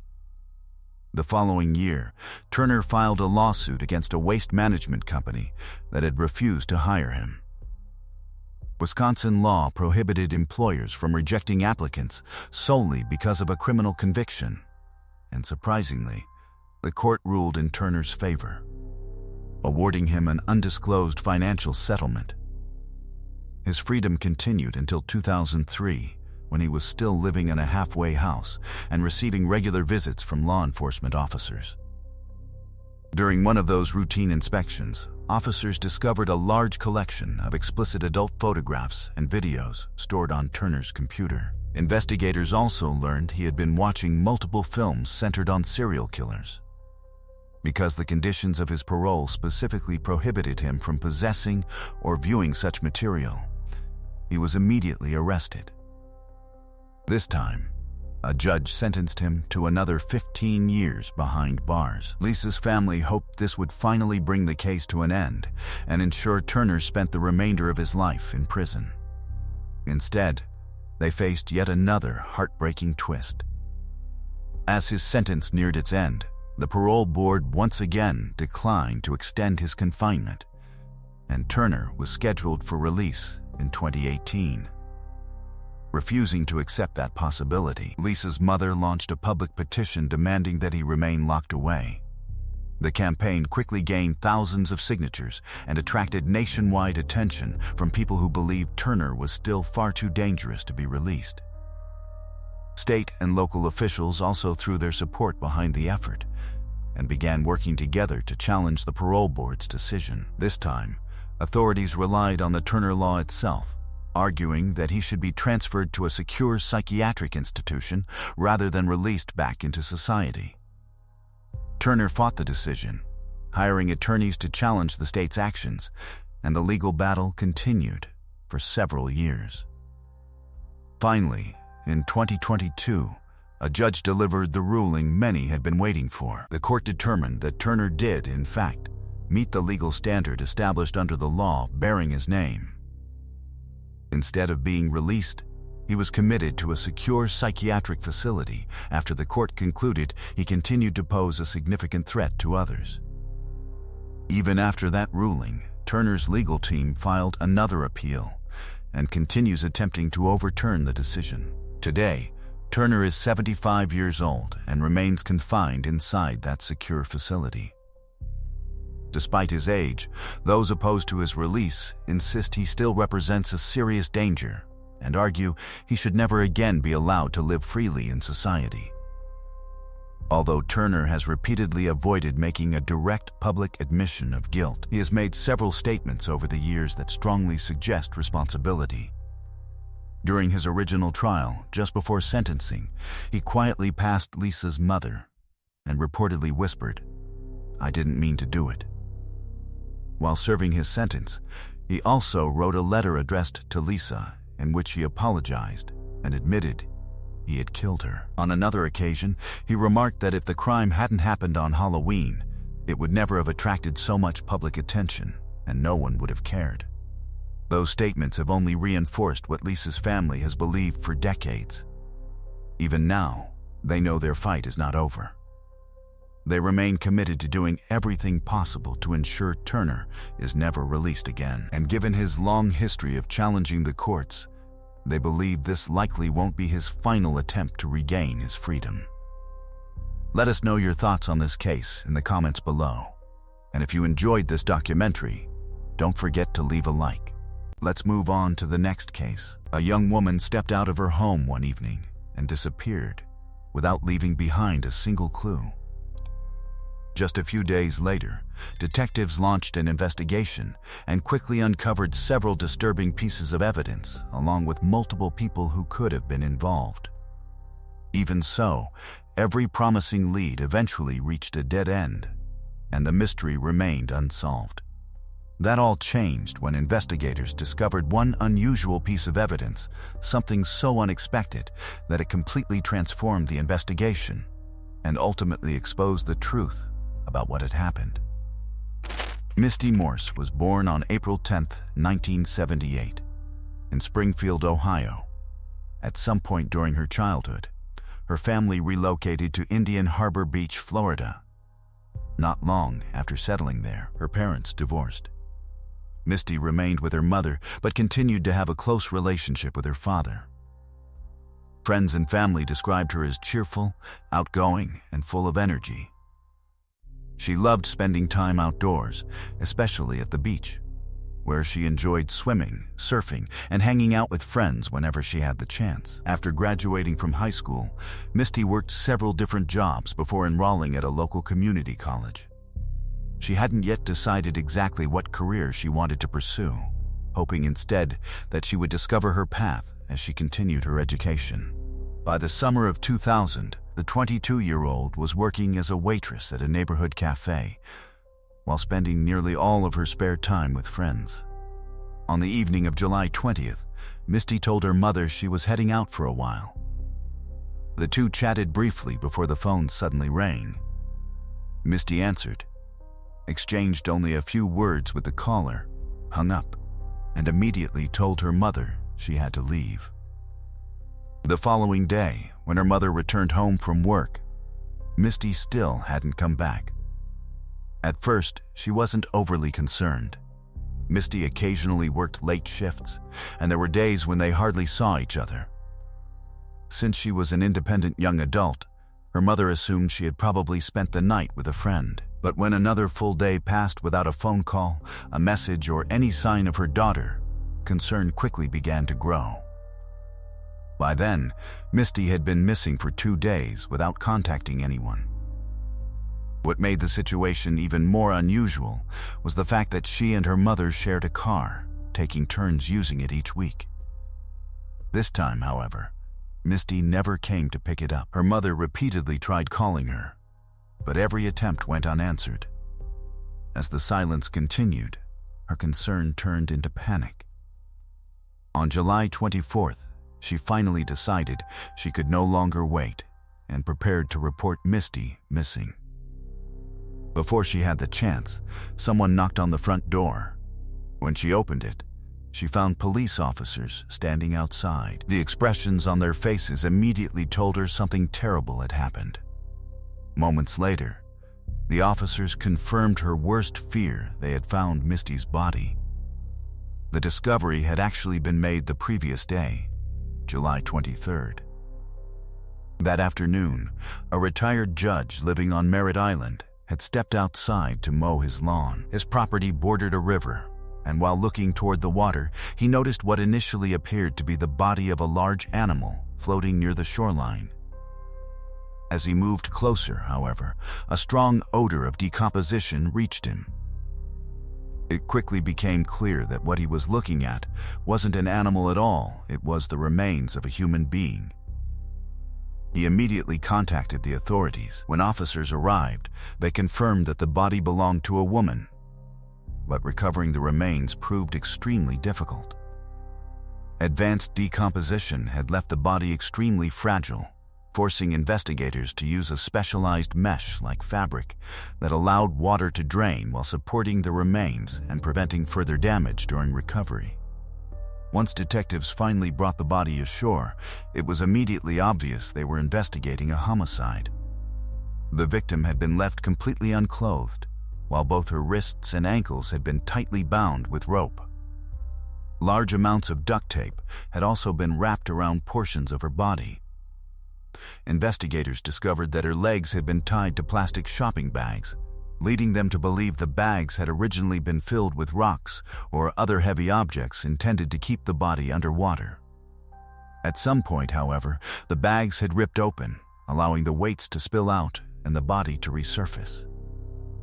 Detectives also noticed another unusual detail. Wrapped around the victim were several rubber cords commonly used to secure protective window screens. Every piece of rope, tape, plastic, and cord was carefully collected and submitted to the crime laboratory for examination, while medical examiners performed the autopsy.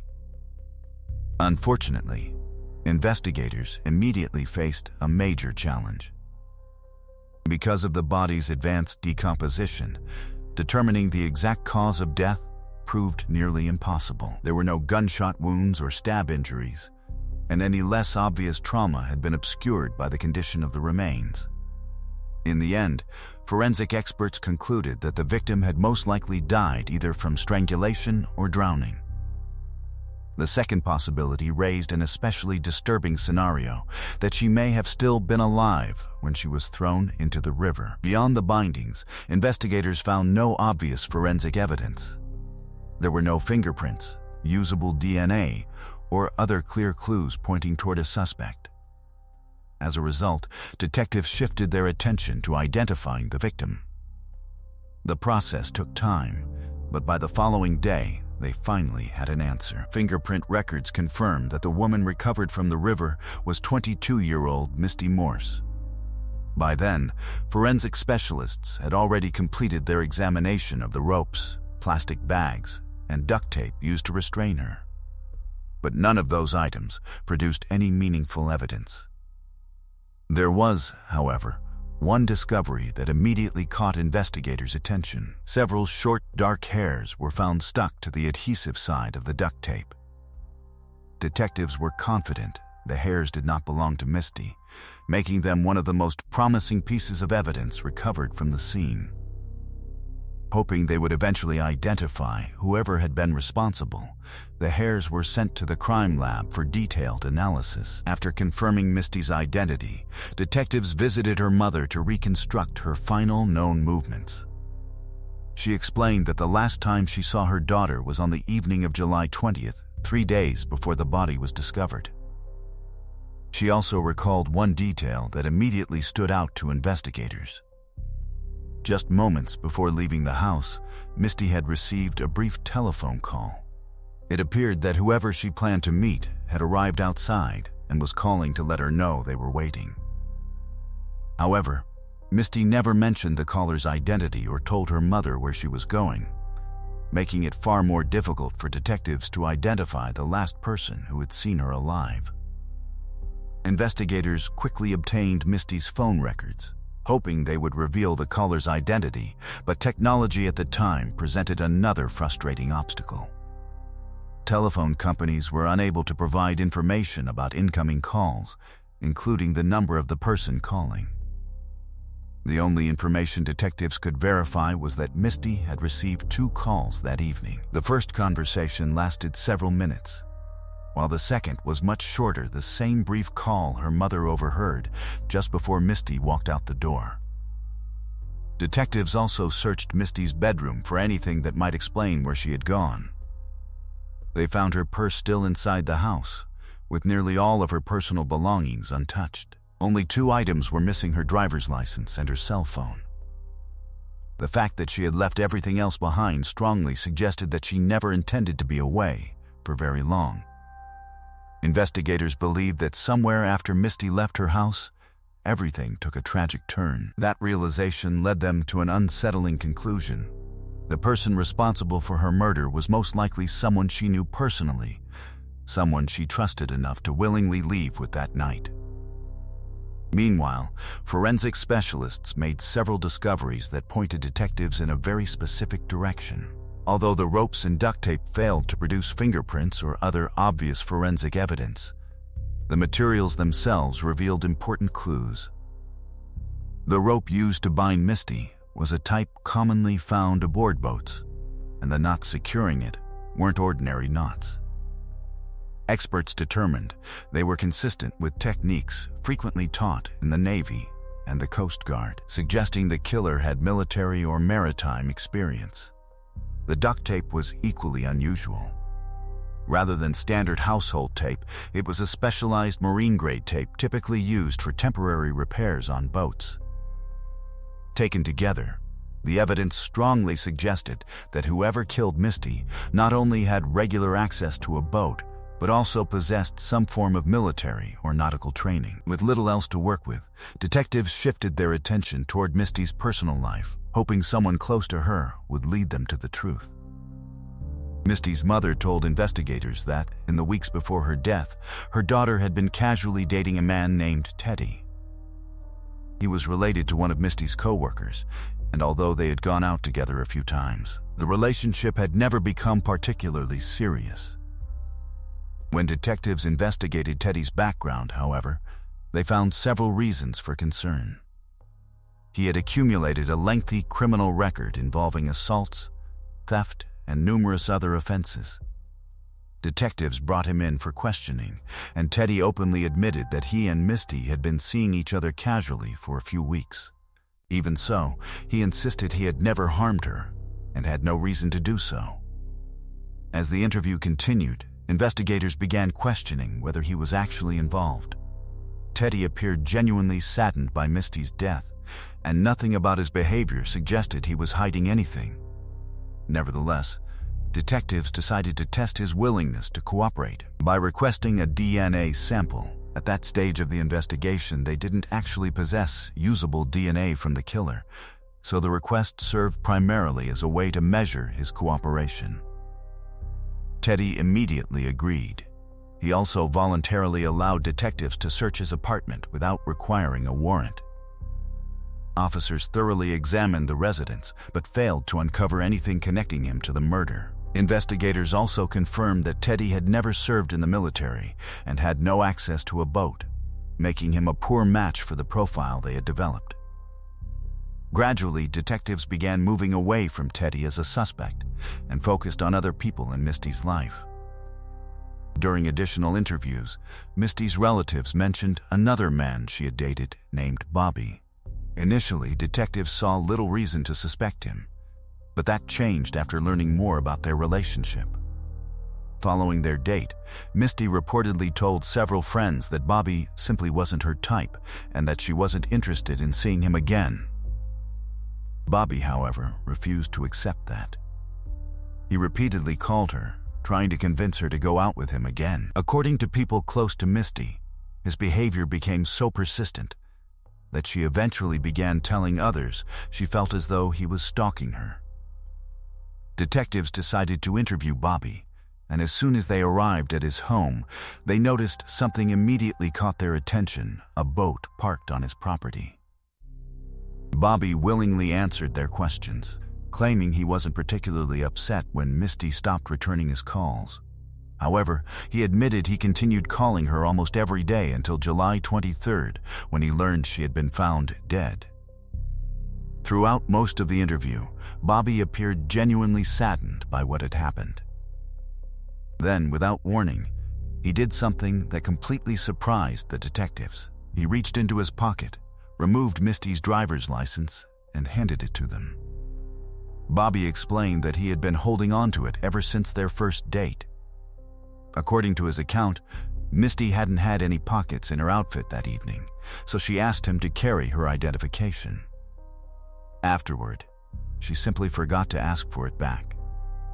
Detectives found that explanation difficult to believe. Several weeks had passed since their date. Was it really possible that Misty never realized her driver's license was missing? And if she had intentionally left it with Bobby, why had she never contacted him to retrieve it? Growing increasingly suspicious, detectives requested permission to search Bobby's home. He agreed without hesitation, but despite an extensive search, investigators found nothing linking him to the crime. There was another issue as well. Bobby had never served in the military, making him inconsistent with the offender profile investigators had developed from the forensic evidence. Once again, detectives found themselves at another dead end. However, just as they were preparing to leave, Bobby unexpectedly remembered one additional detail from his date with Misty that he believed might help. He recalled Misty mentioning a former boyfriend whom she described as controlling and aggressive. Bobby couldn't remember the man's name, but he did remember one important fact: he had served in the United States Marine Corps. That immediately caught detectives' attention. They went directly to Misty's mother and asked whether she knew which former boyfriend Bobby had been referring to. She answered immediately. His name was Brent Huck. Misty's mother explained that the two had dated for quite some time before ending their relationship roughly a year before Misty's death. According to her, Brent had become increasingly controlling throughout the relationship. He constantly questioned where Misty was, who she spent time with, and what she was doing. Eventually, his possessive behavior became too much for her, and she decided to end the relationship. After the breakup, her mother rarely heard his name again. Detectives immediately began investigating Brent and quickly discovered several details that fit their developing profile remarkably well. He lived in the same general area where Misty's body had been recovered. He had previously served in the Marine Corps, matching the military background suggested by the forensic evidence. In addition, he worked as a charter boat captain, giving him regular access to boats, marine-grade rope, specialized duct tape, and other equipment similar to the items used to dispose of Misty's body. Armed with that information, detectives arranged to question Brent. Wanting to avoid putting him on guard, they approached the interview carefully, telling him they were simply gathering information about people who had known Misty rather than identifying him as a suspect. Brent agreed to cooperate. He admitted that although he and Misty had broken up, they occasionally remained in contact afterward. According to him, however, their romantic relationship had completely ended, and there was nothing more between them. As the interview continued, detectives couldn't help noticing something unusual about his demeanor. Unlike the other people they had questioned, Brent showed almost no emotion while discussing Misty's murder. Rather than appearing saddened or shocked, he came across as overly confident, almost arrogant. His attitude stood out immediately and only deepened investigators' suspicions. Even so, the interview proved surprisingly productive. When detectives asked Brent the last time he had spoken with Misty, he identified the exact evening she disappeared, Wednesday, July 20th. He admitted that he had called her twice that night, but insisted they never actually met in person. That statement immediately caught detectives' attention. Based on everything Misty's mother had told them, investigators strongly believed the person who made that final phone call was the same individual who picked Misty up shortly before she vanished. Misty's phone records only deepened investigators' suspicions. They confirmed that she had received no other calls that evening besides the two from Brent. Even so, he refused to change his story. Brent claimed he contacted Misty because he had heard rumors that she was telling people she was pregnant with his child. At the time, he was involved in another relationship, and, according to him, those rumors threatened to destroy it. He insisted that the only reason he called Misty was to convince her to stop spreading false information. Detectives, however, weren't convinced. For one thing, the medical examiner found absolutely no evidence that Misty had been pregnant during the autopsy. In addition, investigators interviewed her friends, and not a single one had ever heard Misty mention being pregnant. As far as detectives were concerned, Brent's explanation simply didn't make sense. They then asked for permission to search his home, and like the other suspects before him, Brent agreed. This time, however, investigators uncovered far more than they expected. The first discovery came from his kitchen, where detectives found several plastic shopping bags from the very same grocery store as the bags tied to Misty's legs. Initially, that alone didn't seem particularly significant, since countless people shopped at the same store. But investigators decided to examine them more closely. Forensic specialists compared the manufacturing codes stamped onto the bags during production with those recovered from Misty's body. The results were startling. Both sets of bags had been manufactured at the same factory, on the same production line, and during the very same production run. That meant there was a strong possibility the bags used to dispose of Misty's body had come directly from Brent's own kitchen. And that discovery was only the beginning. While searching the garage, detectives located the exact same type of rubber cord that had been wrapped around Misty's body. Once again, forensic experts compared the production markings and confirmed that both cords had been manufactured on the same machine as part of the same batch. As the search continued, investigators also recovered a roll of specialized marine-grade duct tape identical to the tape used on Misty's body. Finally, they found rope matching the type used to bind Misty, tied using the very same military-style knots that had caught investigators' attention earlier in the case. By that point, detectives believed they were no longer dealing with mere coincidences. After reviewing everything collected during the search, investigators became convinced Brent was responsible for the murder. They developed a theory that Brent had heard rumors claiming Misty was pregnant with his child, and had panicked, fearing the story would destroy his current relationship. Believing his life was about to fall apart, detectives suspected he decided to eliminate the problem before it grew any larger. Ironically, investigators believed Brent had acted on a false assumption. Misty wasn't pregnant at all, and there was a good chance she didn't even know those rumors existed. Armed with what they believed was a compelling case, detectives presented all of the evidence to the district attorney, hoping criminal charges would finally be approved. Instead, they encountered another frustrating setback. After reviewing every detail, the prosecutor declined to move forward. He explained that although the evidence strongly pointed toward Brent, every piece of it was circumstantial.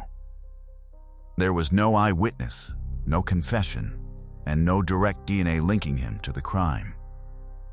The prosecutor warned detectives that, despite the impressive chain of evidence, it probably wouldn't be enough to secure a conviction before a jury. He urged investigators to keep searching for stronger proof.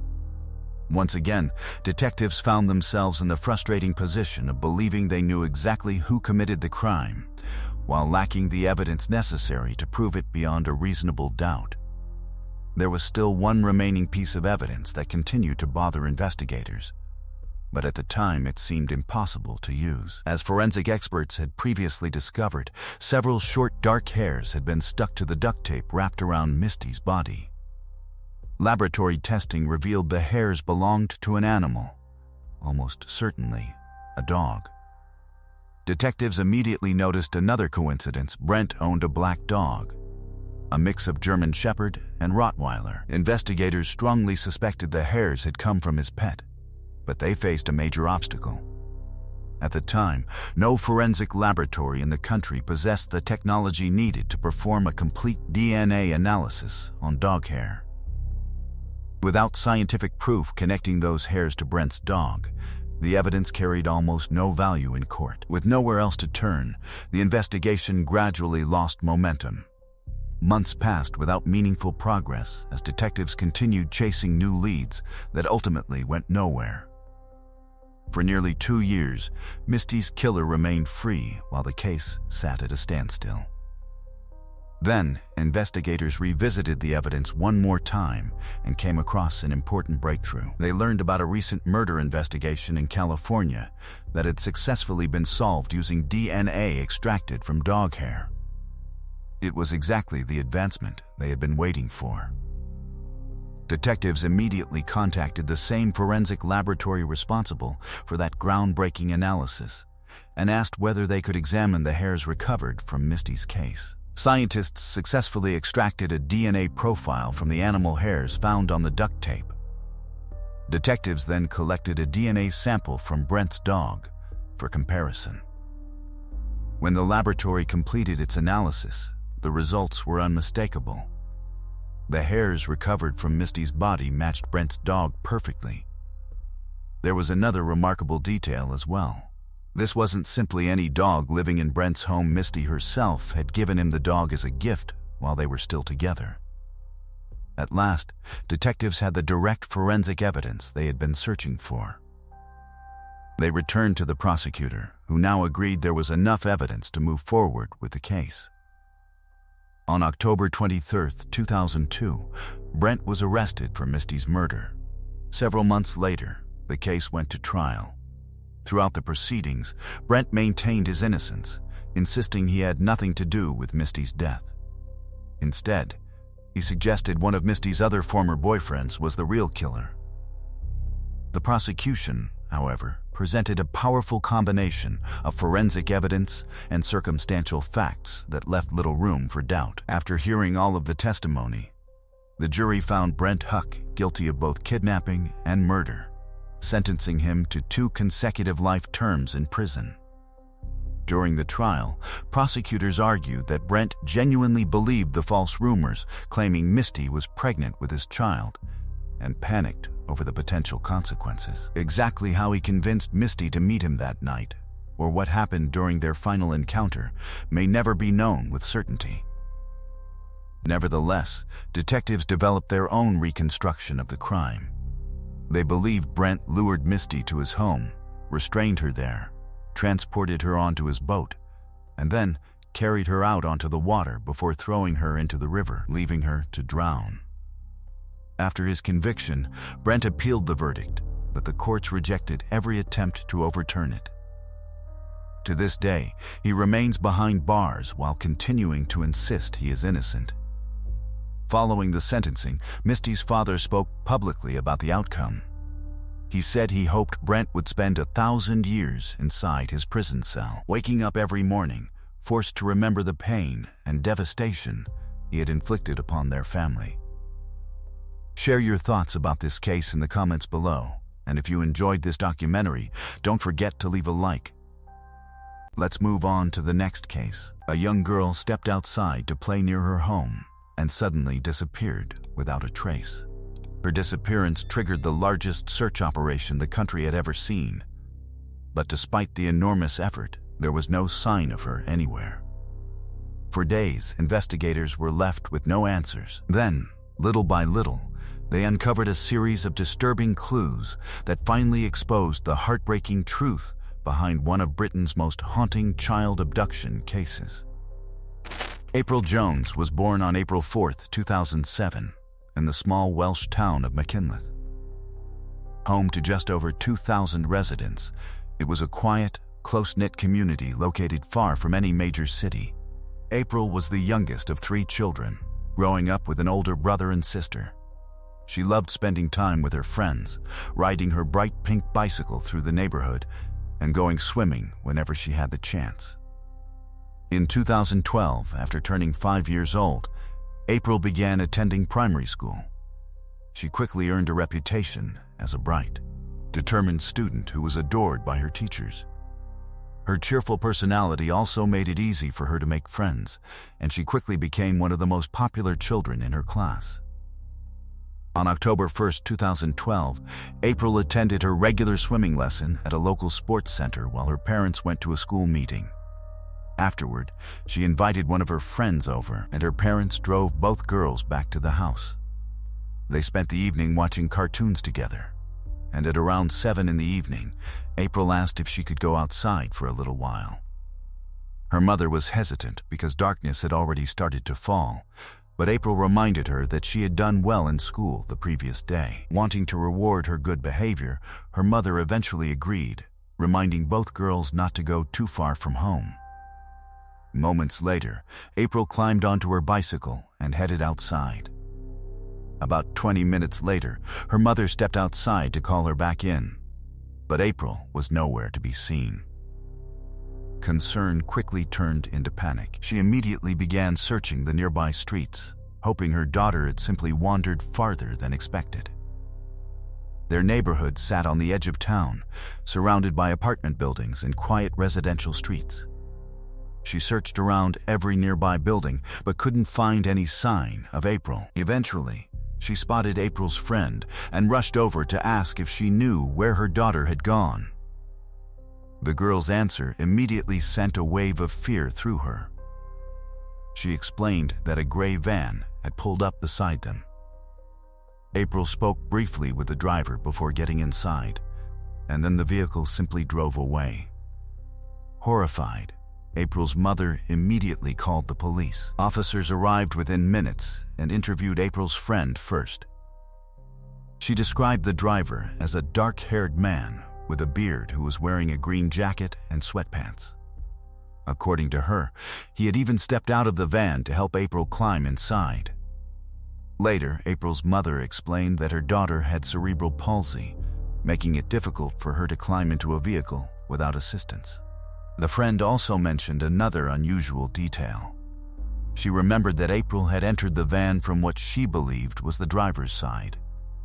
Detectives quickly realized the significance of that statement. In the United Kingdom, steering wheels are normally positioned on the right-hand side of a vehicle. If April entered from what appeared to be the driver's side, the van was likely left-hand drive, a highly unusual feature that could significantly narrow the search. Investigators believe the young witness had simply mistaken the passenger side of a left-hand drive vehicle for the driver's side. Realizing they were likely dealing with a child abduction, police immediately declared the case a critical incident and called in additional resources. A massive search operation began almost instantly, as investigators distributed descriptions of both the suspect and the gray van to law enforcement agencies across the region. News of April's disappearance spread rapidly, first throughout the town, and then across the entire country. Within hours, dozens of local residents gathered outside her home, desperate to help. While their support was overwhelming, it also created challenges for detectives, who needed to conduct systematic door-to-door interviews throughout the neighborhood. At the same time, social media quickly amplified the story, bringing even more volunteers into the area.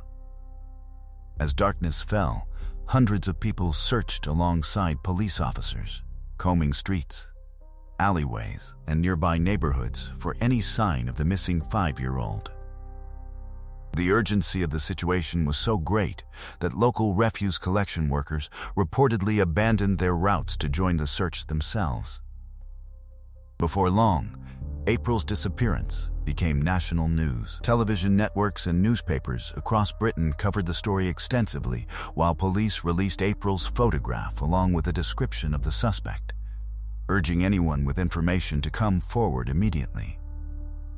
Tips began pouring in from across the country, but despite the overwhelming public response, none led investigators to April. During the first several hours, search teams thoroughly covered every corner of the town without finding a single clue. Authorities then expanded their efforts into the surrounding forests and open fields, but conditions made the search incredibly difficult. Heavy rain had begun falling, the landscape surrounding the town was rugged and uneven, and complete darkness severely limited visibility. Even so, officers refused to suspend the operation. The search continued throughout the night, and by sunrise even more volunteers had arrived, many traveling from neighboring communities to assist. Police also expanded the search beyond the town itself, placing missing person alerts on electronic billboards along major roads and highways in hopes that someone might recognize either April or the suspect's vehicle.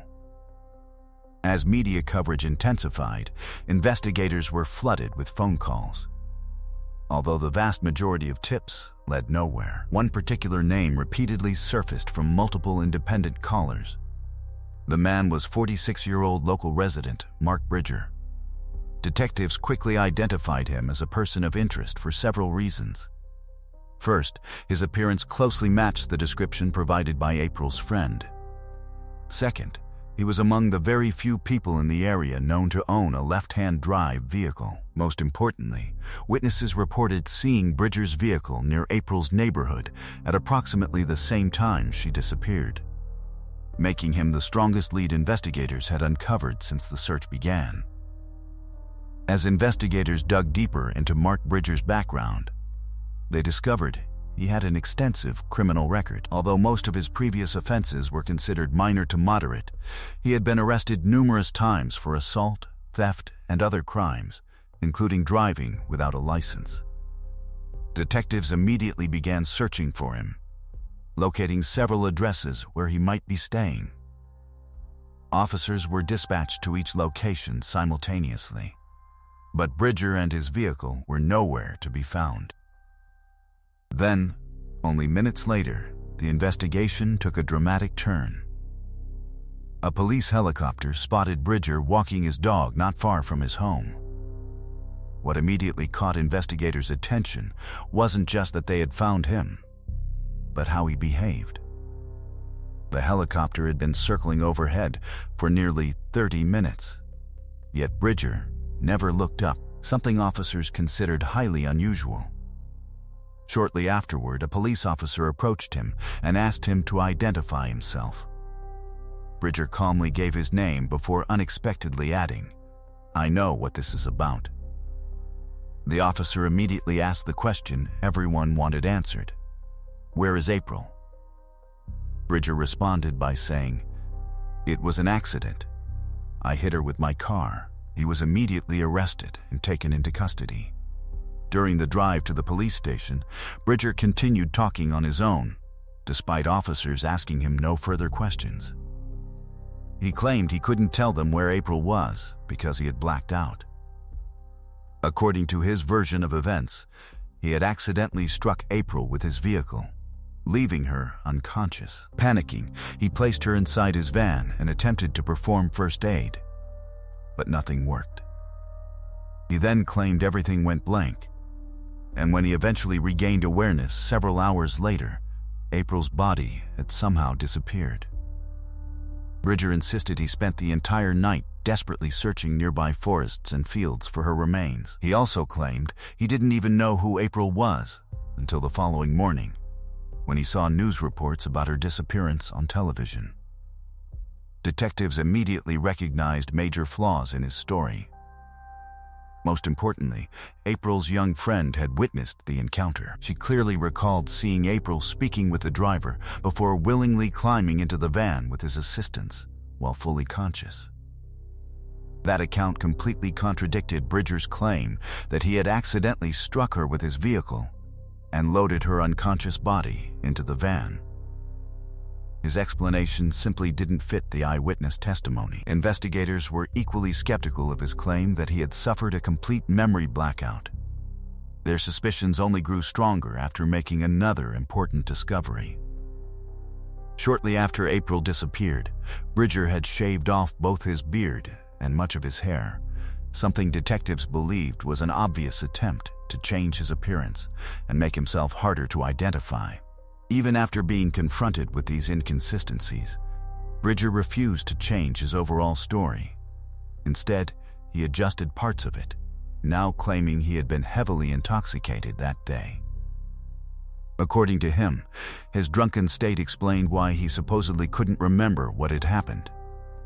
He also insisted that although he couldn't recall where he had left April, he was certain she was dead and in a safe place. No matter how long detectives questioned him, they were unable to extract the truth. With Bridger refusing to cooperate, investigators shifted their attention to his home. The moment officers stepped inside, something immediately stood out. The house was filled with an overpowering smell of cleaning chemicals, and the temperature inside was unusually hot. Detectives quickly noticed a wood-burning stove in the living room that appeared to have been burning continuously for quite some time. Forensic teams carefully collected the ashes for laboratory analysis. Aside from that, however, there were no obvious signs of April. They found none of her belongings, no clothing, and nothing immediately linking her to the property. But after conducting a more detailed forensic examination, specialists discovered small traces of blood inside the house. Laboratory testing later confirmed the blood belonged to April. Detectives then examined Bridger's vehicle. If his story about accidentally hitting April with the van had been true, investigators expected to find physical evidence supporting that claim. Instead, they found none. There was no blood inside the vehicle, no damage consistent with striking a pedestrian, and nothing suggesting an accident had ever taken place. Once again, Bridger's account fell apart under scrutiny. Then came the devastating laboratory results from the fireplace ashes. Forensic experts recovered 17 fragments of human bone, all identified as belonging to April. Investigators also discovered another bone fragment inside the bathroom drain. Those findings confirmed the heartbreaking reality that April was no longer alive. Even so, detectives did not believe Bridger had completely destroyed her remains. They suspected he had disposed of what remained somewhere else, prompting authorities to continue the search with renewed determination. News that April had almost certainly been killed sent shockwaves throughout the country. Until then, countless people had continued hoping she would somehow be found alive. Now, the mission had changed completely. Hundreds of volunteers and police officers were no longer searching for a missing child, they were searching for her remains, so her family could finally lay her to rest. By that stage, the operation had grown into the largest search effort in modern British history. Alongside local volunteers, hundreds of specially trained personnel from numerous emergency services joined the operation. Search teams combed through rivers, forests, lakes, mountains, and some of the most difficult terrain imaginable, refusing to give up until every possible location had been examined. Meanwhile, Detectives continued building their case against Bridger. A forensic examination of his computer uncovered deeply disturbing material. Investigators found illegal content involving children, along with photographs of victims from several other high-profile criminal cases. Even more alarming, they discovered dozens of images of local children from the town itself, including photographs of both April and her older sister. Detectives believed Bridger had downloaded many of those pictures directly from social media. As the investigation continued, another disturbing detail came to light.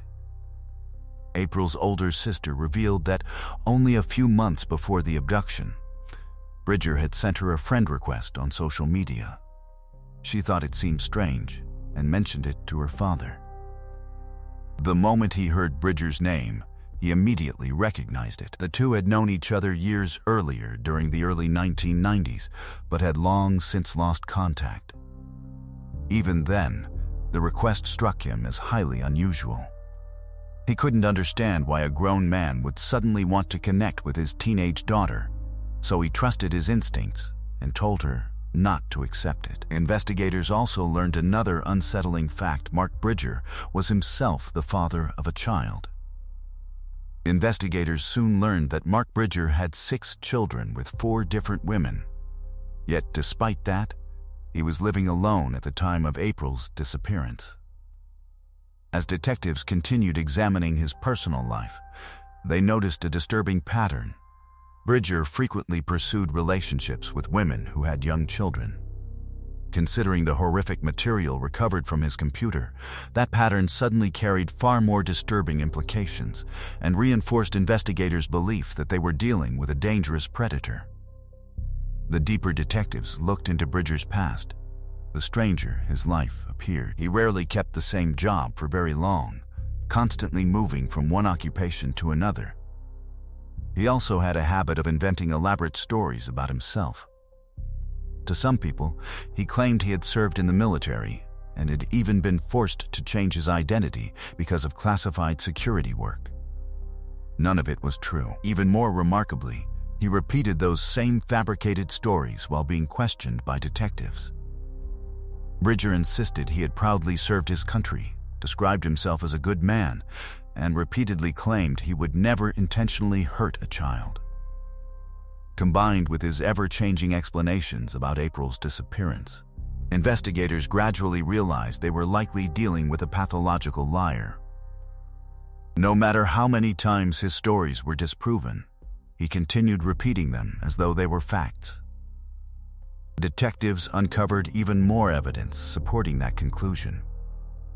Bridger had spent years telling friends and acquaintances that both of his parents had died, when in reality, they were still alive. Investigators also learned that only days before April's abduction, Bridger had gone through a painful breakup with his girlfriend. According to people who knew him, he handled the separation very poorly, began drinking heavily, and quickly spiraled into increasingly unstable behavior. As forensic analysts continued examining his computer, they uncovered another deeply disturbing discovery. Just hours before April vanished, Bridger had contacted 3 different women, asking each of them to meet with him. Every one of them turned him down. Shortly afterward, investigators determined he had accessed illegal material from the disturbing collection stored on his computer. By that stage, detectives believed the evidence overwhelmingly pointed toward Bridger's guilt. Even so, they still faced one heartbreaking obstacle: April's remains had never been found. Hoping someone had unknowingly seen something important, investigators repeatedly appealed to the public for help. They asked anyone who might have seen Bridger or his vehicle on the night of the abduction to come forward, believing even the smallest detail could help reconstruct his movements and reveal where he had hidden April. Eventually, one witness provided investigators with an intriguing lead. The man reported seeing Bridger early the following morning, around 9 in the morning, walking along a nearby riverbank while carrying a large black bag. Detectives also discovered that shortly afterward, Bridger had taken his vehicle to a local repair shop. The mechanics remembered him clearly because of how strangely he behaved during his visit. By then, April's disappearance dominated every conversation in town, and emotions were running high. Bridger spoke about the case as though he were personally grieving the loss of a child, becoming visibly emotional and appearing close to tears. To the mechanics, however, his reaction felt unusually dramatic, almost theatrical, and something about it struck them as deeply unnatural. Acting on this new information, search teams concentrated their efforts along the river where Bridger had reportedly been seen. Despite conducting extensive searches throughout the area, they still failed to recover any trace of April. As weeks passed without success, investigators reluctantly accepted that her remains might never be found. Faced with that possibility, prosecutors made the difficult decision to proceed with murder charges based on the overwhelming evidence they had already collected. Using the blood recovered from Bridger's home, detectives reconstructed what they believed had happened. Their theory was that Bridger persuaded April to get into his vehicle under some innocent pretense before taking her back to his house, where he sexually assaulted and murdered her. Investigators also discovered that Bridger had previously worked in a slaughterhouse. Because of that experience, detectives believed he possessed the knowledge necessary to dismember and dispose of a body before burning portions of April's remains inside the wood-burning stove. Even so, forensic experts agreed it would have been impossible to completely destroy every part of her body, leading investigators to conclude that whatever remained had been hidden somewhere else. As preparations for trial moved forward, Bridger was held in custody while search teams continued their efforts. Despite worsening weather and an increasing lack of new leads, investigators refused to stop searching. Prosecutors were confident they could obtain a conviction even without recovering April's body, but that never diminished their determination to find her. Altogether, search crews examined roughly 60 square kilometers, about 37 square miles, covering forests, rivers, hillsides, and every location where April's remains might have been concealed. Despite one of the largest search operations in British history, they found nothing. April's family faced the heartbreaking reality that the only remains they could bury were the small bone fragments recovered from Bridger's home. To honor her memory, they placed several of her personal belongings inside the coffin before laying her to rest. Hundreds of people attended the funeral, many traveling from neighboring communities simply to pay their respects. Throughout the search, April had become more than just another missing child. She had become a daughter to an entire nation. And now thousands were mourning her loss. In January 2013, 3 months after April's murder, Bridger appeared in court and pleaded not guilty to murder. At the same time, however, he acknowledged that he was probably responsible for her death. Throughout the trial, he stubbornly maintained his version of events, insisting he had accidentally run April over with his vehicle, despite overwhelming evidence proving otherwise. He also continued claiming he had no memory of where he had hidden her remains, while portraying himself as someone who had merely tried to help her after the supposed accident. The trial continued until late May, when the jury rejected every part of Bridger's account. He was convicted of murder and sentenced to life imprisonment without the possibility of parole, one of the harshest and rarest sentences available under British law. After arriving at prison, Bridger was attacked by another inmate, who stabbed him multiple times with a homemade weapon. Although he survived, the assault left him seriously injured. In the years that followed, detectives repeatedly visited Bridger, hoping he would finally reveal the location of April's remaining remains so her family could bring her home. Every attempt failed. Bridger continued insisting he remembered nothing. Then, unexpectedly, investigators received information from another prisoner who claimed Bridger had privately confessed to throwing April's remains into a river near his home. Detectives carefully evaluated the claim, but ultimately found it unconvincing. They reasoned that if human remains had been discarded in that manner, there was a strong likelihood they would eventually have surfaced. Furthermore, search teams had already examined miles of the river without discovering anything, making the inmate's account difficult to believe. 1 year after Bridger's conviction, local authorities purchased the house where investigators believed April had been murdered. In November 2014, the property was demolished. Hundreds of local residents gathered to witness the destruction, including April's parents, who watched as the building where their daughter's life had been taken was reduced to rubble. Years later, in 2018, April's family endured yet another heartbreaking tragedy. Her father became seriously ill and temporarily lost portions of his memory. After regaining consciousness, he repeatedly asked his wife why April hadn't come to visit him in the hospital. She was forced to tell him all over again that their daughter had been murdered years earlier, leaving him to experience the unbearable pain of losing April for a second time. As for the search, it has never resumed since 2013. Police have stated they remain prepared to reopen the operation if credible new information ever emerges, but so far no such breakthrough has occurred. More than a decade has now passed since April was taken, and investigators sadly acknowledge that the chances of ever recovering her remaining remains are extremely small. Share your thoughts about this case in the comments below, and if you enjoyed this documentary, don't forget to leave a like.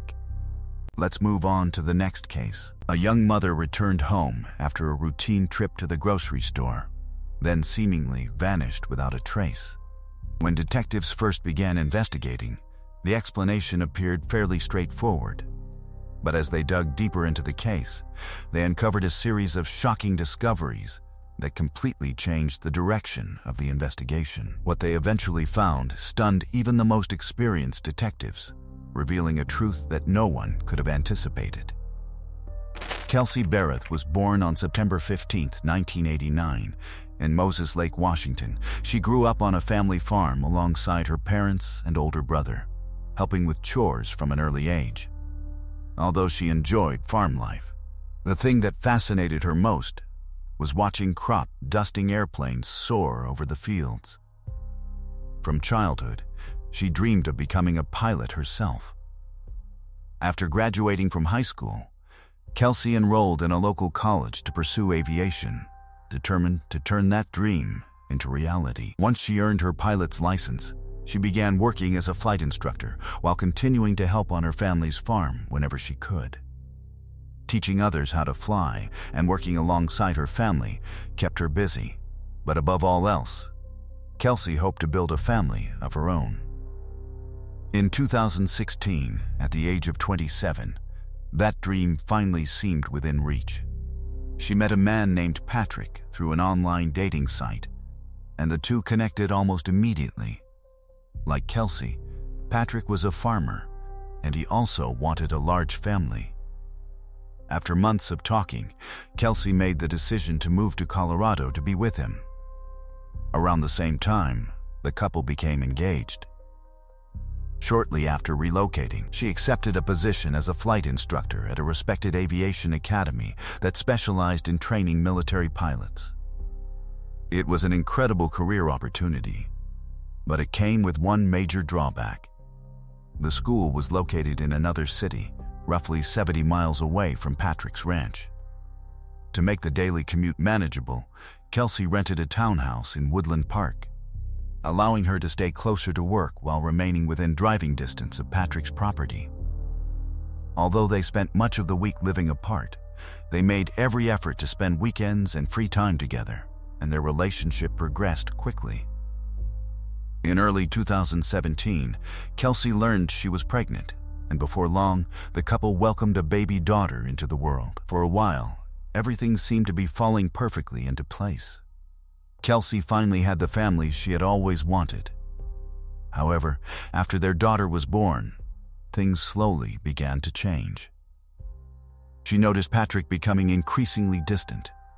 He seemed less interested in their relationship, less enthusiastic about their future together, and emotionally withdrawn. Despite those problems, Kelsey refused to give up. She remained committed to making the relationship work, and did everything she could to repair what was falling apart. On the morning of November 22nd, 2018, Thanksgiving Day, Kelsey planned to prepare a holiday dinner.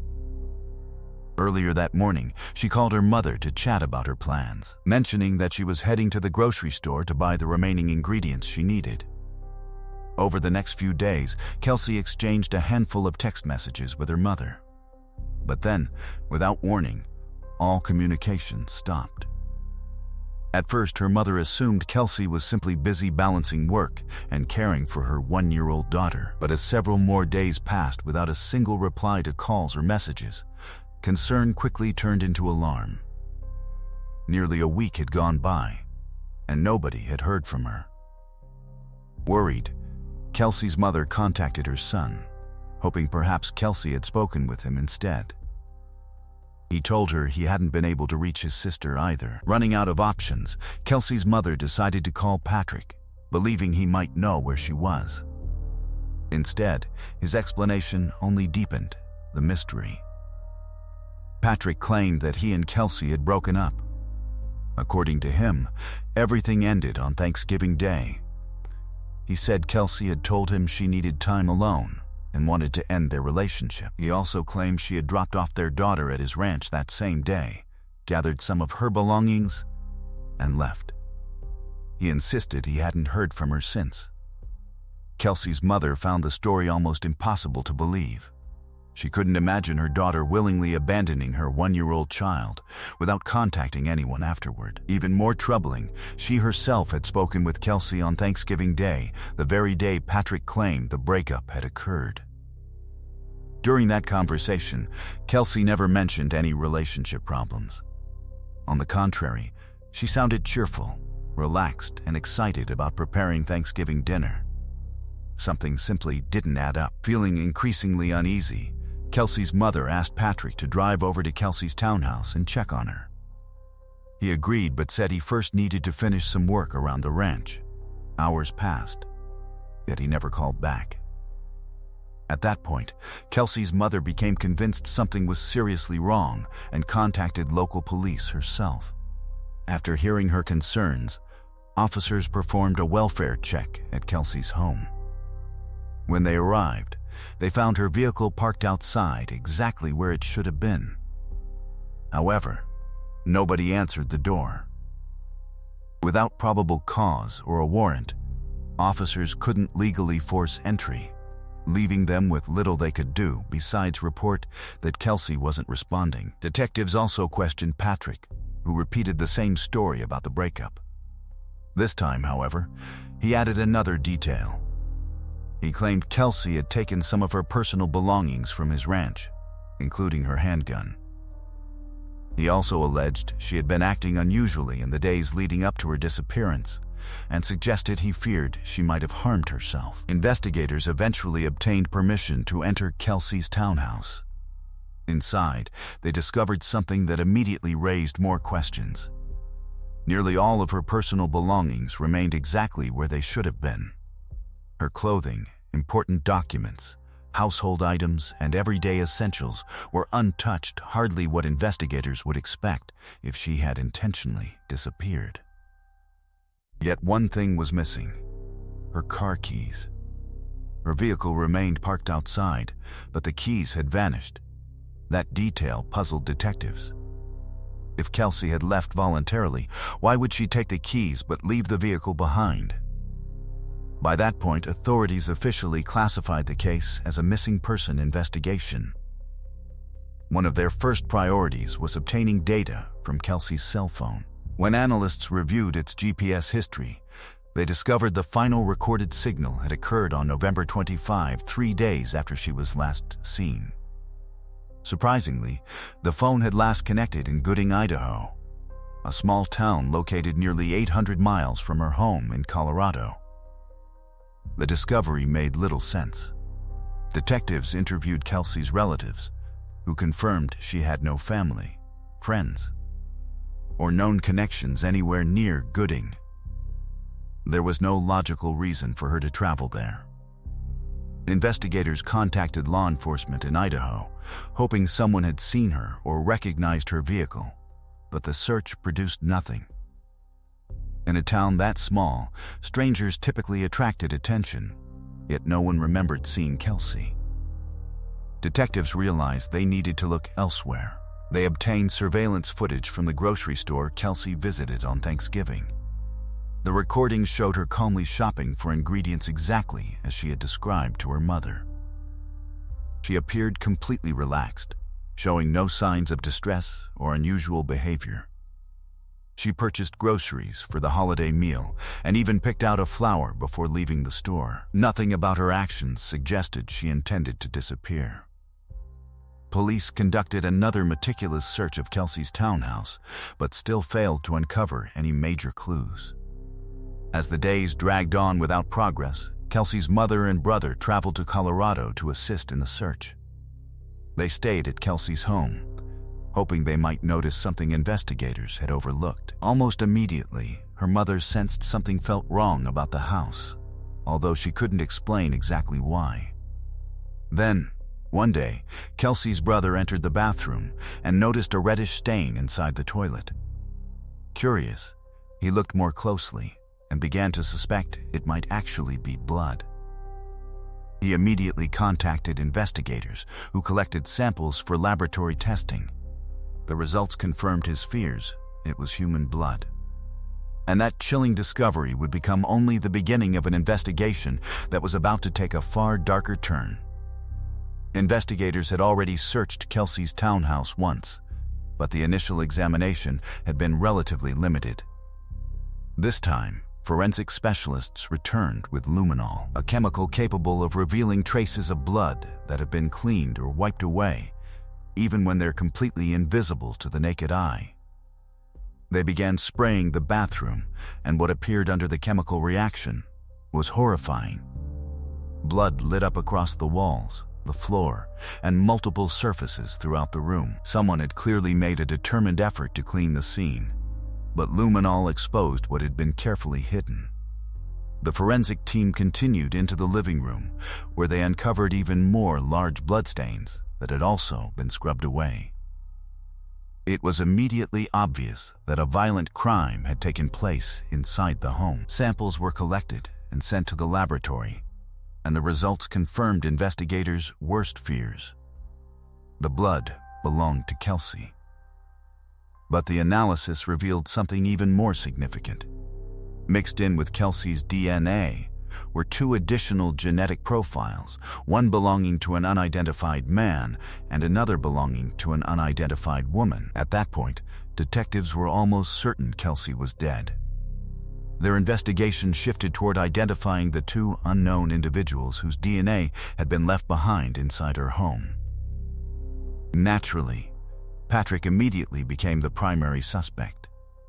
Detectives had already questioned his version of events, but now that forensic evidence strongly suggested Kelsey had been murdered, their suspicions grew even stronger. After obtaining Patrick's cell phone records, investigators discovered that he had continued calling and texting Kelsey until November 25, the very day she stopped communicating with everyone else. Most of the messages centered around their breakup and appeared fairly ordinary on the surface, offering little immediate value to the investigation. However, detectives had already begun working under a different timeline. They believed Kelsey had most likely been killed on Thanksgiving Day, November 22. Other than those text messages, there was no evidence whatsoever showing she had remained alive during the following 3 days. That raised a chilling possibility. If Kelsey had been murdered shortly after returning home from the grocery store, then someone else must have been using her phone afterward to send those messages and create the illusion that she was still alive.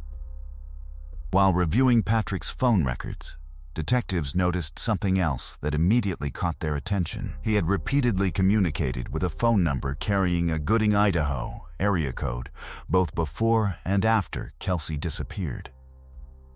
Curious about the connection, investigators traced the number and discovered it belonged to a woman named Crystal.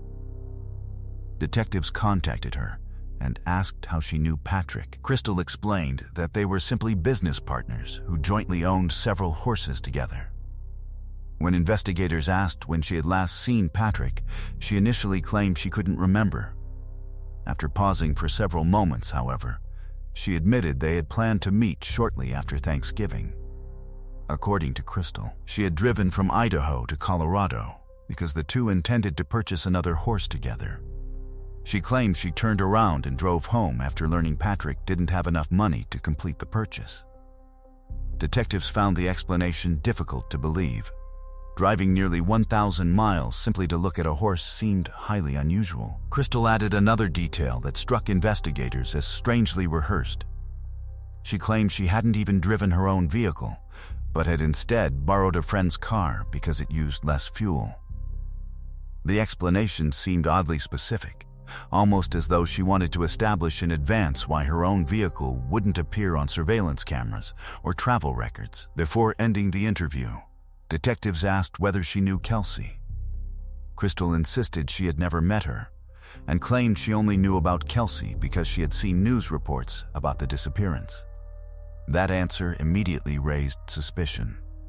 Crystal lived hundreds of miles away in another state, and at that point, the investigation had not yet received widespread national media coverage. Detectives questioned how she could already know about Kelsey's disappearance.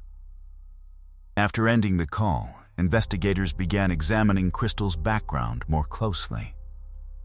They learned she had recently divorced and decided to interview her former husband. When detectives asked whether he knew Patrick, his answer completely contradicted everything Crystal had told them. He explained that Crystal and Patrick had known each other since 2006, and that Patrick had actually been Crystal's first serious love.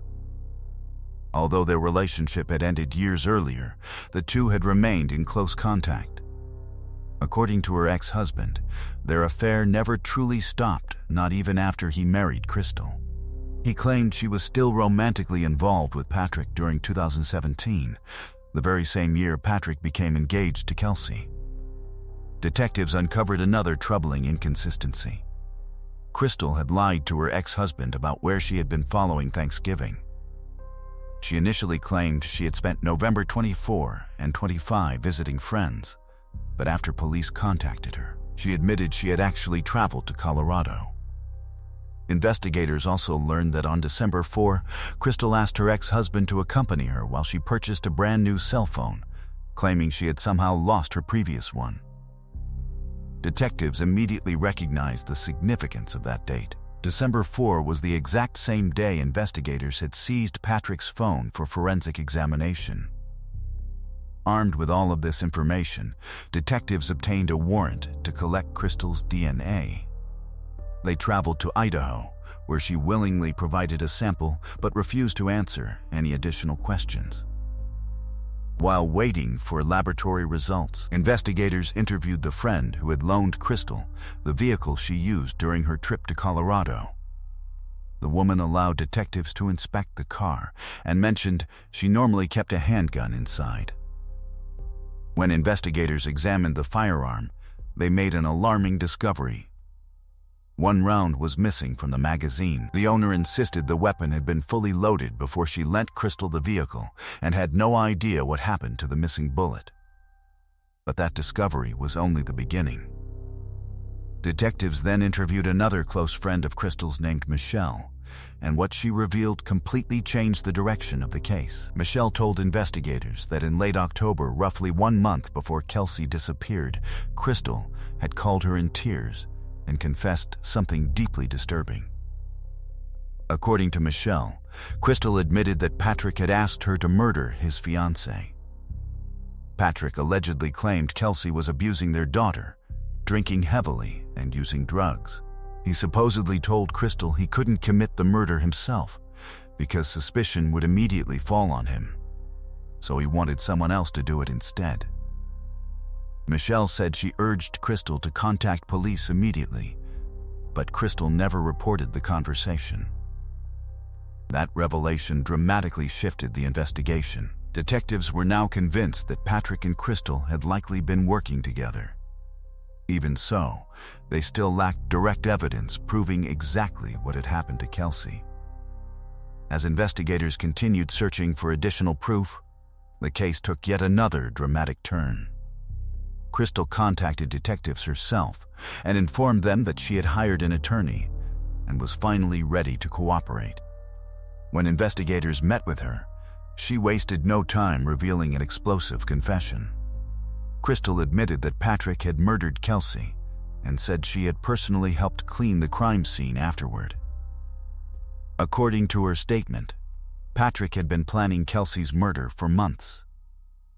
From the very beginning, however, his intention had been for Crystal to carry out the killing herself. Just as Michelle had previously described, Patrick repeatedly convinced Crystal that Kelsey was abusing their daughter, using drugs and drinking excessively. He portrayed Kelsey as an unfit mother and insisted their daughter would only be safe if Kelsey was gone. Eventually, Crystal agreed to help him. About 2 months before Kelsey disappeared, the pair came up with their first murder plan. Their idea was to secretly poison Kelsey's favorite coffee by mixing medication into it, hoping it would kill her without raising suspicion. Since Crystal worked as a nurse, she had no trouble getting access to the drugs needed for the plan. But there was one major obstacle she and Kelsey had never actually met. To solve that problem, she and Patrick invented a story. Crystal would pose as a friendly new neighbor who had recently moved into the area and wanted to introduce herself. In September, she put the plan into action. She bought Kelsey's favorite coffee, drove to her house, and knocked on the door. After chatting for a few minutes, Crystal handed over the drink, wished her well, and left. But there was one thing Patrick didn't know: Crystal had never poisoned the coffee. At the last moment, she couldn't bring herself to do it. She simply wanted to meet Kelsey face to face, and with that, their first murder attempt quietly fell apart. Patrick's next idea was much more violent. Crystal was instructed to drive nearly 1,000 miles to his farm, collect a metal pipe he had left for her, go to Kelsey's house, and kill her. She made the exhausting drive, picked up the weapon, and even parked outside Kelsey's home. But once again, she froze. After sitting in her car for a while, she drove away without ever stepping outside. Refusing to give up, Patrick tried again. His third plan was almost identical, except this time he replaced the pipe with a baseball bat. Once again, Crystal drove the long distance, collected the weapon, and arrived at Kelsey's house. And once again, she couldn't go through with it.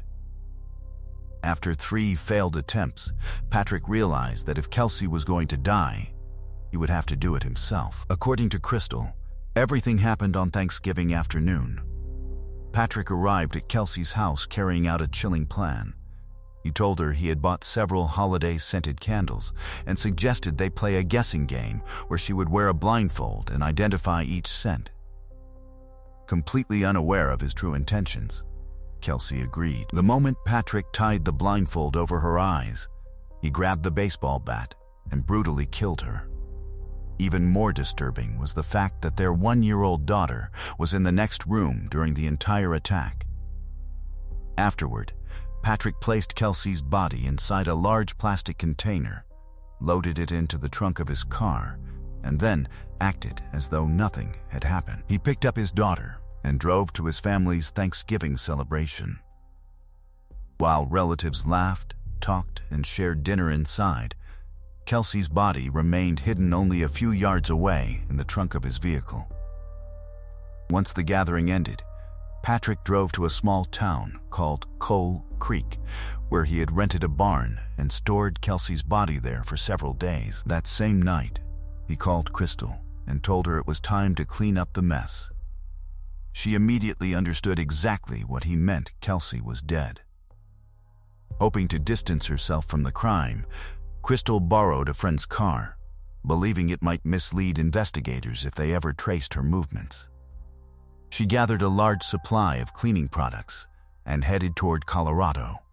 While she was driving, Patrick called again with one disturbing warning.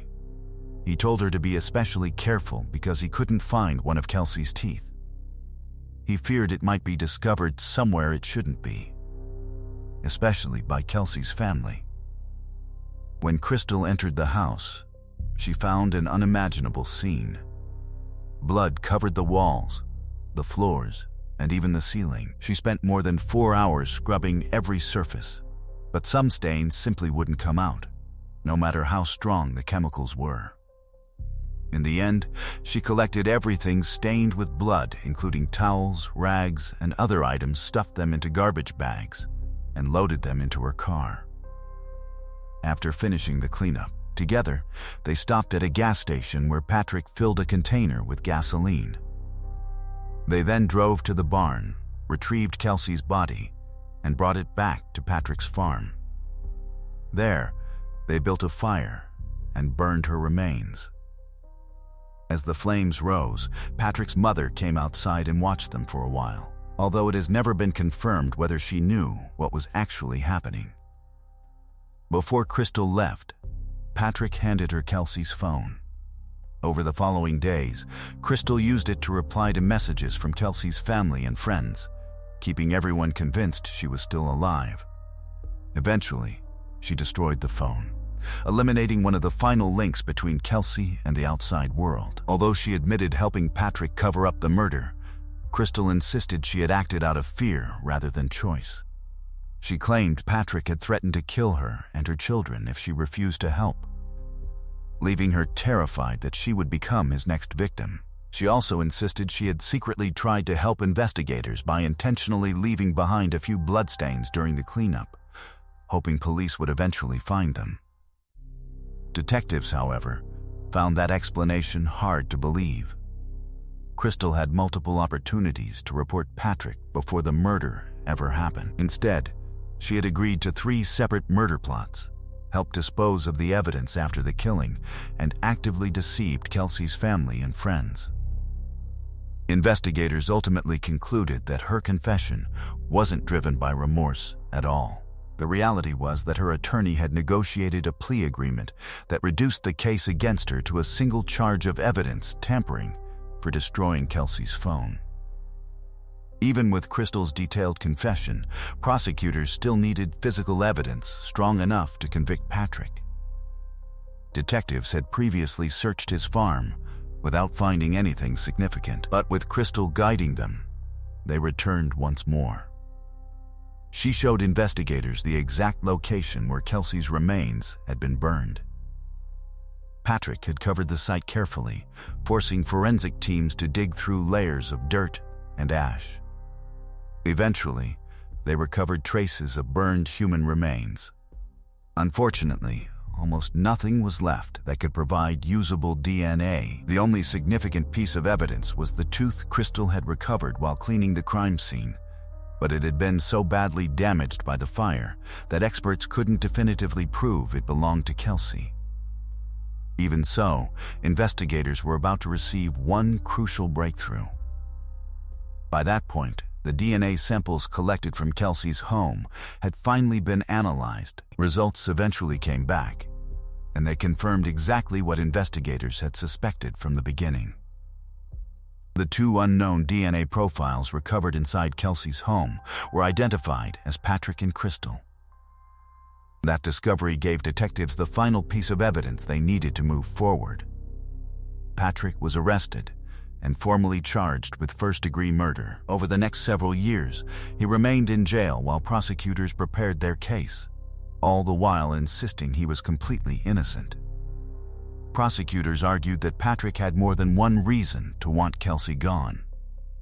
Their relationship had deteriorated beyond repair, but because they shared a young daughter, walking away wasn't nearly as simple as ending the relationship. According to investigators, Patrick believed killing Kelsey was the only way to permanently remove her from his life. Money problems also appeared to play a significant role. He was facing serious financial difficulties and risked losing part of his farming business, giving prosecutors another possible motive behind the murder. While investigators couldn't point to one single reason that explained everything, by the time the trial began, they had collected an overwhelming amount of evidence tying Patrick to the crime. One of the most important pieces came from his cell phone data.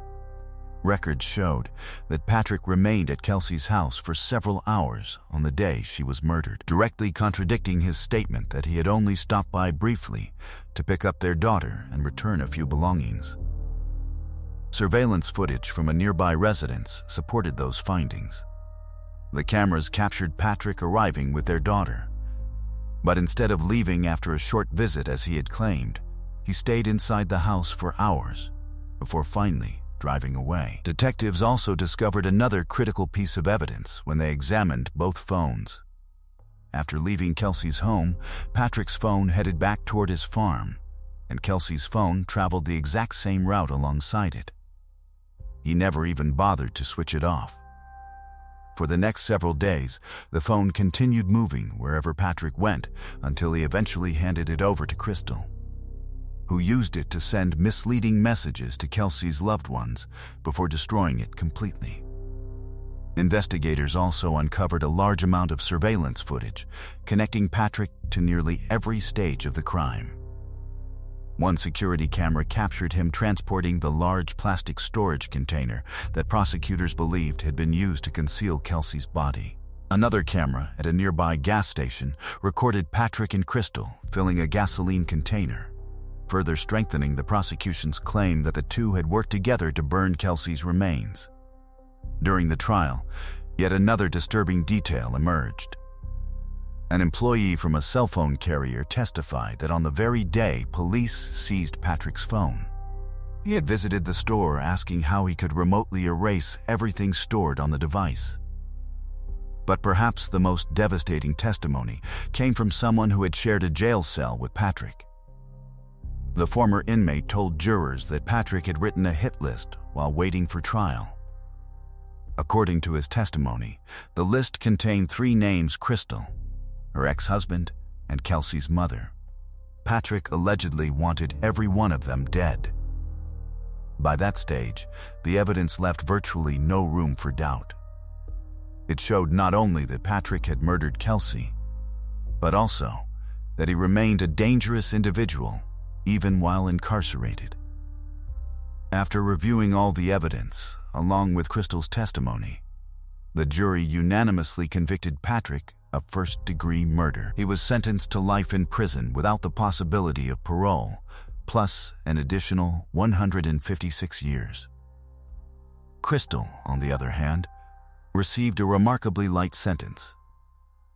As part of her plea agreement, she was initially sentenced to 3 years in prison, but that punishment was later reduced to just 18 months, with the possibility of release after serving approximately 1 year. In the end, she spent very little time behind bars despite having several opportunities to prevent the murder and later helping Patrick conceal the crime. On a brighter note, Kelsey's family was granted full custody of her young daughter, who has been raised by her relatives ever since.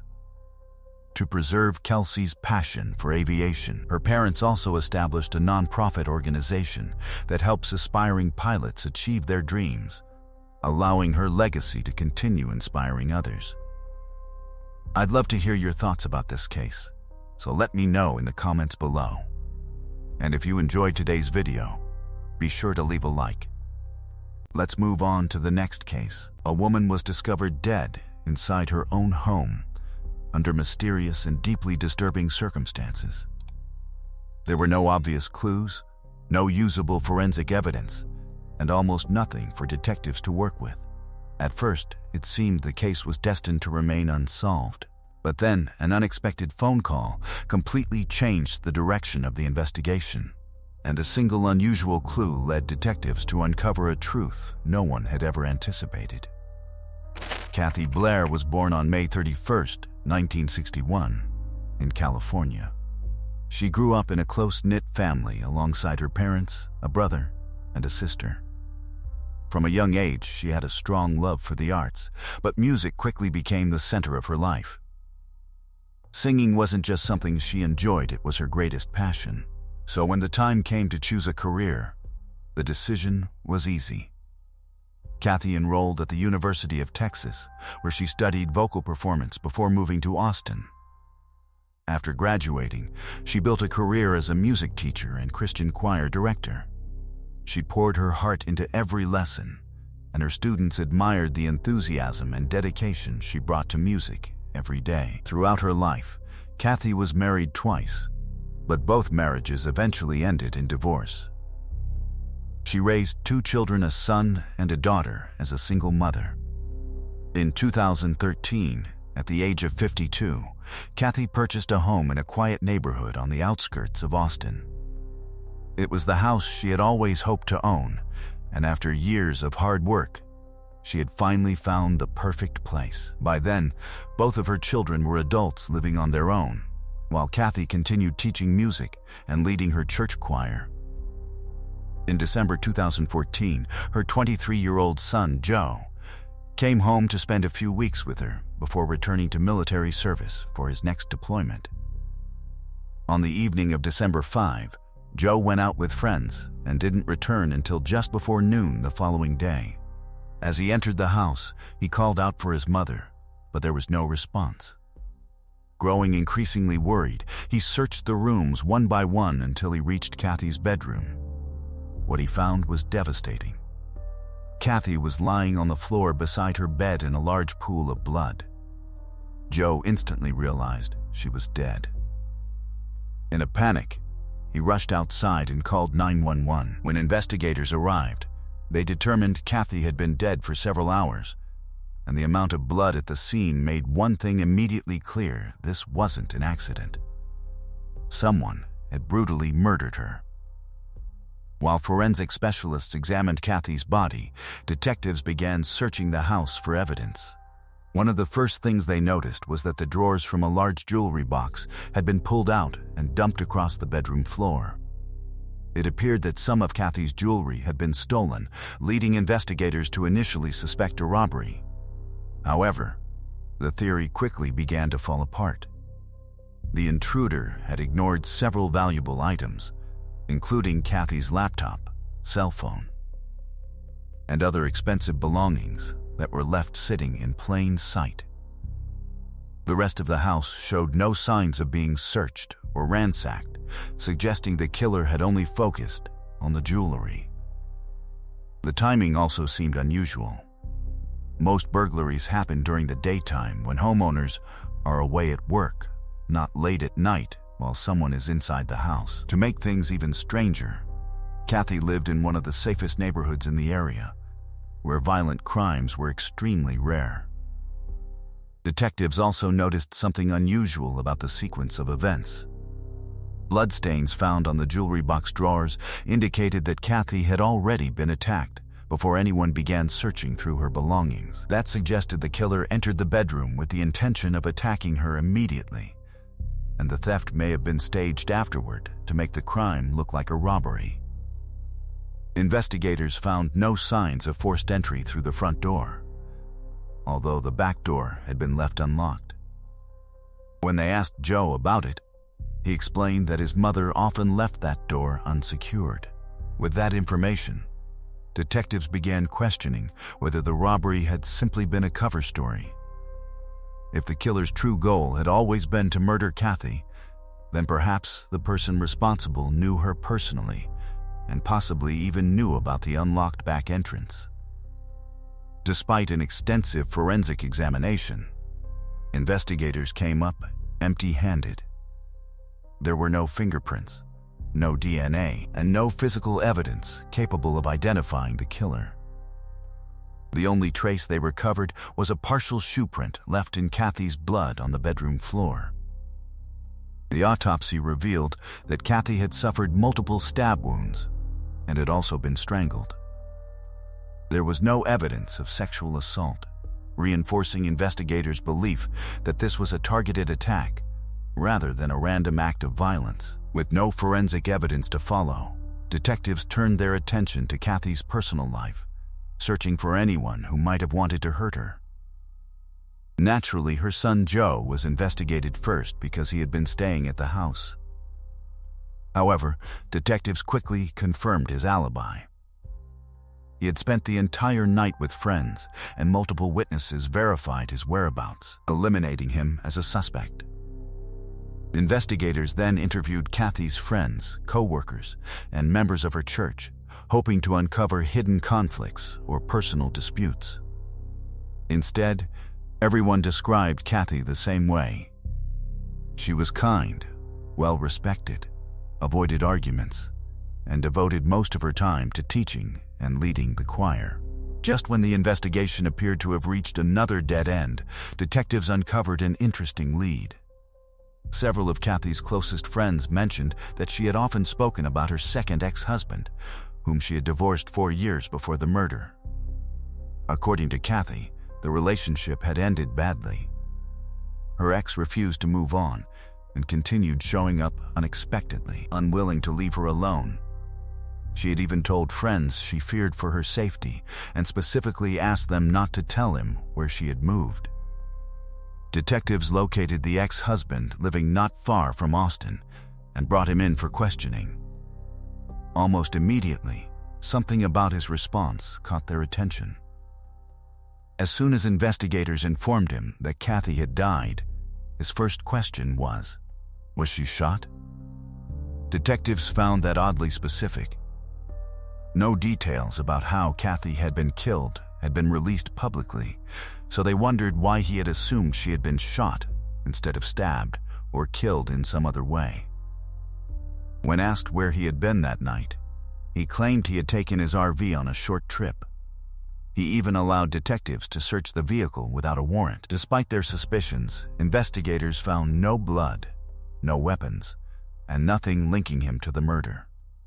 With no physical evidence against him, detectives couldn't make an arrest, although he remained a person of interest while they continued searching for other leads.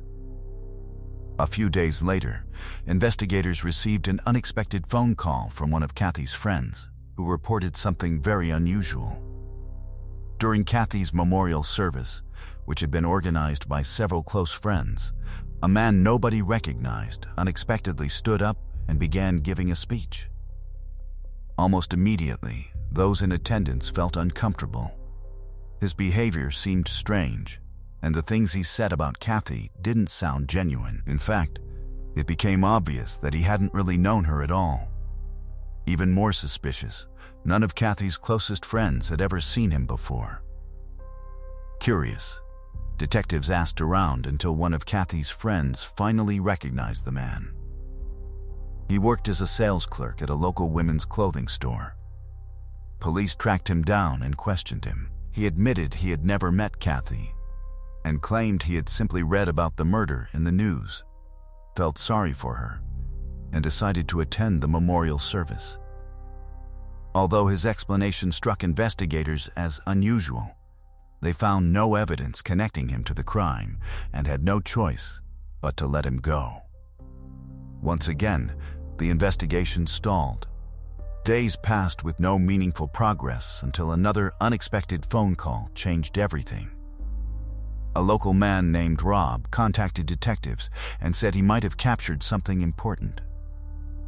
Rob explained that he had recently purchased a new scope for his hunting rifle equipped with a thermal imaging camera, wanting to test it out. He went for a walk during the early morning hours of December 6 near a wooded area on the edge of his neighborhood. While walking, he noticed a car slowly drive past before pulling over nearby. Moments later, a man got out of the vehicle and walked down one of the nearby streets, disappearing into the darkness.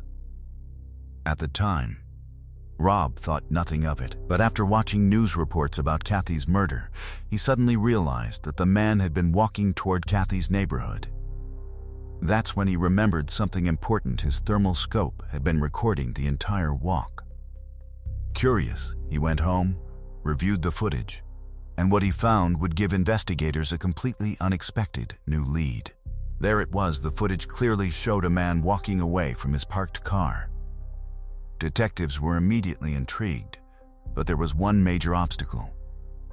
The video had been recorded using a thermal imaging camera, meaning it captured only the suspect's heat signature rather than any recognizable facial features. Identifying him from the footage alone would be nearly impossible. Even so, the recording provided several important clues. The man appeared to be tall, broad-shouldered, and had a distinctive gait. More importantly, the camera had also captured the vehicle he had arrived in. Investigators hoped they could at least narrow down the make and model of the car. They compared the suspect's height, build, and walking style to their two primary persons of interest, Kathy's ex-husband and the mysterious man who had spoken at her memorial service. Neither one matched the silhouette, and neither drove a vehicle resembling the one seen in the footage. That discovery only strengthened detectives' belief that both men were likely uninvolved, leaving them back at square one. Over the following days, investigators repeatedly reviewed the thermal footage, hoping to uncover even the smallest overlooked detail while continuing to search for new suspects. Despite their efforts, the investigation stalled once again. Then, on December 15, everything changed. That morning, police received an emergency call from a caretaker who had gone to check on an elderly couple, Billy and Sydney Shelton. As she approached the house, she immediately realized something was terribly wrong. The front door was standing wide open, and the lock showed obvious signs of being forced. She cautiously stepped inside and walked toward the bedroom, where she made a horrifying discovery. The couple was lying motionless in a large pool of blood. Without wasting a second, she called 911. Medical examiners later determined that both victims had been stabbed multiple times, the exact same cause of death as Kathy. Detectives also noticed another chilling similarity. The drawers from the couple's jewelry box had been pulled out and dumped across the room, with the jewelry missing. Yet, just like Kathy's case, nothing else of value had been taken. Investigators couldn't ignore the striking resemblance between the two crime scenes. Both attacks had taken place during the night while the victims were asleep. Both homes were located only about 15 minutes apart, and in each case the killer appeared interested only in jewelry while leaving everything else untouched. At first, detectives believed Kathy's murder had likely been personal, committed by someone she knew. But after discovering the Sheltons had been killed in almost exactly the same way, they were forced to completely rethink the case. What if this wasn't revenge at all? What if the victims had been selected at random based on a pattern no one had yet identified? Detectives searched for any possible connection between Kathy and the Sheltons, shared friends, common workplaces, churches, businesses, or places they had visited, but they found absolutely nothing. Their lives had never crossed paths. That realization led investigators to a terrifying conclusion. They might not be hunting a single murderer anymore, they could be dealing with a serial killer. Suddenly, the investigation became much more urgent. It was no longer just about solving two murders. It was about stopping the killer before another innocent person became the next victim. Detectives began re-interviewing everyone connected to both cases, asking friends, relatives, neighbors, and co-workers to think back and report even the smallest detail, no matter how insignificant it seemed. Eventually, that strategy produced a breakthrough. One of Kathy's close friends remembered a conversation they had shared several months before the murder. Kathy had mentioned feeling uneasy about a handyman her landlord had hired to perform repairs around the house. She complained that the work had been poorly done, but more importantly, she said something about the man's behavior had made her uncomfortable. Detectives contacted Kathy's landlord, who provided the handyman's information. His name was Timothy Parlin, a local resident. As investigators dug into his background, they quickly uncovered several troubling details. Timothy's brother worked at the same church regularly attended by the Sheltons, and Timothy himself had also been seen there on multiple occasions. A closer look at his criminal history revealed an extensive record of theft-related arrests, with jewelry being his preferred target in many of those crimes. At the time of the investigation, Timothy was out on parole and living in an extended stay hotel. Detectives went there to question him, and although he agreed to speak, he refused to let them inside his room, insisting they talk in the parking lot instead.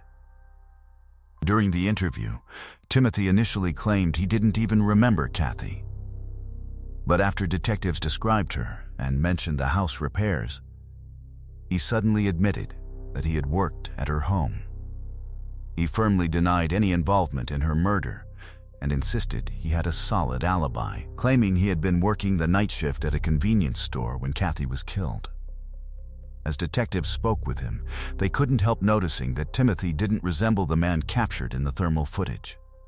He was considerably shorter than the suspect shown on camera, and his own vehicle looked nothing like the one investigators had been searching for. With no hard evidence linking him to the crime, detectives reluctantly left empty-handed. But shortly afterward, the investigation took another unexpected turn. When police contacted Timothy's employer to verify his alibi, they discovered he had actually been fired a full week before Kathy's murder. There was no possible way he had been working that night. Detectives rushed back to the hotel, only to find that Timothy had already disappeared. His wife answered the door and gave investigators permission to search their room. Inside, detectives finally found the break they had been waiting for. They uncovered a pawn shop receipt showing that Timothy had sold several pieces of jewelry, and the transaction had taken place on the very same day Kathy was murdered. Investigators immediately went to the pawn shop, where employees confirmed that the jewelry Timothy had pawned belonged to Kathy. But the evidence didn't stop there. Surveillance cameras outside the pawn shop revealed that Timothy hadn't driven his own car to the store. Instead, he had arrived in a different vehicle. After tracing the license plate, detectives learned the car belonged to Timothy's sister. That discovery proved crucial because the vehicle looked almost identical to the one captured by Rob's thermal camera on the night of Kathy's murder. Armed with that information, investigators obtained a search warrant for the car. During the forensic examination, crime scene specialists discovered traces of blood on both the front seat and the floorboard. When laboratory testing was completed, the results confirmed the blood belonged to Kathy. With that evidence in hand, detectives arrested Timothy and brought him in for questioning. Even when confronted with the mounting evidence against him, he refused to confess. Instead, he repeated the same sentence over and over again: "These hands have never killed anyone." Detectives questioned him for hours, relentlessly confronting him with the evidence they had uncovered, hoping they could finally break through his silence. Eventually, Timothy began to crack under the pressure, but not in the way detectives expected. He still refused to admit that he had killed anyone. Instead, he claimed he knew exactly who had. According to Timothy, the real murderer was a man named Sean. Investigators were naturally skeptical. The evidence against Timothy was already substantial, and blaming someone else seemed like nothing more than a last-ditch attempt to avoid responsibility. Even so, detectives couldn't ignore the possibility, so they decided to investigate Sean. At first glance, nothing about him suggested he was capable of murder. Sean Gant Ben-El-Khazar, 30, was a former science teacher with a degree in microbiology. He had no criminal history whatsoever, and he lived several hundred miles away from Austin, making his involvement seem highly unlikely. Still, detectives traveled to question him. Sean admitted that he had met Timothy a few months earlier, but described him as suspicious and claimed they hadn't spent much time together.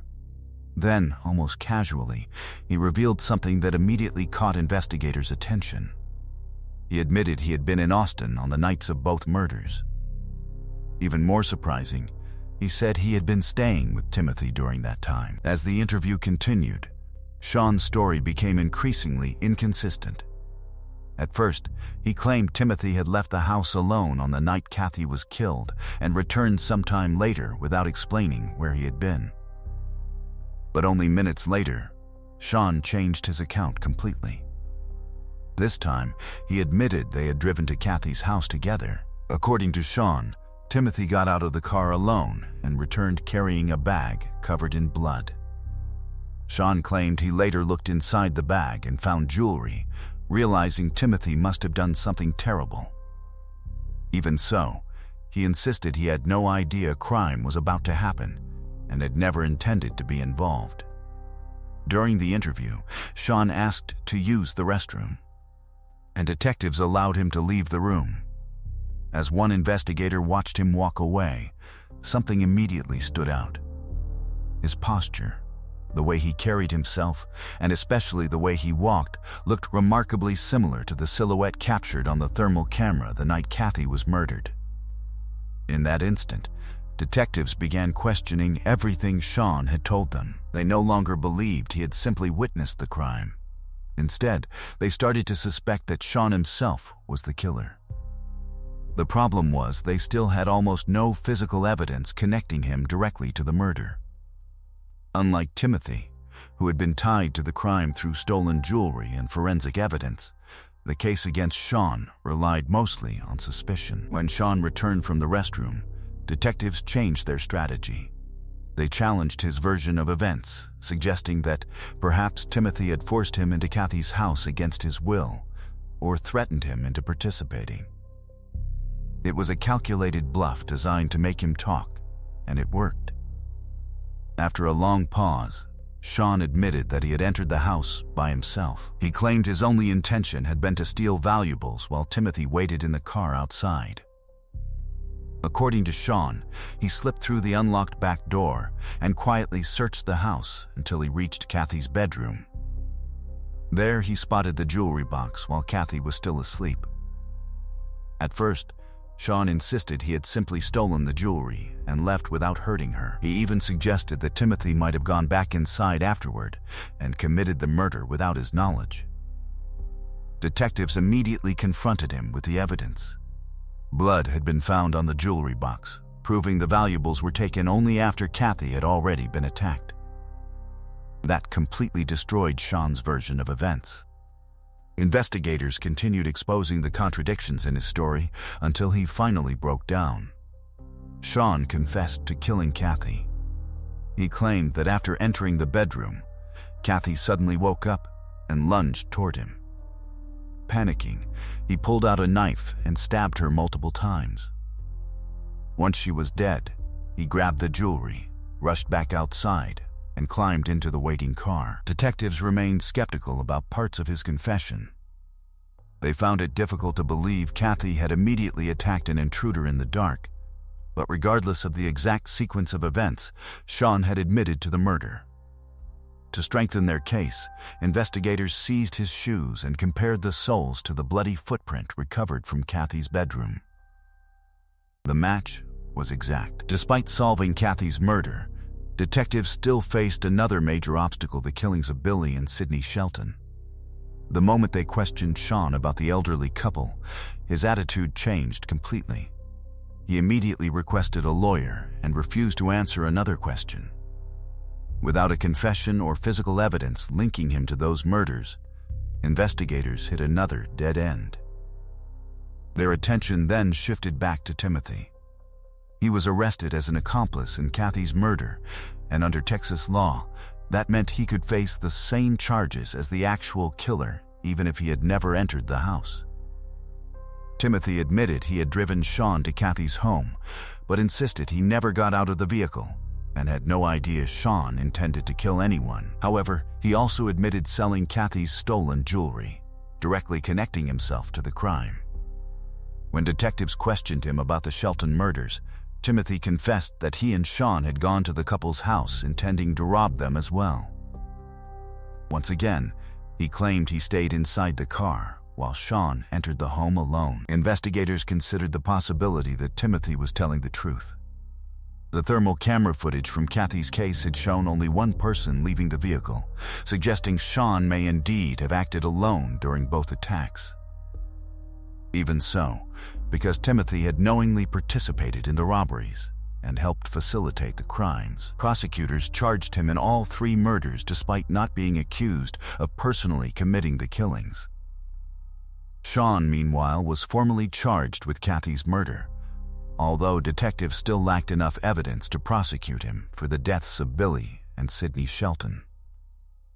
The court ordered that the 2 men be tried separately. Throughout his trial, Timothy maintained that he had never expected anyone to be killed and insisted he had no involvement in the murders themselves. But the jury focused on the undeniable facts. He had driven Sean to both crime scenes and had profited by selling Kathy's stolen jewelry. In the end, he was found guilty and sentenced to life in prison without the possibility of parole. Sean's trial proved far more difficult. Unlike Timothy, there was very little physical evidence directly linking him to Kathy's murder. Prosecutors relied heavily on his confession, the matching shoe print, and the thermal camera footage. His defense attorney argued aggressively that detectives had pressured Sean into confessing and claimed the remaining evidence was entirely circumstantial. The strategy nearly worked. The jury was unable to reach a unanimous decision, forcing the judge to declare a mistrial. Prosecutors, however, refused to give up.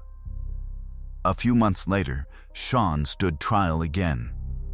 This time, the prosecution successfully convinced the jury that he was responsible for Kathy's murder, and Sean was sentenced to life in prison without the possibility of parole. Despite investigators strongly believing he had also murdered Billy and Sidney Shelton, there simply wasn't enough evidence to prove it beyond a reasonable doubt, so he was never formally convicted for those killings.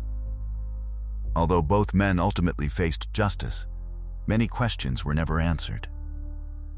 Detectives never discovered why Sean chose to kill his victims. Even if Kathy had awakened while he was burglarizing her home, she likely wouldn't have been able to identify him in the darkness, meaning he could have fled instead of attacking her.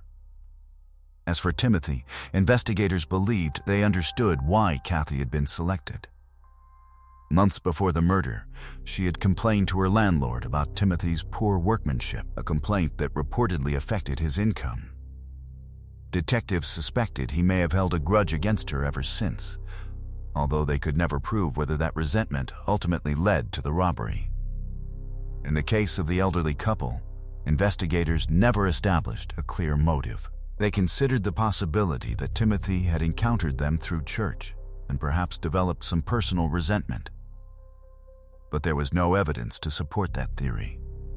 When it came to Sean, detectives couldn't rule out an even more disturbing possibility that he had no motive at all and simply enjoyed killing. If that theory was true, investigators believed there was every chance he would have continued murdering had he not been caught.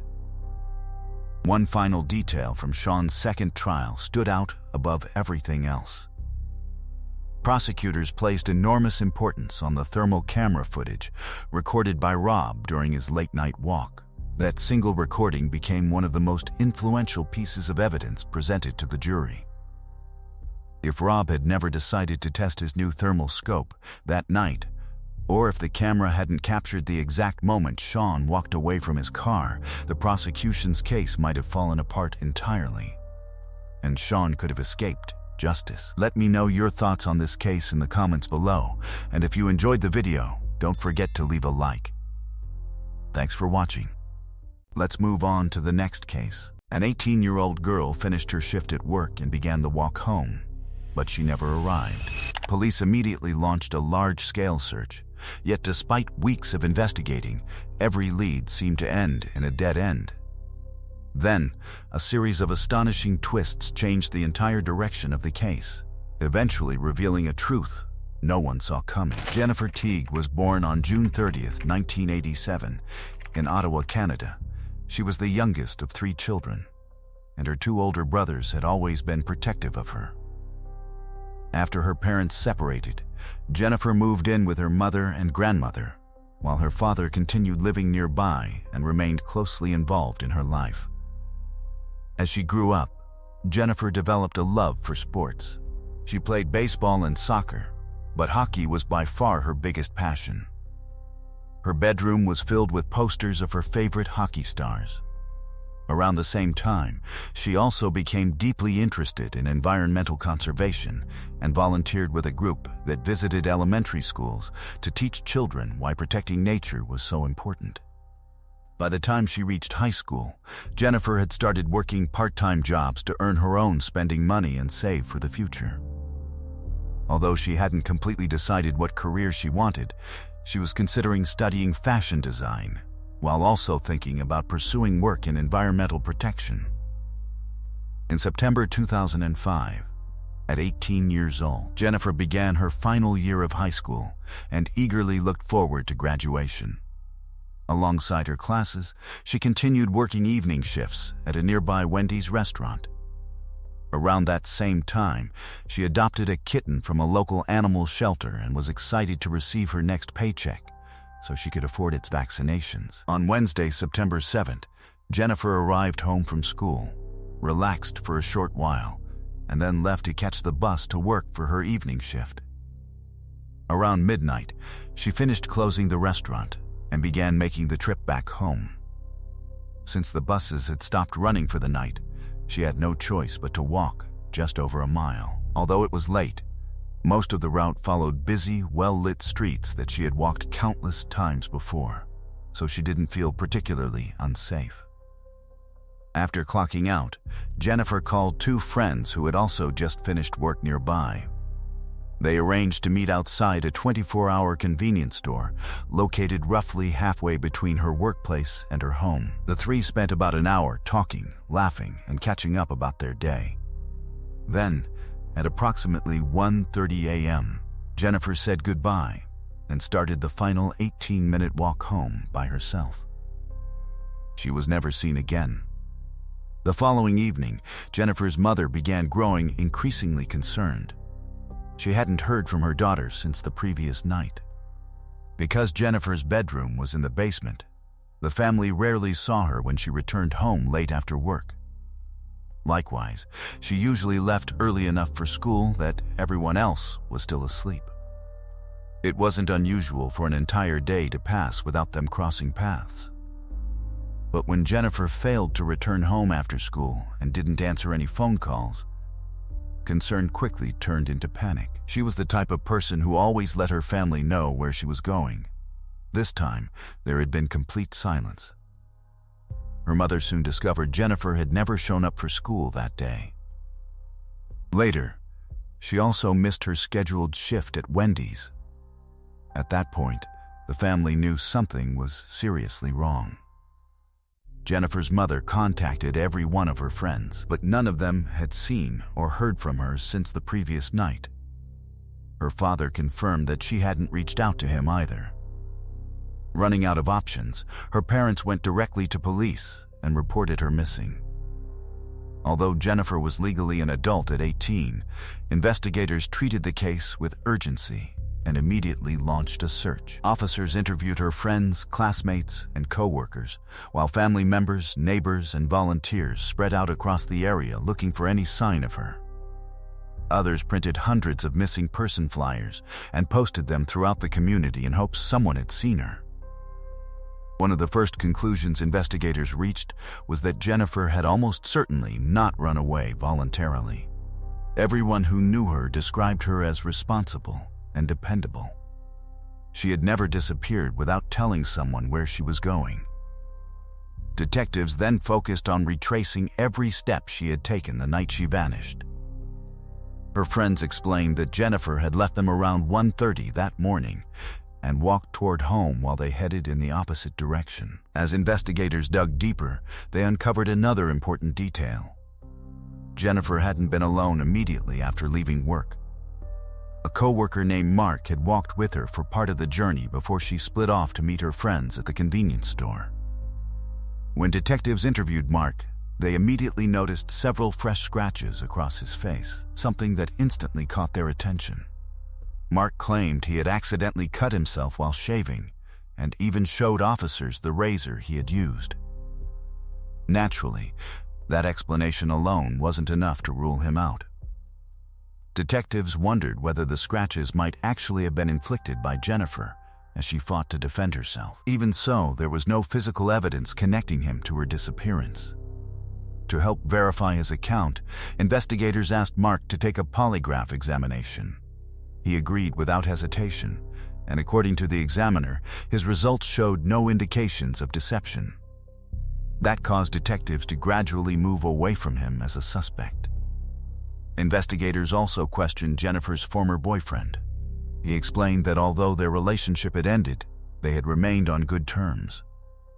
He said he hadn't spoken with Jennifer that night and claimed he had stayed home the entire evening.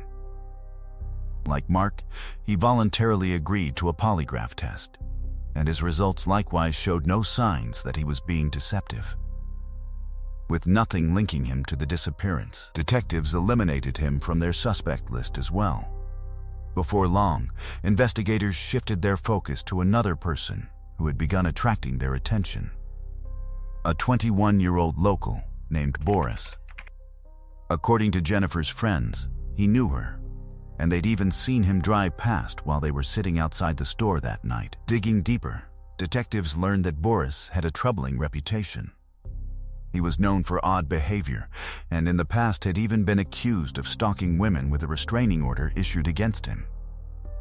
People who knew him often described him as paranoid. Jennifer's friends also revealed that shortly before she vanished, Boris had asked her out, and she had turned him down. Armed with this information, detectives went to speak with him. Boris denied having anything to do with Jennifer's disappearance, but he was noticeably nervous and struggled to answer some of their questions. Still, he allowed them to search his car without a warrant.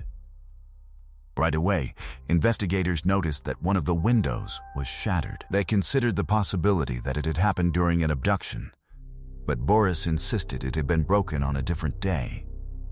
He also agreed to a polygraph test, and the examiner reported no signs of lying in his responses. So despite his odd behavior and concerning past, detectives found nothing concrete linking Boris to Jennifer's disappearance. Officers, along with Jennifer's family and friends, kept searching all over the city, but they couldn't find Jennifer or any trace of her belongings. Meanwhile, a new theory started spreading through Ottawa. Some believed a serial killer might be behind her disappearance. Just 2 years earlier, a woman named Ardith Wood had vanished on the other side of the city, and days later, her body was discovered in a river.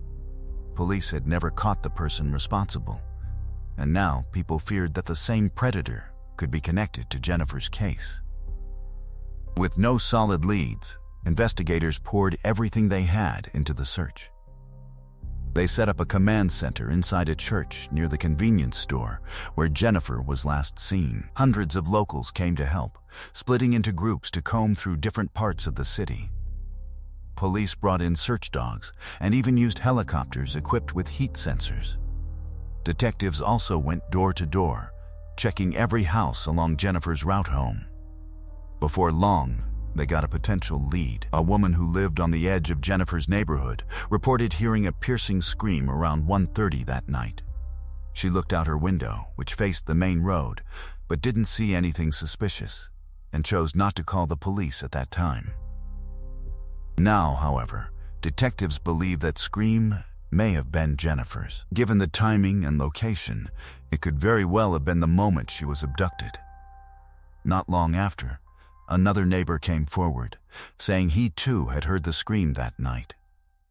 But like the first witness, he hadn't seen anything that could point investigators toward a suspect. A week went by with no sign of Jennifer and not a single real lead, and hope of finding her alive was fading fast. That's when detectives officially reclassified the case as a possible homicide, giving them access to even more resources. They held a press conference asking anyone in the city with information to come forward. Jennifer's parents also spoke directly to her presumed captors, pleading with them to let their daughter go. But in the days that followed, the search kept coming up empty. So investigators tried a different approach. Jennifer's neighborhood was mostly made up of private homes with their own yards, and technically, police would have needed a search warrant to search each one. No judge was ever going to sign off on hundreds of properties. So instead, detectives went door to door asking for voluntary permission. Almost everyone agreed, and officers combed through hundreds of yards and houses. But even then, they didn't turn up a single clue. That went on for several more days until everything suddenly changed. On September 18th, a week and a half after Jennifer disappeared, an off-duty officer took his family to a park on the edge of the city. As they walked along a trail, he caught a familiar smell of decomposition and followed it into the woods. Just a few dozen feet from the path, he spotted a human body, partly covered with branches and leaves, and immediately called it in. The remains were turned over to medical examiners since the body was far too decomposed to be identified visually. All of the clothing was missing as well. Investigators suspected it might be Jennifer, so the lead detective made a calculated move. He instructed his team to set up a police tent near the parking lot at the beginning of the trail so the press wouldn't discover the real location. The idea was simple. Only the killer would know the real spot where the body was hidden. Not long after, medical examiners confirmed the remains were indeed Jennifer's, but because of the level of decomposition, they couldn't determine an exact cause of death. Her body was sent to a lab in Toronto for further analysis, but the results were the same. Still, one thing was absolutely clear. This was no accident. It was murder. After Jennifer's body was found, police once again turned to the public for help. This time, they released several dozen surveillance images taken inside the convenience store where Jennifer had spent time with her friends on the night she vanished. Detectives believed her abductor might have been in the store, spotted her there, and then waited for the right moment to follow her home and attack. Investigators worked to identify every person who appeared on the footage, but a handful of men still remained unknown. Around the same time, another possible lead surfaced. After news of the body broke, a witness came forward saying he'd walked through the same park early in the morning on September 8th. He recalled seeing a man standing near the entrance of the trail, and he'd gotten a clear enough look at his face to help police put together a composite sketch. Detectives believed this man was very likely Jennifer's killer, and they hoped someone in the community would recognize him. The problem was, the sketch came out vague, lacking detail, and it could have resembled a lot of different people. That triggered a new flood of tips, but every lead ended in a dead end. To make matters even more frustrating, two separate people actually confessed to killing Jennifer. After careful investigation, police determined both men were lying. Neither had the opportunity to commit the crime. They just wanted the attention. From that point on, the case basically stalled. Tips were coming in less and less often, and police still had no evidence that could bring them any closer to solving Jennifer's murder. Sometime later, investigators got word from their colleagues that the case of Ardith Wood, the woman killed 2 years earlier, had finally been solved. The killer turned out to be a local man, and detectives immediately looked into whether he could also be responsible for Jennifer's death. But it didn't take long to confirm that he hadn't even been in the city at the time of her abduction. So, any possible connection between the two crimes was ruled out. By early 2006, detectives made a few more pushes to get answers, once again appealing to the public for help, but none of it led anywhere. That's how things stood until June 9th, when detectives got a completely unexpected call. Staff at a local hospital reached out with a bizarre story. A man had run into the street completely naked, screaming, "I killed Jennifer Teague." Police rushed to the hospital, and when they questioned him, he actually admitted that he was the one responsible. But there was one major problem. Tests showed the man had taken 5 times the normal dose of hallucinogenic mushrooms. Once he sobered up, he told investigators he didn't remember anything about making that confession, and had no idea why he said it. According to him, he had nothing to do with Jennifer's murder. He only knew about it from the news. He claimed that on the night Jennifer vanished, he had been at a friend's house playing video games. But there was a catch. When detectives went to question the friend, they discovered he'd recently been in a serious accident that left him with partial memory loss. He couldn't recall what happened that night, or even who he'd been with. Still, detectives couldn't ignore the situation and decided to dig deeper. 24-year-old Kevin Davis had no criminal record and worked at a local pizzeria. What stood out most, though, was where he lived, directly across the street from the woman who had reported hearing a scream, and only a few dozen feet from the church where police had set up their command center. As detectives pieced everything together, they stumbled across something striking. It turned out they had already spoken with Kevin in the very first days after Jennifer disappeared. Since he lived in the neighborhood, officers had knocked on his door with their standard questions. Back then, Kevin told them he'd been home all night, and his mother, who was sleeping in the next room, backed up his story. But now, almost a year later, he was claiming he'd actually been at a friend's place playing video games. And that wasn't the only red flag. Reviewing the case files, detectives found a tip that had come in right after Jennifer's body was discovered.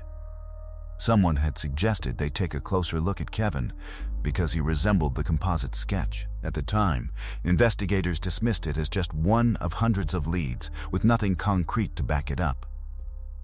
But now, with his drug-fueled confession, combined with all these inconsistencies, Kevin suddenly looked much more suspicious. Still, there was one big problem. There wasn't a single solid piece of evidence against him. No DNA, no fingerprints, nothing tying him directly to Jennifer's murder, and Kevin wasn't confessing anymore. With the case hanging in limbo, detectives began wondering how they could ever hold him accountable. For the next few weeks, detectives kept digging, revisiting files, brainstorming new angles, searching for anything they might have missed. But nothing came together. Eventually, they started to fear that Kevin would never be arrested, that he'd slip away and remain free. But then, out of nowhere, everything changed, and in the most unexpected way. On June 26th, just a few weeks after being released from the hospital, Kevin walked up to his neighbor and said he needed help. When the neighbor asked what was wrong, Kevin told him to call the police because he had killed Jennifer Teague. After that, Kevin went to a nearby store where he came across a police officer. He calmly approached him and repeated the same thing. He had murdered Jennifer. He was taken straight to the station, and this time detectives made sure to cover every detail so that Kevin couldn't walk back his confession later. They read him his rights, then brought in medical staff to test his blood for drugs or alcohol. The results came back clean. Only then did they turn on the camera and begin recording as Kevin gave his confession. Kevin told detectives that he carried a deep hatred toward women for most of his life because they never loved him. In the days leading up to Jennifer's murder, he started going out at night, taking his mother's car and driving around with a knife, rope, and a gag. He admitted he was hunting for a vulnerable victim, guided by two simple criteria. His victim had to fit a very specific image in his mind. She needed to be young, vulnerable, and easy to overpower. Kevin later admitted that his original intention wasn't murder at all. He planned to kidnap a young woman, take her back to his house, and sexually assault her. According to his confession, two devastating events had pushed him over the edge. He had recently lost his job, and not long afterward, his beloved pet died, leaving him emotionally unstable. On the night Jennifer disappeared, Kevin parked his car near the convenience store, where he noticed three young women sitting outside, laughing and talking together. He deliberately stayed out of sight of the security cameras and waited patiently for the group to separate. As he sat behind the wheel, he mentally rehearsed exactly how he would carry out the abduction. Around 1:30 a.m., Jennifer said goodbye to her friends and started walking alone toward her neighborhood. Although much of the route was illuminated by streetlights, there were several darker stretches along the way. Kevin chose one of those isolated areas to strike. Armed with a knife, he forced Jennifer into his vehicle and drove her back to his home. Because he still lived with his mother, who was asleep in a nearby bedroom, he knew he had to remain as quiet as possible. Keeping Jennifer under control by threatening her with the knife, he brought her into his bedroom and attempted to sexually assault her. But when he was unable to carry out his plan, his frustration turned into rage. He wrapped his hands around Jennifer's neck and strangled her to death, while his mother slept only a few feet away, completely unaware of what was happening on the other side of the wall.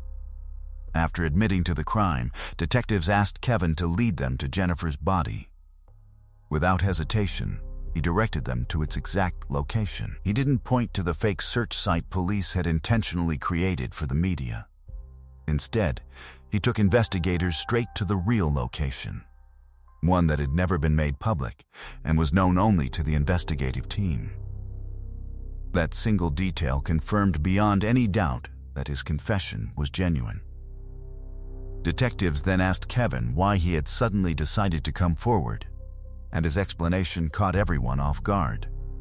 He said everything changed after officers visited his house a few weeks earlier. Although they had very little evidence against him, Kevin became convinced his arrest was only a matter of time. His fear quickly spiraled into overwhelming paranoia. He genuinely believed detectives were watching his every move. At one point, while at work, he even ordered a coworker to lift his shirt so he could make sure he wasn't secretly wearing a recording device. Unable to live with the constant anxiety any longer, Kevin concluded that confessing was the only way to end the nightmare. Ironically, he had no idea that investigators actually had no evidence capable of proving his guilt. Had he stayed silent, there's a real possibility he might never have been convicted.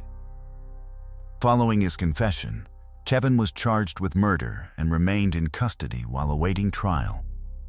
From jail, he later attempted to withdraw his confession, but by then it was far too late.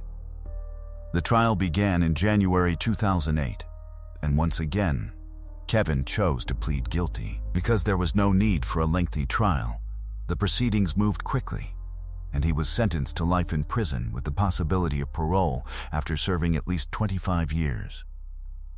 During his final statement before sentencing, Kevin claimed he deeply regretted what he had done and said he would willingly trade his own life if it meant bringing Jennifer back. Jennifer's father, who was present in the courtroom, wasn't convinced. He later said he didn't believe Kevin's words for a second.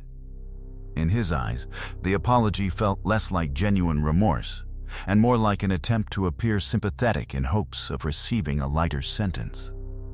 Ultimately, Kevin was sent to prison to serve his life sentence, with no certainty that he will ever be granted parole after becoming eligible. One final detail makes this story even more meaningful. In 2015, Jennifer's father published a book about the tragedy, sharing not only the investigation, but also how his family found the strength to continue living after such an unimaginable loss. His hope was that others grieving loved ones would find comfort in his story and realize that, even after the darkest moments imaginable, healing is still possible. Let me know your thoughts about this case in the comments below, and if you enjoyed the video, don't forget to leave a like.